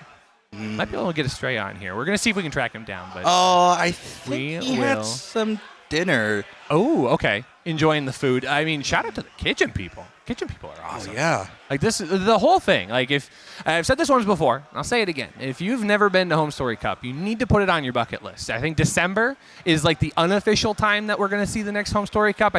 I heard that there aren't any other tickets for the rest of the weekend. I think they got all sold out, which is great. Love that. Love that for HomeStory Cup. But for the next one, you see those tickets go live on twitter.com/TakeTv. Like, do it. Pull the trigger. I flew all the way from the United States, and it was worth it. Worth the flight, worth the headache of travel. This is a great time. Especially if you get the VIPs, you get to be with the Players Lounge, right? Yeah. Yeah, it's a cool place to be, the Players Lounge. Yeah, Just watching like Serral's first-person views. Yeah, I know. You get to be with every single player on the HomeStory Cup. What was it? I think somebody told me that they went downstairs and like they saw all the pro players just like warming up, and they're like, "There's more MMR in those seats than I've ever won or lost combined, like in my entire career." Wow. So, yeah, a lot of them play off race to warm up. It's quite interesting to see. like not just Reina. Like I saw like ShoWTimE playing Zerg. There's a lot of off racing going on. I think it's a good way to warm up without being too competitive. Sure. Your first couple ladder games. Wait, having fun? Yeah. Having fun playing a game? Yeah, it makes you play better having fun. Wow. That's the key. I don't know. It just doesn't sound right. not for StarCraft. Okay. I need to ask Maru how much fun he has. He was like, I had a great time playing the game. Very good result. I'll work hard for next time. Let's see. Okay. Oh, I see someone. Oh. You gonna come talk to us? Come on. Yeah. Oh, okay. Oh. Yeah. There we go. Okay. Woo. All right. Final boarding call here for the Lost Island Express. It's actually gonna be it's for the first class. Actually. Oh, that's true. Yeah, get Wilson out of there. Yeah. Get Wilson out of there. Oh, that was brutal. Okay, though. yeah, all the way out there. Yeah. Okay. Second place winner of Group C here, Mr. Astrea himself. How you feeling, Astrea? Hello, I'm feeling good. Good. We were kind of talking a little bit earlier. So some of the things that we talk about are going to feel like little rehashes. But like you mentioned that some of your previous offline showings, you weren't super happy, but like today, a little bit better. You're liking your results a little more. Yeah, I was happy with my results, obviously, and my play today. So it's a good feeling. It's been a while since I played well offline. Yeah. Any questions for the man himself? So who do you want to play in the next round? Anyone in particular you'd like to go up against? Well, I'm going to play against one of the first seeds, right? So right now my options are Spirit or Rainer. Oh. my last option is likely going to be Serral if he tops the group as expected. Mm-hmm. So it's either Spirit, Rainer, or Serral. Yeah, I have a preference for sure. You just want to go straight for Rainer, right? Obviously. It's straight for the top. Of course. I mean, he's got to be off racing maybe for PvP. Oh my gosh. How would you feel playing a PvP versus Rainer? I'd rather not do it. Not a good matchup. I don't like it. Oh, that's fair. So you could do the same thing. Like he doesn't want to play ZVZ, Zoe off races. You could just do the same. Maybe PVZ. Both of you off race? I play Zoe, he plays Protoss? Yeah. I think Not as interested in that one? I think I'll pass on that one also. I don't know if my 5K Zoe can take that out. So you had some really good games today, specifically one that jumped out at me. 2-0 over Sue. Yeah. Really, really strong PVZ play. Thank you. Yeah, especially on the game one. I thought you were really caught off guard by those mutas, by the way, and you eventually managed to take it over. Yeah, I thought I would do a little better versus mutas actually, because I think I saw them when they first came out of the hatchery, not when they were like first at my base. That would be really bad. So I threw down the cannons right away, and I threw down a second Stargate right away, and started building Phoenix. But I don't know. I guess my Phoenix control wasn't very good, or his muta control was just really good, because I had like 3 Phoenix versus like 14 mutas, and I kept losing some Phoenix, and his mutas were just there; they weren't dying. So I don't know. It was a really tough game, but it was a fun one for sure. So you've done a lot of traveling, especially over before 2020 came around, and now recently getting back into like a team house in Korea, and you've been spending a lot of time in Europe lately. Do you have a region that you like playing in the most, even just for like practicing or just doing some ladder? Well, for practice, I think Korea is probably the best because the people there are degens just like me, and they stay up till 4 a.m. So I can practice till 4 a.m. True. But people in Europe, there's kind of a smaller range where you can practice, and it's a bit harder to find high-quality games on ladder sometimes. I think Korea is the best for me personally, practicing. Europe is fine if you do customs, and I also like living in Korea the best. Like I said, strategic alliance. I think it's been about like 3 weeks I've been in Europe now because I was in Valencia. I got COVID, so I stayed there all the way until Nation Wars. I recovered and then went to Nation Wars, and now I'm here. I mean, it's been really good, but I like Korea because I can speak Korean better than I can speak like German, Spanish, or the other things. And I just like the food there, so this has been a good trip. But I like Korea. Yeah. So, what's your best Korean you can say? My best Korean? What do you mean? I mean, like, you can do a complex conversation or kind of stuff. No, I can. You can do an interview with Korean. I can order milk tea. Oh, that's something. Kimchi jjigae, I can order barbecue. Oh. I can say some stuff. I don't know. Maybe you can respond to Gyuri. In a GSL interview? Yeah. Maybe. It would not be very coherent, but I could say I could say something probably. I don't know. Maybe someday. I'm working on it. Yeah. Any other questions, guys? I guess, do you think the Korean ladder helped you improve so much? Like, has that been key to your success? Absolutely. It's definitely one of them because when I'm in my house in San Diego, there's obviously a lot of ping to KR and there's a lot of ping to Europe. Probably over 150 either way, and also like the practice time for Europe is like about to noon for me. Like if I try to queue after that, I won't find games. And then Korea is after like 9 p.m. So I either have to make my sleep schedule kind of weird because I can't practice like when I would normally practice like midday. It's hard to find games. So just the convenience definitely just makes me practice more in Korea. Do you have a practice partner you like the most? Someone you really enjoy working with? I don't know if I would say that, but I've been practicing with Bunny a lot recently because we I don't know, I was helping him prepare for Hero a bit while I was here. I practice with him a lot for some reason. I like him. He's good. It's unfortunate he got knocked out of semifinals, though. I mean, it's still a sick run for him, right? Like, yeah, I know. He couldn't practice for 10 days. He goes to GSL and Yeah. It's still sick. Definitely. Awesome. Well, if we don't have any other questions, I think we can send you on your way. I mean, of course, you've got a little bit of preparation to do for tomorrow. We'll find out who you are playing very, very soon, I'm sure before the end of the night. But anything else you want to say for the fans before you go? No, I mean, this event has just been awesome. And quick shout out to Alpha X. Always got to do it for the team because the team is awesome. But no, other than that, I'm just happy I did well today. Alpha X is a pretty good team, guys.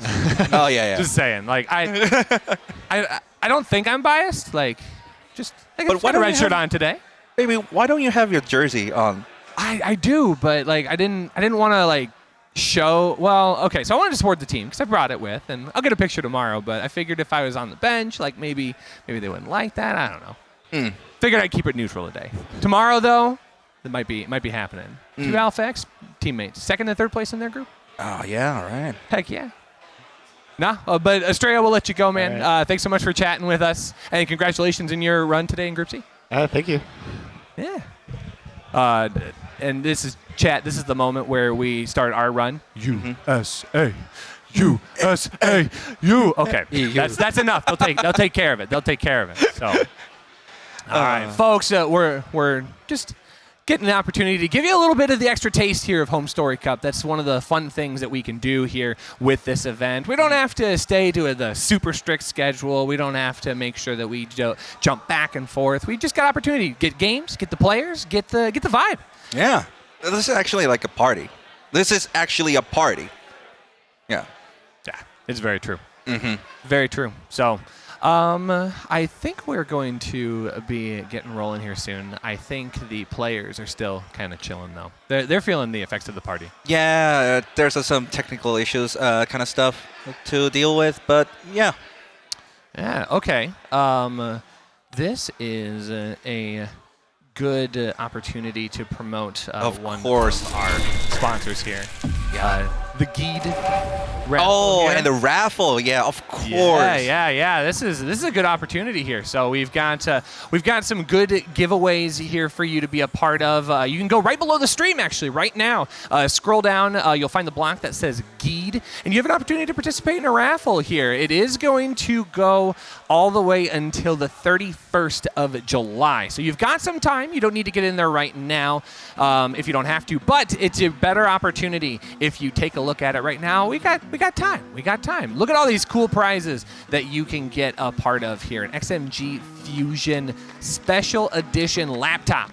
This is the one is actually the one laptop who actually gamers play on this HomeStory Cup. Hey. Yeah. Yeah, that's a big deal. Yeah.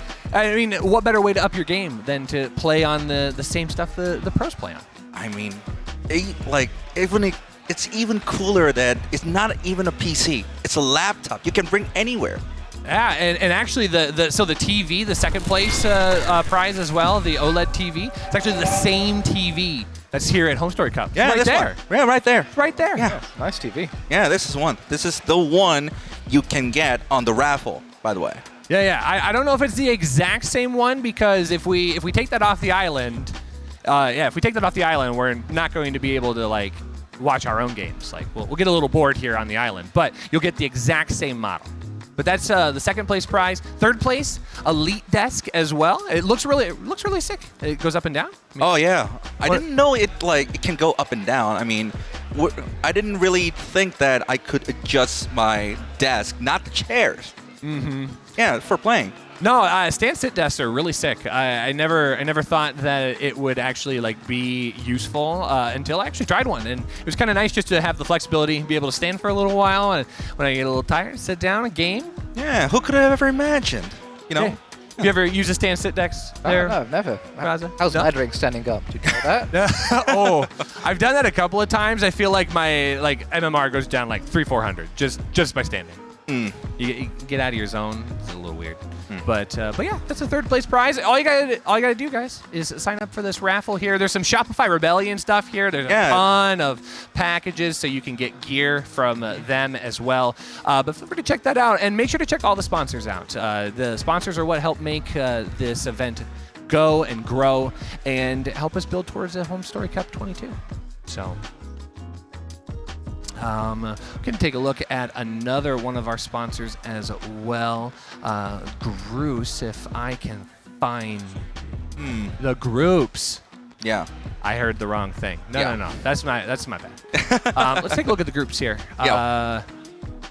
All right, well, we'll refresh so we get to everything going. Well, let's give you a little rundown of all the different groups that have happened here so far. Group D, we'll start with right now, because that's what we're working on. Ryung up at the top, 4-0. That's unexpected, honestly. Ryung was considered to be underdog of this group. Oh, absolutely. I mean, beating Creator 2-0. Mm-hmm. I mean, he went all the way to the top, not in the finals, but he went to the top in Valencia.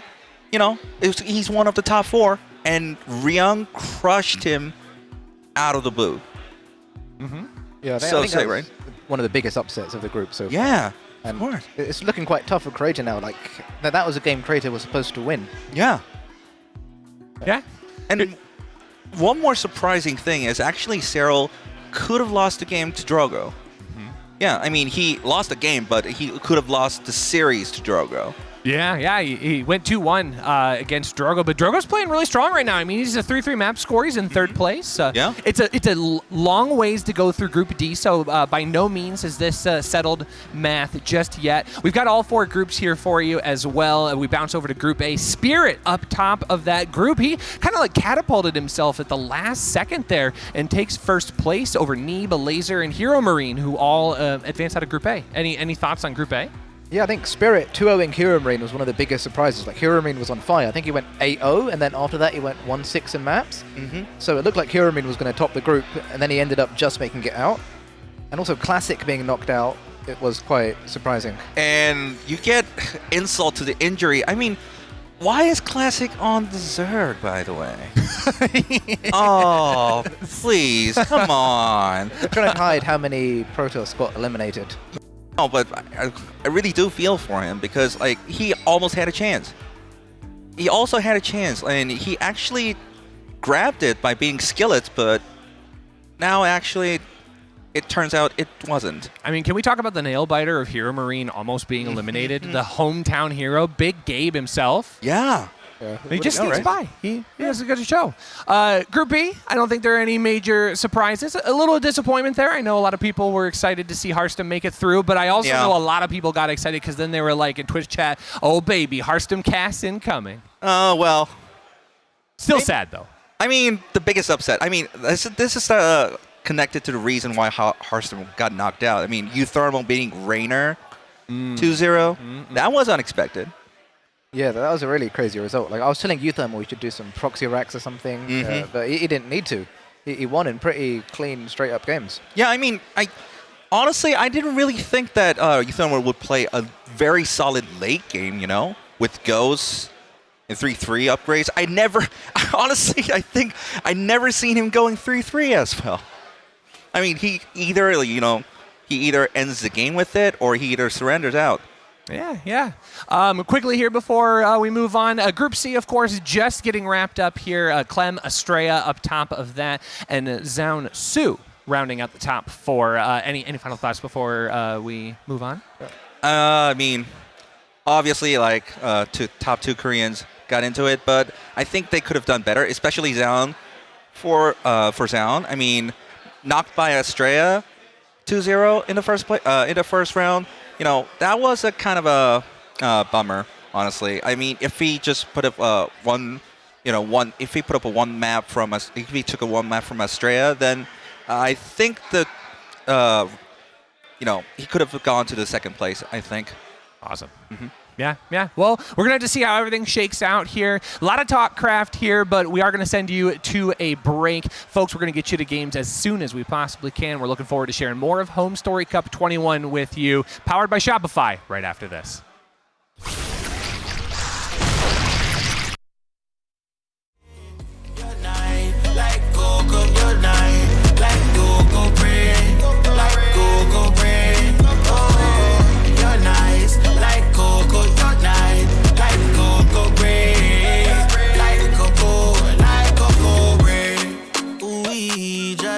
Watch a movie right by your side on duty. Not too much or too sweet. Ooh, passion from yours truly. Let me know how you feel. Hope I'm not in too deep. We were Phoebe, we die forever. Won't be alone forever. Get through the storm together. Ooh, girl, make some room. I know you still, you're nice, sweet, smooth, like cocoa bread, cocoa bread. You're nice, sweet, smooth, like cocoa bread, cocoa bread. You're nice, like cocoa, you're nice, like cocoa bread, like cocoa bread. Oh, you're nice, like cocoa, you're nice, like cocoa bread.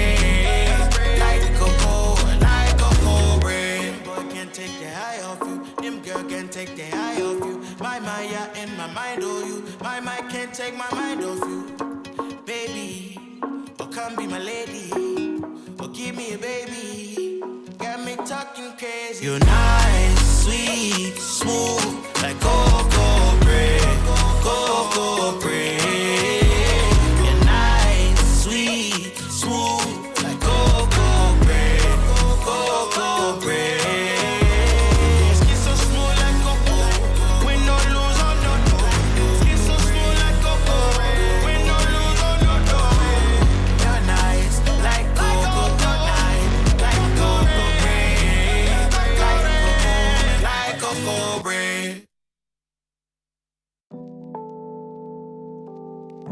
I got problems.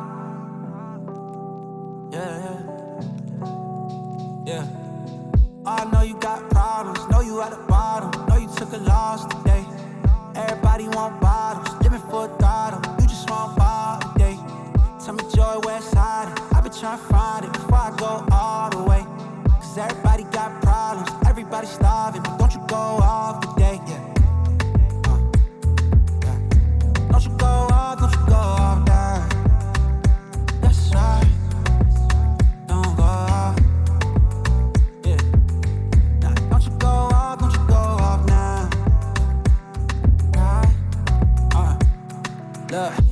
woke up this morning living my best life. And if it isn't, at least I gave it my best try. I'm just enjoying the moments cause ain't no next time. Trying to slide with my people on the west side. Yeah, moving different than all the rest cause I'm about doing it different. New vision and no regrets. Man, I used to be a victim, repented of all my stress. Now, excuse me, I'm just venting and getting it off my chest, yeah. Believing one day we all ball, but once you get your shot, just don't turn to a ball hog. Putting my team on, if I'm high, we all tall. Just know I got your back. If you down, then we all fall. That's loyalty, baby. That's right, that's right. Can't control it, but that's life, yeah. Let's spend time more than we spend cash. You only got one life and they do it fast. But, oh, I know you got problems, know you at the bottom, know you took a loss today. Everybody want bottles, living for a throttle. You just wanna buy today. Tell me joy where it's hiding. I've been trying to find it before I go all the way. Cause everybody got problems, everybody starving, but don't you go off today, yeah. Don't you go off, don't you go off now. That's right. Yeah, yeah. Don't you go off, don't you go off now. That's right. Yeah, I've been trying to find the light. Waiting on it, trying to get the timing right. Switch it up, had to get my mind right. Now it's my time and I'm gonna shine bright. Yeah, look, I've been trying to find the light. Waiting on it, trying to get the timing right. Switch it up, had to get my mind right. Now it's time and I'm about to shine bright. Yeah, yeah, yeah. Shine bright. Yeah, shine bright. Joy in the light. Yeah, look, ooh, everybody got problems. Everybody got problems. You just wanna solve them. Live it up, I call it. That's right. Oh, I know you got problems. Know you at the bottom. Know you took a loss today. Everybody want bottles. Living for a throttle. You just wanna buy today. Tell me joy where it's hiding. I've been trying to find it before I go all the way. Cause everybody got problems. Everybody starving. But don't you go off today, yeah. Don't you go off, don't you go off now. That's right. Yeah, yeah. Don't you go off, don't you go off now. That's right.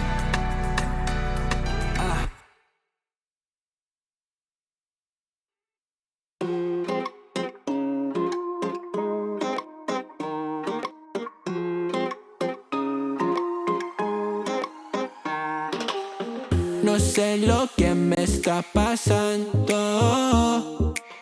Siento que alguien me está llamando. Ella es mi motivation. Corre base de mi mente como béisbol. Baby, yo te soy fiel como Jacob. Dígame yes, baby, don't say no. Imaginando, tu boquita en la mía. Baby, sería un sueño, you know.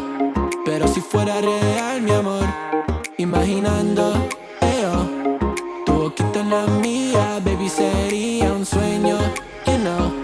Pero si fuera real, mi amor, te daría un beso, dos besos, tres besos. Solo vive el momento conmigo, mi amor. Te daría un beso, dos besos, tres besos. Solo vive el momento conmigo, mi amor. No le pare, no le pare, no le pare ya. No le pare, no le pare, no le pare ya. Oye mami, no le pare. Vamos a hacer que esta vida sea una vida inolvidable. Digan lo que digan, ya tú sabes que si estamos juntos los dos no hay nadie que nos pare. Tú eres mi favorita. Dame un chance en la primera cita. Yo quiero que tú seas mi señorita, baby. No hay nadie más bonita. Imaginando, tu boquita en la mía. Baby, sería un sueño, you know. Pero si fuera real, mi amor. Imaginando, tu boquita en la mía. Baby, sería un sueño, you know. Pero si fuera real, mi amor, te daría un beso, dos besos, tres besos. Solo vive el momento conmigo, mi amor. Te daría un beso.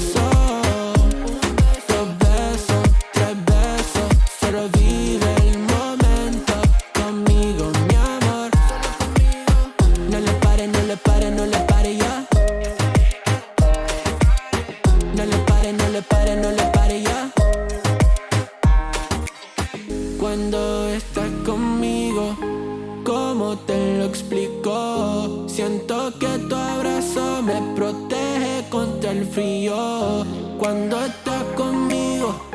Cuando estoy contigo, yo siento que nos unió el destino. Te daría un beso, dos besos, tres besos. Solo vive el momento conmigo, mi amor. Te daría un beso, dos besos, tres besos. Solo vive el momento conmigo, mi amor. No le pare, no le pare, no le pare ya. No le pare, no le pare, no le pare ya. No le pare, no le pare, no le pare ya. No le pare, no le pare, no le pare, no le pare.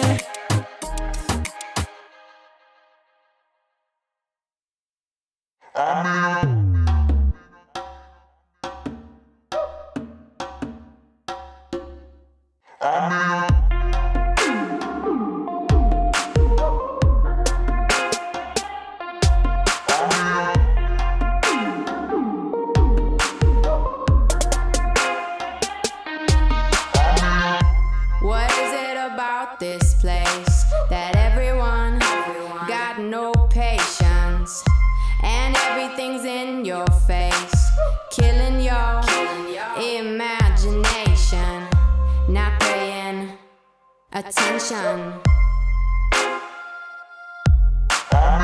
So full of aggression. So full of aggression. Not paying attention. You got me losing connection. I'm in a temporary home. So full of aggression. Not paying attention. You got me losing connection. I'm in a temporary home.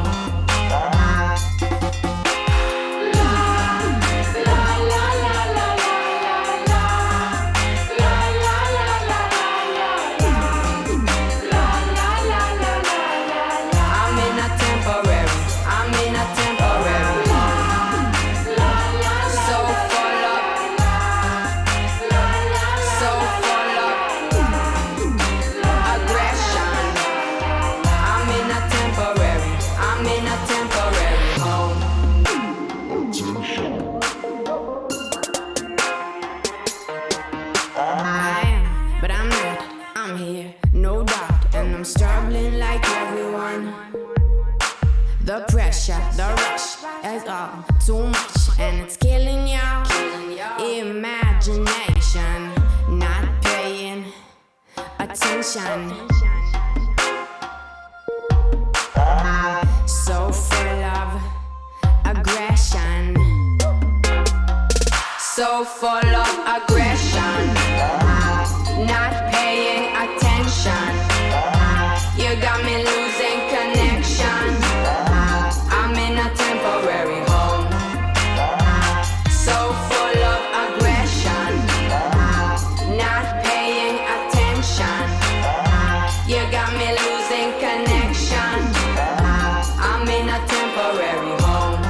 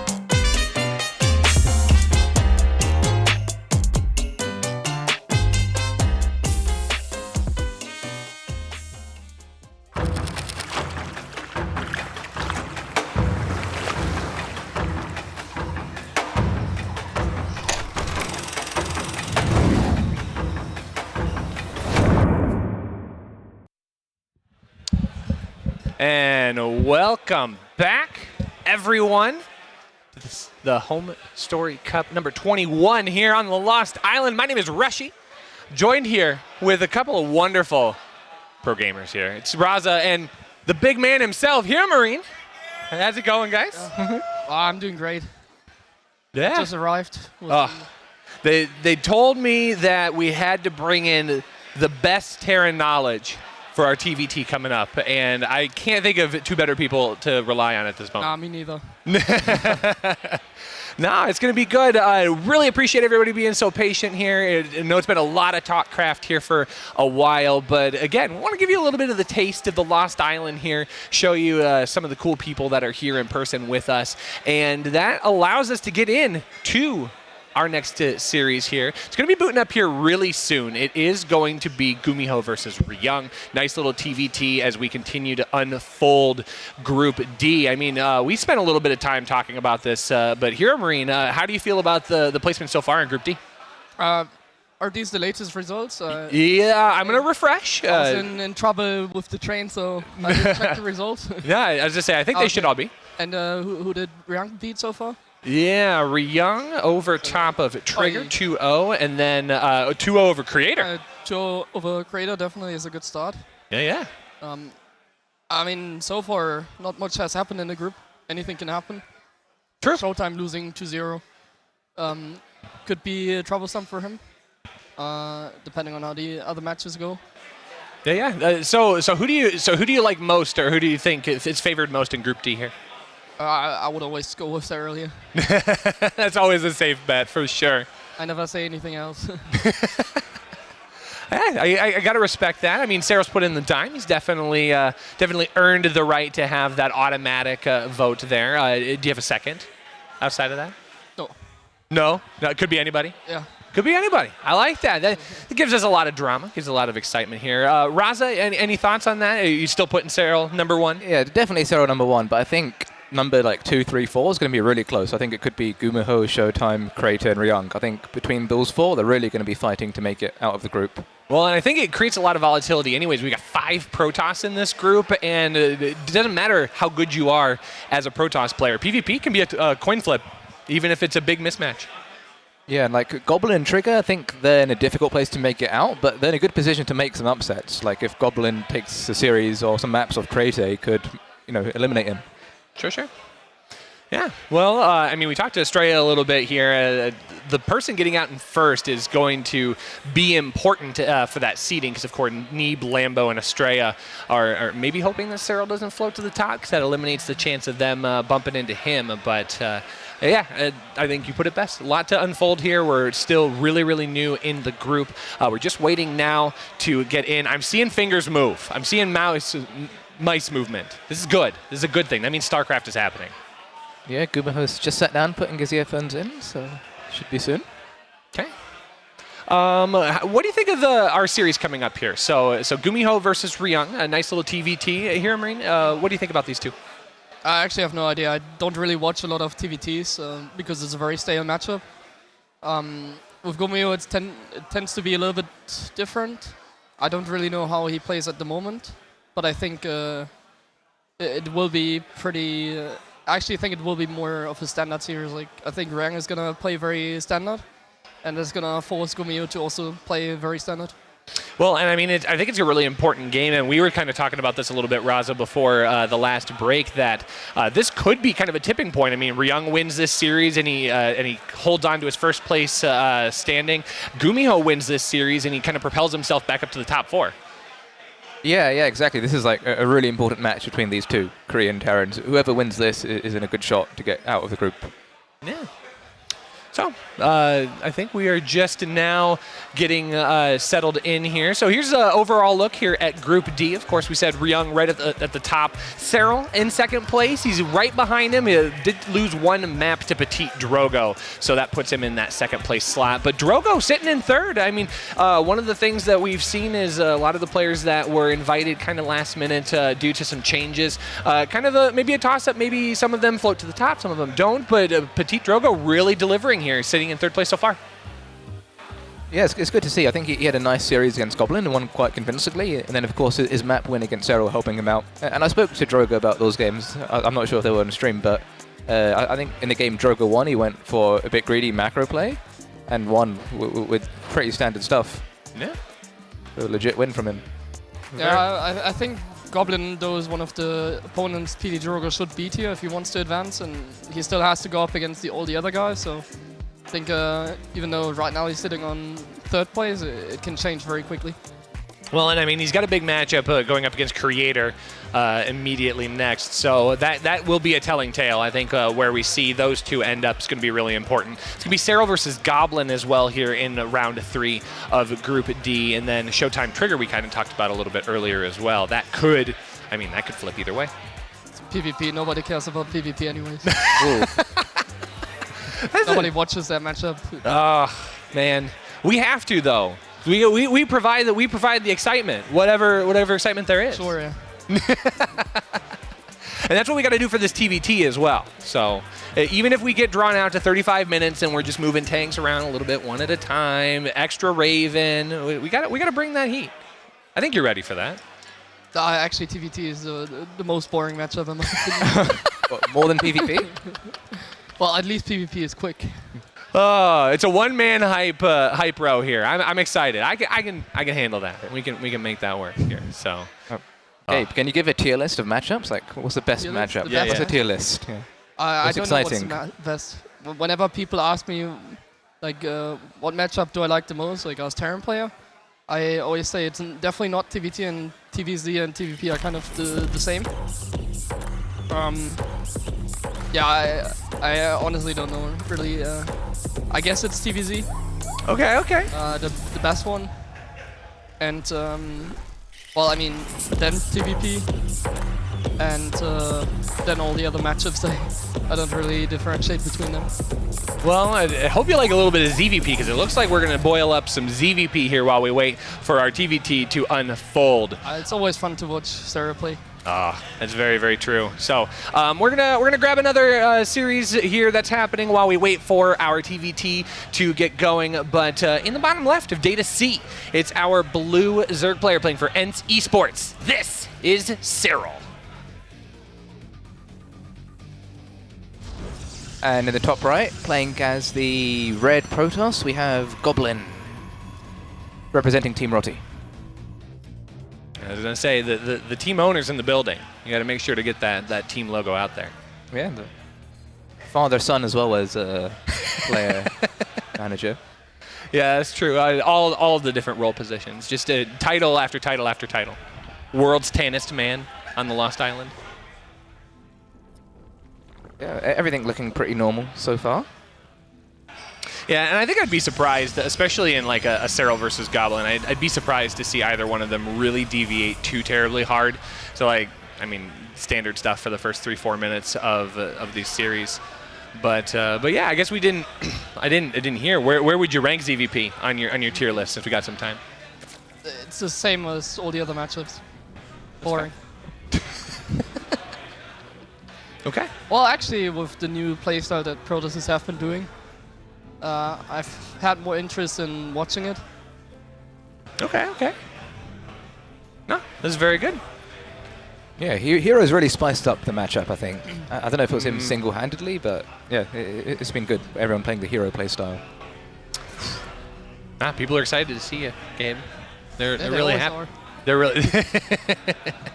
Did it ever go to your head? Do you ever feel like you're bigger because of all of this attention? Yeah, that's why I grow bigger every day. So there you go. You've heard it here, chat. If you want Gabe to be the biggest he can possibly be, just keep feeding it. Just keep feeding it.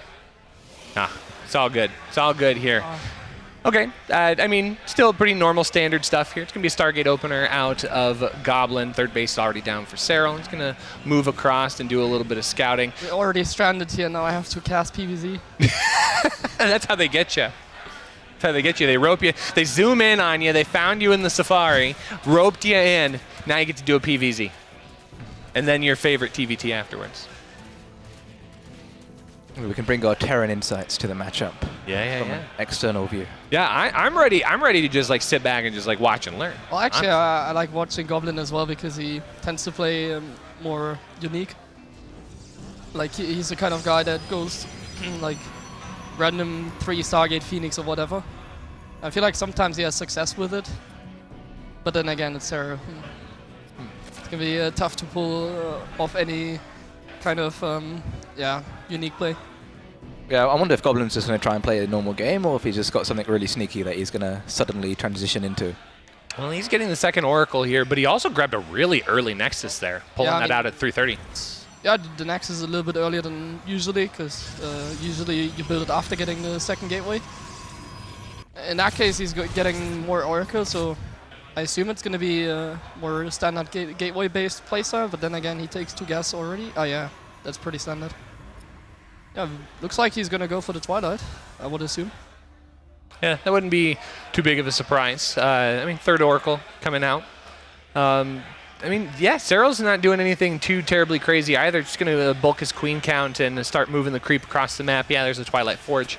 So Serral is going to see that third base and be able to capitalize on that if he wants to. Oh, that's quite nice. Yeah. 2 drones, and really, okay, he's got one that's taking some damage. You get one more? Nice. Okay, 2's where it stays. Yeah, still another Oracle on the way, so I wonder how many he'll make. I think this might be the third and final one, but it'll be interesting. Another one on the way. So he's making a lot. Okay, it's going to be Roaches. Going to be Roaches out of Serral. I mean, I think there's a lot of merit to a really strong Roach timing, especially in this really fast Nexus opening here against Goblin. Yeah. Are Roaches quite standard here, or do you think he's going to do something aggressive with it? No, I mean, the Roach Horn should be standard. He also doesn't really know what's going on yet. He doesn't have vision on the gas. He knows it's 3 Oracle, but yeah, you just get the safety Roach Horn in case it's the depths, I guess. But in that case, I mean, he's just droning out. He hasn't made a Roach yet, so just for safety. Yeah, so far a very passive game, but we see a lot of gates coming online for Goblin, so soon he's going to start being aggressive with a lot of Blink Stalkers, and I imagine it'll get quite juicy from there. It looks like it's going to be like it's going to be a timing, perhaps. He should be taking a 4th base relatively soon. He's getting more Oracles, usually that indicates more macro play if you get more Oracles, I guess. I assume he's going to take the 4th very soon. Well, he's grabbing an additional Oracle as well. So I think that's... What's that up to? Is it 3 right now? Does that make it 4? I think this will be the 5th. No, that's the 4th. Oh, okay. There goes his 4th base, so... Buckle in, boys. We're in for a long macro game. Although, Serral is going to start moving forward here. He's got his Roach production underway, Reconstitution being built as well as that +1. So I think there's like a, I mean, it's not a crazy timing, but a pretty strong +1 speed Roach timing that can hit really strong against this build. Ooh. Oh. Okay. Looks like GuMiho versus Ryung is going to start now. We will be swapping at some point. So... we'll see how this unfolds. If it starts to get really crazy, we might stick here. But if it's just going to be a normal game, we might tap that over. So picking off the 5th base there. I think he got to cancel on that, right? I'm not too sure. I think so. Yeah, did get a cancel for sure. Nice. Wow. Yeah, he hasn't lost a single unit. Yeah, perfect game. Yeah, look at that. Oh, God. Goblin standing up to Serral here so far. Yeah. But he's down quite a lot in supply, but I think it's mainly Roaches. I think so far it seems like a pretty even game, but Serral supply is getting a bit scary with this many Roaches. Well, he's investing a lot in infrastructure right now, so he can boost up that supply very quickly, but he shouldn't lose any units here. He's going to get a few Stalkers on the retreat there, but yeah, it's just the Roach key all the way down, so 11 more in total. He's going to pick up +1 melee as well, so he's got a plan for the backside of this. It is going to be a Baneling Nest and an additional Evo Chamber as well. So, I mean, I wouldn't be surprised to see this just go straight to 200, and then Serral just starts kind of beating down the wall.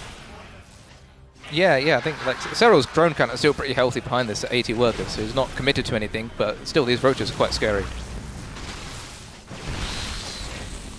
And Oracle's trying to get a little bit of damage here. They do have plenty of energy, so softening up these roaches is really good. But, I mean, the numbers is just overwhelming. 104 to 73 on the army counts. Yeah, that's going to be enough of a pull in. But Goblin's just trying to bait this army as far forward into a choke as possible. That's going to give him a better advantage point to kind of knock the roach count down a little bit. But it's just more roaches on the retreat there. 9 in total, and plus 2 missiles starting up now. It's honestly not that bad for Goblin. Especially those oracles had so much energy they can DPS, or they had a lot of impact in that fight. And now it's like the same stalker count as like roaches. Like I think this is actually looking pretty decent for Goblin here. I mean, he's still only lost 9 units to the 69 of Serral. People are gonna have a heyday with that one. Okay, have fun. Go for it. Have fun. Great time. And with +2 attack finishing very soon, that will make these stalkers a lot stronger. Oh, there's a flank. Ooh, that roach flank is good. Dangerous, and those oracles now don't have that much energy anymore. You got trapped a little bit there. That's a lot of stalkers lost. Perhaps should have waited a little bit longer before attacking, since he wasn't maxed out. Now it could get a little bit dangerous, though I think this position again is going to be fine. Yeah, I think Serral just wants to trade out these roaches decently. He's not expecting to win the game with this attack or anything. No, please. Oh.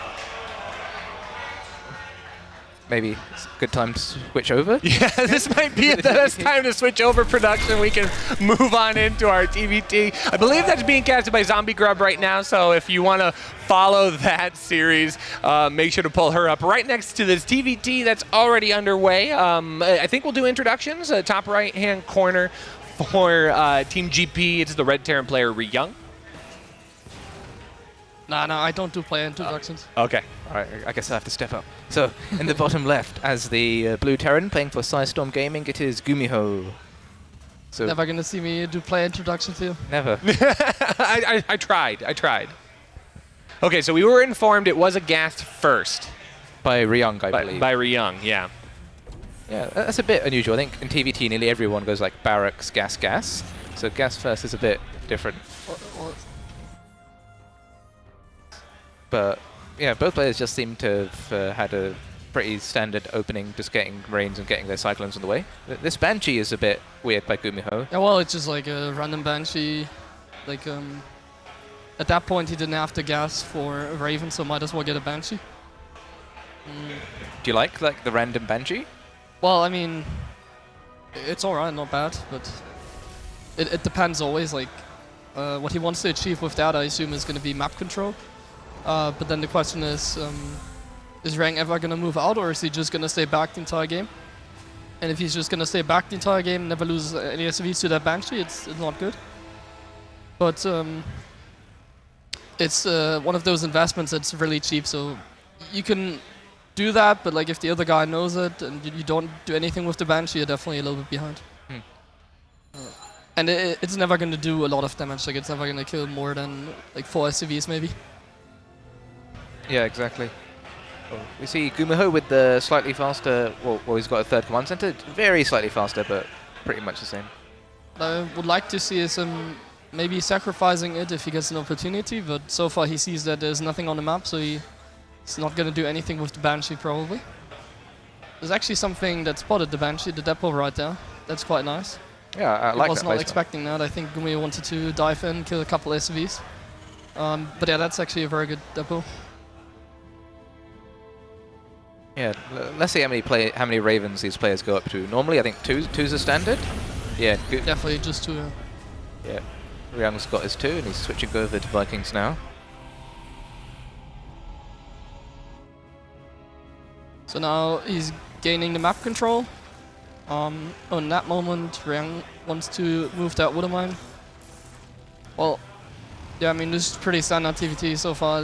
There isn't anything happening anytime soon. I think they're both just gonna wait it out. Well, I mean, GuMiho is trying to do a little bit of damage here, but I don't think he's finding any damage. Yeah, this Banshee will escape. I think GuMiho's hit squad is like really good at taking map control, like 2 Cyclones and a Banshee. Yeah.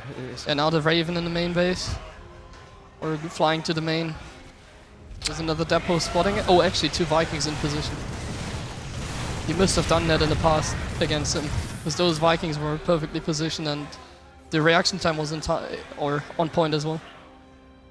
Yeah, I'm gonna jump in for just a second. I believe the Serral Goblin game is still paused right now. I see people asking about it. I said it was over on Zombie Grub's channel. That was actually a mistake on my part. I believe Indie StarCraft is casting that right now. It is in Polish, I think. So, so if you understand Polish, great for you. If not, the game will still be there. So we'll be sticking on this one for right now. But yeah, I think they're gonna recover from replay. So, so thanks for your patience on that, guys. You guys are awesome. You're flexible. You guys are great. Oh, the Cyclones getting some damage done, but not enough to kill the Raven. Oh. Yeah, but that Raven pick-off from Ryung was huge, I think. Like, just being down a Raven and going into the mid-game makes your army a lot worse. If you look at the actual army right now, like, Ryung's army is much stronger than the army of GuMiho. Yeah, the Banshee not doing much. Like, he might just be able to kill him here. Yeah, like before Stim is done, these armies can just end the game sometimes if you get some good engagements, get some good turrets down. It's actually kind of hard to push on this map, so for now he's gonna survive. But then again, Ryung is not in position to really do anything right now. He can also just chill. Those Ravens are gonna have a lot of impact in the first fight, regardless. Doesn't have to be this fight, could also be later with Stim and Combat Shields. Yeah, it's a lot of tanks joining up, but yeah, I think the defender's advantage of this map is quite strong. Well, he needs to go back and repair those Ravens. They are very bruised, so didn't really accomplish anything. Yeah, I guess on this map it's very hard to do anything, and GuMiho never got caught off guard. Yeah. So it looks like they're kind of going into the later stages of the game pretty much on even footing.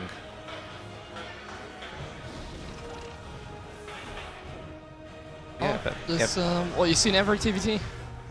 It's getting the 4th, you're getting the armory, going up to 5 barracks, and then eventually second factory, 2-2, and then after you take the 4th, they're gonna add the starports. And then after 15 minutes of build-up, we're gonna see maybe first action in the game. Yeah, that's the whole game mapped out. We sure can. Oh, do you want to make the call? No, we don't. Oh, you want to stay? All right. You want to stay here? Yeah. Okay. We'll stay here. All right, yeah, we see 2-2 from GuMiho started up. He's a bit ahead on upgrades. Like, maybe with the 2-2 timing, you can capitalize on that and hit, like, when you're max with 2-2. But even then, it's quite hard to push into a defending Terran. I don't think Twitch chat agreed with you on that call there, Hero Marine. That's why I said that. Oh, he's making you think about supporting him. He's making you think about it. Oh. All right, TPT's late game can be fun sometimes. I like it if they get to battle cruisers. Like eventually, like sometimes Terrans like to mix in battle cruisers rather than just staying on Ravens. I think it gets quite fun at that stage. So let's see how late this goes. So far, they're both being very safe and passive. Well. Just a couple more minutes and then something is going to happen. What's going to happen? The one guy attacks the other guy, and if Ravens do or have a lot of impact, the guy with the Ravens is going to win.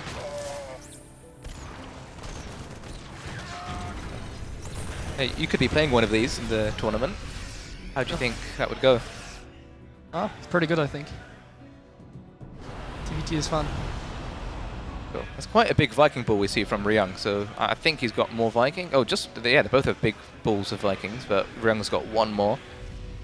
And he's got the extra Raven still. Oh, there's one guy attacking with the Ravens, but what is he doing with his Ravens? Oh, yeah, those Ravens didn't do enough. Oh, this tank position is okay. How many Vikings do we have here? I think this is looking way better for GuMiho. It's actually even 6s all the way across. Yeah, but now he can drop on top of those tanks and is actually doing a lot of damage. That was such a good trade for GuMiho. He can even do more here. He can drop again, in fact. He can kill all those tanks if he wants to. He's not capitalizing on it. Yeah, I think the trade wasn't quite good enough to be able to move across the map and win. So it looks like both players are going to keep expanding.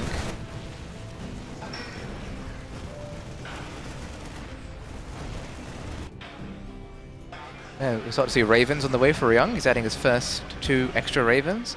So we're starting to get into the late game. Wow. The Raven energy upgrade at pretty much exactly the same time from both players. I don't like that GuMiho is getting the armor upgrade right now for his mech unit. +2 is a very important upgrade for the tank since they actually 2 shot, or rather 1-hit Marines after they stimmed if you have +2 attack, no matter the upgrade. So you definitely always want to get +2 attack. It makes your tanks much stronger against Marines. Well, how do you feel about Ryung being so far behind on his +3 upgrades for infantry? Well, I don't think it matters too much. This is gonna be more Raven Viking heavy game anyways. As long as he has the gas and the tank count, it's gonna be fine. The only thing he can't do is get control, like move out of Marines when those upgrades are done. But he doesn't really need to do that right now. He still has some time. He should start it fairly shortly though, because it's getting late. Did you see Maru making ghosts against Ravens, trying to EMP those? What do you think of that strategy? Well, I mean, it's a fun idea, but didn't seem to work out. It's pretty even trade, but let's get 1 medevac, that's nice.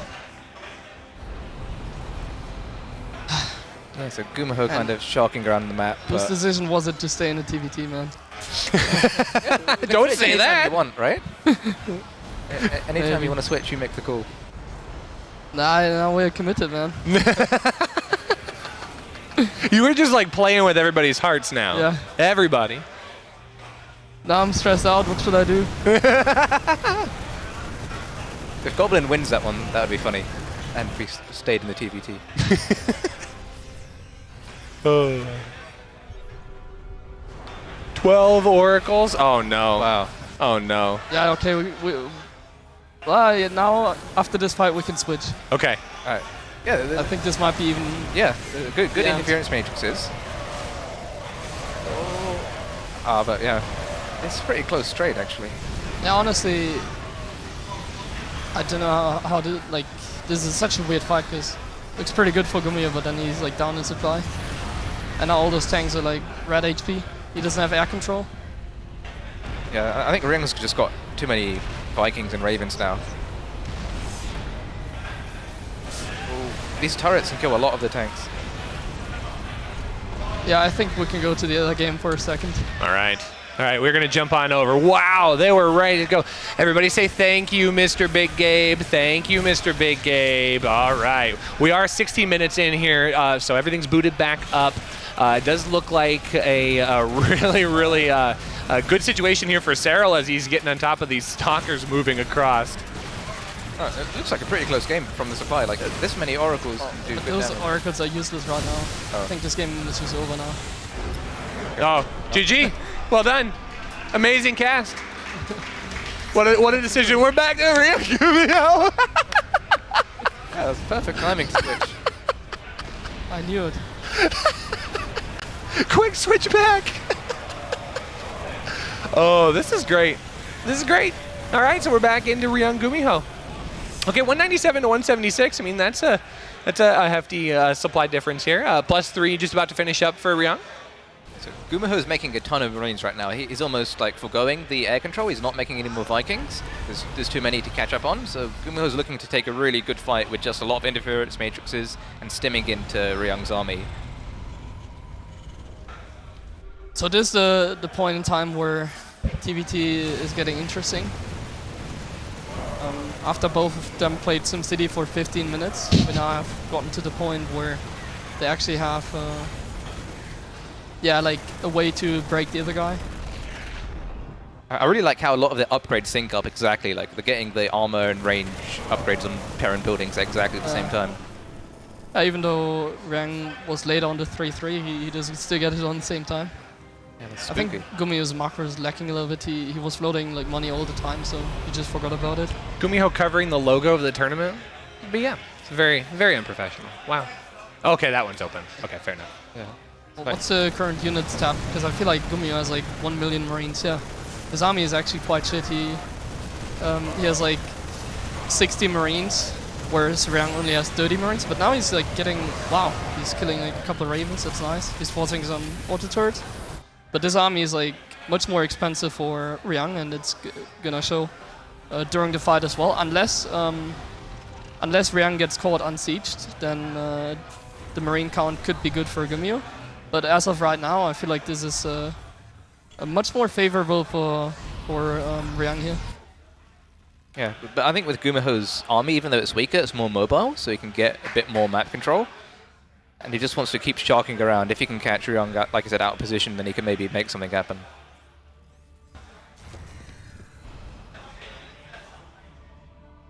And next move, or not? Man, so many tanks. Oh, we see a fusion core on the way from Ryung. Maybe he's going to get some BCs, because BCs are really good against this like marine heavy army. For sure. I mean, Ryung is going to play even more SimCity. He's never going to attack. He doesn't have to. He could soon, but not right now. Oh, this might be a very good way to use those Marines. Yeah, nice little drop in to Ryung's base there. He's going to siege up with the Liberators, so that'll get pushed off at least eventually. There's just so many Viking shots as well. So those Marines they might find a little bit of damage, force out some energy. Yeah, that's really annoying. But his army is still like really weak. His army is very ugly as well. GuMiho does have a very big bank though. He's got 4k minerals, like 2.5k gas, so he could remax on air quite quickly and try and take air control if he can pick off some Vikings. Well, and I think Ryung has a really solid air control right now because there's like 11-1 thing in the units tab. Yeah, big advantage.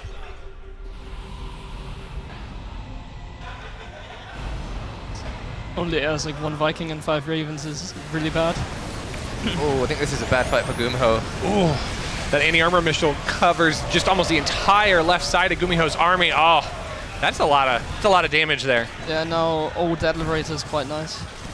Yeah, everything just going wrong for GuMiho now. Yeah, I mean his army was just much weaker.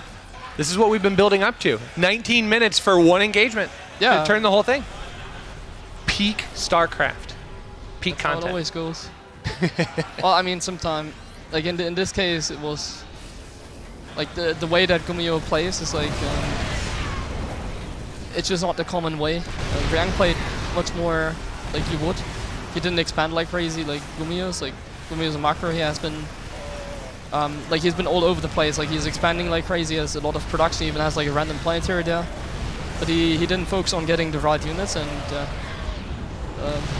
that's why in the end he lost pretty convincingly. Well, I mean, not yet. Yeah, he does have a pretty good supplier. Yeah, he's got a pretty decent bank as well, so he's still working with 2,000 plus of each. So he's got a chance to at least remax once. Like the only thing that Ryung needs to make sure here in order to secure the game is to just not get caught unsieged. If he is unsieged and like a bunch of Marines run into the tanks, I think it could turn, but as long as he makes sure that that's not the case, he's gonna be fine here. But Ryung's army is kind of split into 2 right now. If GuMiho can maybe sandwich or pick off one half, then there's a chance. I don't think it's possible with just Marines. In fact, he's even getting pushed back here. Ouch, yeah. That's rough. Yeah, but really solid play from Ryung so far. Like, really just straight up playing Terran how it's meant to be played. It is very annoying to finish off an opponent that just builds Marines and tanks, and only a few Ravens, no Vikings, no air control, like no expensive units. It's very hard to kill those guys. So even though Ryung has been in a good position for like the last, let's say 4 minutes, it's gonna take a while until he can actually finish this game. Yeah, this is a style I like to play, like a lot of Marines, tanks, not much air units because they're hard to control. But yeah, Ryung creeping now into GuMiho's natural, and then if he gets the main base, that's kind of checkmate. I don't know where all of GuMiho's army is. Yeah, looks like it's in the center trying to come back. Yeah, I think he has some stuff in the main as well, maybe. He has 100 Marines, what the? It's a couple. It's 100. 95 Marines. Yeah, I mean, posting up on the ramp there, that's actually a really good position here for Ryung. It's going to be difficult for GuMiho. He's going to try and come in on the right-hand side. He gets a nice little concave. Marines are going to start pushing on forward. There's not that many tanks firing right now. A bunch of disables taking place, but there's still 6 or 7 on the ground. That should be great for Ryung as the supply plummets. Ryung takes game number 1 in a cool 21-minute fashion. That's what we built things up for. Not bad. Good play. Ryung's 5-0 in the group so far in maps, right? Yeah. It's crazy. Didn't expect that. Very, very good. So, we've got a lot of fans out in the bar right now, having a good time, enjoying all the games that are happening here. So, I don't know if we're going to be switching back to Serral versus Goblin. I'm not sure. Does Gabe get the call again? I don't know. Are they playing? I think second game. I think another stream actually picked it up. I think it might actually be Zombie Grub this time. Maybe. I'm not sure. Yeah, Zombie Grub actually did pick that one up. So I was right. I was right. Yeah, you were right. There's nothing wrong. Nothing worse than being wrong on the internet because they never forget. No, they don't. They can clip it and remind you forever. Yeah, it'll be like 40 years from now. I'll be talking to my grandchildren and someone will come up to me on the street. Remember that one time that you were wrong? Oh. We are in. We are in. Okay, 6 minutes in here. Looks like Blink's just about to finish up for Goblin. Serral up on a little bit of supply. 3 base, but Serral at a cool 5 bases at the 6-minute mark. No big deal. Wow, this is a really small map as well. Serral's like got a lot of bases on this little map. But the supply looks quite close. And yeah, looks like Goblin's got a decent stalker count, so he's going to start trying to poke and whittle away at this army. Yeah, it is 14 Stalkers. Only 3 Oracles at this point. He's going to get the 4th one here as he slowly builds that up. And I mean, it wouldn't be surprising to see Goblin go into that large Oracle count he did in game number 1 as well. Yeah, that seems to be his thing so far. I think this has some potential. Like, Serral's actually pulling away the workers. It's a sign that he is in trouble. He should kill that 4th if possible. It's really nice to get a cancel the base. Like whenever you get a chance to cancel a base like that, things like usually end up winning the game. It's kind of what it feels like if you deny like one of the Zerg bases. I feel like most of those games I win. But he hasn't killed the base yet, and now he's going very deep. This could be dangerous on creep. Well, I kind of like this position here for Goblin. He's being a little bit more aggressive here in game number 2 instead of letting Serral just kind of build up his army supply for free. But these Lings are getting a good surround on those Stalkers. They have to keep linking back, but they are getting into a corner here. Now Goblin has to try and fight and trade out as best as he possibly can. The Oracle Beams have been popped on to help deal with more. Baneling's getting brought in. Those don't go as great against Stalkers, but anything will do here to thin that count out, and Serral comes away with a pretty decent engagement there. Yeah, that trade was not at all good for Goblins. There were just so many Lings and not enough Blinks to get away from them. I think we can switch back to the TVT. Oh, all the power. Power's gone to your head now. Controls. It's just like got a little TV remote here, just pressing the button. No. Change the channel. Yeah, I think Goblin is in a lot of trouble this game. He's down in workers. He doesn't have a 4th base even, and Serral knows that. He's got an Overlord spewing creep on Goblin's potential 4th base, so I think Goblin's quite all in here with this poke. It's like Serral has like no workers really. Like he's doing this very, very carefully. He's really like perfectly defending this. Even an Overlord there denying the 4th. Like, yeah, I don't think you can play this any better probably. So. Yeah, +2 finishing up is going to be really good for him. He's going to have Baneling roll buys that can get into mineral lines. That's not to mention that the Lings are going to be really, really strong against the Stalkers out on the map. That's going to just push Goblin back even further, and that's going to give him the tempo that he's looking for specifically, so that way he can just get his massive supply up once again. Yeah, I think it's quite hard to finish Goblin off here. It's hard to attack into a Protoss. But let's see if Serral tries that, or will they... No, you can see 11 drones. Yeah, he's made the decision to... Well, he could still attack, see how it goes, but he just made drones as well. I mean, he just has way more stuff, like, even if Goblin killed some of the stuff here, like, it doesn't matter, he's broke, Serral's not, so... His super battery going down, gonna heal up those Stalkers. Yeah. 4th base being denied again. I think he did get the creep taken care of, but he might have burrowed a Ling there to prevent that even further. There's no production for Goblin. He's not building anything. Okay, there go the stalkers. Yeah, Serral's got 80 workers and 5 bases. Serral can just do what he wants at this point, and Goblin's going to struggle to ever take a 4th base.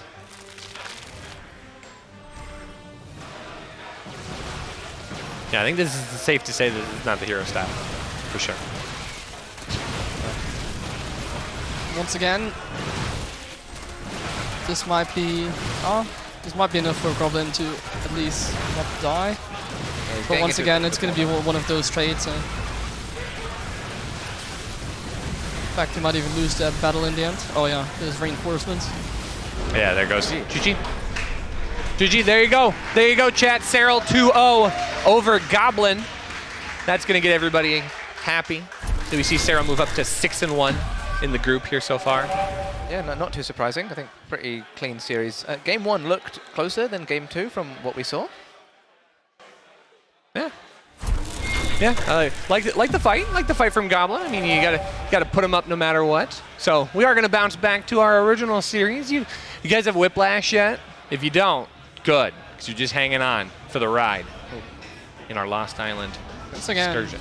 GuMiho is going for a more dynamic opening. This time he's going to go for the tank drop. I don't know why he's walking with 2 Marines. Yeah, he missed those. Those are really important. Left behind. Well. I feel like this is always a bit of a micro battle, like the medevac drop against a Cyclone. Like if Ryung can get good locks on, I don't think he can do anything here. It's just, there's no point, because he might be able to kill a depot here, but there's no buildings at the wall, so he cannot like kill a reactor or anything like that. This should be fine for Ryung, and he should be getting out. Yeah, GuMiho has to be careful not to stay too long, because when this Raven pops, then he can start throwing down a turret and maybe cleaning up the tank, and you don't want to lose a tank as GuMiho.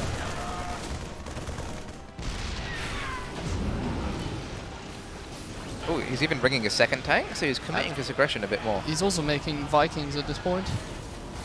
Oh, he's sacrificing the medevac by accident.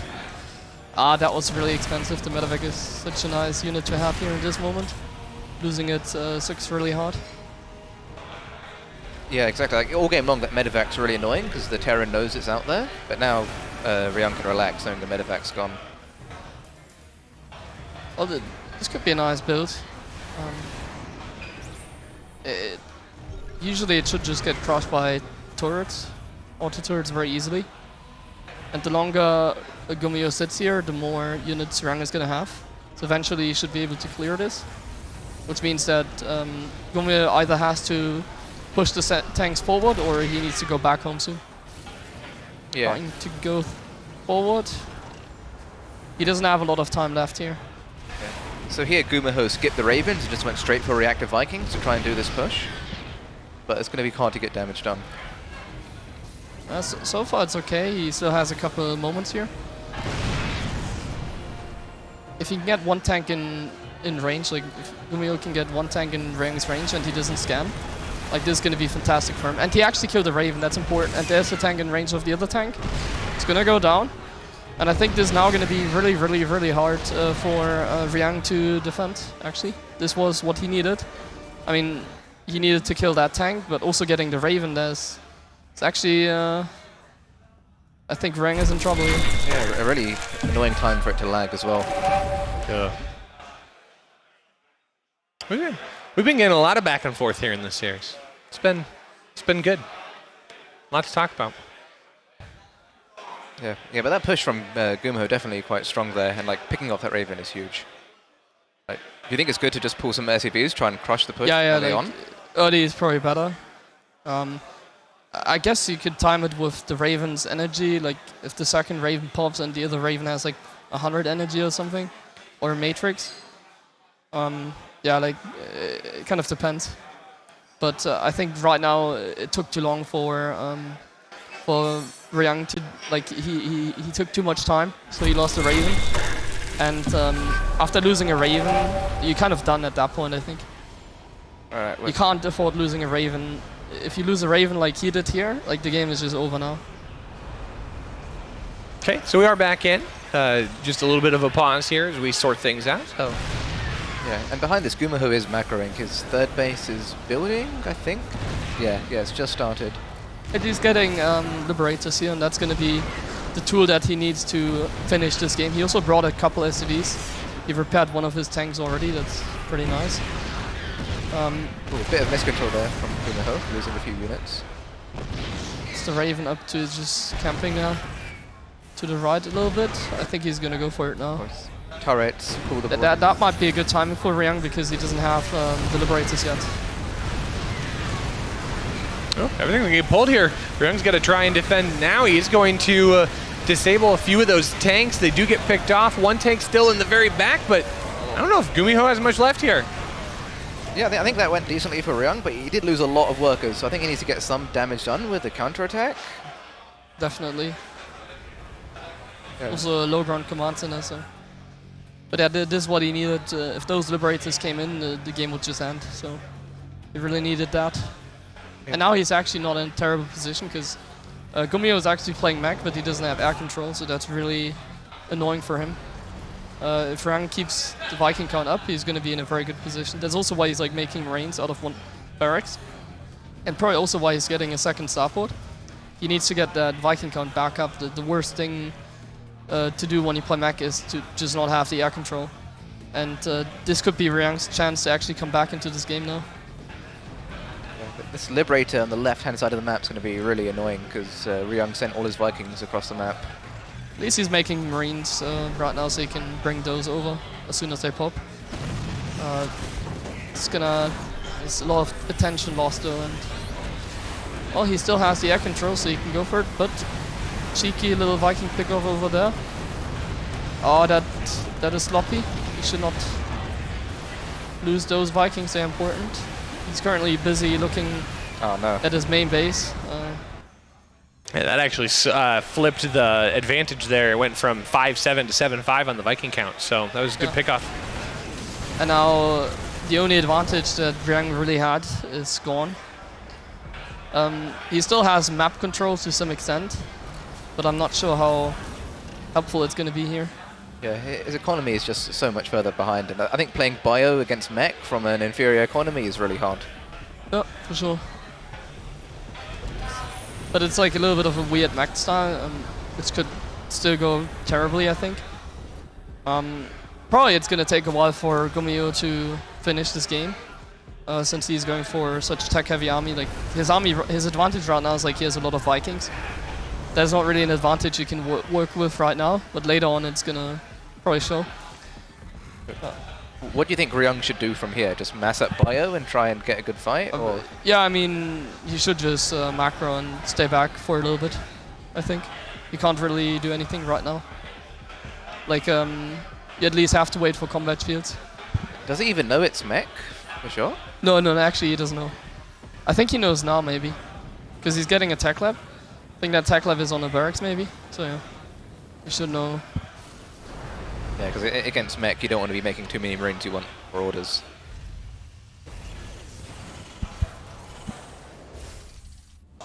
GuMiho's getting his Raven count up now.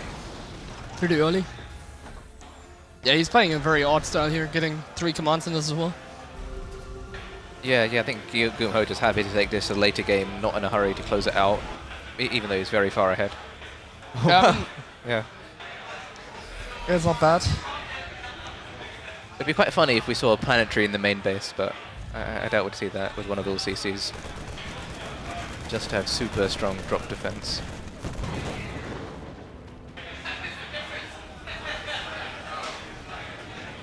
Yeah, so Ryung starting his 4th base. I like that it's on location. He needs to take a few risks. And he's caught back up on economy now. He's up to 68 workers, so not too far behind, but he's still got a lot of disadvantages in this game. His army is so much worse.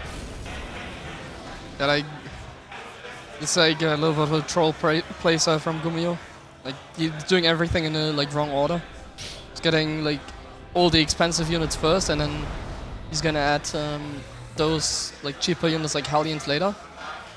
Is once again a little bit all over the place, and he's also like expanding towards this direction, which is also quite odd. As long as he's not attacking, he's doing the best thing he can. He should just not be attacking right now, and then it's perfectly fine. Yeah, Ryung's taken a supply lead, but I still do think that's a bit misleading. Like, GuMiho's got extra command centers, he's got a great army, and Ryung's army is just bio tanks. GuMiho's floating like 1,800 minerals for like the last minute or so. Like, he should spend those minerals, otherwise he could really lose his advantage here. He's got no Hellions or Hellbats in his army. I think those are quite important to buffer for the bio. Yeah, I mean, you can get them later. For now, he could really get more stuff.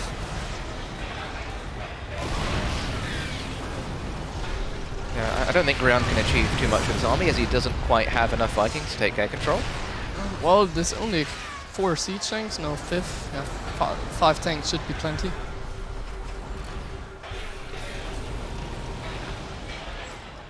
Yeah, we see the 2-2 mech upgrades on the way, a bit later than the 2-2 bio, so decent timing for GuMiho.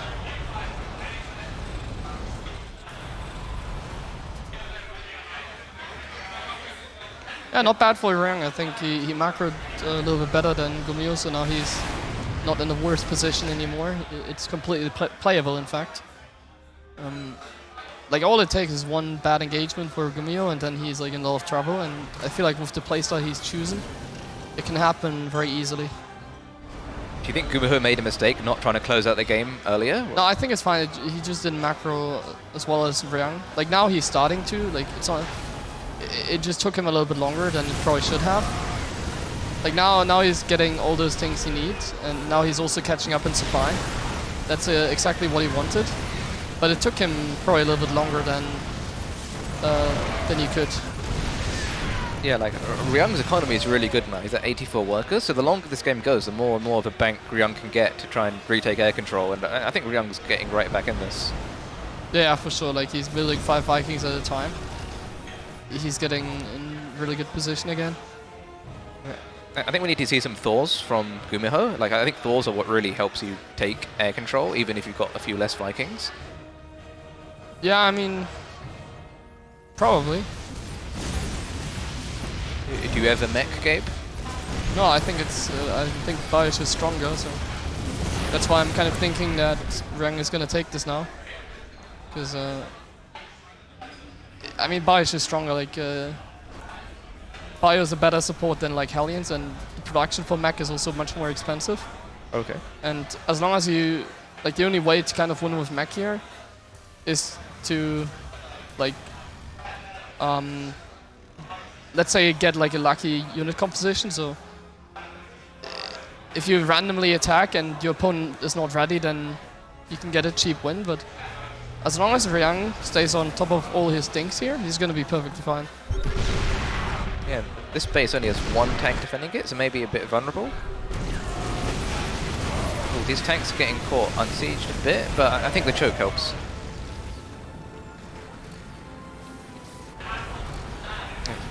Can we have a look at the unit count? I'm not sure who has more Vikings at this point. Oh, 22 apiece, okay. And 2 Ravens for GuMiho and none for Ryung. Still good for GuMiho. I mean, he still has a very expensive and nice army. That's what he has been building for the entire time. But we see Ryung right now is getting 3 Ravens at a time. He's on 5 starports. Like, look at all those upgrades he's getting. Like, just give him another couple of minutes and he's going to be back in this game completely. Okay. For now, though, this might be the timing for GuMiho to do something, and this could really cause trouble for Ryung. Yeah, because Ryung doesn't really have much air units to capitalize on his Viking lead. He only has 1 Liberator, and 3 Thors can easily chew through that. I like that he still has those tanks. Those tanks are going to be very important, so he can push back the other units, the other ground units. Yeah, almost an engagement there, but GuMiho backing off, going through a different route. I think it's quite hard to attack on this map. There's a lot of small chokes that are hard to get through. Yeah.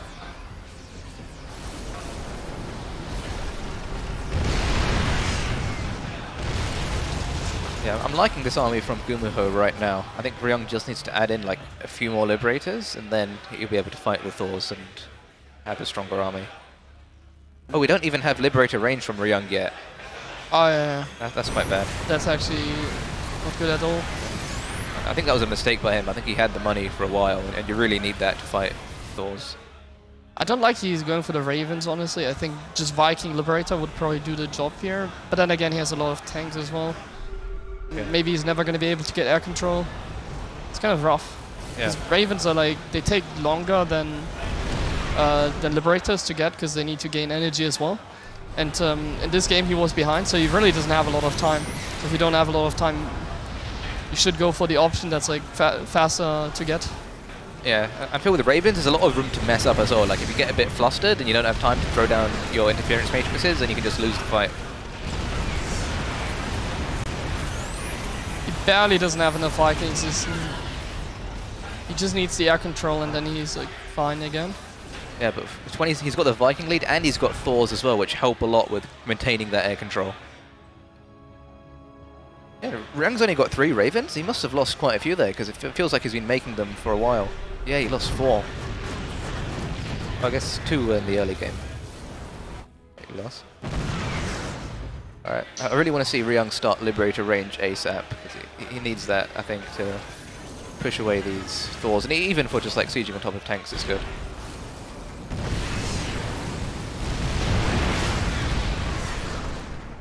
But GuMiho's definitely the one out on the map making the moves right now, and that's always the place you want to be in as a Terran.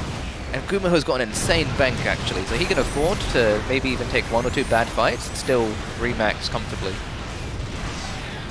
Just what? Wait, what? Ghosts? Huh? Oh, we see Ghosts from Ryung. This is a bit of a desperation play, I think.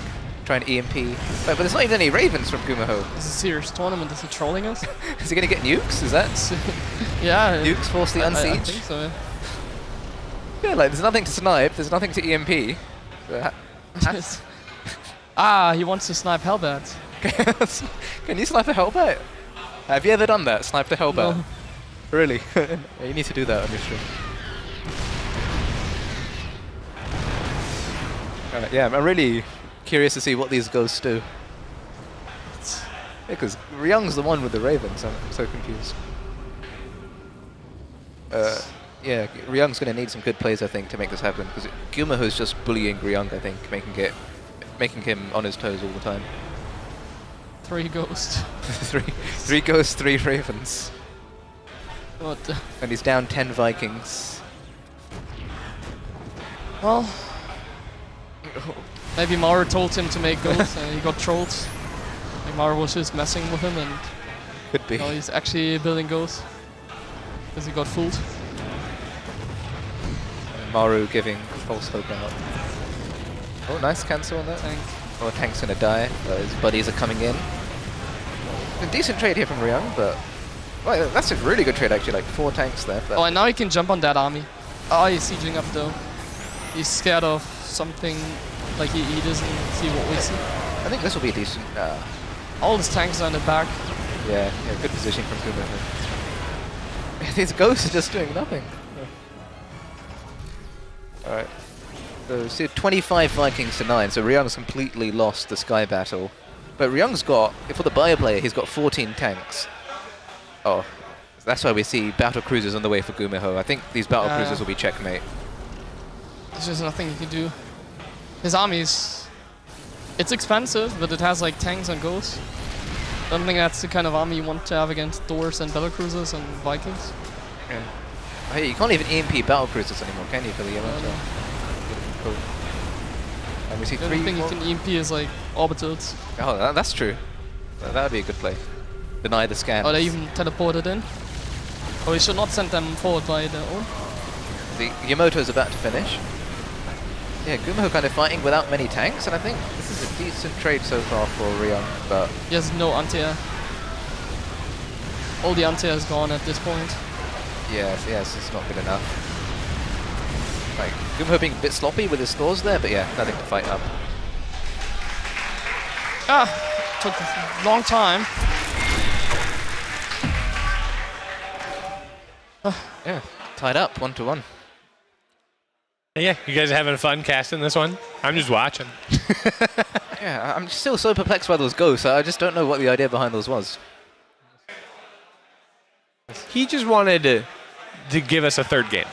Oh, Actually, maybe it was just a mistake, right? Like instead of Viking, well, I guess I don't know what his hotkey setup is. Yeah, it could be. I mean, he never got any upgrades for them, right? So it could be. Well, he built a Ghost Academy. Oh, yeah. That's true. Oops. Yeah, maybe he meant to make an armory. I don't know. Well, while we get ready for that third game, the third exciting game of that TVT series, you can take a peek at the rest of Group D right now, see if we've got any other results. ShoWTimE 2-0 over Trigger. No big surprise there. Of course, we saw Serral 2-0 over Goblin and Creator 2-0 over Petit Drogo. So no major surprises in the rest of round 3. And in fact, this series has gone on long enough that the next round already has results. Trigger 2-0 over Drogo. Oh, nice result for him. Well, yeah, I think that that does pull Drogo down a little bit, so that's good for ShoWTimE, who now bumps up to the top side of the group, at least for now. Yeah. I really think this group is just shaping up to be like a battle for getting into the top 4 between ShoWTimE, GuMiho, Creator, Ryung. I think, but it looks like Ryung's making it. He's doing good. Yeah. Serral up at the top, number 1. No surprises there. So, what do you think? Are we going to see Ghosts in game number 3? Is the meme going to come back? I'd be surprised. With how... well, I guess they didn't really do that much harm, but they didn't do anything last game. For sure. Okay. Well, map number 3 here. It's going to be Tropical Sacrifice. Top right hand. It's our blue Terran player for Team GP. This is Ryung. Do you want to do it, Gabe? I'm never going to. How much would it cost? How much would someone have to pay you to do it? Yeah, there's a number, right? Yeah, there's probably a number, yeah. Right, I'll do it. I'll do it for now. All right, in the bottom left, as the red Terran representing Psystorm Gaming, tied up 1-1, we have GuMiho. A cheeky one. Yeah. Oh, okay. It's a single barracks proxy. This is going to be... Well, could be a couple things. In that case, like, it's interesting because Ryung is playing gas first. So this is going to be... Looks like, yeah, it's going to be a Reaper expand, and he's not going to scout it, looks like, as well. But it's only one barracks proxied. So it could be one of those proxies that are so weak that you can even defend them with not scouting. If it was 2 barracks, of course, now the game would be much more in his favor. Now it kind of depends what he does with that barracks. Is it going to be attack lab, or what exactly is he going to go for here? I think Reaper. Yeah, okay, so that's like the weak proxy that I've talked about. Yeah. Ryung might just be able to defend that just with the no scout fast expand. So I guess the aim of this proxy is just to get a bit ahead, right? Like you want to kind of freak them out with the first Reaper when it comes early and they don't expect it, and you pull the SUV as well and try and get a pick off that's CC. what you're trying to. But he's going to build more Reapers as well, and then he's going to go for like multiple Cyclones probably. I think high ground CC from Ryung is really good against this. But he's going to get a reactor now. This could be not great for him. Oh, damn, you're right. Well, he's walled in, so that Reaper is not going to cause any trouble. Also, GuMiho is scared. Like he doesn't know what's going on. What he scouted is he scouted the exact same opening from before. He just saw the wall in, and that's usually the double gas opening. So he's kind of confused now as to what it is. I guarantee he's not expecting the Reaper fast expand, I think, except or unless he's played against it before. But he's going to go for it now, and this is exactly what he wants to do here. Yeah. This is really good for GuMiho. He's going to get this Reaper, and he's going to get quite a few workers as well. I think he's going to get 7 workers. That's my guess. What's yours? 7 is a good guess. I'll say so as well. Yeah. Rushy, what's your guess? I'm going to say 9. This is looking really good. Really good control here by GuMiho. Oh no, is he just going to run out? Save them. Okay. Damn it, I was thinking about 6 as well. You should have said 6. I mean, 6 is just 9 upside down, so I'm feeling okay with that. Oh, if he goes back in though. Well, this quite a fantastic proxy for GuMiho now. In fact, the weak proxy was now actually the best proxy you could have. Oh well, I mean the best proxy is still the 2 barracks. That would have won straight up. Yeah. But in this case, like, I don't think this could have done any more damage. Like, this is the best case scenario. Yeah. I like this Magfield follow-up. It's going to be quite hard for Ryung to comfortably take his expansion, and then the Cyclone's just going to be a pain trying to pick off units. Ooh, we see so much gas from GuMiho. He's going up to 4 gas really early on. So he's going to go like Magfield Cyclones and have a lot of Stargate Starport units as well. You just want to go for the Ravens, I guess. What about the Cyclone Banshee style? Do you think we might see that? Oh, this could be good for Ryung. Nice little pick off over here. Oh, actually, there's a Cyclone now. Yeah, that lock-on kind of whiffed, so... But still alright.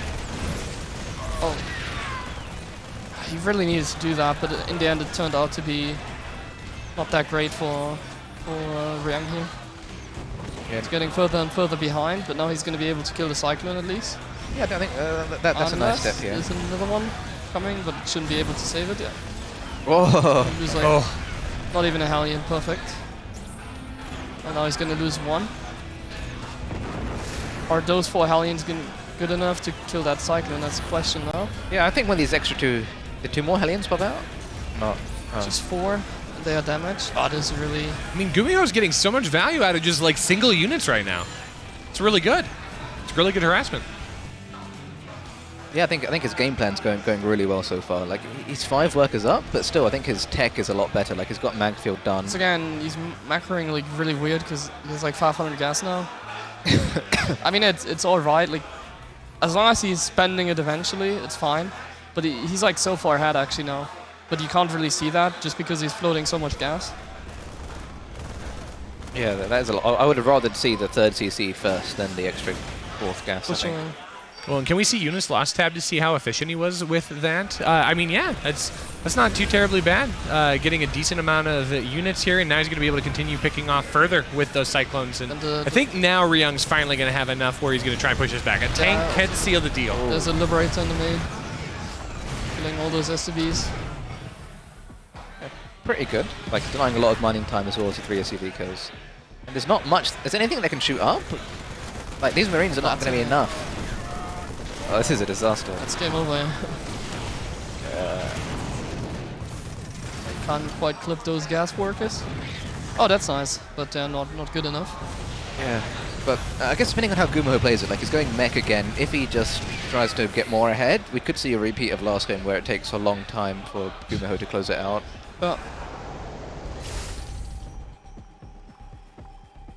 Yeah, Ryung hasn't even started a 3rd base yet, so his economy is going to be so much worse. Getting a 2nd starport now. Like, it's just building anything. Cyclone Raven. Hey, he spent a lot of his gas bank now. Yeah, I really don't know what Ryung can do from here. Like, it feels like he's got nothing at all going for him this game. No. This, what he's trying to do there, it looks like he's just going for mass air, and then he's doing like 1 big timing attack. Could work. If he gets that Cyclone, maybe could work. Ooh, I think he can get that, can't he? As soon as that Hellion. Can both tank? Oh, no. Cyclone is smart. I think if he went forward with the Hellion earlier, he would have got it. Oh. So nice air map control, that's quite nice for him. I like he's getting more than concussive shells. But like he's investing everything into this. He's trying to make it look like he's expanding, but he's not. Yeah, a smart play. Yeah, but GuMiho's scouting around. He's going to figure out there's no 3rd base. Yeah, all GuMiho needs to do is just make what he's making. Those Vikings, both good. Yeah. Picked off, oh god. Yeah, that was not what Ryung needed. Game paused. Another pause? Yeah, this series hasn't been nearly long enough. We want to like stretch it out just a little bit. Give it a little more time. Depends on GuMiho if he wants to close out the game. But I think Ryung's going to go for like a big push soon, and I think Ryung will probably GG when that doesn't work. I wonder if we got other results. Take a look. Refresh the laptop here. And what do we got? Creator 2-0 over Goblin as well. So, well, obviously, yeah, the other two series can't start because we've got half the players. Yeah, they're waiting for... Serral's waiting for GuMiho, ShoWTimE's waiting for Ryung. But I think those would be two very good series, actually. ShoWTimE, Ryung, Serral, GuMiho. Alright, let's start it up again. Well, he's going to expand because he's floating money. This is a really desperate expansion, though. Like, it's so late. And very fancy player. Oh, he messed up with the lock-on there. He should have got that. But GuMiho can afford to make a lot of mistakes this game. I like how he's taking the gas. Gas before the He's expansion. really trying to sell a story. Yeah, like he's about to float the CZO for. And he keeps looking for the base. Just sees the gas. I tried to do that against you. I built a sensor tower at like my 4th base or something when I was on 2 base. But it didn't work. Oh. GG. Yeah. But this one's actually really over. Oh. I mean, he lost 2 Vikings for free against the Cyclones. If that didn't happen, maybe. But now it's like completely even Viking count, and GuMiho's in no hurry really to clean this up. He can just wait until his... Look at how much money he's building. Like, this game is like...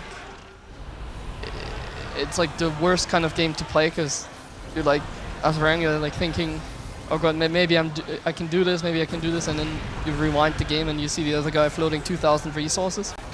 It's terrible. I think GuMiho might be afraid of a hidden base, maybe. He's sending a few Hellions around. But I like this position from Ryung. This is good, but still won't be enough. As much as he can do, but those tanks can't go any more forward now. Yeah. Because the air control is now in favor of GuMiho again. And that's also like a ramp. Like, that one tank needs to get unsieged before they can move forward. Yeah. It's a really terrible position. Yeah, I think maybe that tank can unsiege goes south a bit, but hard. Even doing a Hellion run by at the same time. But Ryung did make a 3rd CC as a natural. He's going to flow it over and mine from that gas. I think at this point we can sit a random guy from the audience at GuMiho's PC and let him play. I don't know. I still think the random guy would lose. I'm about to rush you. I think. Oh no! No, because that would be like a caster curse in the worst way possible, and then I just feel bad. Anyone wants to play? Anyone from the audience? I think you'd need to be 5.3k to win from here as GuMiho. Yeah. Well, it's always the question, does Ryung know that he's playing someone else? Because if Ryung knows he's playing, it's like, let's say a diamond player, he would just go back now in macro. If he like plays against somebody like GuMiho, he's gonna try to end the game now. It is. Yeah. GG. The TVT, we've weathered it. We've weathered the storm. And GuMiho comes out on top, which has some pretty decent implications now on the group. I mean, GuMiho already was put in an odd position with the other series that have taken place and bumped down into 5th, but now that gives him a 2-1 series score, so we'll have to see how that all shakes out. It'll take a moment for production to line that up, but that does give him a little bit more competition, and like you said, it's going to be kind of that 2nd through 5th place right now. Creator, Ryung, ShoWTimE, and GuMiho all trying to fight for those top 4 spots. Yeah, GuMiho definitely needed this win, so I'm glad for him. Still got a fighting chance in this group. Yeah, well done. So, we're going to be able to get some new series going here. So finally, we'll get that ZVT boiled up here. Serral versus GuMiho and ShoWTimE versus Ryung, but chances are I could imagine them maybe taking a little bit of a break. So that was long series. Very good, though. It was nice hearing from you, Hero Marine. Any thoughts here? As I mean, we might get you to cast again in the future, but I think a lot of people would hope that you aren't able to because that means you're winning. Any thoughts? I need to go to the bathroom. Let's go to a break. All right, we're gonna go ahead and send it over to a break. Thanks so much for tuning in, folks. Stick with us as we've got more HomeStory Cup 21 coming your way right after this.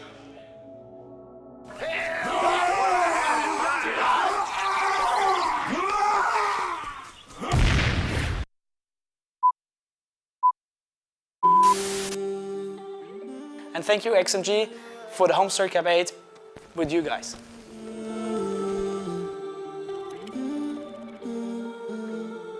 Da musst du das Extreme auch ein bisschen präsentieren. Also da noch ein ganz, ganz großes Dank an XXI, dass ihr das Ganze auch unterstützt und das ist ja auch so wichtig. Es ist irgendwie für uns so pudelwohl mit euch, wir freuen uns auf noch viel, viel mehr.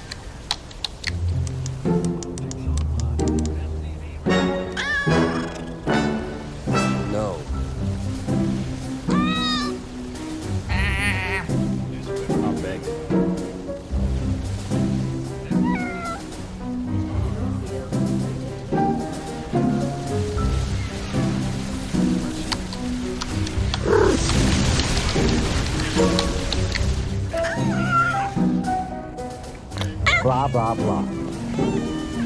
Blah, blah, blah.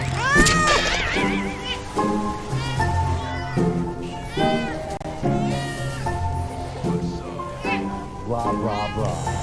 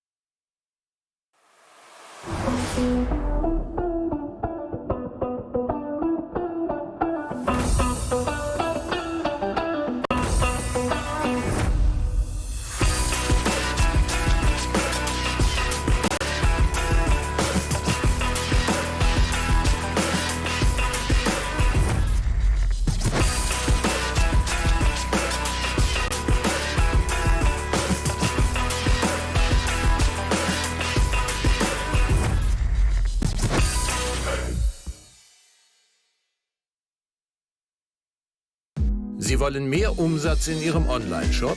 Mit KrefoPay bieten Sie Ihren Kunden alle Zahlungsarten, auf die es ankommt. Für sicheren Umsatz und weniger Risiko. KrefoPay von Kreditreform. Alles im Griff beim Online-Verkauf.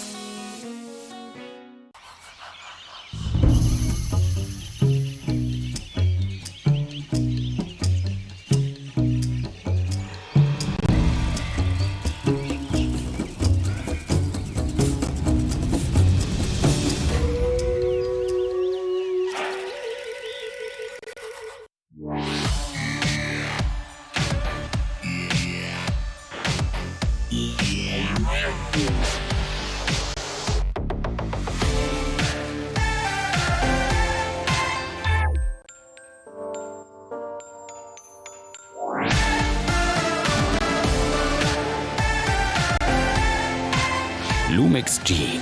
So fotografierst du heute. Panasonic.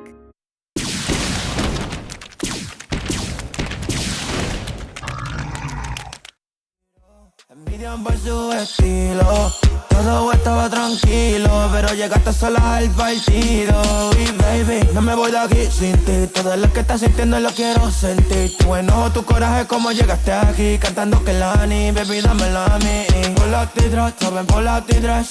Hop in the phantom, what's the dress? Que si quieres pues nos vamos donde quieras, bebé. Me gusta como habla, tiene un lindo base en brasilera. Ven a verla, una atrevida, pero sincera. Que no te ponga a hablar porque ella no se deja. No se flaquea, no se enreda ahí. Se puede ver que tú quieres más. Echa pa' acá, yo te quiero ver bailar. Se puede ver que no temas nada. Se nota que no estamos solos. Se puede ver que tú quieres más. Echa pa' acá, yo quiero ver bailar. Se puede ver que no temas nada. Si tú te tiras, yo me tiro. Tiro, tiro, tiro, tiro, tiro. Si tú te tiras, yo me tiro. Tiro, tiro, tiro, tiro, tiro. Si tú te tiras, yo me tiro. Tiro, tiro, tiro, tiro, tiro. Si tú te tiras, yo me tiro. Tiro, tiro, tiro, tiro, tiro. Tiro, tiro, tiro. Si tú te tiras, yo me tiro. Tiro, tiro. Tiro,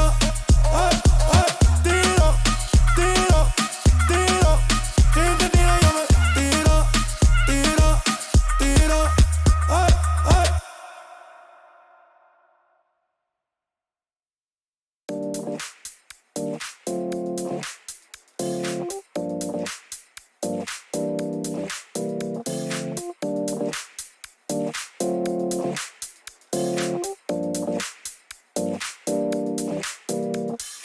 You feel alive, let's hit the dance floor. Don't work too hard, might break a backbone. Return of the Mac, the king is back though. Corvette and cash, I never lack those. She saw the stone, you know how that go. Fatality, my diamonds that cold. Versace trunks, I hit my backstroke. Knock on the door, she at the back, bro. All I really take is a little taste. Island girl, blue eyes with a little bass. Here for the thrill, I don't need a chaser. Wanna vibe it to get away. Shimmy, shimmy, yeah, I got the semi-fold weight. Don't step out the line like this a probate. You hit the line and try to locate. This for the time, got time for no day. Whoa. Too many, I'm going. Too crazy and I got bad ones and they ready. A good time, so now it's into it, we left that. Can't remember anything, but I know we got lit. Good times, live in the moment, feel like summertime. Obsessed with nature, not a world mine. The room is spinning, but I feel fine. Oh my. Chandelier, limousines. Really think I'm seeing things. Read the line in between. Yellow light, I gotta speed up. Get home to a cold shower. Need that pronto. Look like a rave at the condo. Heck of a night in Toronto. She said, boy, you in Morocco. Pearl white mention in the top gold. Fill up my cup with the pop, whoa. High off life in the spot, though. Running out the visa, really talking to a real life Mona Lisa. Jesus pieces hanging off the fleecer. So much going on, it's hard to focus on the features. I got too many, I'm going. Too crazy, and I got bad ones and they ready. A good time, so now it's into it, we left that. Can't remember anything, but I know we got lit. Good times, live in the moment, feel like summertime.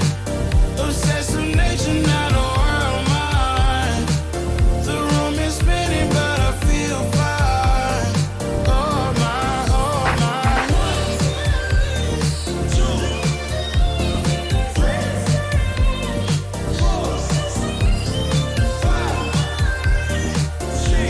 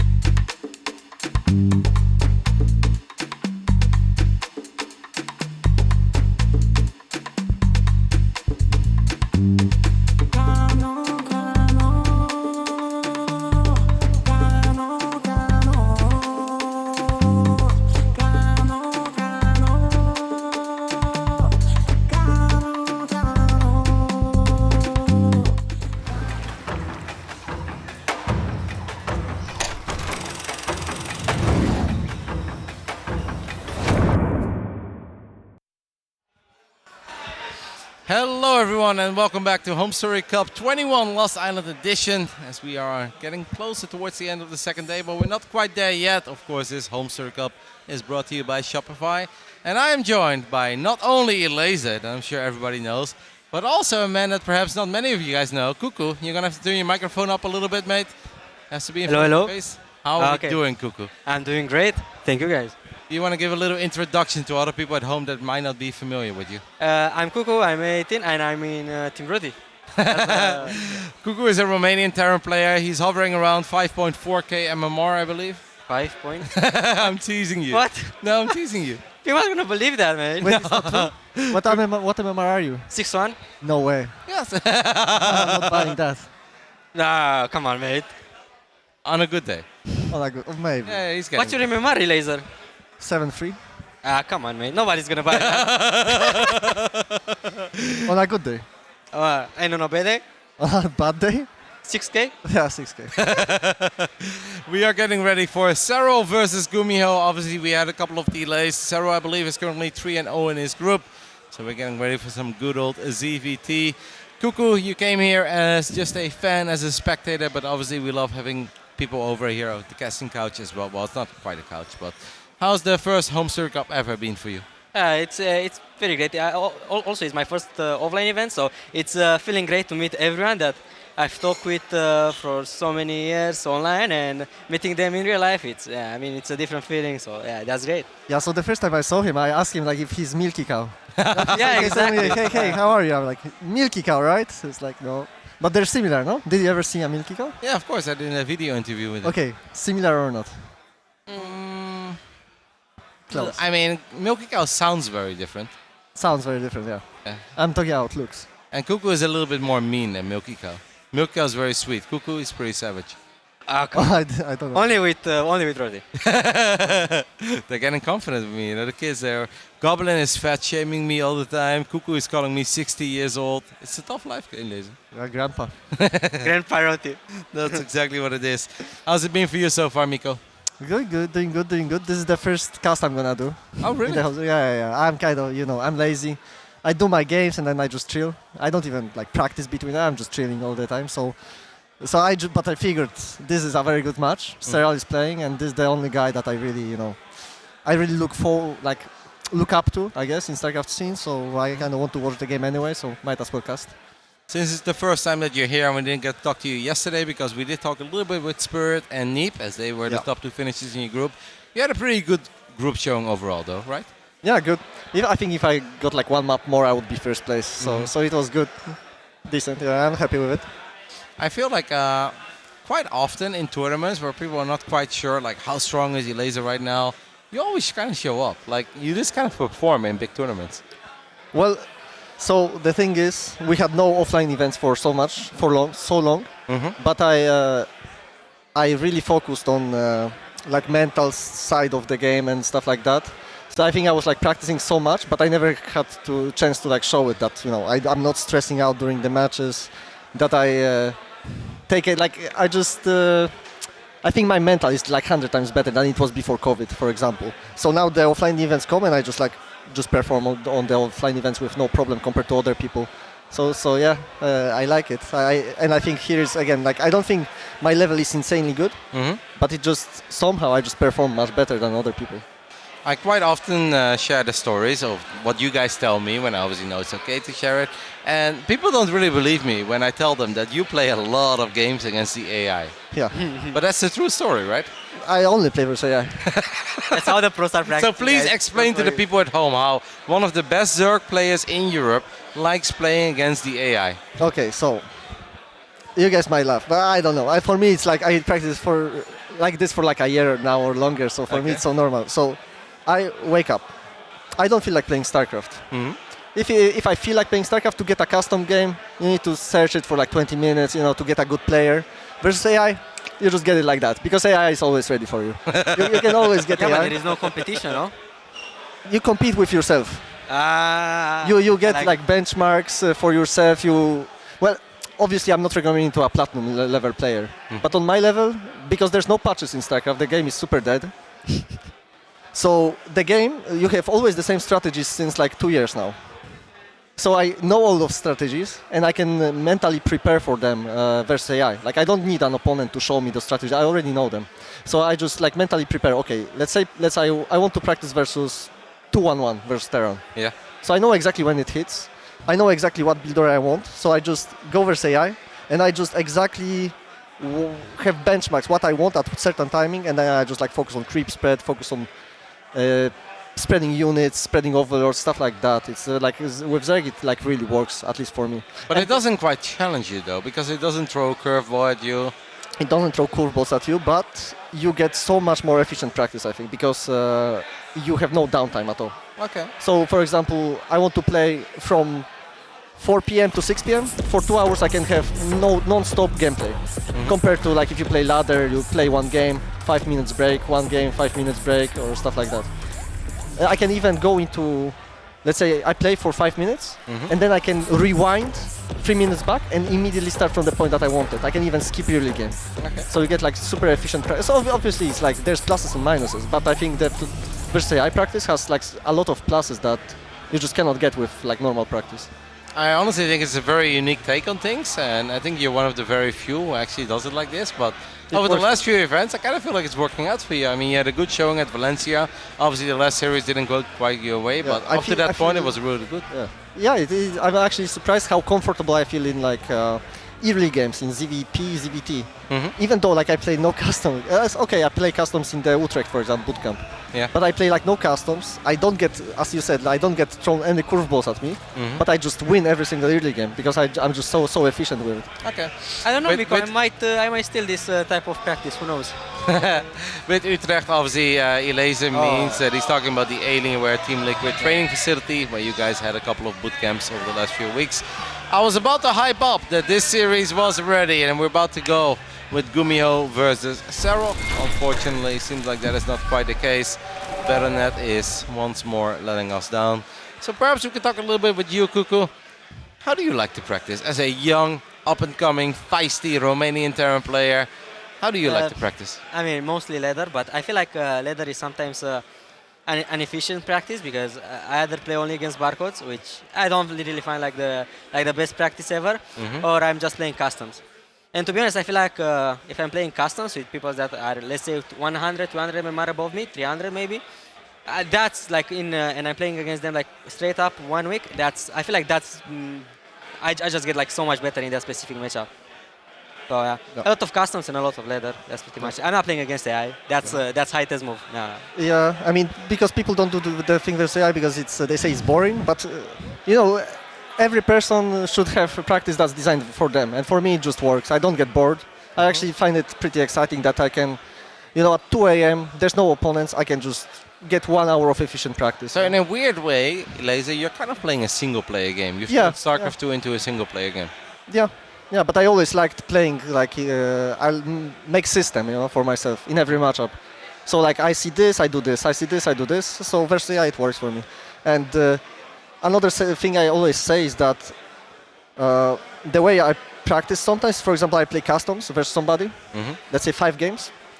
And the guy shows me certain things. Let's say I play versus Kelazhur, he plays mech versus me, and he owns me in 5 games. Yes. But I don't need to play 50 games versus him versus his mech. Okay. All I need is I play 5 games, I see how he plays, I see what the problems are, and then I can play the next 50 games versus AI.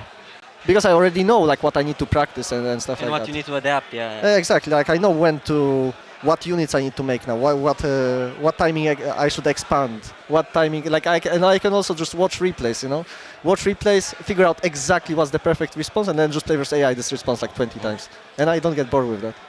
So Cuckoo, if we have to talk to the people at home that don't have the same opportunity as you of going to a HomeStory Cup as a fan, as a spectator, as a lover of StarCraft, what would you tell the people? What has been the best thing for you so far? I think the community. Like the community, guys, it's absolutely great. Like from all the esports that we have probably out there, I think the StarCraft community is probably the best one. For me at least, it's probably no doubt. The community is the best. People are so kind. Like everything, like when it comes to the community, it's just a superlative. So, yeah. I'm sure that you've watched HomeStory Cups in the past from home. How does it live up to like what you see on camera whenever you're watching Twitch and that you actually hear? Is it like bigger than you expected? Is it smaller than you expected? Is it more, I don't know, social than you expected it to be? I think it's exactly how I had it in my mind to be. Like it's very social, and I heard that HomeStory Cup is a very social event because it's obviously not the stage is not anymore who is like separate the players from the spectators. So yeah, I feel like if people want to go and want to meet their favorite player and want to talk with their favorite player or with all the players, probably HomeStory Cup is the best event to go for because It's for sure the best because I can see like all the fans just like hanging out with Serral, just talking with him. Like you don't have that chance at Katowice or anywhere else. It's impossible, and here it's so easy. But at the same time, a lot of people were somewhat worried. It's like, okay, is HomeStory Cup going to change now since it's officially part of the ESL Pro Tour? You know, it's like EPT points are on the line. But I personally said, I don't think you guys have to worry about that. But that was before the event. Now that I'm here, I still don't think people have to worry about that. Like, of course it's serious. Of course there is money on the line. There is EPT points on the line. But I still think overall the vibe with the players, the fans, and all the community members, it's the same as it's always been. To me, it's exactly the same. Yeah. So no difference at all. Yeah. I mean, because in the end of the day, even when in the past HomeStory Cup was that fun event that pro players look forward to, I mean, in the end of the day, if you travel somewhere to play, you still want to play good, right? Yeah, of course. It's like maybe you have like one player that plays a bit different, maybe like Lambo tryhards a bit more. But besides that, it's like everybody are doing the same thing. Like, for example, Serral, like, the guy was tryhard anyway. Yeah, of course. Yeah, so there's no difference whatsoever. For me, it's... I mean, look at his face. For me, I actually pretty sure that the previous HomeStory Cups, I was more tryhard than I am right now. But it's just like mindset change. Okay. Yeah. What do you think, Kuku? About? I don't know, the vibe overall. I mean, it's a great vibe. It's... Vibing. Not overly professional, not overly serious. No. I think it's moderate, let's say. Yeah. All right. Well, I didn't have any updates of our production crew, so I have no idea what's going on. I can only assume that we're trying to get Serral against GuMiho started once more. If that's not possible, I will gladly hop into one of the other series if that would be an option. But I have the feeling that it's kind of Battle.net letting us down right now, more than anything else. So I don't know. If anybody of production could talk to me, feel free. If we can take a look at the group standings overall, that would also be great. So we can just take a look at how things are shaping up in Group D. Of course, earlier today we had Group C. Kelazhur, in the end, we had Clem and Astrea advancing as the two top players into the upper bracket. And we had Zoun and Sue advancing into the playoffs but in the lower bracket. Any surprise for you? Yeah. I'm surprised Astrea got top 2. That's like sick result, no? But he's good. Yeah, he's good, but like you have some very good players there. Like Kelazhur, I would expect to perform much better. Sue, Zoun. Yeah, I'm actually surprised that Nightmare got last place. I didn't. I wasn't expecting that. I'm with you there. Because I actually felt like lately I've seen quite a few series of Nightmare where he made a really good impression on me. I've seen him in all the TSL qualifiers and all the HomeStory Cup qualifiers. And he played a lot of good series where he took down a couple of like legit very good players, better than the average in Group C. So for him to finish 1-6, perhaps still a bit of inexperience, maybe a very different, unique environment to him. But Clem showing up strong here in Group C, that doesn't surprise you, does it? No. I obviously think Clem is like the best Terran player here. Reynor probably the best Zerg. Actually, well, Serral is also pretty good, but... And Protoss. Spirit top 1 is fucking sick. yeah, that's good. I mean, you guys are the reigning world champions of StarCraft 2, though. Yeah. I'm really sad I didn't get second, because then it would be me and Spirit top 2. Yeah, that would be sick.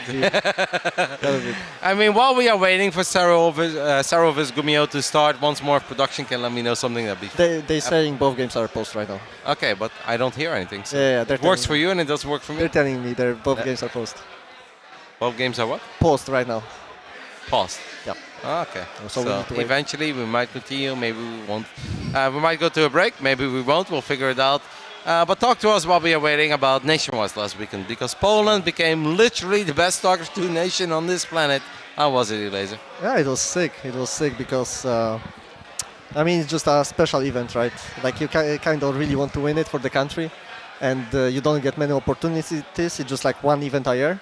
So yeah, it feels very good, especially that we know that, I knew at least that Poland always had like close chance to win it. So yeah, feels good to bring it home. Where was Romania, Kuku? In Nation Wars? Yeah, we lost again, mate. Like we had like the unluckiest bracket ever. Getting Netherlands in the qualifier match. Yeah, that was like, like even like the first game we played against the Pakistan, which is Raza and Zayn, which are obviously pretty good players, and that was already a tough first game. But I'm glad that we managed to win it. But after that, against Netherlands, Yeah, Netherlands actually has an insane team. From the start, I was thinking Netherlands is like top 2 teams or something, top 3 maybe, because they have both Terra and Protoss, so 2v2 should be easy for them, and then you Thermal, Hearthstone, they both can win with anyone. Yeah. All right, well, it gets a little complicated when ShoWTimE versus Ryung is up. Yeah.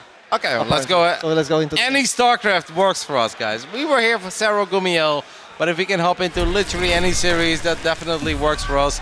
I absolutely love how they're treating you like the host and the guest. I'm also hearing that. Oh, so they're talking to only you, mate. Only you. They're talking to Cuckoo and Elise, and they're not talking to me. Absolutely fantastic. All right, guys, let's just go ahead and enjoy this best of 3 then. You need to swap headsets, I think. Yeah, that's so okay. You get it. If you want to do that, then it's yeah, fine with it's me. better. All right, that means that Cuckoo is going to do the intro on the top right side. On the top right side of Data C, we're looking in the main base of ShoWTimE.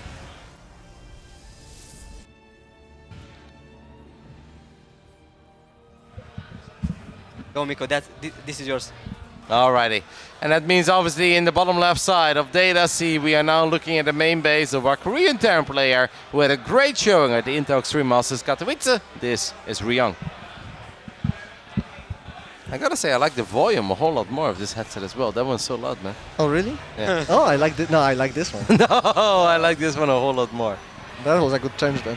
All right, poor Elaser guy signed up to cast his favorite player, Serral, ends up with a PVT. But it's all good. Cuckoo, you can talk about PVT for days. Yeah, I mean, to be honest, I'm already surprised that Ryung is making a Reaper. I feel like Reaper in the current meta in TVP is not really something that we are seeing that much. Like we are seeing a lot of Marine first into Factory, into 1-1-1, into maybe 3 racks. But I mean, 3 racks is a bad build, so nobody does it. Or into or Reactor into 1-1. Here I'm surprised to see that Ryung is choosing to go Reaper first. Apparently it's already 1-0 between these 2 players. I had absolutely no idea about that. Oh, ShoWTimE winning, yeah. No, ShoWTimE is currently 2-1 in this group. Ryung is also 2-1 in this group. Let's take a look quickly. Ryung beat our Canadian Protoss player Trigger and lost to GuMiho in the TVT, but he also beat Creator. Meanwhile, ShoWTimE beat Trigger as well, and it's already said ShoWTimE lost to GuMiho. Okay, yeah, I guess that could make sense. And then ShoWTimE beat Goblin in his opening series of the day. So that's where we are at. And now we are going to switch series because maybe Serral versus GuMiho is ready. And now Elaser finally has things to talk about as well. Yeah, man. I love this because GuMiho plays like super unorthodox TVZ. So for me, it's great because I never play versus humans, right? Mm-hmm. So I always prepare versus the standard stuff. I like when you say humans, I think of Warcraft 3, but you actually... No, actual humans, yeah. So yeah, versus GuMiho, for example, if I would play a 1v1 match, like I would really have to kind of adapt of like the... He already started like the way I play. Playing, I think he went CC first, no? Yeah, but he always does those crazy stuff and like crazy gambles. That you pretty much just need to gamble to abuse them because he goes, for example, he would open with like 7 slow Marines and go in the middle of the map during the timing where you already have link speed. All right. So obviously just like a massive gamble, and he does that so often. By the way, Elaser, as a player in this tournament, I can't reveal everything, but later tonight we've got a pretty cool little announcement that literally nobody knows about, other than Dennis and me. But you'll be happy with it. Oh yeah? Yes. Why would I like it? Do you like money? I like money. Then you like it. All right. When do you announce it? Before the final series of the day starts, we've got a very cool announcement. Okay. Would every single StarCraft player like it? Yes, 100%. If you don't like it, you don't like StarCraft. Okay. Why? What are you worried about? No, I'm just really interested. Mapo, there's nothing for you there, mate. Okay, Mapo, you get another Twix. I'll let you know. Okay. Fusion core on the way. Do you guys think he's gonna go mech? Actually, 100% gonna be. He already has 4 gases at 4 minutes. Come on. It could be bio. No. Really? 4 gases at 4 minutes with BC? I mean, it's 2 starport. It's 2 starport BC. Yeah, I mean, that's a pretty crazy build. Yeah, it's a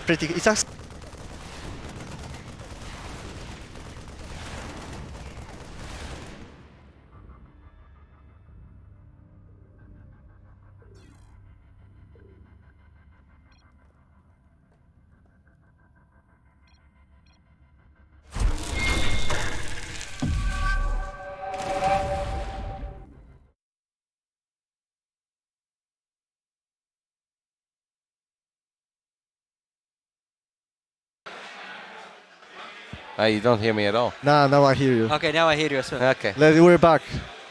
We're back. Yes, we hear everyone. I hear the production crew. What's happening? Talk to us. Okay, I think we are actually just going to go ahead and hop back into the game. And then you guys can talk all about this double starport battlecruiser opening. Yeah. We apologize, obviously, guys, for the technical difficulties over here. I feel like everything was running pretty well on the first day. I think it's the drunk Germans in this building, man. Yeah. They're causing some issues. Yeah, it's always the Germans. All right, Cuckoo, talk to us. Why is double starport BC against the Zerg pretty awesome? I mean, to be honest, it's a build that I've never seen a lot of people that do it. So it's a common builder. Come on. it's a common builder. Yeah, this is standard stuff. Yeah, standard stuff. Yeah. I mean, no. Yeah, so Serral actually sacrificed the Overlord into the main base. He scouted. He for sure knows it's 2cc, and he saw the starport with Tech Lab. So, I mean, he needs to assume there's something crazy going on. Like, it's either like super committed Banshee, like let's say 2 Cloak Banshee and just Hellions, and he's gonna run by. So no matter what, he's gonna make a lot of queens. No matter what. Why do you think that? Because he doesn't know about the second starport, so it just might be a standard thing. You know? But he knows it's 2cc, so it must be committed pressure. Yeah, but maybe it's only like 2 Banshees into... Yeah, but that, no matter what, 2 Banshees from 2cc is like pretty committed. So he knows he needs to make a lot of queens, and he's already making them. But obviously it can be even worse. I'm saying like the least the GuMiho will do is like Banshee pressure. But it is 2 starport BC, so which is like way more committed. But Serral should be... At least there should be like 10% suspicious, like he should be suspecting that somewhere in the back of his head. I think he knows. Well, now he's there. He knows. But yeah, he has so many queens, it's a good response. And now Spire is the good reaction too. Queens are all the way in the main base, though. It takes a little while before they make it back into the low ground. Aliens as well, getting awfully close to these drones, getting a couple of decent shots off. The link positioning is quite sexy here by Serral. Also, the Hellion position was very good, you know, getting in. It's very good for GuMiho. It's so good for GuMiho. Oh my god. Oh. I think it's game over. This is all he needed. Yeah. This is extremely good for GuMiho. I think it's game over. Right? I don't think he quite knew Elaser. I don't think Elaser. I think we're expecting the only 2 Banshees. That's so sick. 19 drones going down. How many queens are left, Mapu? Can we take a look at that quickly? There's 5 queens, so that means at least 3 queens, I guess, have died. And he lost the Spire, right? And they, Or no. He's building 2 Spires at a time. Because the first one was like vulnerable. So also, we're gonna have like 5 BCs against 5 queens soon, so... There's new BCs. And honestly, he doesn't have like gas to make Corruptor, so I feel like he's just gonna die to the BCs. Yeah. 4 BCs right here, and the other 2 BCs still pretty healthy. GuMiho potentially causing a little upset. One Spore Crawler did get a transfuse, gets another one. As that first Spire is going to finish up. The other 2 BCs still having a great time at the 6 o'clock position. And Serral here in all sorts of trouble. The man that's currently leading Group D was not anticipating these battlecruisers. Yeah. Yeah. So I actually think, I mean, there is a 5% chance Serral comes back to this. Because it's versus mech, you can be very far behind and come back. So he maybe will stabilize after he gets the Corruptors out, but it's looking very rough. I don't think he's gonna hold the... With 43 drones, it's gonna be very hard. Yeah, it's almost impossible, but it's mech, so you can very often come back. Do you want to throw out a caster cliche? If anybody could do it, Serral is the one. Let's go. Yeah. Hype, guys, hype. Elias actually believes it as well. No, I totally. I wouldn't say it if I didn't believe it. Some of us had too many beers, I think, Miko. He just killed 2 BC, didn't he?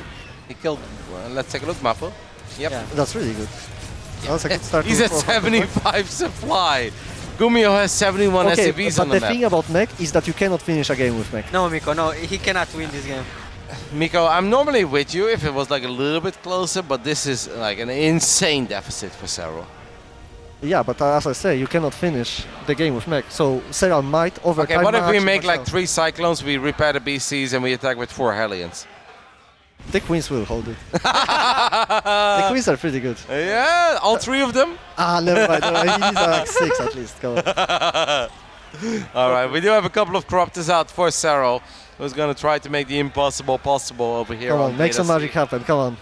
Make the doubters believe. I mean, I'm always a believer. Look, he's even scanning the Queens. That's Hyta's move. Confidence. Bring back the Corruptors, dude. He has no...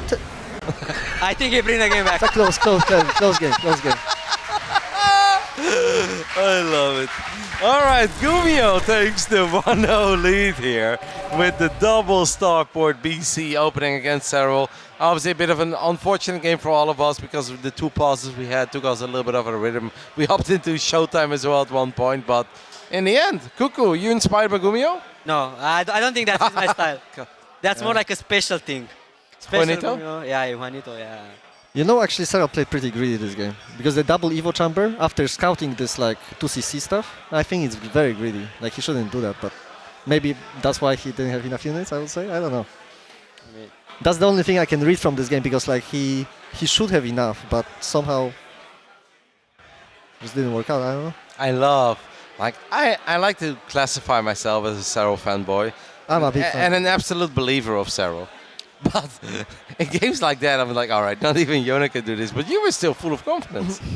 No, this game, I'm telling you, there's Just some make rules. mech, so you will make it's very there's hard some rules in StarCraft, and mech. Yeah, no, I know the rules, man, but he had I know the rules, but I don't think they apply when you are like 40 when it's like 40 drones against 80 SUVs. I think that's a bit too many. I think they're pushing it a bit. No, like GuMiho's supply in workers was higher than Serral's supply overall. I think that's a rule too. Nah, man.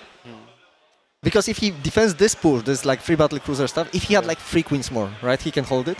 With 6 queens, yeah. And then it goes late game pretty much. Like he will max out, he'll be able to max out, and then it's just Serral magic. If it's like a 12 to 15 worker disadvantage, I agree with you. I don't care about workers. You know, you can be 20 workers behind the versus mech. It's fine. But it was like 35. It doesn't matter. Like I don't care about workers as long as you can survive and scale up. You know, get more units, get more drones. I get what you're saying, but that would also imply that GuMiho wouldn't be aggressive, and obviously GuMiho knows how much damage he's done, though. Yeah. But that's the thing about mech, it's hard to be aggressive. That's what I'm saying. You know, I think we all kind of agree with what you're saying, but at one point, even just 4 Hellions and 2 Cyclones with Mechfield and the big Okay, I mean, I'm not gonna argue this because obviously, like, he got destroyed there. But yeah, he kind of did. I think no, but I was personally not expecting this, so. Yeah. I mean, that's obviously a surprising result, guys. Like, it was a bit hard for us to keep track of the game because we hopped in and out of the game like not once but twice.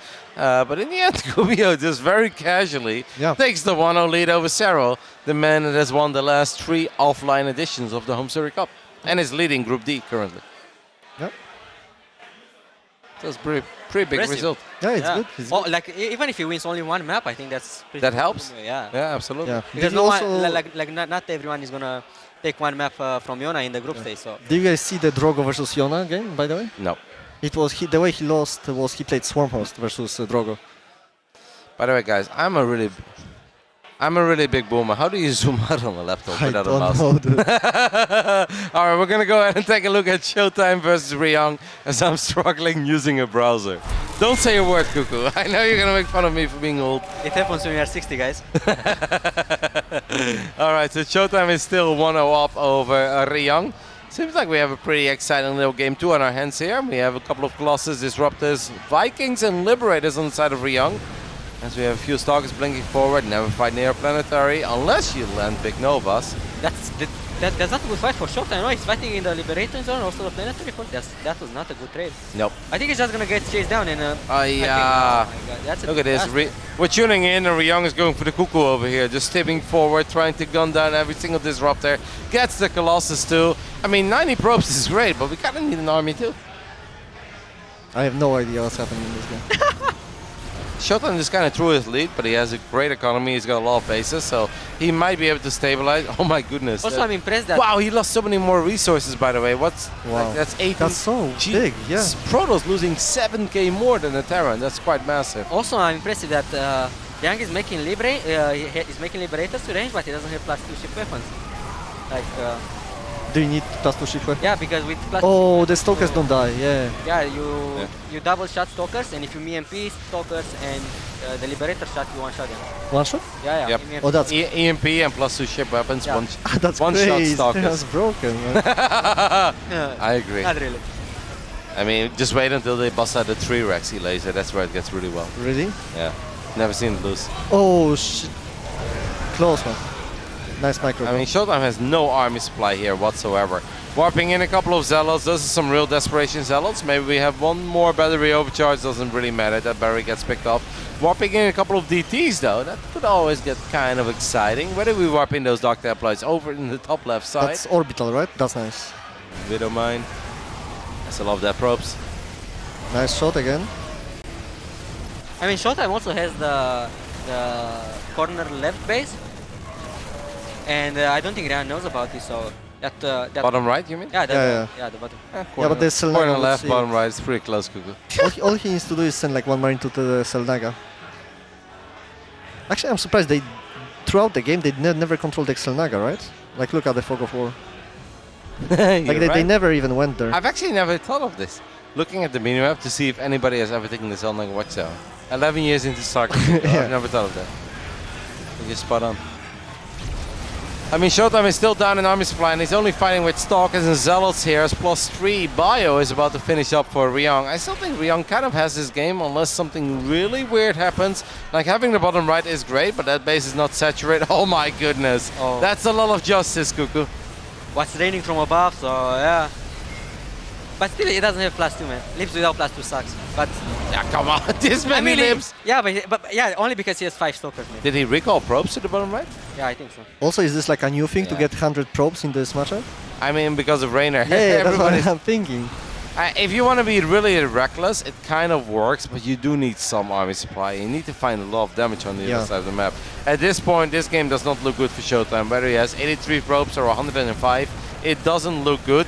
He needs to buy time for himself. Okay, land a few more Novas like that, and we might start believing. But yeah, at the moment, it's honestly not looking too hot for Mr. Mauer. Yeah. I agree with you. Yeah, because I guess if you have like a lot of gates and you have some disruptors, you have like super efficient supply first of all, and then if you lose some units, you have like 20 gates. You can actually, you have effectively like 240 supply. I feel like Ryung is going to try to build a command center in the bottom right side. We have a couple of Zealots and DTs attacking this planetary at 5 o'clock, but that's going to get scanned. Planetaries are very good. A lot of SCVs are repairing it.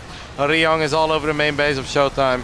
I really think that we are seconds away from this game potentially ending. Okay, wow, Zealots and DTs, that's so good. 3-3 upgrades, pretty good. But he's going to lose all the production now.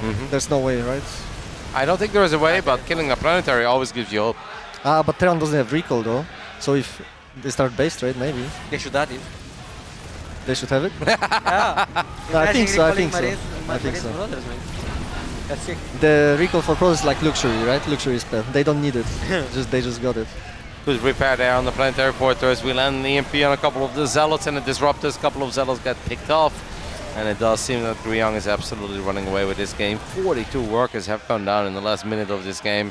And, you know, counterattack, sometimes it's devastating when it's a couple of Zealots that are already beat up and a couple of Stalkers. It's really not all that impressive. I think we are seconds away from ShoWTimE tapping out. GG gets called. Ryung ties up that series. And we are just going to go straight back into Serral vs GuMiho Game 2, where GuMiho has surprisingly taken the 1-0 lead. And why do we have double evolution chamber going down? Because we are 5 minutes into the game. That's crazy. Yeah, I think it's I think Dark did something like that in the Valencia final. I think he was playing like that, the double Evo chamber. Against Maro? Yeah, I remember that. Like on Waterfall or something? Yeah, and I didn't like it personally. But I think Serral is a fanboy. I think Serral is like a rogue and Dark fanboy, so he sometimes copies them. Yeah, but isn't it like Omega greedy to do? No, it's because you have two choices. You either go layer baning speed or you go 1-1 upgrades. And you play a lot like this too, though. No. On like Curious Minds against Gabe, I've seen you do this like a million times. But I always start with layer baning speed, though. Always? Every single time. Seriously? Yeah. I think it's better. Okay, Raynor does it quite often as well. Yeah, Raynor does it, yeah. Yeah, okay. But so you're a real layer first baning speed Yeah, I'm kind a of guy? believer, a super believer, because I don't know, it's like more flexible. Yeah, I mean. Oh, Wings of Liberty vibes. Yeah, Euthermal vibes. Yeah, Euthermal vibes. Double Tor drop. I haven't seen this in like fucking ages. Yeah. It's okay. It's HomeStory Cup, Kuka. No, don't worry about it, man. Don't sweat it. Roach Warren Bane from Serral. Okay, so I mean the double Kuku Evo just had a surprised Pikachu face. Yeah, so the thing about the double Evo is that it's not good versus mech. That's why I don't like it, because it's not as flexible as the layer opening. Because layer opening is literally good always, like 100% of the time is fine. Double Evo is good sometimes, and sometimes it's pretty bad. And in this is the case where it's Well, previous game was the case where it was very bad because he just died to BCs because he had no money. This is the case where the +1 melee, +1 defense it doesn't really help you versus mech. So again, it's like it's fine this game. He's gonna like survive and play the game, but it's not really helping him. For a while, Su was always playing Mudas against mech. Yeah, I mean, it's you know. With Link Bane. It can work. I feel like you would be a guy that appreciates that, Eleza. Yeah, I mean, I also played it, but I just figured it out that it's not very good. But but if it was working, I would play it for sure. And what is now common to play as Zerg versus mech? Because I mean, I'm never playing mech, so I don't really know the probably Roach Ravagers. No? Well, as Zerg? Yeah. Well, you pretty much always play like Link, Bane, Ravager, yeah, and Roach. And after that, probably making the transition into Broodlords after, and Yes, maybe sometimes you transition to Broodlords if you transition to Broodlords if the Terran has like 20 siege tanks, because otherwise there's no point in making Broodlords really, because Thors counter Broodlords. So for example, right now like getting Broodlords would be stupid, like early into the game when the Terran doesn't have that many siege tanks, or let's say Terran starts now massing Thors from the very start, no siege tanks, then he immediately has an army that beats Broodlords, but it doesn't beat like Ravager Link Bane. That's why Zerg starts with Ravager Link Bane, it forces a lot of siege tanks, and then you go Broodlord, and that's why like you also I always do it. I feel like most of the Terrans lately, when they are playing mech in the late game, they start adding ghosts because of Maru. Yeah, that's so So I think that's I honestly think that's a very strong army composition. Like yeah, that's I literally don't know. I don't know a counter currently to it. Like the moment they get those like ghost Thor late game, it's like so insanely strong. Cuckoo has the habit of putting the hand before his microphone, and it makes it very hard to hear. So it's all good. Just trying to help it. I'm loving the discussion, guys. I think people always enjoy listening to the pro gamers, and obviously in this point, you're the old dog as well compared to him, Miko. I know that you probably think that I'm really old, but you're also very old compared to Cuckoo. Yeah. How old are you, Miko? 24. Oh my god, yeah, 6 years. It's like 3 different generations of gamers over here. Yeah. Also, I feel like we gotta talk about GuMiho build order. He literally went double Thor drop into bio. That's quite something, mate. Wait, this is bio? Yeah, this is bio. Yes. Look, man, he's getting I just realized because I'm just watching like 2 siege tanks at the time, like he's massing siege tanks. Did you see the Uthermal game against Lambo on Cosmic Sapphire? Oh, maybe I didn't. I know I did, yeah. It's kind of like this, right? Like he drove by a bunch of Hellions, opened up with a couple of Thors, double Thor drop, and then followed up with bio. Yeah, right, yeah. No, I watched the Stargazers, I didn't watch the game you're talking about. Oh, Cosmic Sapphire. I mean, Lambo joked about it towards the end of the day when we had a little interview, and Lambo was like, what is this, man? Am I on YouTube or something? Like, because he ended up making 12 Swarmos, and then it was bio. Yeah, and look at Serral, like he's getting 3 Vipers, he's got like 15 4 Dropalords as well, by the way. Yeah, he got 15 Ravagers, he has mass Ravagers, that's so interesting, I don't know why he's doing that. Because he had the same read as you, no? Like he sees a bunch of tanks. But he just saw double. Maybe he did spot it, but he just saw double eBay with the Overseer. Maybe he's not watching, but like. No, but I mean, he's also still making Adreno Glands. He's making a couple of Banelings. He's getting some Ultras as well. Yeah, I mean, he knows his bio, like at this point, of course. Also, Miko, why Serral didn't veto this map? I feel like this map, it's, I mean, pretty good for Terran, especially in TVZ. I don't know, because there's like the middle some of the worse map maps. is very good. There's some worse maps, I think. Yeah. Like you have Moondance with a pocket base, and you have Waterfall. Waterfall, yeah, exactly. It's very tiny. Yeah, it's tiny, and out of Reaper spots, it's pretty difficult, yeah. Guys, I kind of like this. 32 Zerglings with +2 melee, and soon to have Adreno Glands as well, getting dropped into the pocket expand of GuMiho. That's really cool. Abusing the map, like absolutely, yeah. I love it. Gonna get on top of the bunker, gonna get on top of the turret. At the same time, there's still a couple of fights happening. Tanks do get a few good shots off. And it seems like GuMiho is getting a cancel on this goal. I mean, this is a really strong showing by GuMiho, guys. No matter what happens in the next 2 or 3 minutes of this game. If you told me GuMiho takes the 1-0 lead over Serral and is maxed out 11 minutes into game 2, I'd be like, well, that's pretty hopeful. Look at all these upgrades finishing up as well on the right side. Yeah. Also, like, it's not like this game is going bad for GuMiho. I feel like, you know, he forced Serral to be stuck in with army composition that usually you don't want against bio. Actually, I wouldn't say it's that bad, because the thing is, he made like 11 roaches because he spotted its mech. And now that I think about it, like Ravager is actually good decision, because roaches are useless, but Ravager actually has some use versus bio, so it was nice. And the upgrades that he got, the free, like the super fast double evo from the start of the game, it's bad versus mech, but it's not mech. So in this situation, it's very good. He's gonna have like super fast 3-3 with like 4 ultras. It's gonna be insane. Yeah, but Ghost production is already up and rolling as well, though, for GuMiho. Yeah, that's 3 also Ghosts on the way. That's also big, yeah. I really like GuMiho position. Like getting Ghost out, Serral is getting ultras, so in theory Ghost should counter ultras. Like I feel like this is a game with a lot of potential for GuMiho. Yeah. I think GuMiho's doing very smart strategy for sure. Like he's gonna have insanely strong compositions soon because he has like a lot of siege tanks, right?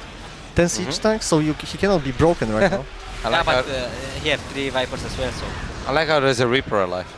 I think it's the Reaper from the start of the game. Oh no, it just died. Oh, poor Reaper. Terrible. He's still here.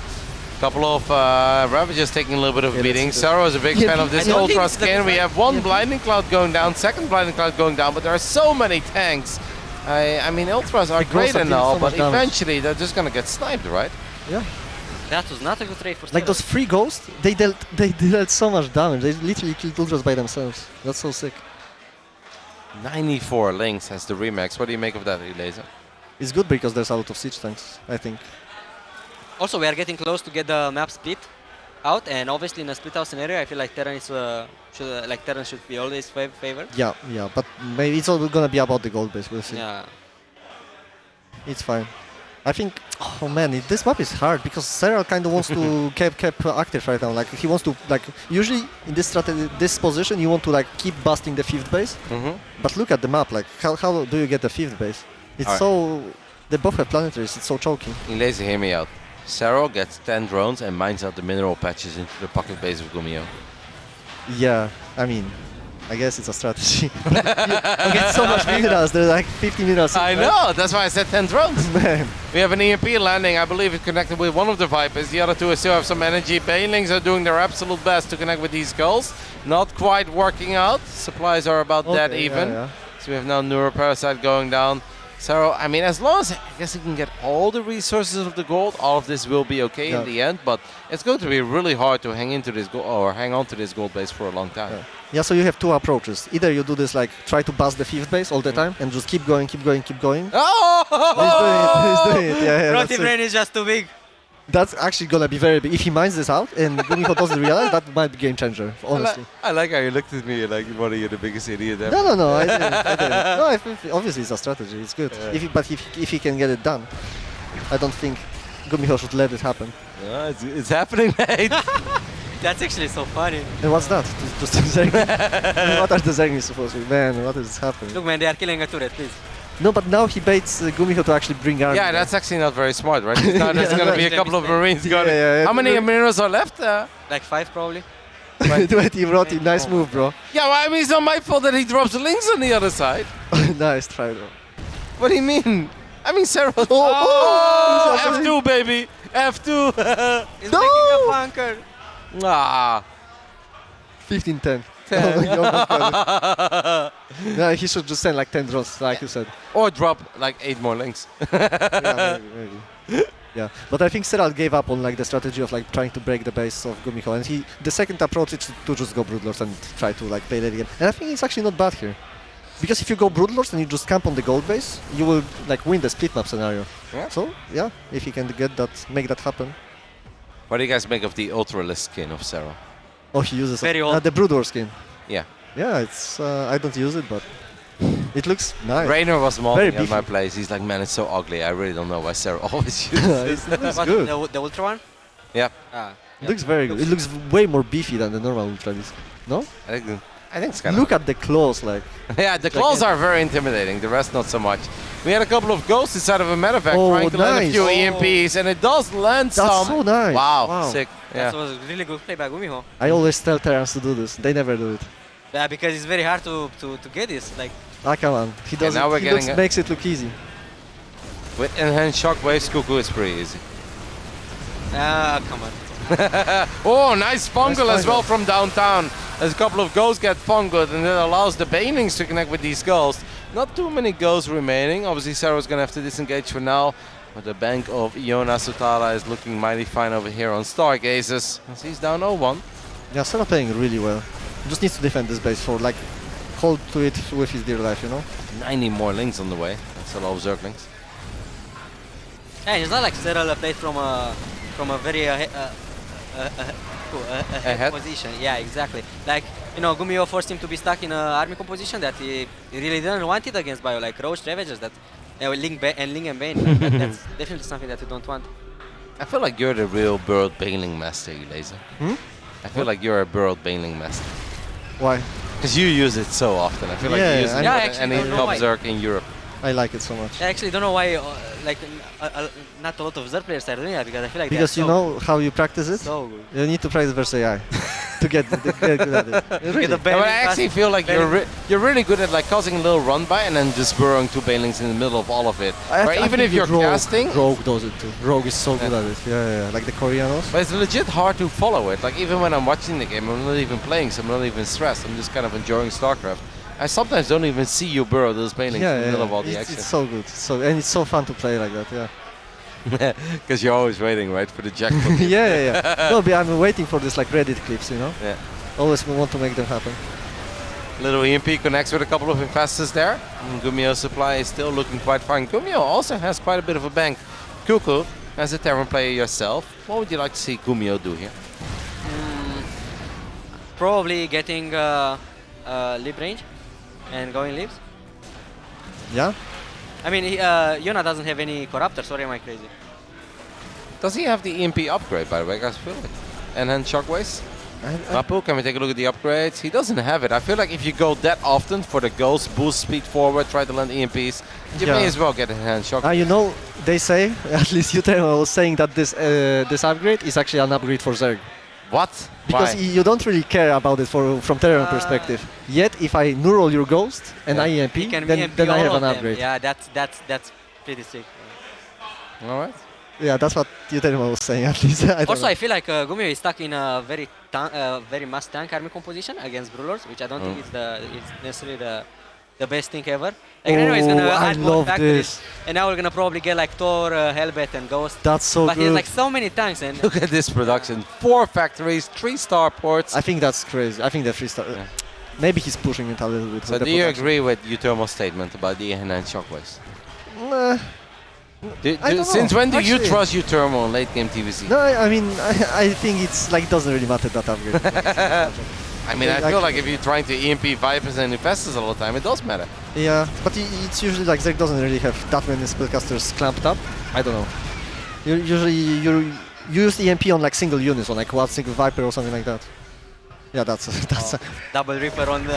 I'm not sure. Bar. I'm not sure. I kind of feel like GuMiho is quite happy with how this game is going. This is looking very good because he killed the middle base. Yeah. Yeah, it's looking great. Also, he's getting a very good army composition. He's making turrets, making ghosts, making hellbats. Like yeah, I all right. What would be a bigger upset, guys? If GuMiho 2-0 Serral here, or ShoWTimE 2-0ing Reina? Oh, did ShoWTimE 2-0 Reina? Yes, yesterday. I didn't know. What? How do you not know? No, I guess the upset yesterday was bigger. I would say. Yeah. Yeah, bigger. Yeah, because Serral's kind of worst. Come on, you don't mean that at all. I know you're a Serral fanboy. You don't mean that. No, I'm such a fanboy, and that's why I'm saying this is worse, because he shouldn't be losing like that. Yeah, but what about Reina then? Yeah, but Reynor, I think, yeah, that's why I'm saying it's bigger upset, because I think Reynor actually is amazing all the time. So. Couple of SCVs are falling here for GuMiho, and the supplies can sometimes be a bit deceiving. But it really feels that GuMiho is kind of looking at what Serral has, and it's like, what shall I make? He scans, he looks at this arm, and he's like, you know what? I'm gonna get 5 more Thors. It takes a little while before they show up, but they will make it. Yes, we have a nuke going down. Yeah, I think this is what Serral is doing is very risky. It's like the Brutals don't really have upgrades, it's just 1-1, so they are not as strong as they should be, and I don't know, it's looking very scary. I mean, he can pressure a little bit, but... Oh, he killed his but he unloaded the ghost. Yeah, he unloaded. So it's fine. And that matter of fact, I think was dying anyway, parasitic bomb and fungal. Couple of tanks are going for a very adventurous mission here on the bottom side. He's throwing them away because he saw Broodlords, so his tanks are pretty useless. That's why I said adventurous. Adventure, yeah. Trying to get something down. If you get something down, it's awesome. If not, it's all good. Yeah, it's the classic, the mech, siege tank run by. And sometimes you take out a base or like 10 rounds. Yeah, sometimes it works. Yeah, I guess on this map there isn't really that much area to cover from top to bottom. Making Marines is very weird in this situation. Yeah, actually I'm confused. Oh, but he's killing so many Broodlords. But that's such a bad fight for Serral. Really, he shouldn't be. Serral does have a massive bank though, guys. Yeah. Like he can afford getting like worse trades. Oh no, he cannot, because the map is split. Every single Yeah, but trade. GuMiho has like no money made. I mean, he has some bank, but not as much compared with. Yeah, but you cannot trade bad in this situation at this point.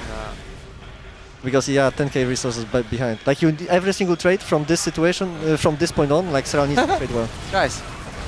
I like I this. think They're it's a not very too good bad. advantage for Serral, no? We have a couple of neurals going down as well on two of That's these such a good Thors, so we're trying to pick them off, but in the end, he didn't kill them, and the Lings and Banelings were not enough there for Serral. I also love GuMiho fired up a couple of tanks. He's like, nah, there's a few more Thors, so we're going into Thors, Hellions, and Battle Cruisers. And even though Serral's bank looks impressive, like I think the number that's most important to focus on is the gas number, right? And it's like 2,000 gas may seem like a lot, but that's really not that much. If you would lose a endgame against endgame army fight, what is 2,000 gas really going to get you? A couple of Ultras, a couple of Broodlords? It's all about the gas. Yeah, I it's agree. not enough to remax. Yeah. And also Serral doesn't have the position of the goal base now. GuMiho is gonna take it. Yeah, So it's now looking very bad for Serral at this very point. bad. I actually don't like the Serral position. Also, like the composition for Terran, the like Battle Cruiser, Thor, Ghost, and some Hellbats, I think it's like one of the best compositions. I mean, it basically got probably the best Terran units you can get. Yeah. So we've been watching this game for the last 12 minutes, Elazer. Do you think this is GuMiho playing like a god, or is Serral making a couple of obvious mistakes in your eyes? Actually, I think Serral is making mistakes, yeah, for sure. Because there's some weird switches. The Broodlords came too early. Like he didn't have upgrades. I think he was indecisive at the start because he was trying to kill GuMiho at the start. Like if you want to go into this Broodlord late game, you need to start transitioning faster, and you need to like not waste as many resources. Like being 12k behind while you get into Broodlords is like already pretty bad. What do you make of it, Cuckoo? Do you feel inspired as a fellow Terran player? I mean, to be honest, I like GuMiho playstyle doesn't really fit me. But I mean, all the weird builds and all like doesn't really fit me. But yeah, sure. But I mean, he is bringing it to Serral. He's up 1-0 and he's looking pretty damn fine here in game 2. Yeah, but whether it's your really playstyle or not, it's gotta kind of make you excited. But I really like how GuMiho plays the late game though. Like he really understands what he wants. Yeah, it's a pretty similar to Maru. I would not get those starports because like I wouldn't think getting BCs is good here, but now that he has them, it looks fantastic, you know? I mean, it's pretty similar to Maru playstyle, no? GuMiho Maru is not getting BCs. Yeah, but usually you don't go into BCs like so late into the game, you know? Usually you start with BCs. Also, he has only +1 ship weapon, so that's a bit of a weird Yeah, one, it's but weird. it's working. He's firing a +2 right now, but And the I think Yamato is the big deal, you know? Yeah, it's because every time you come in, you snipe a couple BCs, the Broodlords, and you can jump out. Oh, Neuroparasite is done though, but do we have anything to kill it? Yep. Where is it jumping to? To Queens. Let's go. That's actually a very sick move by Serral. Battle Cruisers are going to try to make it out of there, but this does all take a long time, right? And as GuMiho, you also know that Serral is going to try to kill these queens, so it takes a little while. The Broodlords, they feel a little bit exposed to me. Has to be careful there, because if GuMiho would have thrown on a scan, it seems like we killed one BC, but killing that second one is still going to be a bit of an adventure. I feel like if GuMiho would have thrown out the scanner on the Broodlords, he would have just closed the Ghost and he would have just sniped everything because still he like no overseer with the Broodlords. Like he never has overseer with the Broodlords. He's just going with the spores from time to time, but yeah. Is there hope here for Serral? Even though he's maxed out, he's got money in the bank. Some good fangals, some good neurons. I mean, you need to make some magic happen because I think if Terran plays properly, I don't think there's hope. But I don't know. I mean, obviously, it's Serral, so maybe some magic here. Yeah, I feel like if GuMiho takes a bad engagement and But did you see the game from the Valencia, like the final, Maru versus Dark? Yeah, of course. I was kind of there. There were some, exactly, but there were, I think, games similar to this, right? And Maru would make it like look so amazing, like this composition. I mean, Maru looked obviously great against Raynor as well in the late game. Yeah. With somewhat similar. Oh, exactly. Yeah, that game. That's what I'm talking about. On Data C, I think. Yeah. Yeah, absolutely. that's such a good game. Yeah, it was great. It was very close towards the end. So I think what a lot of people often wonder, and I'm just going to kind of try to play the newbie here and ask you guys questions. Elias is like, why don't people go for a Nidus right here? Like, why don't you try to get a couple of Niduses up or more drop loads into the main base? Why don't you try to get on top of the production of the Terran as a Zerg player? Also, it's like, it depends on your approach. Like I said before, like, you can go for this approach of like trying to constantly attack, get Niduses, kill production, kill bases and stuff like that. And that's great, that's a good playstyle. But this map is just so closed, it's like really hard to get anything done. So the second approach is just to go late game and try to be efficient. And Niduses are just not efficient. They are like a tempo type of thing. Like you try to. Guys, look the ghost. Oh, the ghost. The ghost. that's The a ghost. great Oh no! Oh my goodness! He's gonna lose everything. I don't want to say, but I told you. We have a No, scan that's- going down, and Serral loses each and every single Broodlord here as the ghost of GuMiho gets the This is a job great, done. uh, Wow! This is great. GuMiho takes the 2-0 victory in this group stage over Serral. Serral faces his first loss of the tournament. Damn, Miko, what the hell? That was fantastic. I really think GuMiho played last second position at the late game. Like he knew exactly what he wants to do, and the map let him do like. I think he played the map very well, you know?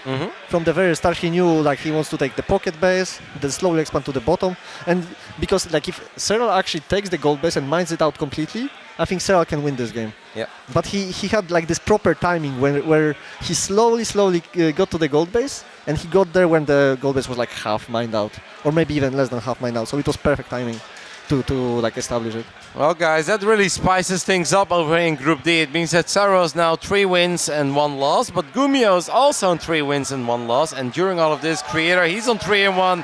ShoWTimE is on 3-1. So Group D is getting quite feisty. Oh, that's sick.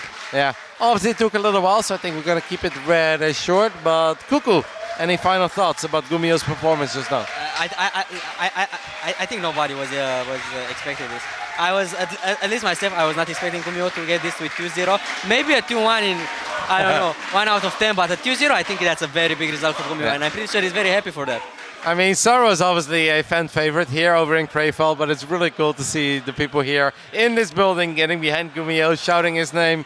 Kelazhur, any final thoughts about that pretty crazy best of 3? I know it was long, and I know we were kind of out of it a couple of times because of the pauses and whatnot, but at the end of the day, GuMiho makes a massive statement here. Yeah, it was very good. Honestly, I'm impressed by GuMiho. The strategies were crazy, but that is what we expected. But after that was so good. The late game was perfect. The transition into late game was perfect. It was really, I'm impressed.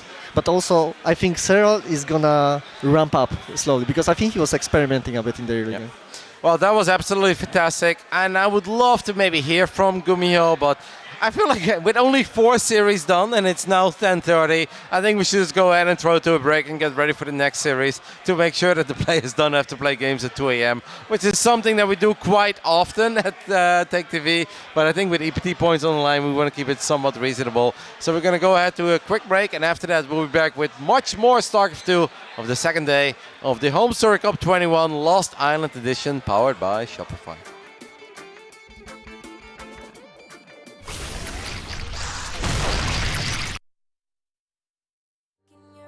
You can't hide it. Ooh, baby, I know I turn you on. You can bring your friends, we won't mind it. We just came to dance and go all night long. The look in your eyes, you can't hide it. Ooh, baby, I know I turn you on. When my friends pull around and they got the top down, on our way, yeah. We're on our way. Turn that music up, you know we don't give a what. On our way, yeah.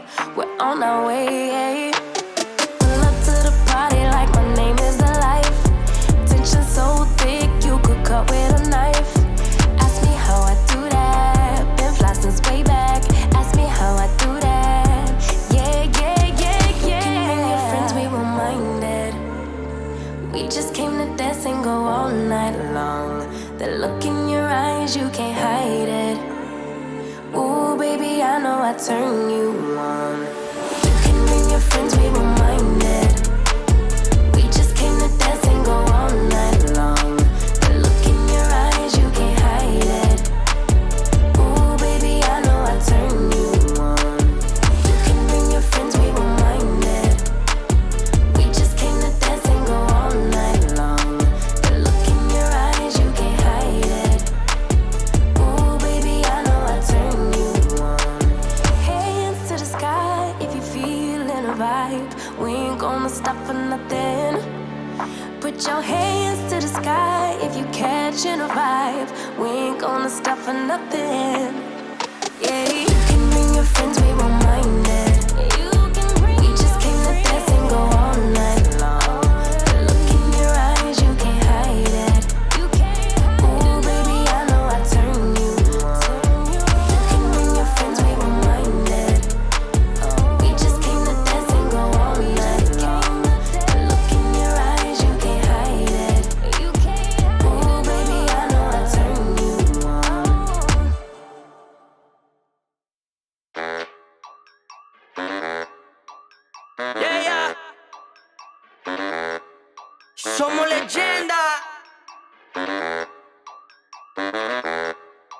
Check out.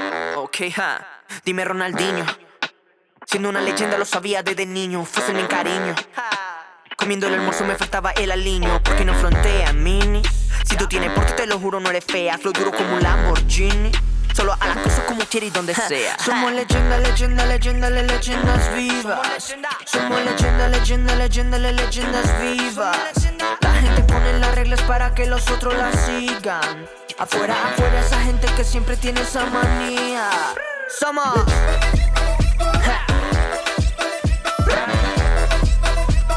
somos las leyendas vivas.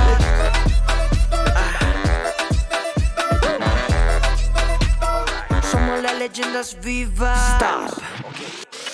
Yo no la vivo para que opinen sobre mi estilo, como me defines. Tú no eres Dios para que me ilumines. Pa' que no hables a ver si es que tú mejor te afines. Bla bla bla bla, puro chisme habla y no para. Se lo digo en la cara, no te compares. Falta de humildad y tú hablas de mucho cómo se hace y no sabes ni la mitad. Somos leyenda, leyenda, leyenda, leyendas vivas. Somos leyenda, leyenda, leyenda, leyendas vivas. La gente pone las reglas para que los otros las sigan. Afuera, afuera esa gente que siempre tiene esa manía. Somos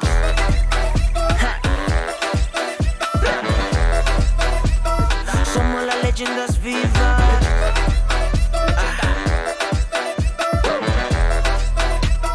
Somos las leyendas vivas. Ahora te digo algo, ¿ok? Ya, escucha. Gente, yo soy fan de todo menos de gente con maldad. Ahora ser diferente es un delito en este lugar.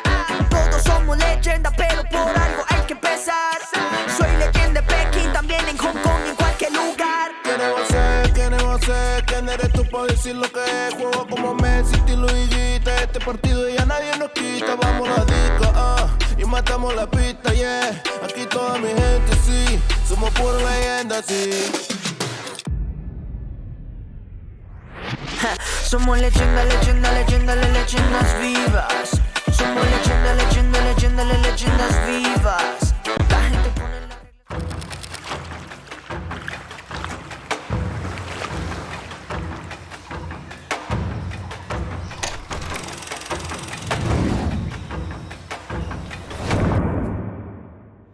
Hello, everyone. Welcome back to the second day of HomeStory Cup 21.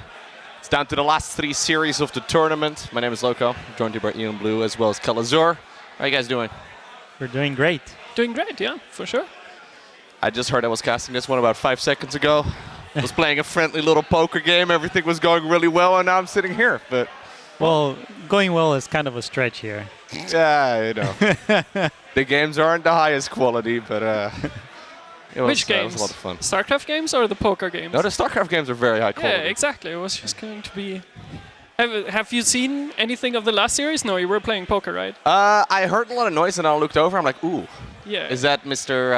GuMiho 1-0 up over Serral? Yeah, and then we heard a lot of cheering a little bit later as well. I was like, oh, I think it's 1-2. No, it's 2-0. Exactly. It was actually really cool. The noise that everyone made was because GuMiho cloaked all of his ghosts, ran under the Broodlords, and sniped every single one. He saw that there are no overseers, so it was just brutal. That's sick. Yeah. Sounds like a game I need to cast, guys. You're going to see that on Loco TV. I'm looking forward to the YouTube. replay back. Time for a good game. Oh. I think we're casting a PvP, aren't we? Well, I was told we were going to cast a TVZ. Oh, wait. Yeah, okay. Serral versus Ryung, and also ShoWTimE versus Creator, depending on what is happening right now. So I was we gonna have say, I got some another PvP TVZ. expert over here, but that's good. ZVT is fine too, I guess. It's the best. It's the best. No, it's great. Yeah. Make some goals and then you snipe things. Yeah. How are you enduring sniping things over the last half year? Well, it hasn't been going great for me, but it goes great for the other Terrans. All right. Here we go. Introductions. Oh wait, did they change the setup so that we don't observe anymore? Yes. Oh yeah, we don't observe anymore. We have Mapu over here, man. Mapu is over there in like a little studio, fucking working 14-hour days, observing 2 games at once as well, because he switches in between. This guy's keeping track of everything. And we're out here playing poker and just sitting around eating pizza, and we're complaining about the temperature and stuff. But yeah. HomeStory Cup viewing experience wouldn't be the same without Mapu. So I can't believe you didn't realize Mapu was here. I'm sorry, Mapu. Let me know if you want me to come over there and take over for you. We've seen pro gamers observe before, man.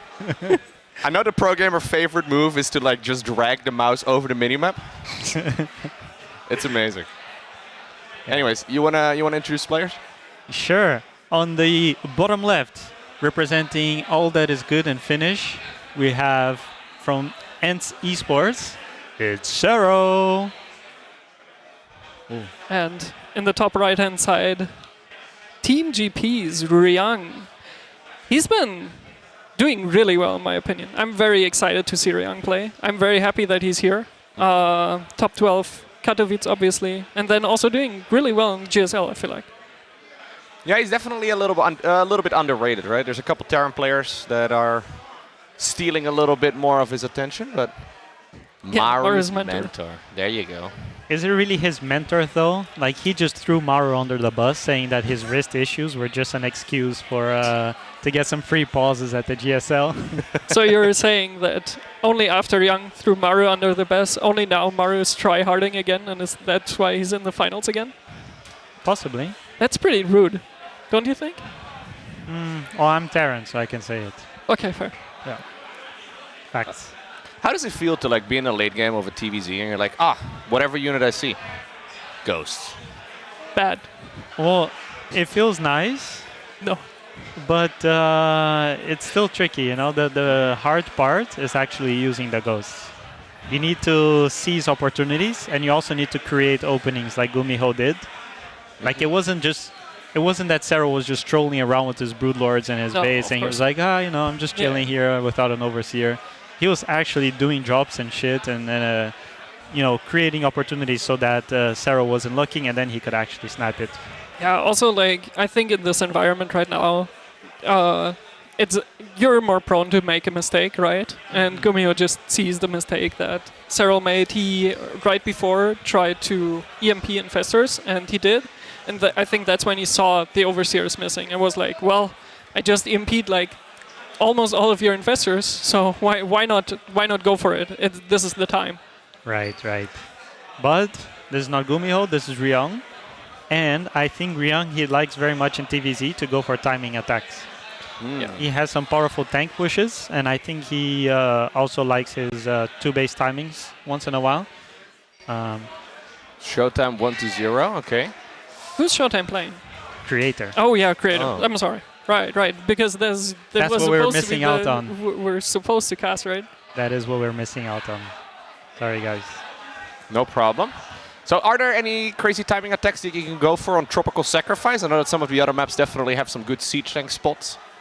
What about this map? There's a couple in Tropical, especially when they take their fourth base. There's some spots you can put your tank in the mineral line of their fifth base, for example. It's also powerful for double drops in the main, because the main is quite big, so it's hard to cover the edges with spores and creep. There's a Roach Warren opener here from Serral. Oh, okay. Interesting. Yeah, but also Cloak Banshee, 3rd CC. So very, very standard so far from Ryung. Yeah, I mean, build order-wise, this is great for Ryung. Double Cloak Banshee, 3 CC against a late Roach Warren is actually spectacular for Terran. Yeah, for sure. I'm a little surprised by the Roach Warren. Like, does he expect like Hellbats? Do you prefer Roaches versus Hellbats? Because I would argue I prefer the Lings. I think it's possible queens. he want to play Cave Bob here. Look, who doesn't get queens? You're like, oh no, there's an armory. Anyways. Reactive queens. Hey, so Loco, that's fine if you say that. If I said that, that wouldn't look very good. So I'm complaining about ghosts. I'm complaining about queens. I'm playing both sides here. Okay. Playing It's double okay. agent. Yeah. He's a changeling. That's what he is. Secretly a Protoss player here. We all know it's just a ploy to get Terran viewers and Zerg viewers on your YouTube channel. This is the way, yes. Thank you for noticing. It works. The political game. YouTube political game. Looking forward to my political career when I'm like 74 years old. It's gonna be sick. Yeah, I mean, Serral's just playing Cave Bob. Infestation Pit going down. What's so funny? Sorry, I thought you said Serral's just playing game 1. That was the end of the sentence. While Ryung is playing game 2, but Serral's still in game 1. Also true, he is playing game 1. And Cave Bob. I feel like those upgrades on both sides are a little late, but I suppose kind of goes with the openings. So he's going straight into Infestation Pit. Yeah. Is that for Hive? Hive and Has Lurkers. to be, right? Yeah. Probably. Like this is the Cave Bob, right? This is what Dark has made popular, kind of. Mm-hmm. He started it. His Hive will be timed together with the Lurker Den, because you want to get you want to throw down the Lurker Den in a way that it aligns when Hive is finishing, so that you can get your Lurker upgrades. Because Lurker without the upgrades are basically useless. And you need Infestors and Roach Ravager just so that you can survive until you get to Lurkers. Ideally as well, you want to catch any Terran push, like kind of halfway through the map, so that you can kite Fungal. So it's two Infestors, right? That's what Dark was playing like quite a while ago. Yeah. Like last year. Mm-hmm. I think he's probably still playing it. It's something that you can probably throw into a series where it's like a little bit different, a little bit weird, a little bit uncommon, but you still need to respect it as a Terran. Yeah, Serral actually surprisingly he plays this a lot, and at least in custom games. Well, the nicest thing about it is that it keeps you super safe against any timings, like 2-base timings. This push looks really, really scary. Those 3 tanks in this position, the rock's not down. Yeah, right now he's 2 upgrades ahead though, so maybe is there an opportunity to jump on this? He's just going for it. The Queen's transfusing and he's breaking it. Yeah, probably because of the upgrades, but also the Lings just being on top of the Marines. Probably the Marines can't really so go 1-1 back. is finishing in 10 seconds here for Terran. Serral already had it done right there, so he does hold it pretty smoothly, and now he's going to go up against Lurkers very soon. Yeah, this is a really good hold of that push, but yeah, just like I didn't expect it to be crushed like that, but yeah, it's probably the upgrades, probably the position wasn't as good because there were no Marines either on the low ground anymore. So it's just like as soon as he's surrounded, he's either losing DPS by trying to run away, or he's just losing his Marines to the tank fire and the Lings and the Roaches. Yeah, I mean, based on experience and just like theorizing about this, usually when you identify that they're playing this style, you don't really want to push. It's very strong against pushes. And it's kind of suiciding if you do it. It's better to just get your 4th base, get some drops going. At your 4th base, you could even make an orbital command instead of a planetary, which is... Yeah, against Lurker play, it's pretty good, right? Yeah, you need the scans for the Lurkers, and it's good for your eco. There's really no run-bys except, Lurker run-bys, which the planetary doesn't help anyways. So orbital command at the 4th will be ideal. He's going planetary over here. Yeah. Serral is switching towards Lurkers and Vipers right now. He's getting those important upgrades for the Lurkers as well, like you pointed out. So do you think Ryung just doesn't really expect the Lurker transition because his push just got crushed, right? And he doesn't have to be seen a lot? He has right? He should know. He should know. He should know, okay. For sure. I think he has 2 factories as well, which is what you need a lot of. This is Serral just trading out a couple units, right? He really doesn't want to have too many Roaches anymore at this point. Yeah, clear up some supply, get your Lurkers going. He probably wants to get the gases on his 5th base as well. Like, this is very gas intensive, this style. So you want that as fast as possible. So yeah, but just now, so you said, yeah, he has 2 factories, but he's just now again starting up 2 tanks. So he's still going very heavily bio, just like the cycle before it was still 5 Marauders. Very... Yeah, I'm not sure. Maybe he is expecting Lurkers, but not that fast. Or I just think it's a bit weird. He seems to be not entirely ready. But if Serral doesn't really use it at his advantage, it probably doesn't matter as much. We have the Ghost Academy on the way, and now already 5 Ghosts in the queue, 5th command center. Yeah, so Serral's already setting up as well for a counter to the Ghost, so he's going into the +1 or +2 melee already. Adrenal Glands is coming up, Banelings are coming up. I mean, he wants to win before the Ghosts are out, I suppose, but if he has to, he definitely has an answer. I think there's plenty of tanks. He should be fine. Like this is usually the scariest time when you're starting to get your ghost count up and then they push. It's usually when the lurkers are most effective. But I think there's also another window of opportunity for Serral here is when he starts getting those Nidus worms going. He really likes those, and as soon as he can get a Nidus in your main, you're either forced to split your army to clear that up, or you get caught completely out of position and he just destroys your entire production. I really like to see that here, but I think just the way it is now, he seems kind of playing pretty patient. Yeah, I think as long as Ryung doesn't really take a 5th base, it seems hard to break 4 bases on this map. Yeah, Serral happy to trade out the Roaches and the Ravagers here. Doesn't really need those anymore. It's a bit of an expensive trade over there, though. Definitely not ideal. Yeah, it was very expensive. I was actually hoping he would kind of push to the other side as well to kind of match that, but I'm not sure. I wonder if this is actually one of those games where he does his initial lurker push and then he goes into Hydra Bane Viper. Simply because he thinks it's more cost efficient. Lurkers are quite expensive, and with Hydra Bane Viper you can just get pickoffs with your abducts on the tanks, and you also get a lot of map control because you don't need to borrow your army to hit. There's the Spire coming up though. Is he planning on going Brute Lords again, you think? You always need the option, yeah. Yeah. Should always have a Greater Spire. There's the Nidus Worm. Yeah, but there's no lurkers anymore. Yeah, there's no lurkers, and also the Hydra upgrades, right? He's getting range for the you still Hydra, have to so you're respect it probably though, right? If you like see a Nidus Worm pop up in the main base, you still have to go. It's always funny though when the Terran doesn't, like, you do the Nidus just to pull them apart. Oh yeah. But you don't put anything inside, and the Terran's like, okay. And then like the 7th time they don't respond anymore, and that's when the Zerglings come out, or you have 4 lurkers in your main, like Also, Lings are also really good, but we see a push now on the base, and the tanks get blinding clouded, the planetary is getting absolutely blown up, 22 SCVs as well. Like that command center. The additional CC almost goes down as well. Yeah. Rinse and repeat right now for Serral, right?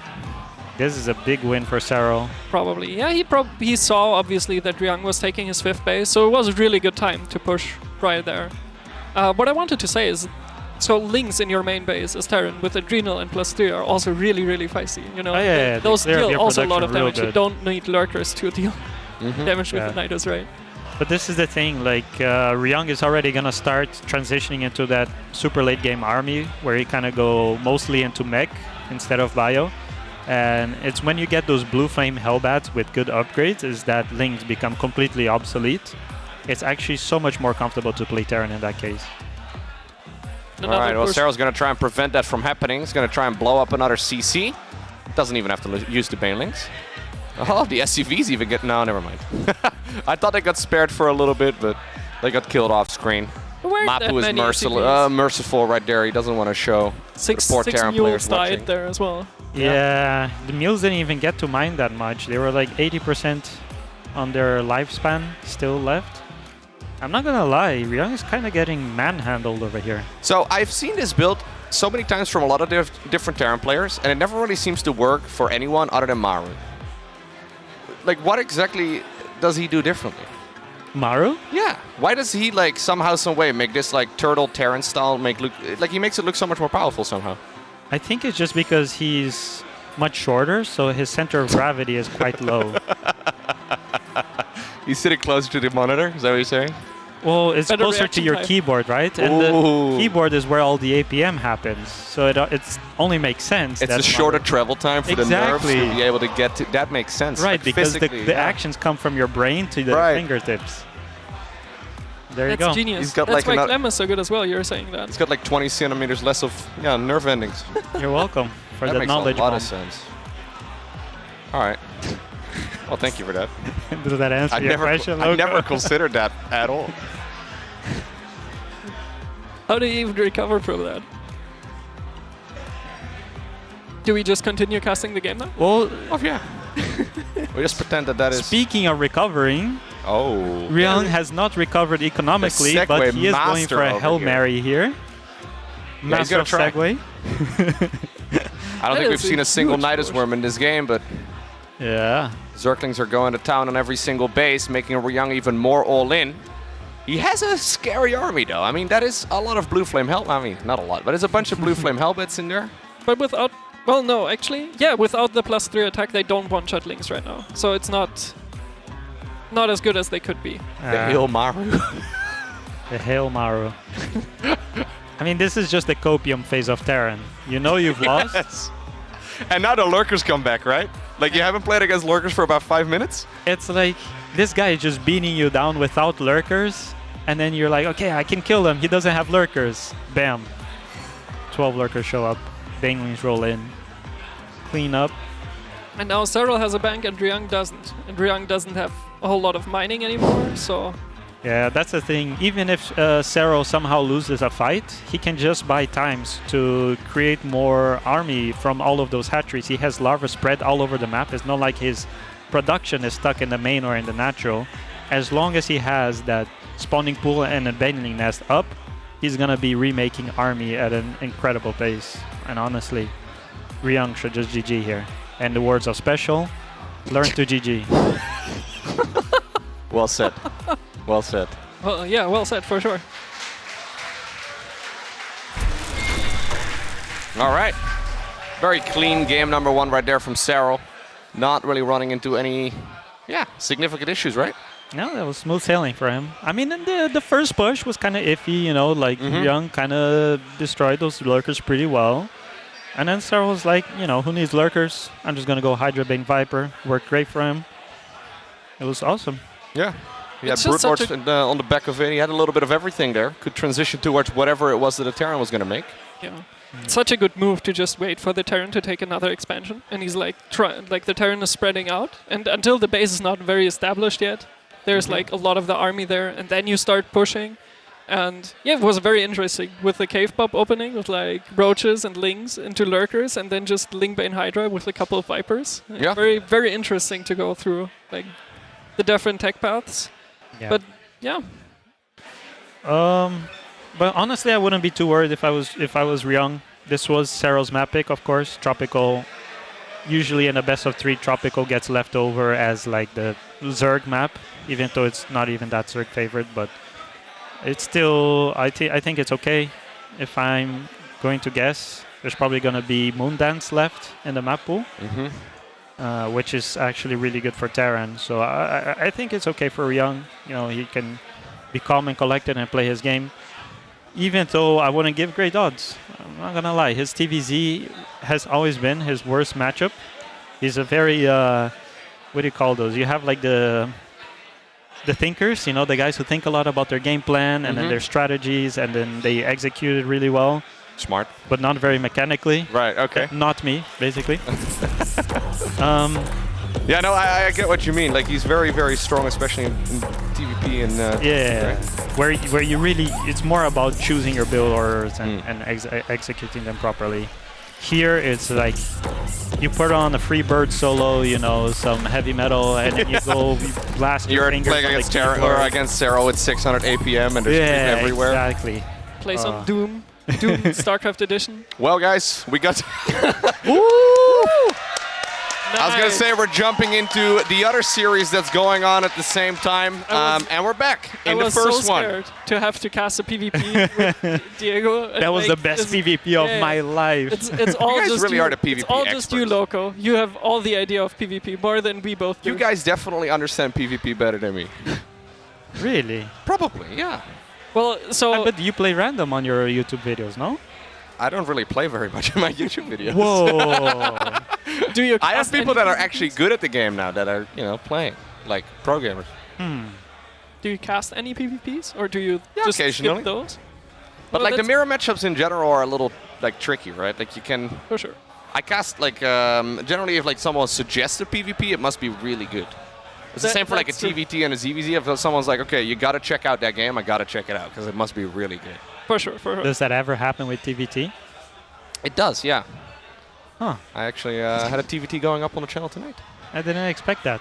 Yeah, there's been some good games. Like the double starport openers every once in a while with the quick Vikings and stuff. Those are pretty fun. You just made Special really happy right Yeah, the Battle Cruiser cheeses, exactly. Those are fun. But the conventional TVTs are not very popular now. Yeah. Unfortunately, they are not. All right. See, Everyone's some very cheers. excited about TVT Yeah. not being a very good matchup, apparently. It's very cool. I don't think that was what they were clapping for. No, they were cheering for ShoWTimE because he came out. Ah. Oh, I It's thought they were ShoWTimE. clapping for our casting. Yeah. I don't think I can hear us. F. I don't think they want to hear us. We're just here with Twitch chat. How y'all doing, Twitch chat? Say hi. We see a Reaper that's dealing some damage to Lynx and drones. Yeah. So a good benchmark of Terran Micro is how many drones, how many units he can kill with the Reaper. So 1 Ling, 1 drone, that's like a Diego's normal, you know? 1 Ling, 1 drone is your standard? Yeah. If you play against me, you can get like 4 drones. 4 drones? Yeah, man. It's going to be your best game of the day. I try to boost my ego here. Yes. I appreciate it. What about being able to put a command center on a reactor? A command center on reactor, Yeah, we and then just you saw the double factory produce switching SCVs. over. Yeah, you can make 2 SCVs at once. We AoE 4 now. Yeah, man. Put your town center next to your Uvu. Are you saying the Terrans are basically the Mongols? Yeah. Yeah, probably. You get horse archers and stuff? They're the cheesy ones. I actually thought there was going to be BC here, but there was no third gas. I'm bummed. No, the Uvu is a structure, Chad. He did not say Uwu. That's not what he said. No, I did But say Chad, that's Uwu. also what I heard. Put it right next to your Uvu. I'm with you, Chad. That's also what I heard, but, you know. You guys heard it here first. Local Weeb alert. No, I really don't watch a lot of anime, but I just see it in the chat all the time. So, you know, I'm trying to pretend that I'm cooler than I am. Right. I'm not really familiar with any of it. I just watch Death Note after people recommend it. Oh, so like, you're a Weeb. That's the only, well, other than like Dragon Ball Z back in the day, like Pokemon. There's and 2 stuff. of them? 3? Well, I mean, if you haven't seen Pokemon or Dragon Ball Z, I don't know if it really counts. Interesting.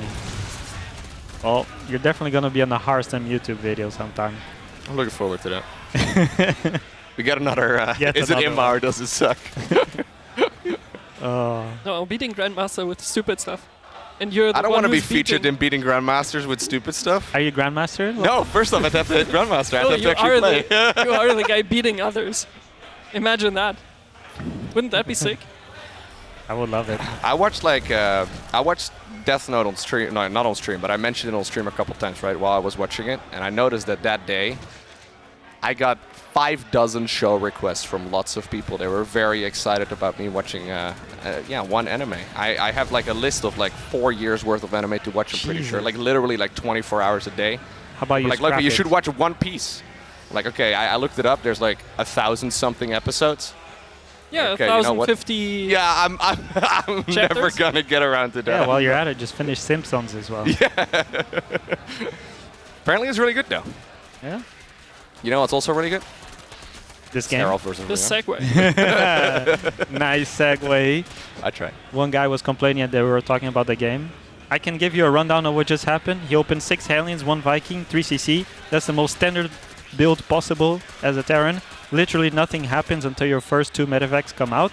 You're going to double drop, you're going to clear some creep, and then once 4 medevacs are out, you have the option of doing a tank push with either 2 or 3 tanks. Ideally, you want to make an armory so that it times with this push, so that the 6 Hellions can morph into Hellbats to make your push extra stronger. And there you go. Now you're caught up into the game. All right, so now we can go back to anime. What's your favorite anime, Ian Blue? I don't watch anime. I feel like you watch anime, me. Ian Blue. Sorry? I feel like you watch anime. I don't. I don't at all. What No. about you, Diego? From time to time. Yeah? Yeah. Like, what do you watch? I like the old school ones. I don't know what that means because I know nothing about anime. So you know, like the really old movies with like Studio Ghibli. You have like Spirited Away and I've heard of that. Graveyard of the Fireflies.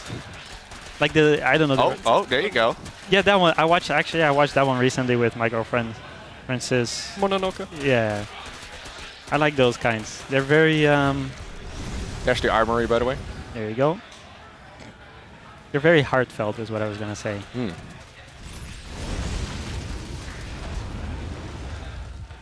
So is this gonna deal damage, you think?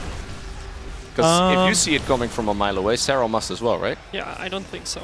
Especially because this is not the 4th base, this is the 5th base. Serral is set up with feigning speed as well. This is the kind of thing, like, knowing it's coming is very easy. The hard part is holding it. What's really cool here is that you usually put your Hellbats around the tanks to protect it against the Link Bane. And usually the Zerg will be able to clean this up, but this way you actually trade super well. So ideally, you trade super well here, and then your reinforcements go double drop into another base. But in this case, you're just gonna bring it up to help fight. I don't think it does actually come in time, which is... Zerglings are gonna clean up all the tanks.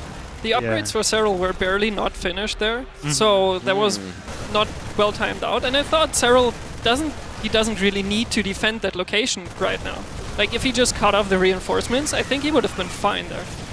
Okay, yeah, he is stepping back. You have to be really careful by overstimming into creep like this, because the Banelings will one-shot your Marines. He'll clean up really easily. But he got the 5th base, that's nice. Especially because it's inside out. Getting a 5th base here for the Zerg is really hard. It's not like he can take another base. This is the only base he can take in the entire map for now. So yeah, good start for Ryung. The trade was not fantastic though. The last fight, I think the Banelings took too many big hits. And the creep spread didn't go far back enough because there's still one active tumor right at that front. So yeah, I feel like sure you kill the 5th base, but Ryung doesn't have his 4th established either yet. That is the biggest thing. But he is landing his 4th at 9 minutes. That's actually a fine time. Okay. This is actually really fine. So honestly, I'm not bummed about this. I think this is fine for Ryung. This is a super playable position for him. Do you think playable is enough? Well, I say playable, but honestly, I could even be more generous. This is like he's ahead 40, right now. Like 50-50, you know? Okay. I think he's a little ahead, right? His upgrades are looking really good. Yeah, the thing is, Serral was playing Link Bane, so with this tie, you actually need your 5th base. Not only because of larva, but you need a very high mineral. There's not that many Banelings over here. Yeah, that siege tank is having a good old time. And again, the upgrades don't really line up. Ryung just finished 2 attack before the attack, and now 2 armor is finished as well. So it's probably, again, just not the greatest trade there. And as you can see, as Diego said, right, there are drones already mining on the 5th, even though it wasn't really finished yet, because you really need the mineral income for Link Bane. Yeah, that base on the left side, like the 9 o'clock, is not really an option, right? Yeah, very difficult for Zerg. He's not gonna be able to defend that. Definitely, like as Mapu pointed out, even the tank could almost shoot the mineral line. You could literally just drop into the tank range and just keep kiting the Zerg forever. And he can't really hide it because the sensor tower sees it immediately. Yep. Yeah. So Serral's gonna be stuck on 5 bases for now, and his creep is actually super weak. There's a lot of Lings and Banes on the high ground right there. Yeah, he's trying to micro back in that direction. Serral is setting up a huge surround. Oh, baby. But there's not a lot... Yeah, there's not a lot of backup. Sure, it's a nice way to push this back, but he didn't really clean up the whole army, so he doesn't really have the... Well, good micro from Ryung right there. Yeah, good reaction. Like, really, he didn't know about the Lings and Banes behind him. They just passed. Barely, and, well... I like this. He's going to Widow Mines.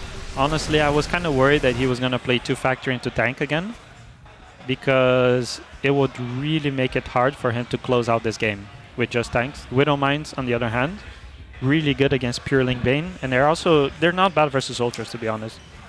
So honestly, I think if Ryung gets a big army, he can hit, like, he can keep trading with Widow Mines until his 3-3 ends, and then he hits a super strong push. Oh, does it kill the planetary?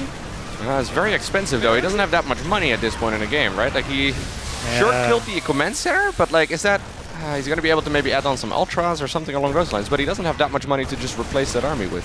And he also didn't kill the SCVs, so it's still an expensive trade, right? Planetary is not that expensive compared to, well, 20 SCVs. Nice save right there on the tank. Honestly, I think this was a mistake by Ryung by not having his 5th CC ready. Because usually when you land your 4th and you saturate it, you can stop your production for just a little bit to throw down your 5th CC, and then they either pop your 4th and you replace it instantly, or you get a 5th CC, which is really good because your main and your natural are going to start to mine out. So I'm not sure. Like, the fact that he lost his 4th base here is very worrying. I'm surprised he doesn't have a backup base, right? Like, usually you would start adding at least single command centers for orbitals to either replace bases or just to have extra mules. And he didn't have that. I guess he was putting it so much into army that he really just wanted to get the biggest possible army. He's going to hit that 3-3 timing I was talking about, and I think this is his best chance to close out the game. His eco is not amazing, but I mean, sure, Serral doesn't have that many bases because of the map, but... Yeah, he still has like a minute or so until Serral's upgrades are done. Yeah. Does he need to get it like over with before that point? Ideally, yes, because Serral's gonna keep. He's gonna keep taking the base on the left. He's gonna keep pushing for that base, and eventually the creep is gonna get completely out of control. So he really needs to get a good trade here. Yeah, so decided to go pretty deep into the creep. Those classic skinned ultras. Serral, one of the 3 people in the world that uses that skin. Always throws me off a little bit, but. Is that actually him using that skin, or are the yeah, that's him using the skin. He's been using that for a long time. That's crazy. I never see that skin, but Serral's one of the few people. He saved all 3 ultras, so that's very nice to just kind of have this backbone in the army. Forces Ryung to not be able to push really hard. There's that trick. One little blip on the radar. It's a full base. Now he's setting up that little surround once again. This is a rough fight for Ryung. Yep. He's doomed. And now 3-3 is done. Right on time. Yeah, that was a clean hold by Serral. Just kind of waiting some more time until the ultras were out and dealing some extra damage on the 4th base. Yeah. I think it was smart to get the ultras as fast as he did on this map, because you need to be cost efficient with your trades. And ultras, they kind of help with that, at least until ghosts come out. Yeah, at least like for a 4-base Terran, they certainly do help quite a bit, right? GG. Yeah, very well done by Serral, but kind of what we expected and suggested, right? Ryung his TVZ is not his strong suit; it's rather his other 2 matchups. Yeah, he played really well though. It was actually pretty close. It was a good series, but it was a bit more of like just sailing through the game, like kind of. There wasn't really a whole lot of unexpected things happening, and I think in those kind of scenarios, Serral shines a lot when there's nothing that catches him off guard. Yeah, it's like those mechanics you were talking about, right? Serral's just super fast. He doesn't really miss a beat with queen injects or creep spread or defending multi-drops and all that. He'll be in the right place at the right time. Yeah. Very easily set, but very difficult to actually do. He has those skinny but powerful fingers. Maybe he's got a 3rd hand. Where is it? It's like on his chest. It just comes out when he plays. 2 hands on like the keyboard. Like an alien coming out. Yeah, man. That would explain a lot. I'm not sure if it would. Casual 600 APM. I think it might explain a couple of things, but it would make way more questions. Like, too many questions, not enough answers. Honestly, very productive series. I enjoyed the cast a lot. We got to chat to talk about anime somehow. People were still going about anime about 30 seconds ago. Which is a good thing. Chat, stay active. But yeah. Mapu was also ready to talk some about anime, but sadly didn't get to hear his advice. Yeah. Oh yeah. Any no interview, I'm guessing? We can show the groups. That's what we can do. Okay, if we could jump to that would be awesome. I don't know if the other PvP has already wrapped up. Guess we'll find out. All right, so Serral currently in 1st place in that group. ShoWTimE 2nd. GuMiho looking nice and pretty in 3rd place though. This is looking pretty close, right? Creator and Ryung on 6-4 and 6-6 each. Yeah. This could get spicy. Ryung lost a lot of steam, didn't he? Because he started 6-0, I think. Oh yeah, I think he may have, but he. Correct me if I'm wrong, but I think he may have started 6-0 and then he lost 6 maps in a row. Yeah, so he won 2-0 against Trigger. Oh no, never mind. Okay. And 2-0 against Creator as well. Yeah, so he started 4-0 and then he lost to GuMiho. Yeah. Okay. Right. And then GuMiho just beat Peter Drogo. Goblin beat Trigger. Ooh. Serral versus ShoWTimE is, I think, coming up next. That should be a pretty good one. Very cool. Yeah, I think you guys will get Roddy, Harstem, and someone else. I think Wardy was. I think it's Wardy and Harstem and someone else. Yeah, that's what I said. Right. Exactly. No, you're And then totally creator was correct. Serral as well. Would never. And I think the final cast is going to be Roddy. Yeah, creator was Serral will be Roddy. I think I'm Rainer. casting that one as well, actually, guys. Yeah, that might be you, Should right? be fun. Some good games definitely still coming up right here on the main stream. In case you're just now tuning in, we are in day 2 of 4 long days of StarCraft 2. Today and yesterday are the group stages of the tournament, and tomorrow we'll be diving into the next phase of this event. But there's a lot of other streams going on as well, so if we're not casting literally every single one of your favorite players' games, you can probably check out some of the other streams that are going on. I know that Fear Dragon was casting, Zombie Grub was casting, there's the German stream, there's a bunch of different streams. So if you check out the StarCraft 2 category right here on Twitch, you can watch any of those other streams as well, and maybe dig through their VODs maybe to find all of your favorite players. Yeah, great stuff. Although I won't be there. You won't be there? So it's not all your favorite players. That's actually a shame. You have to wait until the replay pack comes out apparently, and then you can watch all And then you'll make a games. loco video. Actually, you might be able to Is there do a a game that video I on should my me vs Astrea. I lost, but both the games Wow, were pretty spoiler hardcore. Oh, whoops. Actually, okay. Wait, so that's actually pretty cool though. The fact that you recommend a series where you lost? Yeah. Yeah, that's pretty awesome. I take the high road like that. Yeah, that's awesome. Anyways, guys, thank you very much for joining the cast today. That was a lot of fun. We'll be back with more StarCraft 2 very soon. Don't go anywhere. Just a quick commercial break.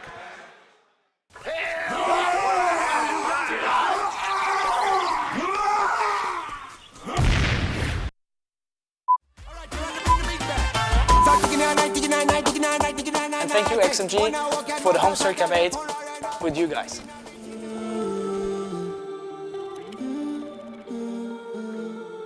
Da musst du das Extreme auch ein bisschen präsentieren. Also da noch ein ganz, ganz großes Dank an XXI, dass ihr das Ganze auch unterstützt, und das ist ja auch so wichtig. Es ist irgendwie für uns so pudelwohl mit euch, wir freuen uns auf noch viel, viel mehr.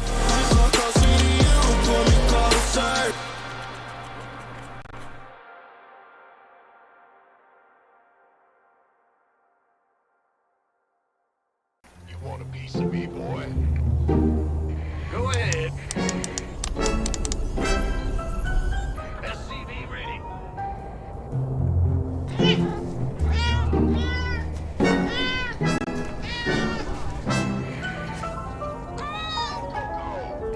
SCV ready.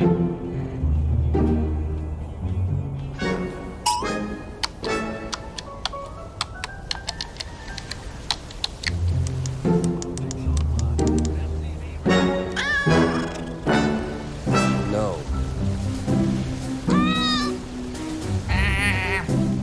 I'm begging.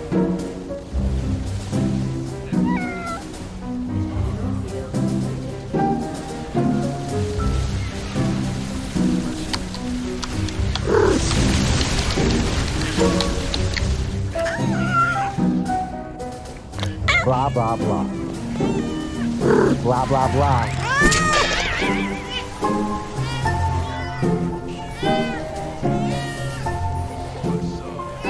Blah, blah, blah.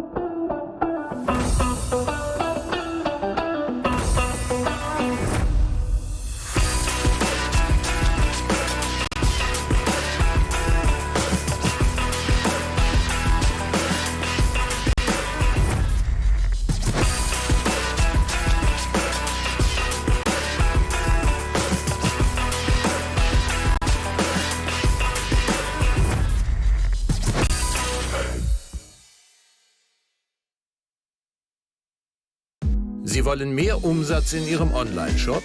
Mit KrefoPay bieten Sie Ihren Kunden alle Zahlungsarten, auf die es ankommt. Für sicheren Umsatz und weniger Risiko. KrefoPay von Kreditreform. Alles im Griff beim Online-Verkauf.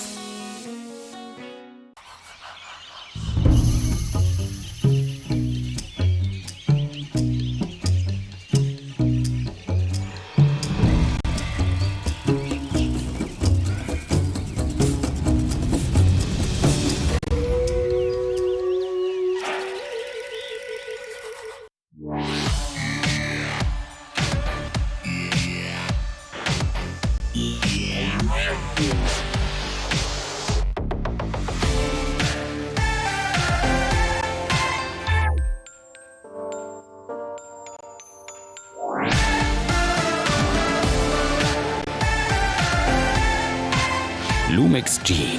So fotografierst du heute. Panasonic.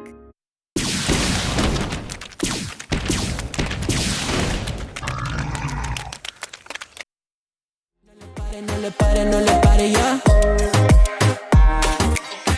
Cuando estás conmigo, ¿cómo te lo explico? Siento que tu abrazo me protege contra el frío. Cuando estás conmigo, cuando estoy contigo, yo siento que nos unió el destino.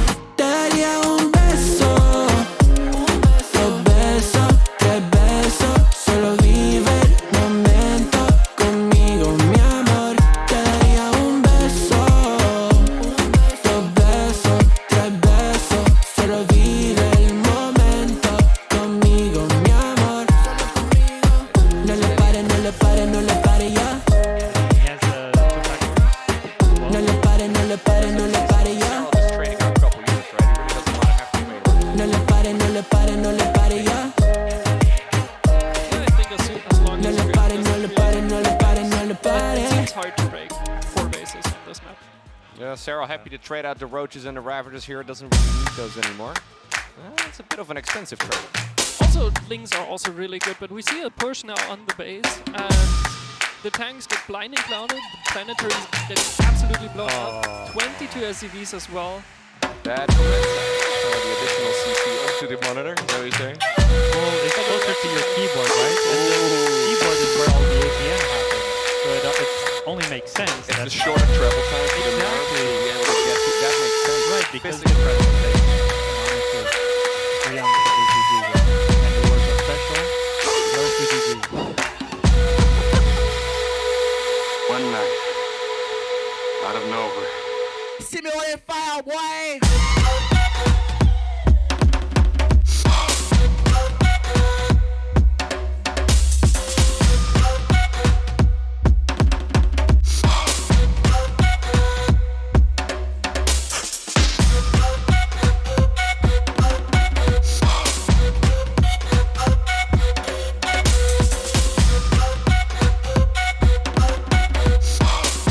One night, out of nowhere.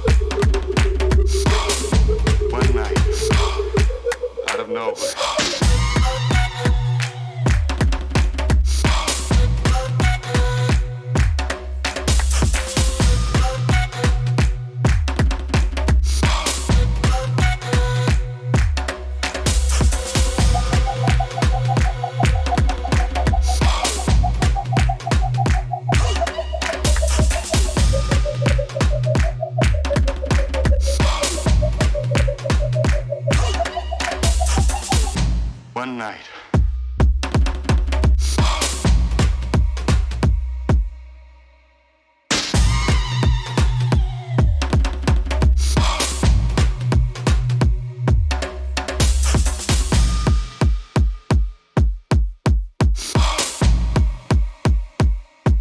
Out of nowhere.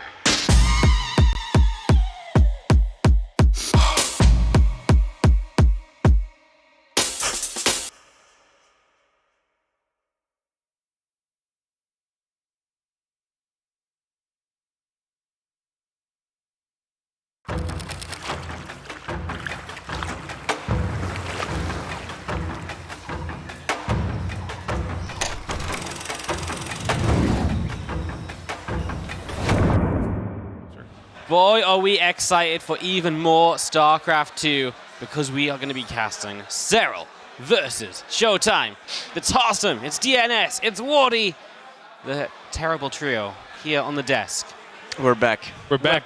We're back. We weren't all here before, but we were separately, I guess. We're back. And God, am I looking forward to this match, Wardy. God, am I looking forward to it. The entire night. You know, I put my name down for this series 6 hours ago. I was going to say 6 hours ago. I was so excited for it. I saw this guy's sheet. I was like, Serral versus ShoWTimE? Are you kidding me? Yeah. I want in on that. And then they told me I'm casting with Wardy. I was like, ooh. They didn't say that at all. Ooh. You're so excited you're even ripping the table to pieces. I took a piece of the desk accidentally before this, in my excitement. You can't keep doing that, otherwise we'll have no desk left. I did not just destroy the table, Mr. Production. It was here already. I just grabbed it. It was someone else. All right, not a scratch. We've got to very seriously talk about a sponsor very quickly. So we're going to do that, and then we're going to have loads of fun with PvZ, Serral vs. ShoWTimE coming up. Had some great games, of course, so far in HomeStory Cup. But first, let's jump on over to the laptop, and I'm going to do some epic advertising right here, right now. Okay, first of all, Twitch chat, say hello to yourselves. You're now famous. This is your opportunity. Make sure you clip it, and then scroll down, because your clips will do better if you click on this Maxnomic logo. And what you can do is you can customize your chair and make it yours by putting your own logo and your name and whatever the heck else you want on it, which I think is pretty darn cool. Do you have a customized chair? Like, imagine you put root for root in the middle of your chair, for example. Boom. And then every time you go live, sponsorships all over your chair. And you're swimming in cash, basically. Yeah, teams are paying you millions at that point. Millions. Millions. That sounds very good. What is the downside of this deal, Wardy? The downside of this deal is that you don't already have one. Oh, that's a terrible downside. It ships in 2 to 4 business days, the left one. The other one in 4 to 7. 4 to 7. You could be swimming in millions of dollars within a week. So on the left, you can get just your name, but on the right, you can get your logo. But technically, 7 business days would be a bit more than a week. The weekend doesn't count as a business day. Apparently, we've done enough. And it says your name. The production said, that's great, in such a way that I feel like they're like, let's stop before they do any more talking about it. Good.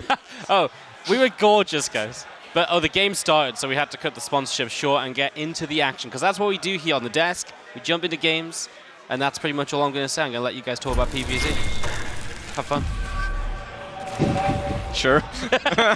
All right, in the top right as our Blue Zerg player playing for Team Ant, it is Serral.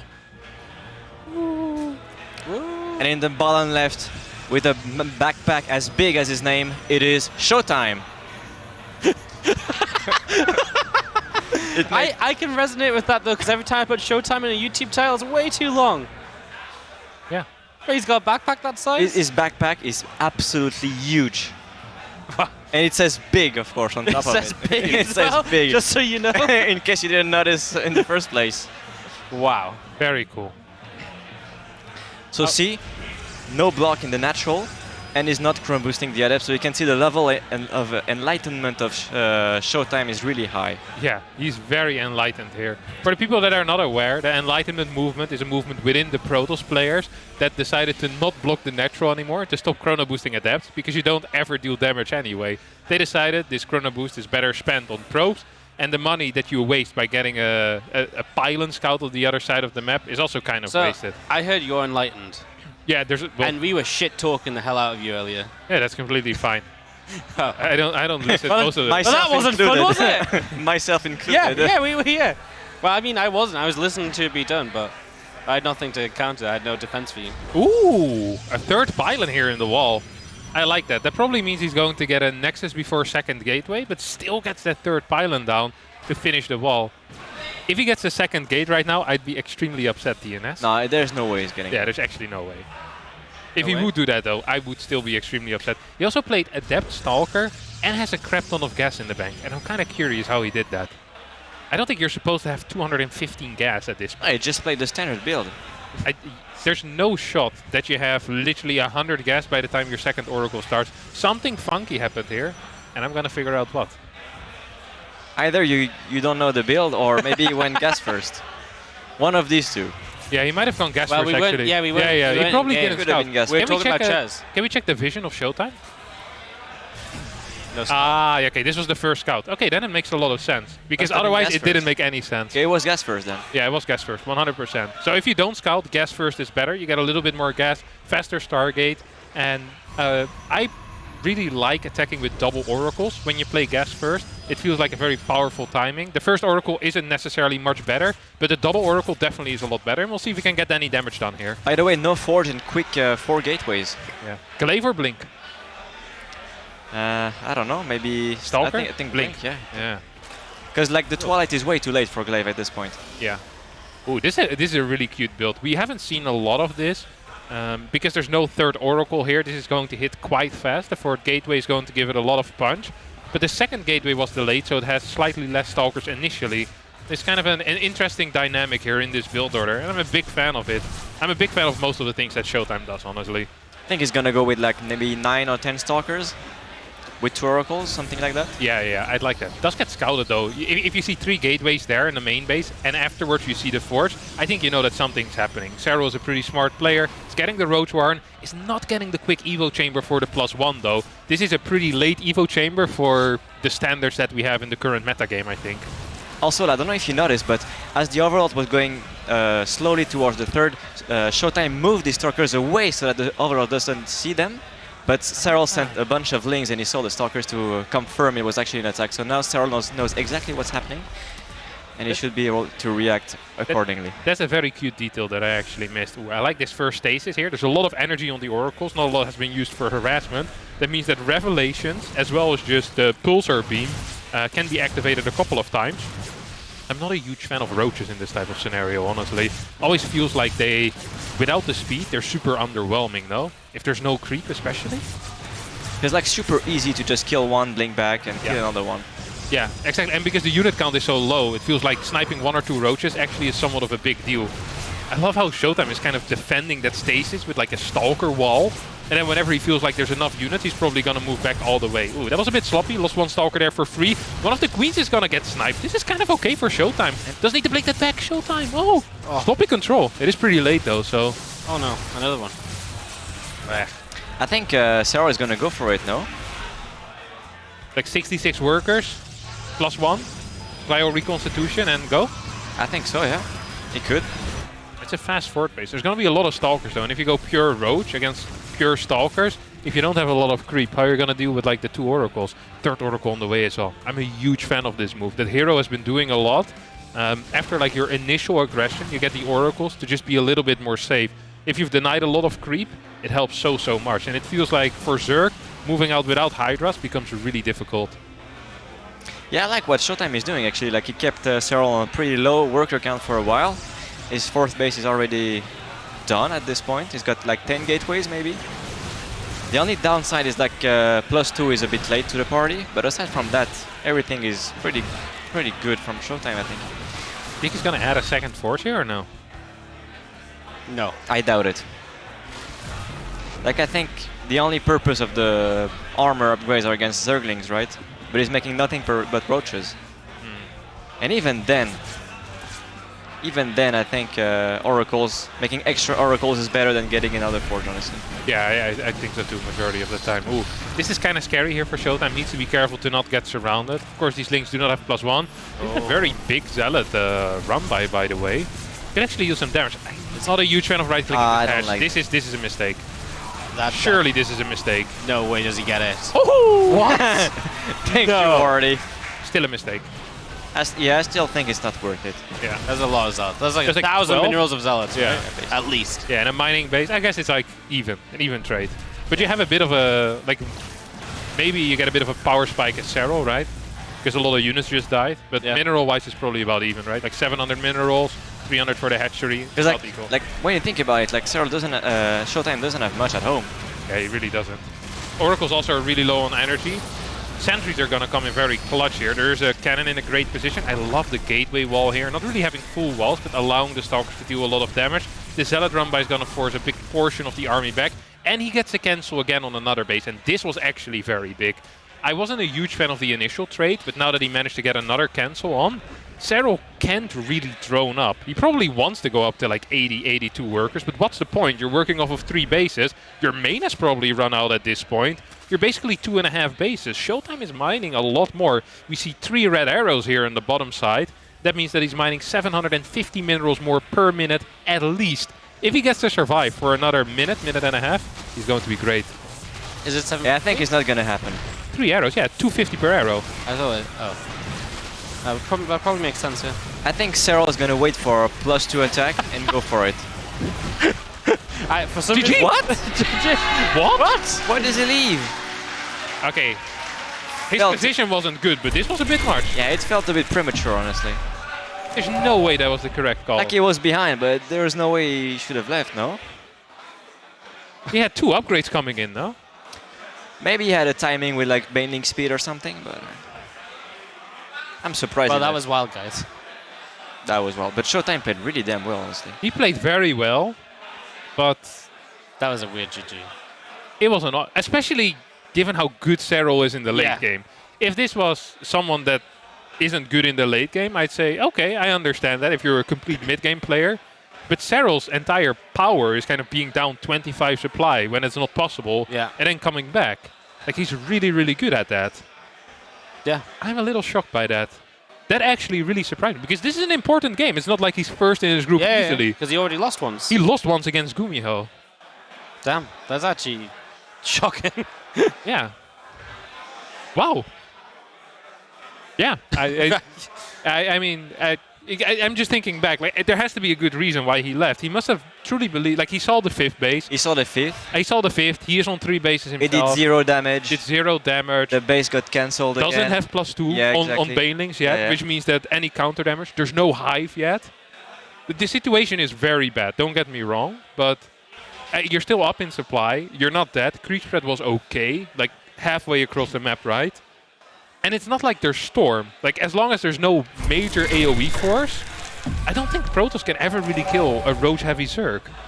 But you know, like, you already see Protoss in the loading screen, you kind of want to leave already, so... right?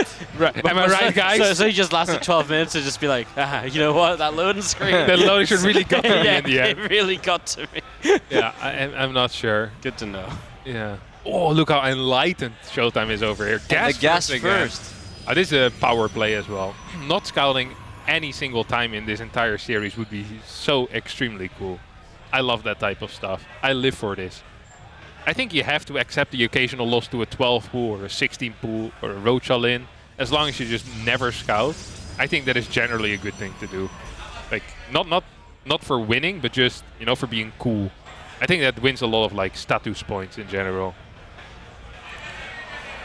Testosterone percentage, as Rainer would say, right? Exactly. Definitely goes up. Yeah, this is really cool because it allows you to get the Stargate faster. So the type of difference we're talking here is a usual Stargate would go down at like maybe 218, 219, I think it's fair to say.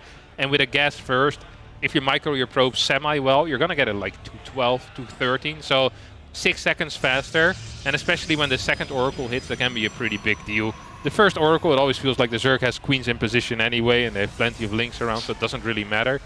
You also have just better gas eco. It feels super comfortable to And also play this build is super smooth, because on this map as well, you can just build a single gate, yeah, get the quick third, and everything feels so smooth. Oh. Okay, this is probably also why he has more gas. You see that? He cuts the worker to build the gas. I'm not even sure if that's necessary, is it? He cut a worker after 21. At 21? Yeah, it made it 21. I didn't even know there was a thing. You get more gas, but then you're just floating 50 extra, or like... I guess it makes sense when you go gas first because you're not scouting, so you have 1 extra probe at home. So you can mine more gas quicker. Ah, yeah, I kind of like that. He thinks about way more things than I do. Guess the warp gate as well? It thinks period, right? Yeah. The bar isn't very high when it comes to me, DNS. I like this as well, cute move. He gets the warp gate before the Stargate, and he's like semi-faking like a Twilight Council here, right? Like it's not a great fake, because I do think that Serral is aware there's most likely going to be Stargate, but you still put that seed in the mind of Serral there, which is important. Also, the thing is, you could still go Glaives technically and hide the second gate, and you have no idea, right? As the Zerg, you have no clue. Oh, that's actually very true. So you have to commit with the Overlord to actually confirm it's Stargate, right? Yeah. Right now, there's actually 0 information for Serral. If this were, just any game really, and you would. The thing is, with Glaives, usually you block the natural. Exactly. That's the downside. Yeah. And also, if you want to get a fast third, like it's gonna show, like probably before you even throw down the Roach Warren. But for example, on a map like Moondance, where you have the pocket third, and you can do exactly the same with 2 buildings in the wall, I think it could be doable. Yeah. No, that's indeed very powerful. Yeah, so it's just gonna be a fast third base. If Serral scouts this, he'll know to not get a Roach Warren at like 4 or 410 or whatever you usually get it at. And I think Serral really should scout that. It's super important he gets the information on that Nexus. This was a Nexus after the 3rd pylon still. Now 4th pylon goes down. It's a map where the Overlord can see the lack of geysers in the natural, so it gets that going, I guess. Yeah, it's nice. And it's only 3 gas. You see that? I think he's doing the same build. Like quick Twilight, and he's gonna add like maybe 3 extra gates. I wouldn't mind it, honestly. I mean, it worked out well last game. We do have a faster Evo chamber, so Serral is already switching it up. Indeed confirms that there's going to be an Nexus, and is getting the spores already. So 2 spores are being thrown down, 2 more queens on the way. And I would love for Serral to just poke back on in and see the timing on that 4th gas, because I think that would have been a big tell. The 4th gas timing not being simultaneous of the 2nd gas kind of indicates that the minerals are going somewhere else. And I mean, that has to be gateways, right? What else could it be?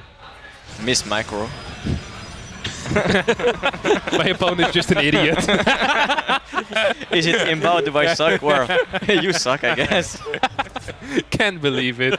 ShoWTimE accidentally made his way into the tournament again. He's beating world champions with stupid stuff. Gonna get a couple of worker kills here, actually. I do like nice. That. 3 queens at the 3rd base will prevent any further worker damage. Like, this build is so smooth, honestly.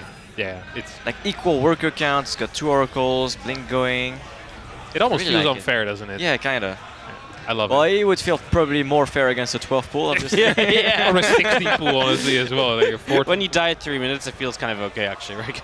155, Wardy. Whenever you play this build in the tournament, I'm just looking at the timer, and once the timer hits 157, I go, yes! Another win. You didn't even know this build existed. What? Cutting the probe and everything. No, but I mean, just when you go gas first, no scout. Yeah. It's like, it feels really good in general. Like, just the entire gas first is like, it's legit like 220 minerals more than pylon scout is. Like, it's a crazy difference. It's insane. People don't realize this. It snowballs so hard as well. But you gotta keep in mind, the Zerg has also the freedom to do whatever he wants, so the Zerg's build is also smoother. Yeah, that's true. But they need slightly faster spores because the 5-second faster oracle. So I think their advantages ends earlier than the Protoss advantage. Like, it's just a good greedy build that I think sometimes gets a little bit underrated. This is a quick 4th base. I love that there's an oracle here. It's not going to help, but I love the thought. Because stop laughing at me. I mean, like, if this was like 14 links or 16 links, which is what you usually see, this would have helped. Like, this absolutely would have helped with like the 4 units and the oracle. And now it was too many links, but that means that ShoWTimE gets to deal some damage here. Like, that's an investment that Serral makes, and I still think it's a good call to have the oracle there 100% of the time. Like, I stand by my opinion, guys. You can't bully me. Sometimes we don't need to bully you, man. You just do it to yourself. A few Stalkers get away, and so gonna get that expansion up on that right side. So I'm moving into his Roaches and Banes. Gonna get there this time, comfortably. Pretty low worker count again for Serral. Yeah, but I feel better because he has the +2 coming in. Yeah, I agree. Yeah.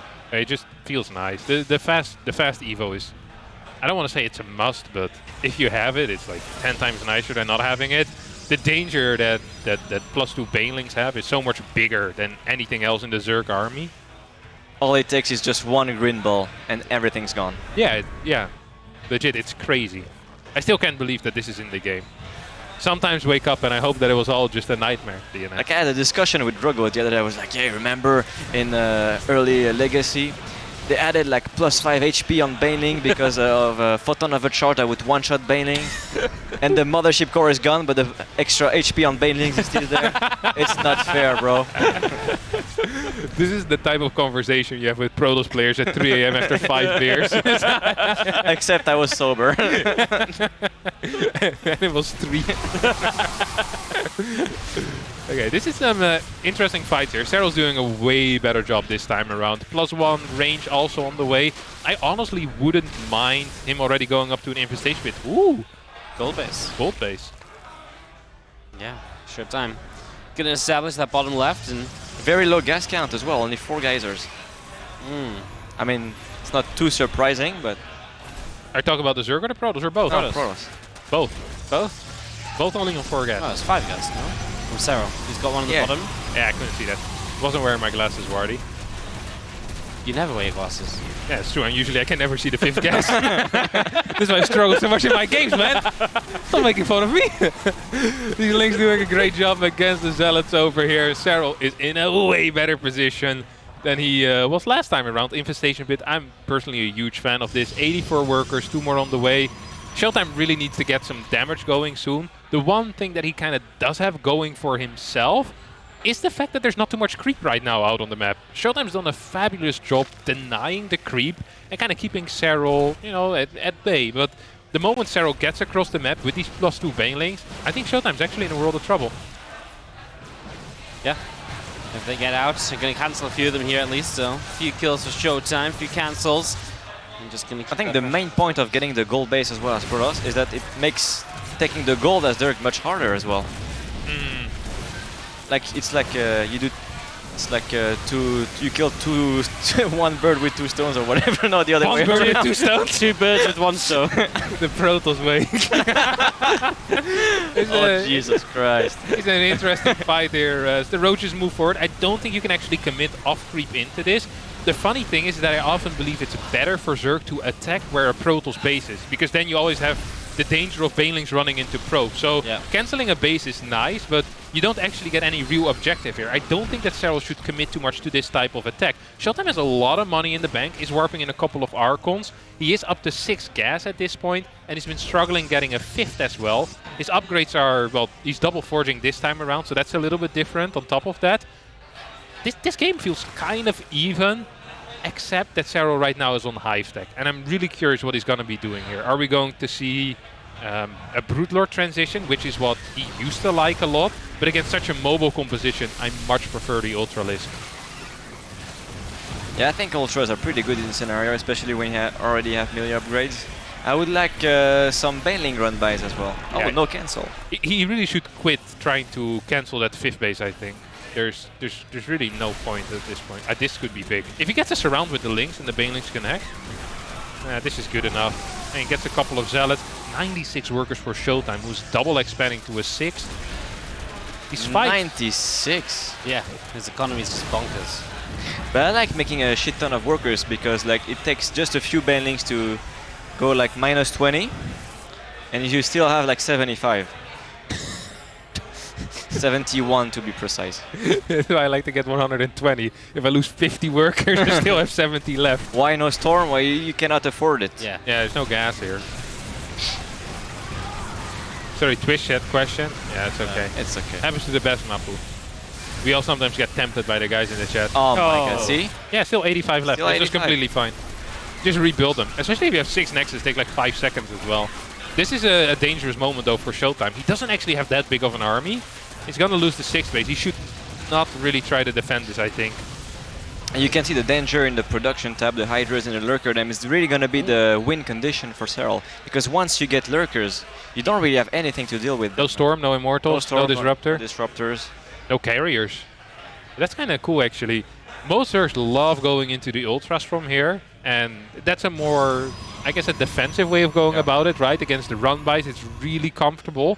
But if you already feel like you have map control, perhaps the Lurker isn't that bad. On the other hand, though, if you're working on such a high drone count as Serral, it feels like getting out 10, 15 Lurkers isn't an easy task. And if you get 2 or 3 Lurkers, that's not enough, right? You need like 6, 7, 8 Lurkers to really get some damage going. So it is interesting, and it's a little bit scary. I know a lot of Zergs don't actually like building the Lurkers because they feel like they lose a lot of map control with it. And if ShoWTimE manages to stabilize, that's definitely what's going to happen. You're just going to lose a lot of your creep, you're going to lose a lot of your map control. At this point, I think Storm is 100% the correct call, by the way. You have to get it. Triple Robo on the way, so we're getting prepared on ShoWTimE side of things. But also this map, like there's no big open space, right? So the Lurkers are pretty good in this scenario. Especially on the bases 6 and 7 on either side. I like that. Like it's super hard to engage in here on the bridges. Yeah. And often if you set up your SimCity for like banelings, your SimCity sucks against Lurkers, which is something that a lot of people don't really keep in mind. Why would he build the cannons there? Played against banelings for 12 minutes, mate. That was a great impression. That's an average twist chatter. This is a good run by the way. This is sick. Yeah, he's gonna. Look, let's just get there. I thought he might be able to get 1 or 2, but. Love to have an observer with this army. But he's killing creep already, though. Yeah, I'm not quite sure how he did that. I didn't see an observer. I think off to the right, maybe, but I'm not sure. This is a tense game. If Serral ever gets across the map, I think the game honestly just ends. But as long as ShoWTimE is running around and annoying him, I don't actually think Serral can kill him. And this is what I'm a little bit worried for. Once like 5, 6 Immortals come out, all of a sudden these Lurkers aren't so good anymore. And if ShoWTimE gets to make the step to either Storm or Carriers, I'm actually afraid for Serral here. Yeah, I would love him to make Storm right now. He's got a Templar Archive. You're boosting the wrong building, bro.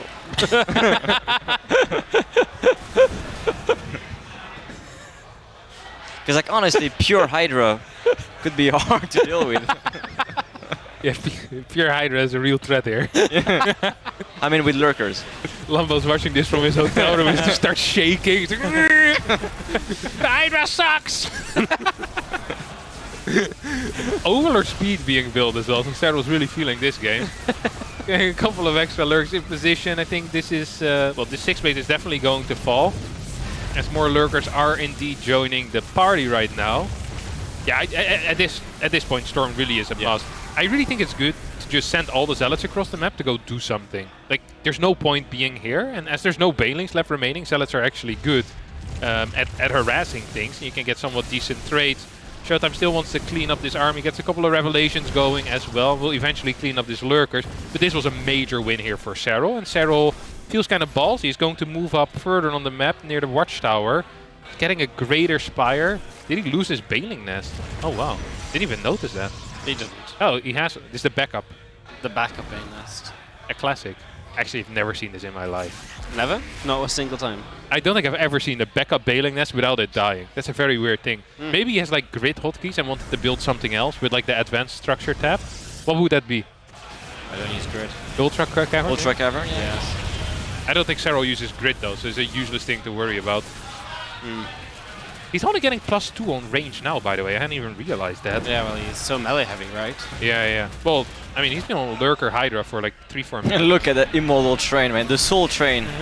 This is a scary moment. If there was Storm here, this would be really, really scary, given the upgrades that ShoWTimE is working with. I don't think this base can survive. I'm not sure if ShoWTimE should continue fighting in the Lurkers, though. That feels like a mistake. Well, he's going to back up the right side, get the base, and then he can go up the right and maybe get another base. We're killing drones elsewhere. As these few Lurkers on the counterattack just going to be so annoying to deal with, even with the super battery. Oh no, there's Lurkers here too. Ooh. There's no more detection. Oh, there's 2 Oracles still. One of them could definitely Revelate. Yeah, Storm in this type of scenario just allows you to get like a clean escape, right? You can't get chased anymore. Luckily, there's not too many Lynx or Hydra, so the chase still doesn't happen. These Lurkers dealing a lot of damage. This feels really good for Serral. Serral's playing a fabulous game here. I mean, if you're winning with Lurkers, you know you're doing something right.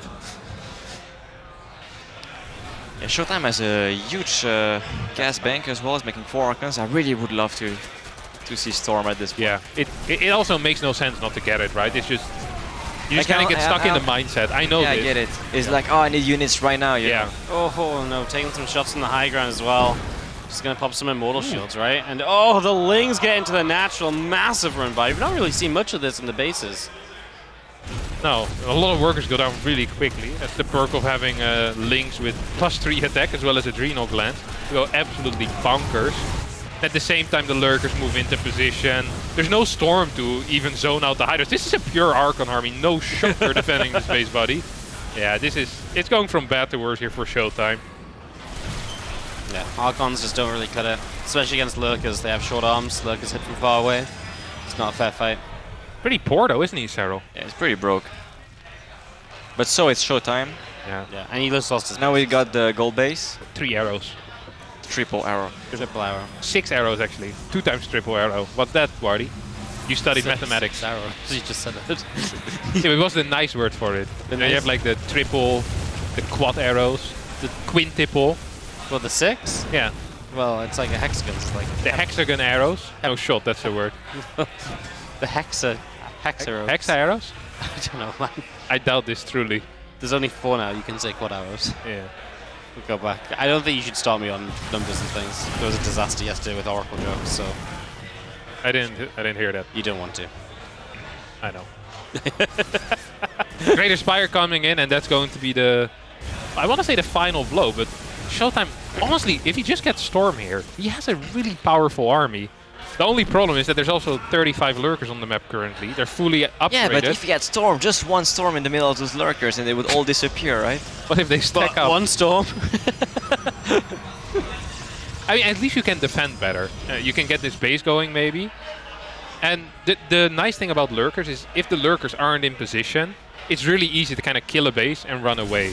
And it's difficult to attack into 8 Immortals, let's face it. I just don't think that this is not the type of engagement you can take here. I really don't believe that. And as we say I do believe honestly. He is absolutely destroying this Lurker. Like, it's not even funny how one-sided that fight's. Holy crap, he's owning this. Oh my Man, god. the Lurkers are bad. That bad? Really? They are, aren't they? Especially when they're unburrowed. Yeah, well, I really did not think you could do that. You could say did not. I'm gonna be real, I did not think that was possible. Wow. But you gotta keep in mind, like his army is literally 3-3-2 as well. Yeah, but I mean, Serral also is 3-3-3. Yeah, but he doesn't have the 2. Lacking the 1 upgrade. Yeah, no shield upgrade for the no shield upgrade for the Lurkers. God, That's it. Can't believe it. Maybe that's what we need to add for Zerg. The shield upgrade. That's what we've been lacking. See, Kevin, he doesn't need Storm. Yeah. He's winning because he skipped it. ShoWTimE was just super determined to prove chat wrong about the Storm. He said, no way can I lose. No chance. Man. Like, I think Serral should just keep his army together. Kind of play a compact style, right? Exactly. Usually do with Lurkers. I'm still shocked about that fight. Because it was just pure Lurkers, honestly, spread out. It's not that great. Yeah, maybe you're right. Well, you're definitely right. That's often the case, Kevin. Yeah. Yeah. These Archons still suck, though. No? Yeah, they really do suck. But I mean, the Hydras by themselves also suck. Yeah. You really need to have the Hydras and Lurkers together to be somewhat useful. Immortal count has dropped to 6 right now. Also, we're seeing the first Vipers, I believe. I saw a few in the production. I really like that, because there's not going to be any spare Templar if you don't have Storm, right? This is something he probably should have done earlier. But it also just felt like he was winning for a while. If he sees Vipers, maybe he's finally going to get Storm. That's the trigger. Yeah, I'd like that. If this base dies, this is all that ShoWTimE has, no? Yeah. He lost the left side a while ago, so if he loses this, he's in trouble. But he's also going to be pushing down here. And Serral is going to get burrowed up. These Archons going to try and make it happen, but there's a lot of Lurker fire. But is it enough? No. It's looking really good for ShoWTimE, yeah? Wow! 2-0. Unbelievable. With no Storm. No what Storm. A series. No Storm. That was sick. That actually was insane. That was actually a wild game. He's ridiculously good. That was sick. Man, he's so fast. He can't believe in himself either, and neither can Serral. That's 2 losses for Serral. Yeah, where are we at in the standings? 2-0-2s. Yeah, what was it? He lost to GuMiho as well, I believe. Yeah. ShoWTimE's going to be first in this group? At this, well, ShoWTimE lost to... GuMiho's going to be first. Yeah, ShoWTimE lost to GuMiho. Creator beat GuMiho. Creator's 4-2 right now. Creator starts to play Serral, ShoWTimE plays Drogo, and GuMiho plays Trigger. It's going to be a race to the top, but GuMiho has a really good map score as well. Is it possible that we're going to see Serral starting in the loser's bracket? Yes. I think it's very likely at this point. I would guess. Is it updated? Is it updated? No, not fully. Not yet. Serral's going to be 4-2. ShoWTimE's going to be 5-1. Who does Serral play? Oh, Ryung against Drogo is 1-1. Do we get an interview with Mr. Mauer? He's going to come for an interview whether we like Doesn't it or give not. a shit. He's just coming. He's just going to walk over here. He's going to have his moment. He's literally destroying the entire setup just to get an interview. Look at him. Removing Wilson from the chair as well. Hello? Hello. How's it going? So why you don't make Storm, bro? Why no Storm? Overrated upgrade. Overrated upgrade. We see you have a couple of minerals and you start shields +3 over Storm. Like, ooh, that's an interesting call, but it worked out very well. Yeah. Have you been playing this style almost exclusively against Zerg, or? Yeah, I only play hero style. Okay. Very low gas, lots of units, couple of extra oracles. Yep. Managed to control the creep absolutely perfectly in the first and in the second game. Did you feel like the GG in the first game was a bit fast? Well, he kind of was down in eco a lot, I think. But he did have a scary army, so I don't know, maybe he can play on, but I can probably defend with overcharge and some sentries maybe, I don't know. Yeah. It felt like you were in a good spot, but he still was up in supply and he was getting 2 waves at the same time. It was a bit of an odd moment. It was a great game though. The entire series was sick. I love the fact that you played guest first in game 1 as well, right? Yeah. Yeah, I'm a huge fan of it. And you cut the 20-second worker. 20 seconds? To get a faster assimilator. I mean, you always get a 21, right? Yeah, but you had to cut it in the second game. We were very surprised by it. Well, it's because I make 21 core. Ah, okay. So I cut a 21 instead of the 20. Oh, okay. Very interesting. What's the reasoning behind it, like 21 core? It's something Classic used to do. I think it's like slightly better than 20 core. Really? Economically speaking, you mean, right? Yeah. Okay. Okay, I wasn't aware of this. Very interesting. Second game,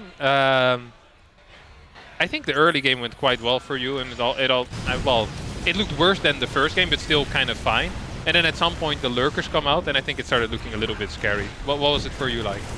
Yeah, usually when lurker come out, I lose the game. So for once, I didn't. So I'm happy about that. And yeah, it's Serral. He doesn't necessarily play the plasma melee. Like I think the game 1 he didn't, right? No, I didn't. Yeah, he likes to defend the roaches. And the second game he opened plasma melee, which is a lot better against the hero style. So it was a little bit more difficult to do stuff anything with the stalker initially. But yeah, I don't know. It felt like I had a bit of a hard time getting my bases up, like the 5th base I could just never really take for a long time. And yeah, the lurker always scary, but I thought, I don't know, at some point I had like 3.6k gas or so, and I was like, okay, let's just make some Marcons and it's gonna work out somehow. Yeah. Did you believe you would win with an A move against so many lurkers? Like we were really doubting. We were like, okay, this is gonna go to game 3. Yeah, I mean, I wasn't sure to be honest. Like usually, as I said, I lose to the lurker, and but my army was like pure Archon Immortal almost. I feel like it was like insane and like 3/3 upgrades as well. It was like 3/3. 3/3, yeah.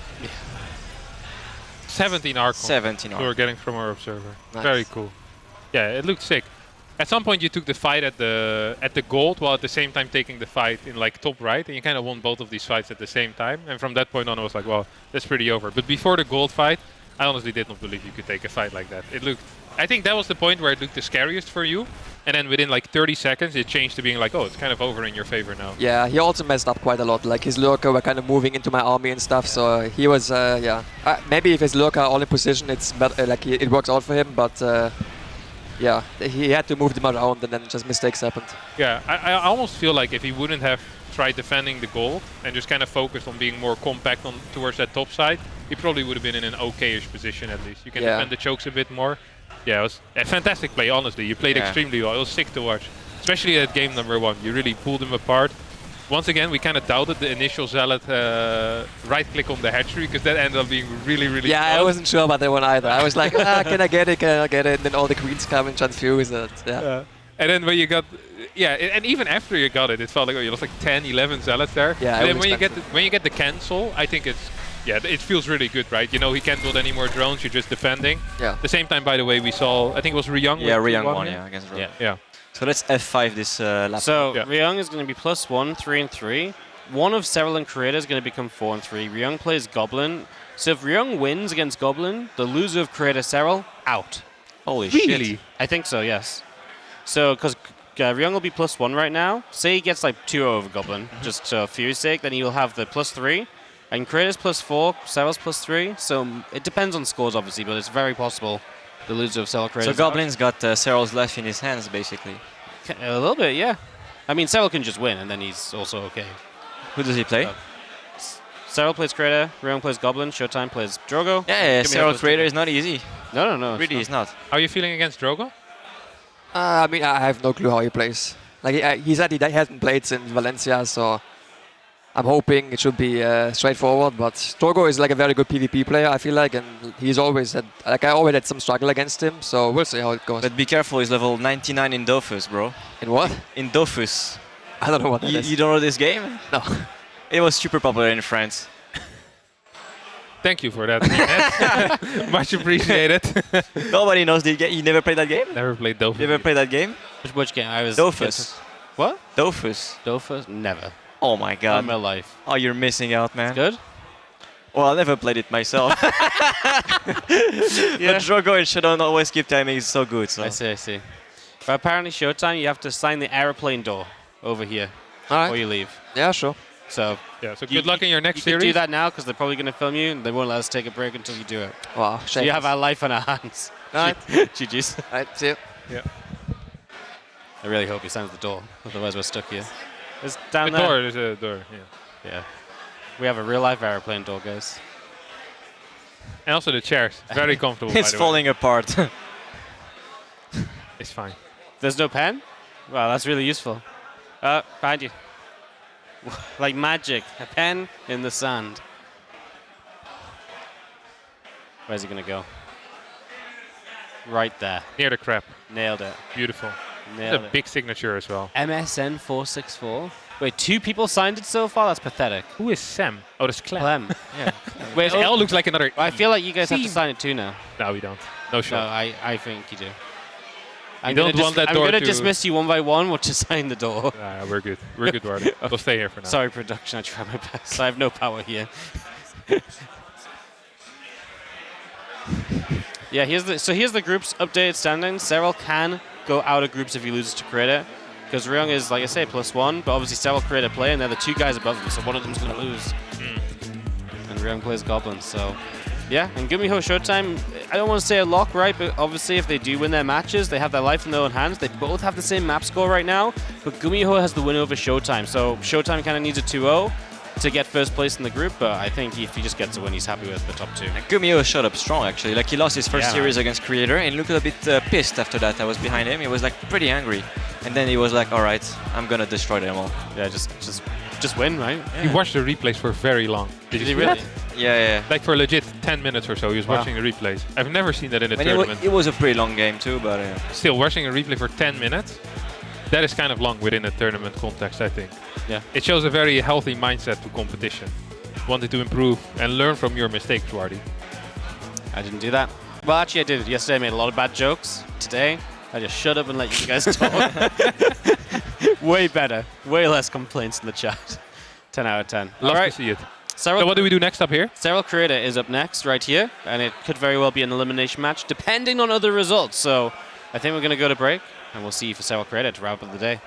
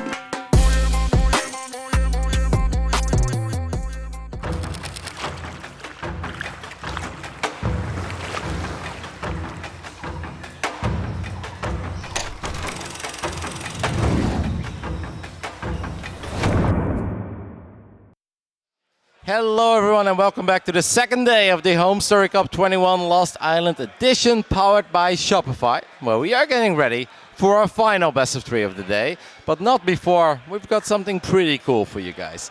So there's a little bit of a backstory here, and before I throw it over to Dennis, I just want to give you guys a little story. Last week I got a message of our good old Dr. Dario, TLO, who's of course managing the Shopify Rebellion, and Dr. Dario said, Roddy, there are a few guys that are very interested in StarCraft 2. They want to learn a little more about the scene. They have a Valorant team. They represent Basilisk Gaming, and they want to talk to you. I was like, all right, we can do this, Dr. Dario. So I had a little chat with 2 lovely individuals from North America. And a few days later, they sent me a DM, and they said, should we go to HomeStory Cup? I'm like, well, you can, but you don't really have to if you want to do something in StarCraft. They're like, no, we kind of want to go. So little here, few days forward, here they are. 2 lovely individuals from Basilisk Gaming, so I'm going to give you guys a little chance to introduce yourself. Thank you, Roddy. Thank you, Roddy. It's good to be here. So, guys, I'm Chris. This is Hans. We're from Basilisk. And we talked to Dario. We talked to Roddy. We eventually got to meet this guy. And we found out that this was the best event in esports. So we're big fans of StarCraft, always have been. Team Basilisk, we're like the scientists of esports. So this is how I'd put it. So if we were playing a game of Civilization and all the orgs were playing, we're the guys going for the science victory every single time. So this is like, we love analytics. We use it to find our players. We use it to figure out crazy ways that we can exploit the different opportunities inside of a game. And that's StarCraft. This is like, it's an amazing game. It's one where it rewards study. It rewards effort. These are guys who can get better at the game by thinking about it. Yeah. And that is perfect for Basilisk. Now, when we came in here, we were thinking, okay, we've seen the StarCraft community from a distance. We've always loved watching it, but this was the first time I got to experience it this close. And I got to say, you guys convinced us because we came in being like, okay, let's find out how this community is working. We're pretty impressed. This is the best event in esports. I don't know, like there's a bunch of you watching at home, and I know you guys see this and you love it and you keep coming back every year. When you're actually here, the amount of energy is insane. That's all I can say. And that's, So my partner Hans, so Hans is a scientist by trade. So his background is in mechanical engineering, fluid dynamics. He's a data scientist. Basically, he's the smart guy. But Hans, I mean, definitely not us. Why do you like esports? Why do you like StarCraft? Yeah, I mean, really, as a data scientist, like the data opportunity is unparalleled. Coming from finance, really, like the data's really picked over. Kind of all the problems are solved. Coming to esports, it's just wide open. There's so much to discover, and I mean, I couldn't ask for a better job. I couldn't ask for a better day-to-day to kind of try and figure out those problems. So that's why I'm here. There you go. And I had no clue what's coming in. And you came to me and hey, I have to introduce you to 2 gentlemen here. And we briefly talked yesterday already. It was a first nice chat, and I found out, okay, you're coming here from all the way from America, actually. Yeah, Montreal and Canada. Yeah, New York. exactly. Yeah. And I was like, okay, interesting. And then I found out you guys already do something in Valorant. I mean, we here at TaKeTv also are doing stuff in Valorant. So I saw like, okay, guy, you know what games are good. And then you're like, hey, but StarCraft, man, this is awesome. I've been a StarCraft fan since StarCraft 1. StarCraft 1? I was like, okay, we are syncing here. And that sounds all great. And today, after you guys checking out us yesterday, us means the community, the event, the talents, the players, everything, you came back to me and asked for like a small meeting. And you're like, hey, I have an idea here. And, you know, I told you yesterday, we are thinking of StarCraft and thinking of doing something in that area because it feels right to us. And today you came to me and it's like, hey, can we talk? And we had a chat. We went up to a professional meeting room. It's very professional upstairs. I don't know if you guys have been there. Yeah. They exist. Nobody believes they exist, but they truly exist over here in Krefeld. No. But we found a space where you could talk a little bit. Yep. And instantly you opened up like, hey, we really want to support you guys. And we decided to do something in StarCraft. And we would really like to support the community, this event. And I mean, I was like, okay, I mean, now I'm interested. and you guys said, come on, like it would be really awesome to do something which is helping. And you know, HomeStory Cup, we have 32 players here. That's a lot of players, right? Yeah. We have a prize pool. It's okay. It's not the greatest prize pool in the world. And you take care of flights, and you get everybody here. Exactly. And I mean, we would love to increase the prize money, right? Not always easy for us. we already get a lot of support. Yep. And then you guys came in and you told me like, hey, you know, we like what you do. We already saw that you are giving a lot of prize money even to the lower ranks, but we would really like to help out. And you told me we have this idea of like giving every player in the tournament another $500 for basically 32 players. Then my math was coming in. I was like, wait, what is that? Wait, 16K? Like, this is almost the prize money we have for That's the a whole donation. I was like, wait. And I was like, okay, is he really meaning it? Or like, I wasn't really sure. And he's like, no, we really want to do that. And I believed it absolutely. And I was like, okay, this is amazing. And thanks for that. First of all, really, like this is, I mean, it's really hard to describe in words because we are not talking about buying a Red Bull or no, I mean seriously, this is a lot of money. It really is. And you're supporting every player here, which is awesome. And you coming to us, going all the way to Germany, watching the event to feel it, right? To find out if this is really what you want to do. That actually shows me that you're really like, you really want to understand if this is a good thing for you guys as well. Yep. And I asked you like, hey, like, okay, you told me you thought about StarCraft and you're thinking of planning something.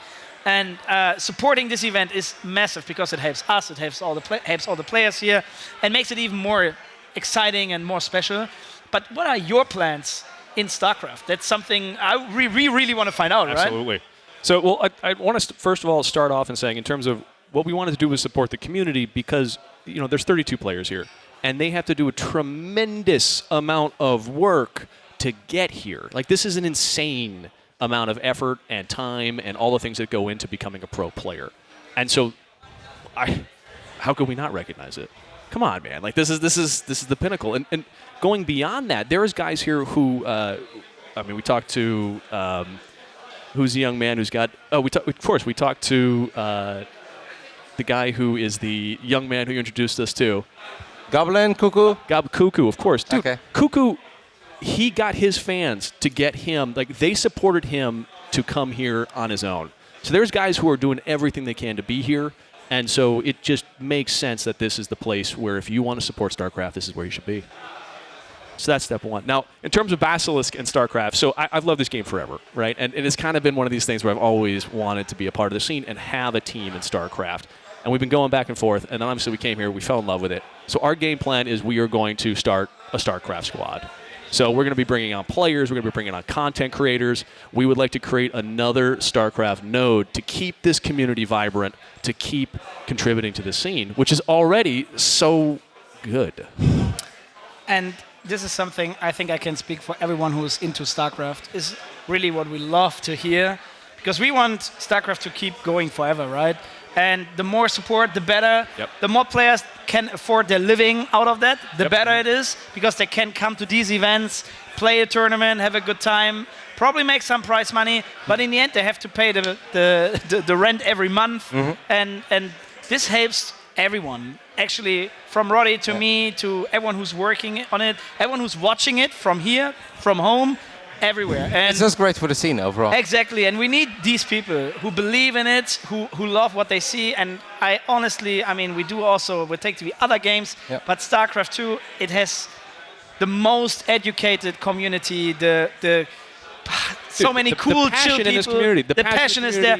Everyone is going nuts. And what I loved so much today, honestly, like one time ShoWTimE is doing a great game, everyone is going crazy. Then GuMiho is doing a great game, everyone is going crazy. It's like love for everyone, right? Absolutely. And this is, I realized that I was in the kitchen watching the game. I was like, yeah, man, this is what I want. I mean, you just said we have a very educated audience. And one thing that I absolutely loved is that almost everyone in this building will love Reynor. And nobody will cheer against Reynor. It's like, yeah, Reynor's losing. But they understand when you thermal beats Reynor, that is a massive upset. So that's when this place actually goes wild. It gets really rowdy in here. And that's really cool to see because they understand it's not just one player beating another player. Like, no, this is actually a massive upset. And even though they love Reynor and they'll gladly cheer for him if he actually wins his tournament, they show the love and appreciation for a Dutchman getting a proper upset done. And I think that really shows that these are not just guys that come here to have a beer. And like, no, they're actually diehard StarCraft 2 fans, and they understand like there are tiers to this game, there are different skill levels to this game, and they appreciate all of them. my question to you is, like, what's your next steps? I mean, can players apply to you right away? Do you have like a platform where people can reach out? So here's the thing. Basilisk is growing, guys. So the thing to do to support us or to get in the know of what's going to happen next, Team Basilisk GG. So this is at Team Basilisk GG. That's the Twitter. Go there. And we are growing across the org. So absolutely, StarCraft players, come talk to us. You guys have already been instrumental in introducing to some of these phenomenal players. But beyond that, guys, we're growing in all different capacities. Our socials aren't great. We would like them to be fantastic. If you are an amazing social media person, you love this game, which you should be, you're watching it at whatever hour this is, wherever you are. It's very early for TaKeTv standards. There you go. There you go. Reach out to Team Basilisk, guys. Come on to Twitter. Send us a DM. We are recruiting sponsorship people who are just, if you love this game, you're probably the kind of person who's going to fit in a Team Basilisk. So, yeah. So is it safe to say, to make it too clear to everyone at home, that you guys are more than interested in picking up a couple of StarCraft 2 players? Absolutely we are. And we are here for it. And we're here for it for the foreseeable future. So, guys, this is a game that, again, StarCraft 1 was my first love. StarCraft 2 I've had a crush on from a distance for a long time. And here we are. So let's do this. How we can show some love on social media, on Twitter as well. Probably we should do a posting, retweet it, tag you guys there, that people really can find you as well. Thank you. That really makes sense. If our social media person is watching it right now, that would be awesome. I think we'll take care of that, Dennis. I don't think it works. So this is summing it up real quick. You guys are giving every single player in this tournament $500 extra just for being here. And then on top of that, you guys are saying, hi, we are Basilisk Gaming, and we are entering StarCraft 2. And we are going to create a squad of StarCraft 2 players. You got it, guys. Let's do this. I think that's pretty freaking awesome. That's freaking awesome. Thank you so much. Thank you, guys. Thank you so much. Again, absolute Please make pleasure some to be noise. here. Let's go. And yeah, so thanks a lot, guys. Thank you so much. Hans, any final words? I'm excited for some StarCraft for the next 2 days. Let's go. The last game of the day starting in just a bit. And Kev, before we do a small break, I guess, and bring the talents here. Am I not talent? You are the owner, man. You're the Watch up. Go ahead. No, but seriously, the last games of the day are really, really important. We talked briefly about it before. There could be an upset. There could be. Don't say that Serral's going to go out in the group stage. There's a chance. No, don't say it. There's a chance. I've got a heart. I've got feelings then. But there's a chance if Serral is not winning against Creator and Ryung beats Goblin in the last match of the day, Serral would be out. I mean, it's the back-to-back-to-back champion of HomeStory Cup. He's not going out in the group stage. I just want to say there's a chance. Okay. And if you miss this game, a really big decider, you miss a lot of great StarCraft 2 action here. Stay tuned for the last game of the day. See you soon.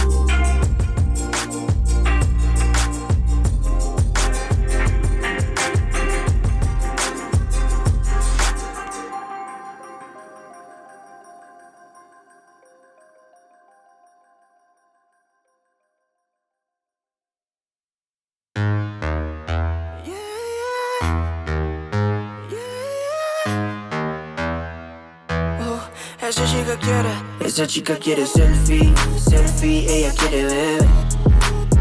Pa' que el CP se dé cuenta que aquí perdió esa mujer. Lo que quiere es enloquecer, ser la mujer que él quería ver. Esa chica quiere selfie, selfie, que yo parezca en él. Como que ella quiere, disfruta la noche, lo anormal. Creo que el novio teme que su relación va a terminar. Se da cuenta que no necesita a alguien más. Quiere un selfie para su Instagram.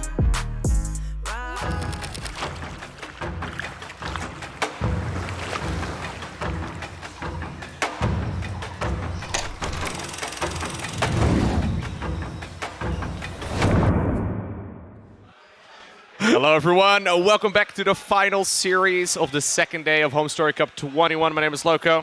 That's Rainer. That's Rotterdam. How you guys doing? I mean, after that announcement, I'm doing pretty damn good, Loco. I think that's super cool because you guys don't know. Like over the last few years, you often have people reach out to you. They're like, "Hey, we want to have a little talk about StarCraft." Then you go in with high hopes and dreams, and you give them 90 minutes, 2 hours of your day. Never hear a word again. And then early this week, it's like, all right, if Dr. Dario is sending people to me, I was like, TaKeTv is a pretty smart guy. Like he would know. He's that. not gonna waste your time. Yeah, exactly. So I was like, all right, I'll give it a shot. And then these dudes were like, "Hey, should we come to HomeStory?" I was like, I mean, you don't really have to. Like, you can do stuff in StarCraft without traveling to Germany. They're like, no, I think we kind of want to come. They show up here. They give every single player in this tournament $500. I mean, a very casual 16K to the entire tournament. And they say, hey, welcome to StarCraft. This is Basilisk Gaming. I mean, this makes me super happy for all the players in this tournament. Yeah. How do you feel about it, Rainer? It's very sick, honestly. I'm hyped. Because, Yeah, you just heard you got $500. Not even that, honestly. That's nice. That's nice. Just a casual Monday for me, but. No, Assuming you ever win the weekly with your Protoss, come on now, mate. But yeah, no, it's hype. Like getting a news like that nowadays. Yeah, it's good, right? Yeah, Positivity in the scene. Yeah, 11 very years. much needed. Yeah, 11 years after this game came out. I think that's fantastic. So we are getting ready for our absolute final best of 3 of the day. But obviously you guys know the drill by now. This one is very short. We'll also hop into the second one. But this is going to be our main series, and somehow it's an important one. I can't believe I'm saying this. Yeah, what is going on here? Can Serral actually go out? Serral can definitely go out, but let's introduce the players, Rainer. Okay, me? Yeah, both. Sure. All right, we have the Finnish, the GOAT, in my opinion, that is risking to go out, which is not good. But yeah, in the bottom left, we have Serral. Yeah, you don't consider yourself your GOAT yet? No, not yet. Not yet? Gotta win with Protoss first? Yeah, I just need to win the HomeStory Cup and then a couple more tournaments. Then maybe we can talk about it. Not yet, Loco. All right, his opponent from South Korea, looking really strong over the last half year or so. We have Creator. Woo! Woo! Cheer him up, guys. Yeah, so if I understand correctly, Serral needs to win a map, right? I think that's pretty much correct, because if Serral would lose 1-2, he will be +2. I mean, a map could not be enough, because if Ryung wins 2-0 and Serral loses a map, or loses 1-2, he could still be out, because then Serral would be +2, but Ryung would be +3. So Serral basically just needs to win the series. Let's keep it simple for ourselves and say that Serral must win this series to advance. And after that, we'll see where he actually ends up. He could very well still be top 2 if he gets lucky one way or the other, but it's not looking actually all that good, because he lost to GuMiho and ShoWTimE. They both have +7, so I guess Serral can never make top 2, to be totally honest. No. There's no universe where Serral makes top 2, but he needs to win to at least make it into the playoffs. That's the first time Yona has ever been in that position. Yeah, lower bracket Yona. Must be rough, man. Do you think this is like some sort of a myth? You know, like lower bracket Yona could be extra powerful? It could be. We've never seen him there, actually. There's a first He's like the guy, the meme, you know, it's like opens the door, like, what is this place? Lower bracket? People end up in here? What is this feeling I have inside of my body right now? Is this adrenaline? Insane. It's only Friday. And this is a tricky one too. Creator is really strong. Yeah. I mean, you always consider Yona the favorite, but after getting dismantled by ShoWTimE and dismantled by Ghosts, you can... GuMiho played sick, the respect. GuMiho played he played like a beast. He played like a beast. He actually played pretty No, sick. I'm not Terran shaming or anything. Just ghost shaming. Just the unit, whenever I see it, gives me a little tingle. You know, I don't appreciate it that much. I think that's what Terran feels when I see a ghost. Yeah, right. Or, sorry, a queen. Queen. They see a queen and they're like, you know what? They're used to it. Rainer, talk to me. Stargate? Yeah, Stargate Phoenix. Phoenix. That's what you like, Roti. You're the expert. In I this, want to hear you talk about it. Okay, yeah. This is a one Stargate Phoenix. Very uncommon. We have last time I saw this, probably 2017. Skipping the Oracle is very big. Iona could abuse that because getting a third base without an Oracle could end up being hard. But I'm sure Creator played this build a lot of times to play it in such an important moment. So yeah, we'll see how he handles it. And nobody heard that. The cheers are important, guys. It's Cheers a Friday are night in very Krefeld. Come on now. You're a professional commentator, Renner. You kept going. Yeah, that's the multitasking. I was very impressed. First player. I could hear the 700 APM here. Yeah. Why, whenever there is a flank in League of Legends, you keep on dying? Man, it's my teammates. They keep setting me up for this. Are we still hard to talk? No, actually I did very well today. You know, I was not allowed to play StarCraft for a good amount, which I didn't mind. You weren't let's allowed? say that. Yeah, because Blizzard still thinks we're hackers. I was going to say, you're not allowed, like you have to get your 5 games in of League of Legends every day? But like they still think we're hackers, so if too many people log in, they IP ban us. So they told us to not log in and stuff like that. But yeah, I played a bunch of games. Didn't play with Goblin, so maybe that's why I won. And I heard him talk shit yesterday, but I just want to point out 2 things. First thing is that he's lower ranked than me, so I'm not really allowed to talk. Second thing, Platinum 2 is above average. Third thing, Goblin completely destroyed my games by himself. I love how you're like 0.0001% in StarCraft 2, and you're like, yes, above average. That's what I'm aiming for.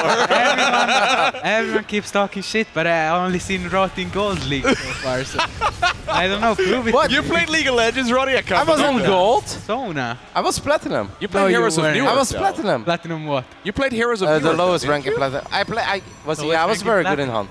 Yeah, I was literally on Fnatic Hunt, guys. Like, that was a pretty good Hunt team. Platinum 2. You could get some coaching from Roddy. Yeah.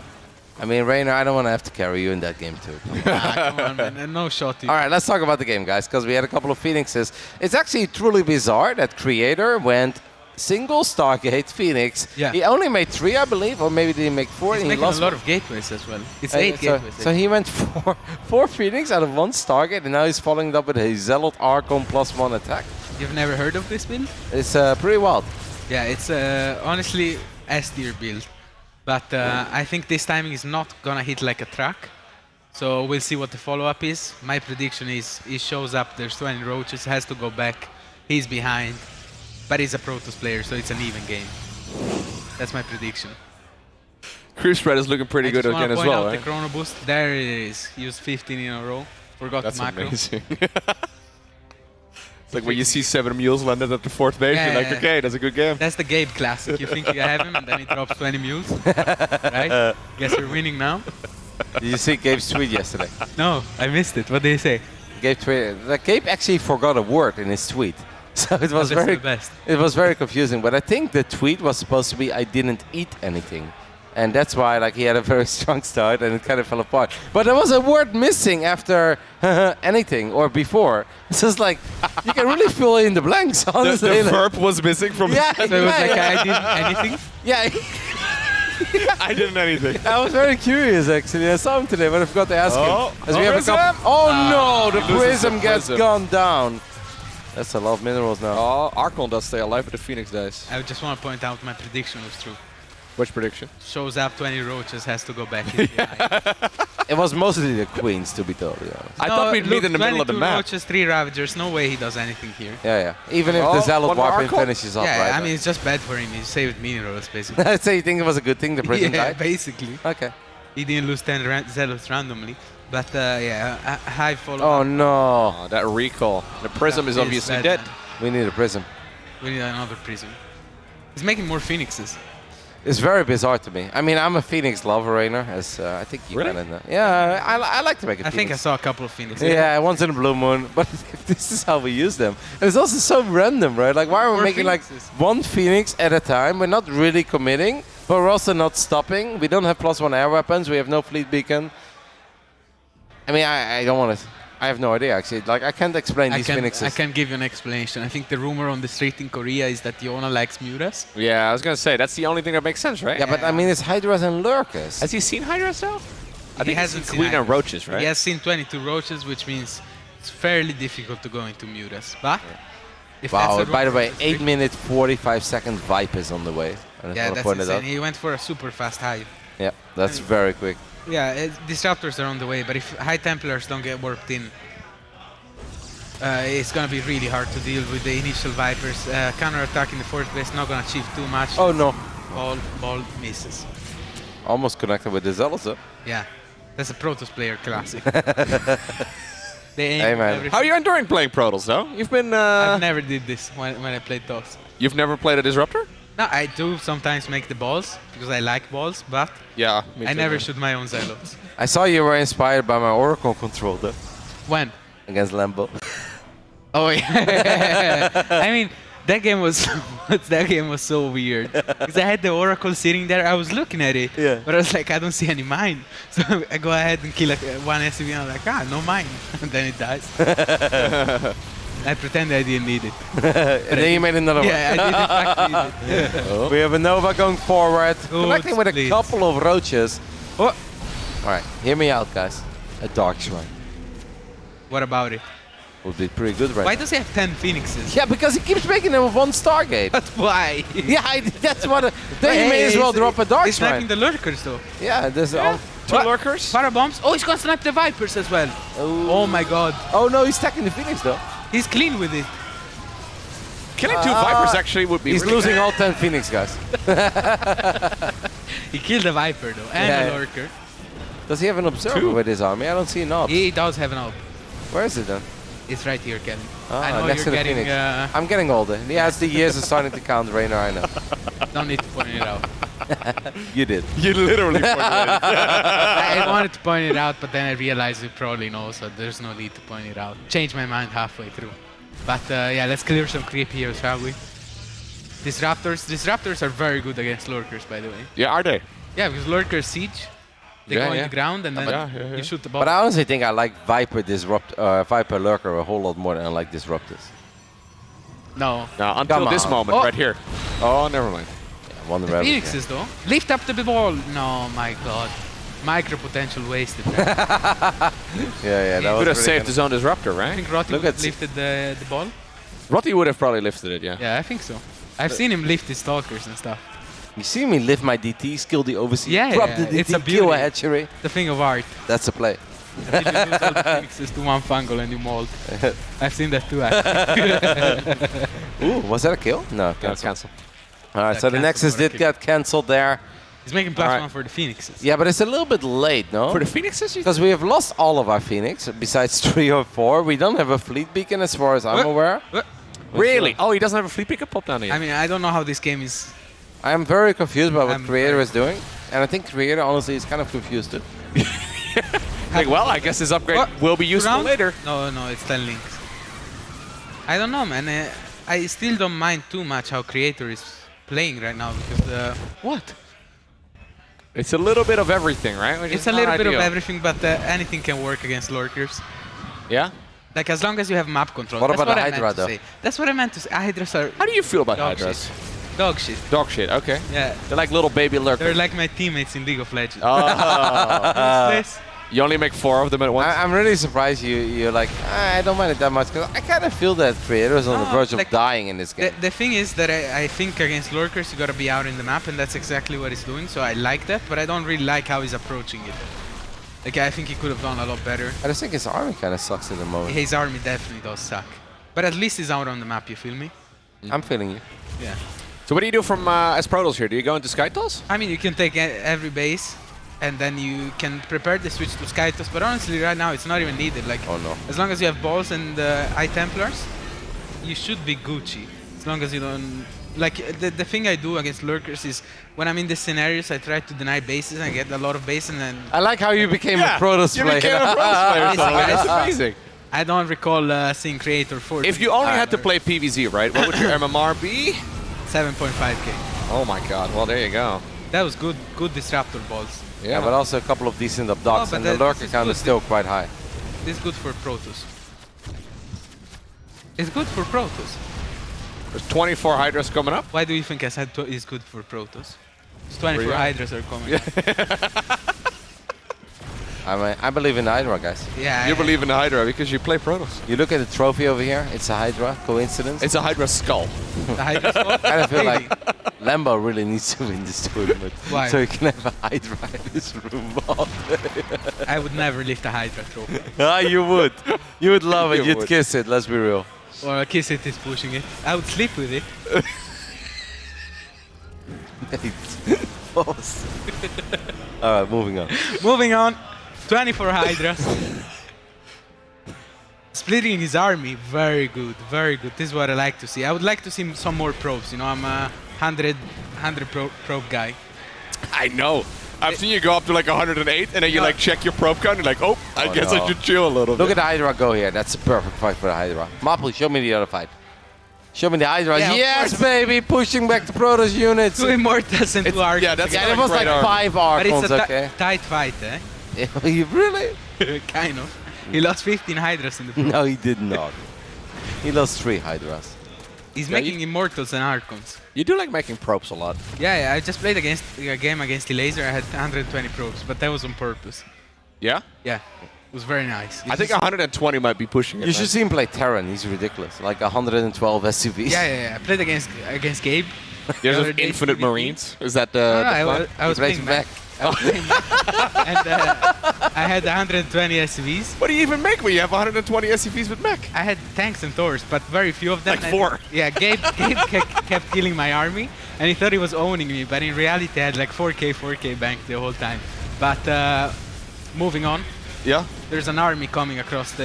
Yeah, but this is kind of what I felt that was coming 2 minutes ago. Korea's army was just nowhere near good enough to deal with. He lost everything. He had no more balls. He lost the army on the right side. Yeah, but that was kind of inevitable because the army of Serral was just better. The problem is when you lose Look at these Hydras. No, look at the Hydras. Boom. I'm looking at Boom. them. Boom. Look. Look at they them. all They get died. killed by Zealots. They all died to 3 Zealots. I see no Hydras dying. I see a lot of Zealots, a Prism, an Archon, and an Immortal die.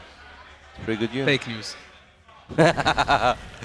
No, I feel like Serral was just kind of in control ever since the initial attack did not quite work out. Yeah, I mean... Trader obviously had his moves and he got a couple of points on the board, but I think overall Serral was just in a very dominating position. I think losing 10 Phoenixes for a Viper was not... No, I agree with you, but that was obviously the build-up to Serral's advantage. Hasn't been able to properly expand here. Yeah, Nice up top. Running out of money. The game is kind of over now. Look at these Hydras. This is an important win for Serral, though. As weird as that is to say. We're only at the group stage of this tournament, but if he wouldn't win at least one map in this series, he would be, I think, up to Ryung, right? I think he kind of needs to win the best of 3 because Ryung already took the 1-0 lead over Goblin. Maple let us know. GG gets called. GG gets called. Serral does win game 1 after 17 minutes. Obviously was in a pretty big lead for quite some time, but you're spot on, Loco. Like, Serral just needs to win here. Yeah. Indeed. Tricky one, but yeah. Chaotic game. For lower bracket Iona. That would be crazy. There's legends about lower bracket Iona. No one I guess, you know, best case scenario is lower bracket Iona, right? True. Yes. I'm not excited for out of the tournament Iona. No, that would be sad. That would suck. Do you guys remember lower bracket Dark, though? Lower bracket TSL? Yeah. Oh, he powered up, right? Yes. Is that a jab because he beat me? No, absolutely not. He beat Iona. He also beat me. Yeah. Who doesn't beat you? I mean, most Zerg players. This is not legal. This is not legal, legends. Yeah, but unlucky series, if I remember correctly. I think you went 2-3 though, right? Yeah, unlucky. I mean, it was close. Yeah. No, but I was just trying to say a crazy, epic lower bracket run. That's what I was going with. Definitely not a jet. So, when's the last time you played a ZVZ? I don't remember it. Actually, no, I do remember it. I was playing the TSL qualifier. Game 5 against Denver. Yeah, and I was playing TOS, and the first 2 games he proxy hatched me, and then he did some random queen walk. I'm not ready for that kind of stuff. But then I won 2 macro games with TOS, and game 5, if I lost, I would go to the lower bracket of the TSL. The last qualifier of TSL. Second. It's the second to last. Sorry. Oh, right now the last European qualifier, but not server qualifier. Yeah, exactly, last European qualifier. So, and in the lower bracket, there was Laser and Soul. And they asked me kindly to play Zerg so that I would not go in the lower bracket and absolutely dismantle them. You absolutely destroyed it? Yeah, I did win the CVZ. It was tight. That's the last time you played a ZVZ? Rainer, I've had a couple of conversations though in this building with feisty, passionate pro gamers, and they said that your Protoss would get absolutely destroyed by Serral. Yeah, that's what I've been hearing. And they also said that your Protoss against Zerg is very good against the standard stuff. But basically, your Protoss sucks against anything that's not standard from a Zerg. I casted this one game that you sent to me from like a year ago. Of you versus Serral? Yeah. Yeah, I mean, I told him. Did you send him the Blackburn game? Oh my god, he sent me the Blackburn game too. I thought it was special. What the hell? Listen, Kevin, I sent it to half of the community. Probably more. You know, once that video did really well. I'll have you know. Oh, you had it? I watched it 3 times before sleeping. Time of my life. It's really good for your ego. But I told him, like, I have a great game of him against Spirit, by the way. No.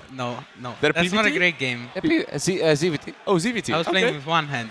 I'm ready, guys. I'm always looking for good games. But yeah, Yona was talking a bit of shit. And he was like, if we play PvZ, I'm going to own you. And I'm like, listen, buddy, we played 2 games, we were 1-1. I wouldn't go that far. And yeah, but the other. But he's not the only one. I'm not. My source is not Yona. Okay, who's your source? I can't reveal my sources. He's a journalist, man. A journalist? You're a journalist? Professional. That's how you get verified on Twitter these days. And if he you gotta be a journalist. If he becomes a professional journalist, then anyone can actually achieve it. Already salty. Just because your heart's stuck in Plat 1. Listen, man. My Sona will carry you. Don't worry. Whoever said that, you probably get clapped. In PvZ. That person actually said he will definitely destroy you in CVP. It's probably Lambo then. Lambo is very confident versus my toss. Yeah. But, just want to point out, he actually chose random in the last match. Mm-hmm. So he did, yeah. But we saw how that went. But there wasn't a whole lot on the line, because both of you guys were already I know, but...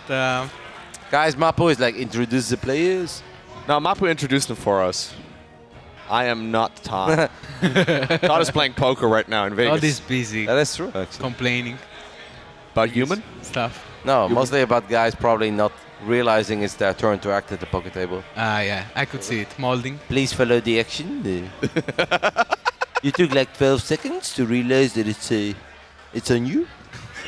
Todd being the dealer at the table would be something. Mate, I mean, you've played poker. Yeah. It's like everybody's having a friendly game that is like, excuse me, the forward motion you made is not correct. I'm like, Todd, these guys have never played poker before in their life, okay? Please put your chips on the table. Whenever they're playing Vegas, this is absolutely not allowed. I'm like, Todd, we're playing 25 cents over here. Like, it's okay, mate. There's no bracelet on the line. Like, we're good. I love good old Todd. We do miss him. Yeah. Hopefully he makes it for number 22. Would be nice. I hope so. Thank you, Mapu. It's always nice to have Mapu's input. input. I think the viewers know them by this point. That it's Serral against Creator? Yeah, I think they They realize. can read, right? Most of them can. I think you're overestimating Twitch chat, but I think good 50% of them Twitch chat is absolutely loving you right now, and then you threw him that curveball right there. No. You're not entirely sure if Twitch chat can read. No, I'm pretty sure 50% of them can't actually read. Yeah? Yes. By the comments they make sometimes, I do question their intelligence a bit low. What about the -400 meme? How do you feel about that one? How do I feel about that one? It's a very popular meme. It's a very popular meme. Who started that? I do wonder who started that. It's a bad meme though, isn't it? It's not that amazing. No, it's not great. Not great. Even though the mothership always dies. Okay, so you guys can say it's not good, but it did stick. And it did create action in but Twitch I chat. wouldn't be proud of actually doing something good for Twitch chat, you know? Like if Why not? If they think you getting people behind something, getting on a bandwagon. Yeah, but they like dumb shit in general, you know? So that's okay. Could be considered a dumb meme. That's all good though. As long It's as all people good? are Okay. If some people have fun so, with it. Yeah, I could see your point. Now, Good. you've watched a decent amount of Dota, right? And there is like this thing that gets summoned from like the skeleton, and whenever it dies, it was always like -300, because it gives 300 gold to the other team.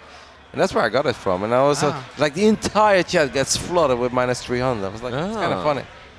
It started in Montreal, I think, the one that you played against Serral a very long time ago. What is going on with this wall, by the way, for Glaives, Yeah. by the way. That creator wall was something. Sorry, Mapu. That This yeah. is a thing of beauty. God. Looks like one of my walls. This map, to be honest, is really hard to wall. How badly do you want to make a baiting nest here, Azurk? No. Yeah, it's bait. It's 100% bait, right? Like you think it's a good idea, One guy and then you used to die. do this actually. He used to put a pylon in the wall every time, and then he had like cannons behind it and a lot of units. I was like, damn, he saw the future. I make a bailing nest against this every time, and it fills every time too, but I can't stop. I mean, if you make a bailing nest reactively, it's on you, Lord. Yeah, I know, it's on me, Like but I you can't have- look at this wall. At the point you have bailings in his side, there's 3 overlords. It's kind of on you, Lord. Why do you have to call me out like that, man? No, just pointing out the facts. Yeah, no, it's true. I should go to Twitch yet. Start posting ShoWTimE memes. has won his series. That obviously guarantees top 2 for him, but I think he was I guess pretty we- much guaranteed already. ShoWTimE his final series. Is top 2 for this group GuMiho ShoWTimE? Yes, that is That correct. is amazing. That is amazing. Indeed. Yeah. ShoWTimE 2-1 over Drogo. Hey, Drogo actually picking quite a few maps up today, man. Mm-hmm.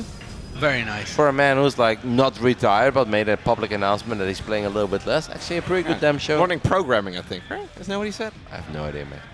Do we have a Roach Warren, by the way? Yes. Yes. Oh, They actually finished. Yeah, Roach Glaives Warren. is done at this point. And this is a decent amount of damage already. Very good damage. And don't forget about the Prism. Can warp in a few more adepts. Those adepts are most likely going to shade into the third base. The initial set of adepts going to shade into the main. And yeah, we have a couple of roaches on the way, but they're not quite in the right position yet. A little bit of target firing on. Leave two adepts behind. You're going to be really sexy, you leave 2 adepts behind. He overmade Overlords, by the way. He's got like 50 supply available. Not ideal. That's Elazar Overlords, if I've ever seen it. Now that's a good meme. You do like that meme? I Yeah, do that like is. Poor Miko. What do you mean? Yeah, is it coming? He's been fixing it though. If Well, any hey, time guys, something okay, jokes aside. This is Jokes actually a aside, really this good side for Creator. Can we focus really- on that? yeah, it's a- Instead of Elazar Sorry. Overlord? Sorry. 'Cause this is really good for Creator. I just want to ask something. Do you think he will make one more? He's going to make another Overlord? Yeah. No, I don't think so. I think he's looked at it right now. I think at 97 supply he makes an Overlord. 97, no shot. Why? He's gonna make it now. Watch this. No. I've been here before. Yeah. I think he's realized at this point he's overmade Overlords. Yeah, but you just go autopilot sometimes. Happens. But to will we even get that, guys? I mean, this is a ridiculous amount of adepts. I'm glad we're focusing on Overlords, but it's a lot of adepts. The roach kind is still a little bit underwhelming. We're making a few more drones. Creator is going up to 3 bases. Ooh, This going amount of up, adepts bouncing can on the absolutely fight the queens. Very nice from Creator. I want to see some kind of follow-up. The Immortal is started as soon as I say that. Wouldn't mind seeing a Forge as well, because I don't think he can end the game here, but he's miles ahead. Third Nexus is done, right? Yeah, third It's Nexus amazing. is done, but I feel like he needs some kind of tech. Yeah, I would stop making adepts right now. I feel like it's kind of pointless once you see this amount of roaches and queens. You can't really achieve too much other than trading the adepts. But there aren't Very too good. many roaches, though. And if you're economically ahead, then you Yeah, can yeah. build probes and adepts at the same time. This is actually not bad in the end, because you first Oh, got if these are going to... Whoops. Yeah, he's Absolutely. going to commit. very nice. Gets 2 drones. This is very annoying to deal with. He This. can almost kill those roaches at the front. Yeah, I think he could trade out the adepts. I don't think that would be an amazing trade, This is though. sick play by Creator. Yeah, man. yeah, he's playing very good. 7 minutes in, we're still ahead in workers, picking up a Nice. few extra drones. What is it? Poor trick. He saved the drone. High level game. He didn't make an Overlord, by the way. Nope. I just want to point that out. That's why 97 he's supplies is what you said, but he lost But one he's Overlord. getting supply blocked. Yeah. I said 97, okay? Oh my god. He did say 97. 96. No, Yona. 95. Yona! Bro, he's supply blocked forever. Make it. He's supply blocked forever. 98. Oh, shot. Yona. We require Make one more more building. Overlords. One more building, and then No build an shot. Overlord. Man, he's supply blocked forever. Yeah, he didn't hasn't start, built an man. Overlord yet. Oh my god. He's actually forgotten Overlords. He's like, I made Overlords for the game. Ah, That's it. there There it we is. go. 98. I was That's off what you by get. 1. We make 5 at 5 once. at once. This is all a little bit sloppy though. No? I like how much joy you're getting out of me being off by 1 supply. Of course, yeah. You remember how triggered you were when I actually was right in guessing? Yeah, one time. That was a good one. That was very good. Yeah. Showed my knowledge. Even a broken clock is right twice a day, right? That's bullshit. No, it's not. I It's said that actually on a fact. stream a few weeks ago, Yeah. and I had a few people in the chat asking me how that hurts? even works. Because they didn't realize that analog clocks move 12 hours at a time. I was like, oh my god, I feel so old right now. How do some people not know how analog clocks work? Anyways, I needed to point that out. This you game can, is, you can read a clock, right? Yeah, of course. Yeah, I was going to say. Yeah. Questionable. I've seen him at my place. Whenever I say be ready at 11, it's 11:47. No He's still shot. not ready. You know what he did? He was like, oh, be 11 at 11:40. Be ready at 11:45. I'm like, okay. This guy likes to complain. Any mistake I do, he Yeah, points it out Rainer, for you have it 2 really weeks. tough when you visit me. Yeah. I cook him pasta and stuff. And he complains for the tiniest things. But then I'm like, okay, he really likes to complain. I'm not gonna give it to him. So I wake up at 8. I'm ready by 9. You know, we had to leave at 12. I was ready by 9. And that is really early. Your time for a nap again, man. Yeah, I was ready by 9, and it's like 11:45, 11:40, and I hang my clothes outside because they were wet, and I had to put them in my luggage. So 11:45, I grabbed the clothes, I put them in my luggage, and this guy whips out his phone, takes the Insta story. He's like, 11:45, there's a luggage open, it's not ready. Like, can't believe you see this guy? Unbelievable. So look, there are two sides to every story, and the side of my story is that I said 11:45. I want you to be ready because Skillers will be waiting for us at the metro station. I don't want to let Nikita wait. That's messed up. The fact that you let me wait literally 7 times a week, I can live with that, but I don't want to let Nikita wait, so be ready. And he's like, yeah, I'll wake up at 9, and yeah, he woke up at 9 to play League of Legends for 2.5 hours. And if it wasn't for me running outside, all of his jeans and shirts would have been wet because there was a rainstorm going. Like, it was like literally raining cats and dogs. And he's like, oh. I was like, mate, it's black and white again. You're dead. Like, go ahead and go outside, pick up your clothes. This is a little bit of Italian versus Dutch culture, okay? In Dutch culture, we are on time, okay? If we're not on time, we're, it's not. He woke up early, but he wasn't on time. No, listen, Loco, I was like, I'm a efficient person, if there's a thunderstorm and it already rained, I'm gonna let the clothes outside because they're already wet, so I don't give a shit about them anymore. So why do they're gonna smell again, though, if they're gonna hang out in the rain. But it was too late, they were super wet. What's the point of getting them inside at that point? You dry them inside, you hang-dry them inside. It's too late for that, though. Too late. Yeah. Why do I need to go downstairs and grab them? No shot. So how do we end up here, guys? It's like going into lurkers over here. It's too late. 29 Bailings and Bailings finishing up. Serral is kind of all in and is praying that Creator attacks him, which is probably gonna do, honestly. I don't see any tech follow-up to this, but it is a very strong attack. It's gonna hit with +2. Can we take a look at the income graph over the last few minutes? I'm kind of curious about that. Oh man, that looks so good for Protoss. It does look so good for Protoss, but he needs to be careful because there's a lot of Bailings and it's a very open area. Oh, fight! Force fields. He's gonna try and see if he can get some work done over there. At the same time, Bailing run by was the Knight. Colossi in the front, soaking up a lot of the Bailing hits. The Stalkers also, eating quite a few of the Bailings, but that's not too bad. Can the Immortals have a fight or are they super low on HP? Where are they?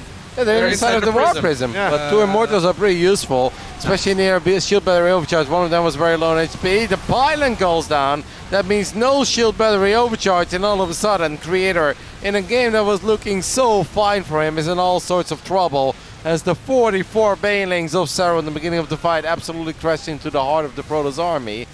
And is this game just over right now? Yeah, I think this game is legit over. I don't know why he decided to push like that. He had an insane economic advantage. He wanted to go for a timing, but I don't see how that can ever work. Like, you're engaging into a very open map without Archons, with basically 4 Colossus and Mass Stalkers. Yeah, Astrea was waiting for that, right? Yeah, it's never a composition that is supposed to work. So do you think this was like the best possible moment ever for Serral to fight, and yes. Creator kind of gave it to him? No, I mean, Creator wanted to all-in him, and Yona was prepared because he was stuck on 70 workers, so he had a very big army. Yeah, Creator gave him time to max out, and he had essentially a bad army. That's what happened here. I feel like in the past, Trap also often played this composition against you, though. Yes, but this was a very different thing because usually I play with very high worker count, and Yona was on 70 workers. He was massing an army, and plus he engaged on basically the perfect side of the map because there's no way you can force with all of the Banes there.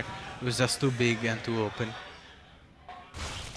We usually rely on the force fields with this kind of compositions. You wanna force field the Bailings and kill the Bailings with the Colossus, but none of that happened here, so that's why the fight was so one-sided. Yeah, because eventually, like, you can't really fight, you just have to keep on running, but the moment you're running, the Bailings still connect. Yeah, exactly, so that's why you need force fields, and force fields did not happen. Fair enough. All right, so here's Serral going in for the kill. He's got a lot of supply. He needs to get something done here, though, right? Like, he can't just sit around with his army. Nah, I think Serral can has all the time in the world right now. He's going up to Hive. He's on 80 drones, made a couple more drones, which I really like. Creator is stuck on 3 bases. It's not like he has an insane army or anything. He's making 1 Disruptor and 1 Colossus at a time. Of course, if Yona gives him all the time in the world, then Creator maxes out on Archons and Colossus, then there's always a chance, but I honestly don't see that happening.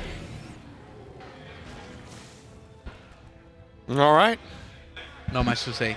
No, that should be Serral moving on. In the lower bracket, I guess, right? Or not the lower bracket, but That still sounds wrong. Yeah, that still Why are you sounds being so weird. mean, Loco? Yeah, that was messed up on. Why do we have to point this out? Sorry, man, but I'm like sorry, it's already tough on him. it just. Yeah. What if he goes back? He's and not listens- listening to this. What if he goes back and listens to? Do you oftentimes listen back to casts that people do? Honestly, if I crush my opponent, I like watching my videos. Helps me sleep better, you know. You're like, I absolutely smashed this guy. There's it's someone very uploading a VOD. excited. I get very excited whenever the casters praise me and stuff. I'm like, yes. That sounds absolutely Every single right. one of my casts. Yes. I love you, Loco. Even though Oh you my say I God. only upload losses with you, but Yeah, he kind of does. You guys all do this, like Pig as well. I casted a couple games I with you played for it- Smaru. Yes, I know you did. But I played at 4 a.m. against Creator. That was the worst games. No, not Creator. Against Cure with my toss. That was legit the worst games I've ever played. I was barely not sleeping, and that Pig uploads a video. Look at these sick games of Rainer's Protoss against. No, Like 40,000 views. Yeah, don't watch it. Listen, don't watch it. Like I lost 15 armies. It was not good. Close games though. Last Monday? Yeah. Tough Monday. Oh, is that for the ESL? Yeah. The Open Cup? Yeah, yeah. I'm gonna get myself those replays. No, you Gotta won't. be fun. No, you won't, Loco. That was rough. That Look was at very, Serral's bank, by the way, guys. very Like, nice. even though Creator did manage to get a proper army out one more time, he's I got mean, 44 stalkers, This 2 still colossus. sucks. Because he has mass stalkers and 6 disruptors. Okay, and but he's on all-in position. hear me out. Okay. Serral loses to 2 Vipers. Big balls go off. Is there a chance? No, Alright.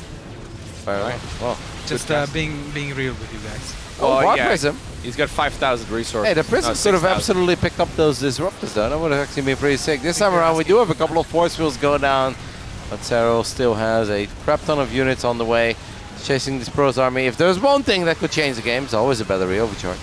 Facts. You never want to engage into a battery over.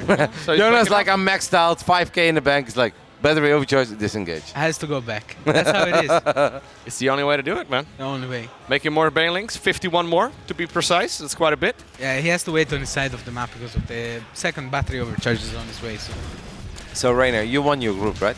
absolutely destroyed. And I wouldn't go that far. You played Protoss twice in 3 2 best times. of 3s. 3? Your thermo has something to say about I it. Wait, who played else did you PvP play? against T-Bull.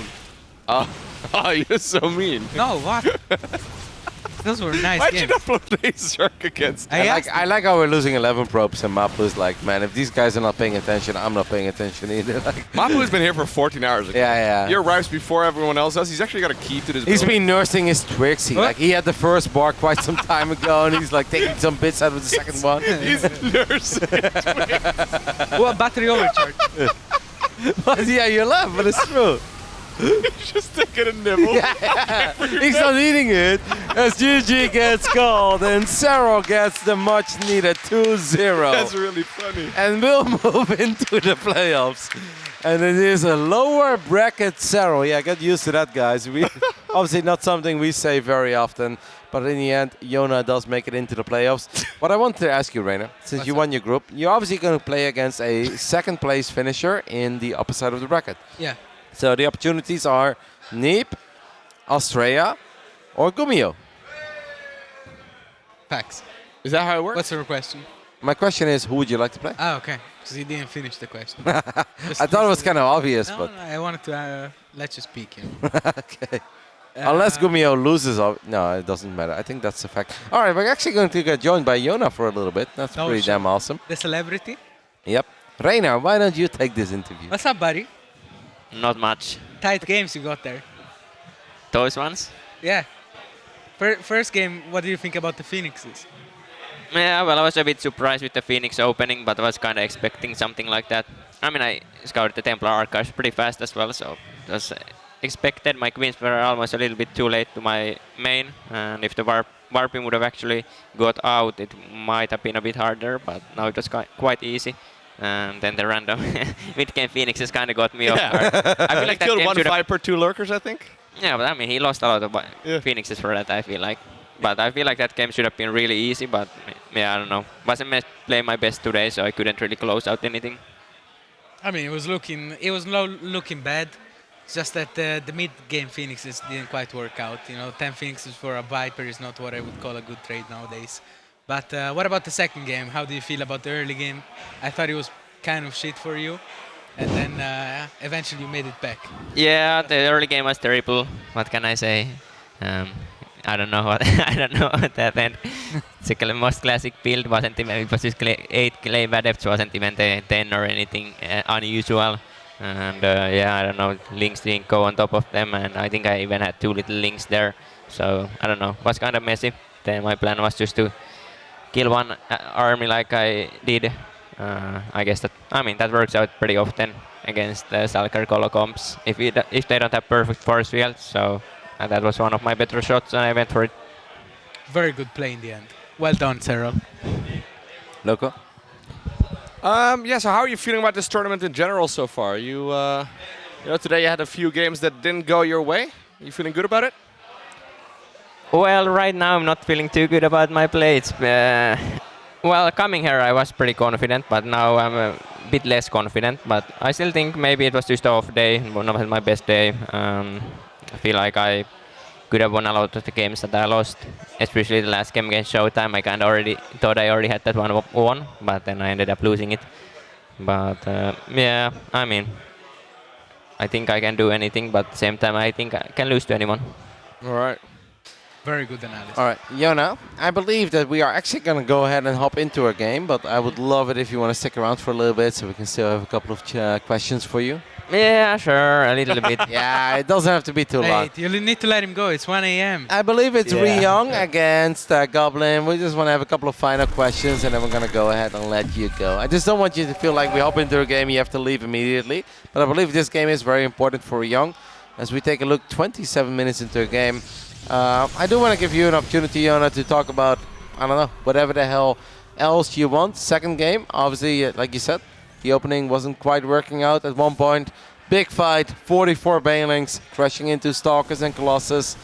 Were you stressed at that point? Because obviously if you'd lose the second game, I don't want to say weird things here, but you were actually in danger of being eliminated from this tournament if you would have lost that best of 3. No, wasn't really worried at all. Okay, I love it. That's cap. We were thinking about it, like, is he going to be concerned about it? But no. I mean, it's always a bit tough, but I don't think about that stuff too much. No? Even before the best of 3, you don't look at the groups and you're like, okay, if I lose, I could be out of this tournament? Well, it went through my mind, but I'm not thinking about it too much. It doesn't help you, right, if you just get worried. Yeah. How's the shape overall at the moment, Yona? Are you happy with the level of play? Like, not necessarily about today, because obviously, it's an event day, it's the first day. Sometimes things go wrong, but how do you feel about your play overall at the moment? I think it's okay, but not exactly the best. I don't have too much experience with these new maps yet. Obviously, they're not on ladder. Well, now they're on ladder, but during the practice time, they weren't. So I played only customs and didn't do that insane amount. But I think I'm always pretty confident in everything else than CBC. All right, so we know that you're a man that likes to go to bed early, and it's 10 minutes past 1 a.m. So I do want to give you an opportunity to just go ahead and get some final words and let you go. But I have one last question. Are you worried about this man's Protoss? Well, after today, I'm worried about everyone's pros. Even mine? Yeah. But you're the Phoenix man after all. But maybe after I wake up, it's a new day. I'm probably not going to be worried at that point anymore. We'll see, buddy. We'll see. You have to go through the lower bracket. Oh my god. You're going to drop there as well, bro. Okay, I'm excited for it now. GG, Ryung won. Very nice. Defeated All right, so we saw a little bit there of Ryung securing his ticket, I believe, into the upper bracket. We'll confirm that with you guys real soon. But Yona, I know it's been a very long day for you. You've played a lot of games. So any final words before we let you go? Nothing really. Okay. Then good luck tomorrow, mate. Go get it. Thank you. Good luck, Yona. Okay. Sleep well.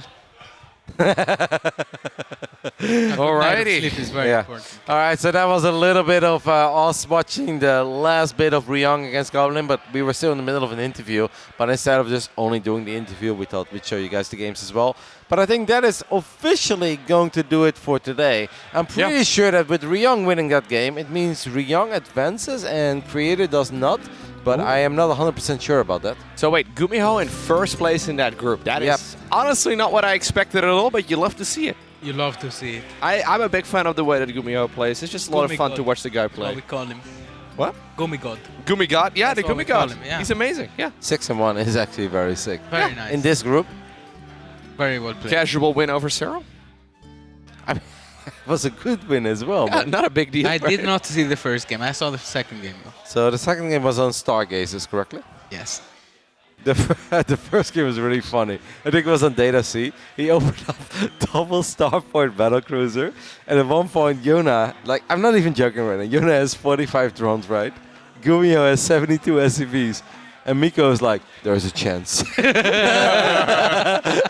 like, Cuckoo is with me as well. Cuckoo is like, I don't really think so, Miko. Miko's like, if anyone can bring this back at Serral. I'm like, he's got the same amount of queens as the other guy has BCs, man. It's not looking good. And he's like, baby.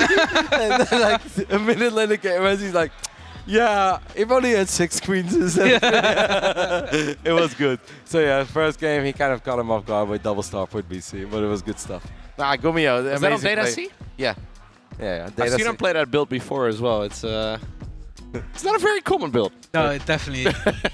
Miko was on some real hopium there. Yeah? I mean, he did say that he's a big Serral fanboy, and I was like, so am I. Yeah. I was like, GuMiho's supply, or GuMiho's work account was higher than Serral's supply. And Miko's like, there's a chance. Like, it's going to be tough. It's Serral. Not sure about that. All right, so as far as I know, what we normally do at the end of the second day, we obviously had a long day, we had a lot of fun here in Krefeld, Deutschland, is that we are going to reveal the bracket. But of course it takes a little while before the bracket is actually announced. So I'm not 100% sure if the bracket is ready or not. Production crew can obviously let us know. But before it's ready, Rainer, any final thoughts about the second day of HomeStory Cup 21? No, it was a lot of fun. I had a lot of fun hanging around with the players. The games were very nice today. Looking forward to how I play tomorrow. Obviously, very interesting results in both groups. Yeah, I mean, even yesterday as well, though, right? Yeah. The page got updated. Please refresh is what it says. I was talking to Rextor, our head admin for this particular tournament, and he mentioned he's going to need a couple of minutes at the very least after the final game ends. Is out. Almost out. It's almost. He doesn't have your game ready yet, though. So you don't play Neep. So I play either Astrea or ShoWTimE. Yeah, that is correct. But I believe we might have a graphic. I think we might have your monitor. Oh, we have our monitor. Yeah, but this thing is not updated. I can refresh it one more time. Should we take a guess? Who would you rather have? I think you're going to get Astrea. Astrea or ShoWTimE is the question? Yeah. I think Astrea because, you know, it's Germany. They want ShoWTimE to go far. Facts. Wow. I'm joking. Come on. I know it. I mean, the bracket is not... I love that we went to our beautiful XMG laptop, but it's not quite updated yet. It will be updated real soon. But what we do know is that it's Spirit against Lambo. That's a banger, It's man. actually a banger. It's a classic, I think, at this point, no? Good friends. Good friends. Oh, it Some got banter updated again, going on. guys. Gotta play again. Here we go. GuMiho Neep as well should also be a pretty fun game. I think it's doable for Alex, to be honest. You play Astrea. Oh, I play Astrea. Ooh, there it is. So Clem versus ShoWTimE. Clem versus ShoWTimE. Classic as well. That's another classic. Yep.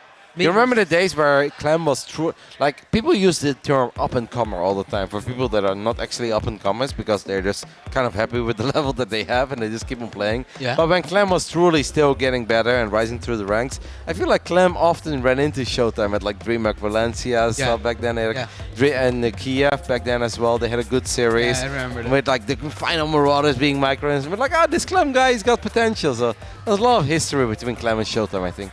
Yeah, I mean, that's another classic, honestly. Like, Clem and ShoWTimE are always fun to watch. I feel like Clem obviously has been getting the better of ShoWTimE, but ShoWTimE has been playing very well. He did drop the series to a Terran player, which is GuMiho. GuMiho got first, so I don't think it's too much of a big deal. But let's point out that Clem actually lost to Astrea in the group stages. That is correct. Yeah. So that could show potentially some flaws in his PvT. So you're facing Astrea? Concerned about that at all? Yes.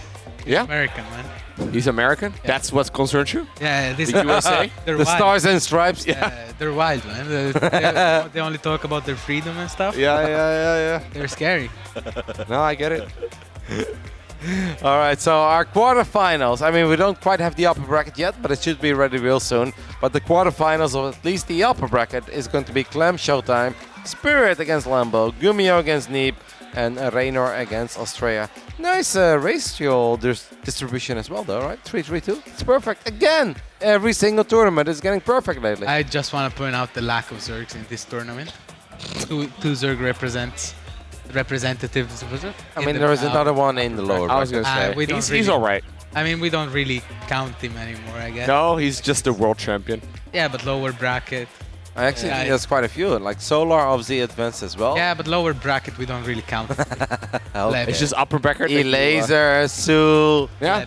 The lower bracket is absolutely flooded with Zerg players. No, but you got Big Gabe down there. He's gonna take them one by one. I kind of like how we have 18 Protoss players in this tournament. How many of them actually moved on after the group stage? Solid 6 or so. Solid 17. No, I don't think 17. No, I think it's all right. So we have graphics. This is the official graphic for you Very guys. nice We just went over it. Clem, ShoWTimE, Spirit, Lambo, GuMiho, Neep, and Raynor versus Astrea. Carbot Animation. Is that one of our sponsors? Say again? Is Carbot Animation one of the sponsors? Yeah, they've been making if those it's awesome there, videos, man. there's a good chance it is. Go check out their new plushie, guys. Carbot has been. Did you order one? Yeah, I ordered 2. Nice. Yes. I absolutely love them.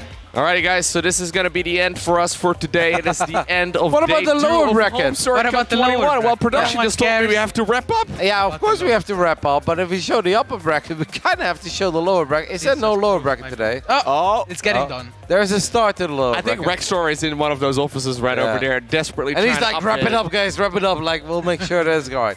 All right, I guess then we can officially wrap it up. Raynor, What's before Loco sends it to the universe, any final words? No, thank you guys so much. I hope you enjoyed my casting. Hopefully you won't see me here tomorrow because that means I'm probably out. I don't think you're gonna see me anyways, even if I'm out, because I'll probably be I molded. mean, if you just win like 2 series molded, straight, you're yeah. done for the day. You can do some casting. Okay, 2 series straight. Yeah, I could do that. So There's no way you're gonna do that, is it? no if shot. you were to But I'll lose. just say it for the stream, you know. There's gonna be salty Get there, downstairs. get there. Playing League Oh. Legends. No. If I've seen Raynor salty. He's salty for like 12 minutes. And no, it's okay. I mean you've seen me salty after a APT Cup. Yeah, when you lost to Cristiano. Yeah, that was. You didn't talk to me for 4 hours. Why'd you bring that up just now? Because I would like to learn more about this. No, It's a good story. No, He didn't talk to me for 4 hours don't- until I was done with the Midnight Cup, and he's like, "I have a great idea." I was like, "You okay?" He's like, "Yeah, let's go to McDonald's." I was like, "That's it. Those are the first words you said to me for 12 hours." Yeah, Remember last time we went to McDonald's over here in Krefeld at like 11 p.m.? Yes, that was very nice. I felt very. It was not nice. No, it was a little dangerous. You know, McDonald's is one of those things where you think it's a great idea until you actually eat it. No, I mostly meant the walk through the center of Krefeld at 11 p.m. in the middle of the winter. It's never a good idea. It's never a good idea. Last night I went back to my hotel. Almost got stabbed 15 times. Mate. Okay, it's not that bad. No, I'm kidding. Just a couple of just Germans, angry, drunk Germans shouting. It's okay. But that's normal, you know? Yeah, for Ben that's very normal, but Ben is kind of asking for it. Yeah, I mean... Where was Ben today, by the way? I have not seen him on the couch once. I just want to point out that Ben, for the people who are wondering where I was, the Muslim today, our elephant builder. Well, Ben woke up with a bit of a sore throat, so he said, I'm going to be a bit later. Then Ben was here, saw him walking around, saw him have a couple of beers, but I don't think I ever saw him on the stream. I do know what happened to Ben. What happened? I was talking to him, and we were here, and he's like, "Oh man, my throat hurts, and it's a bit too loud for me. Just gonna head back to the hotel, chill a bit, and then come back." It was like 3 p.m. Yeah. Okay, right, Ben, see you later. All right, Haven't it's been seen him about 11 since. hours.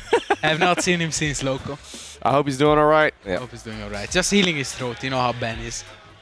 You know what? I hope he's fine for not having a voice. It's hard to make elephants. Yeah, it was very loud for him as well. He also makes camels. Really? Yeah, we learned yesterday. I have seen camels in real life at the zoo. No, well, Age of Empires. No, I know, but I have seen them. Production is absolutely hitting us right now. They're like, guys, can you please Those shut guys want to go home as well. Yeah, they're like sitting there like, can these nerds shut the fuck up already? Like, all right, no, I think we're good, guys. This is day 2 of a 4-day tournament. We'll be back again tomorrow, probably around the same time as we started at today. 12?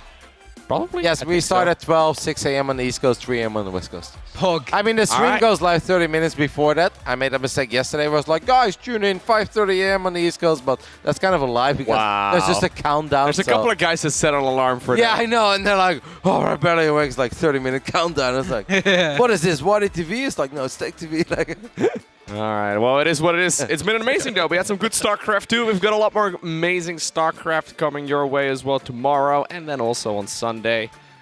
Rainer's gonna be playing. Gotta watch that. Facts. Looking forward to it. Wish me luck. Are you gonna play Protoss? No. Maybe. Maybe. Maybe in the finals? Well, in the finals I would do it. It's the best of 7. You have nothing to lose in the finals. All right, guys. It's been amazing. Thank you very much for joining.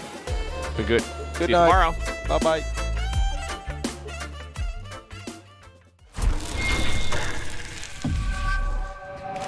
Good morning, everyone, here at HomeStory Cup 21. Lost Island powered by Shopify. It's the second day, and it's, I always want to say crowded couch, but that's actually not true. Not anymore. Flight. That's what it is. I went to first class today, guys. This is Ronnie much better seat than the middle one, anyways. Turns out without paying, it kind of is. What is it about this place Yeah, I didn't even that really do anything everyone special. got This is- no that's his most- patience Yeah, this is and about as everything's normal as in it your can be. face, Just hit that little- killing your imagination, not paying attention. You can roast the fish, man. There you go. So full of That's gonna be in the aggression, highlight video for sure. so full of aggression, not paying attention. You got me losing connection. I'm in a temporary home, so full of aggression, not paying attention. You got me losing connection. I'm in a temporary home.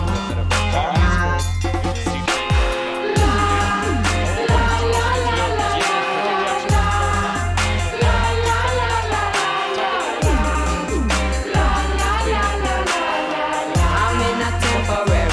I'm in a temporary. So full of. So full of aggression. I'm in a temporary. I'm in a temporary home. It's just a problem with relying on disruptive. Yeah, even if I don't camera. I am, but I'm not.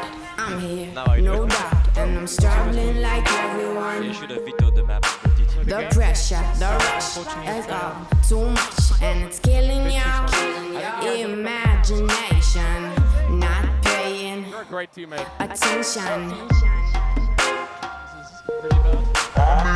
So full of aggression. So full of aggression. Not paying attention. You got me losing connection. I'm in a temporary home. So full of aggression. Not paying attention. You got me losing connection. I'm in a temporary home.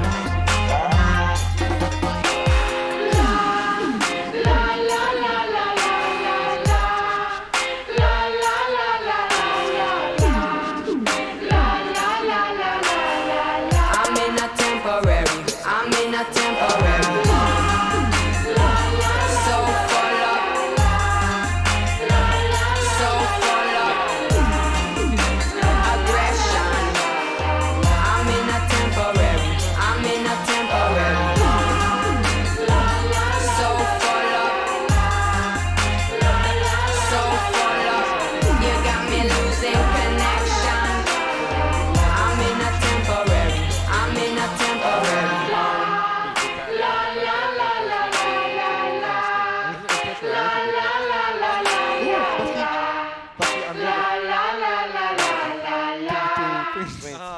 Let's go.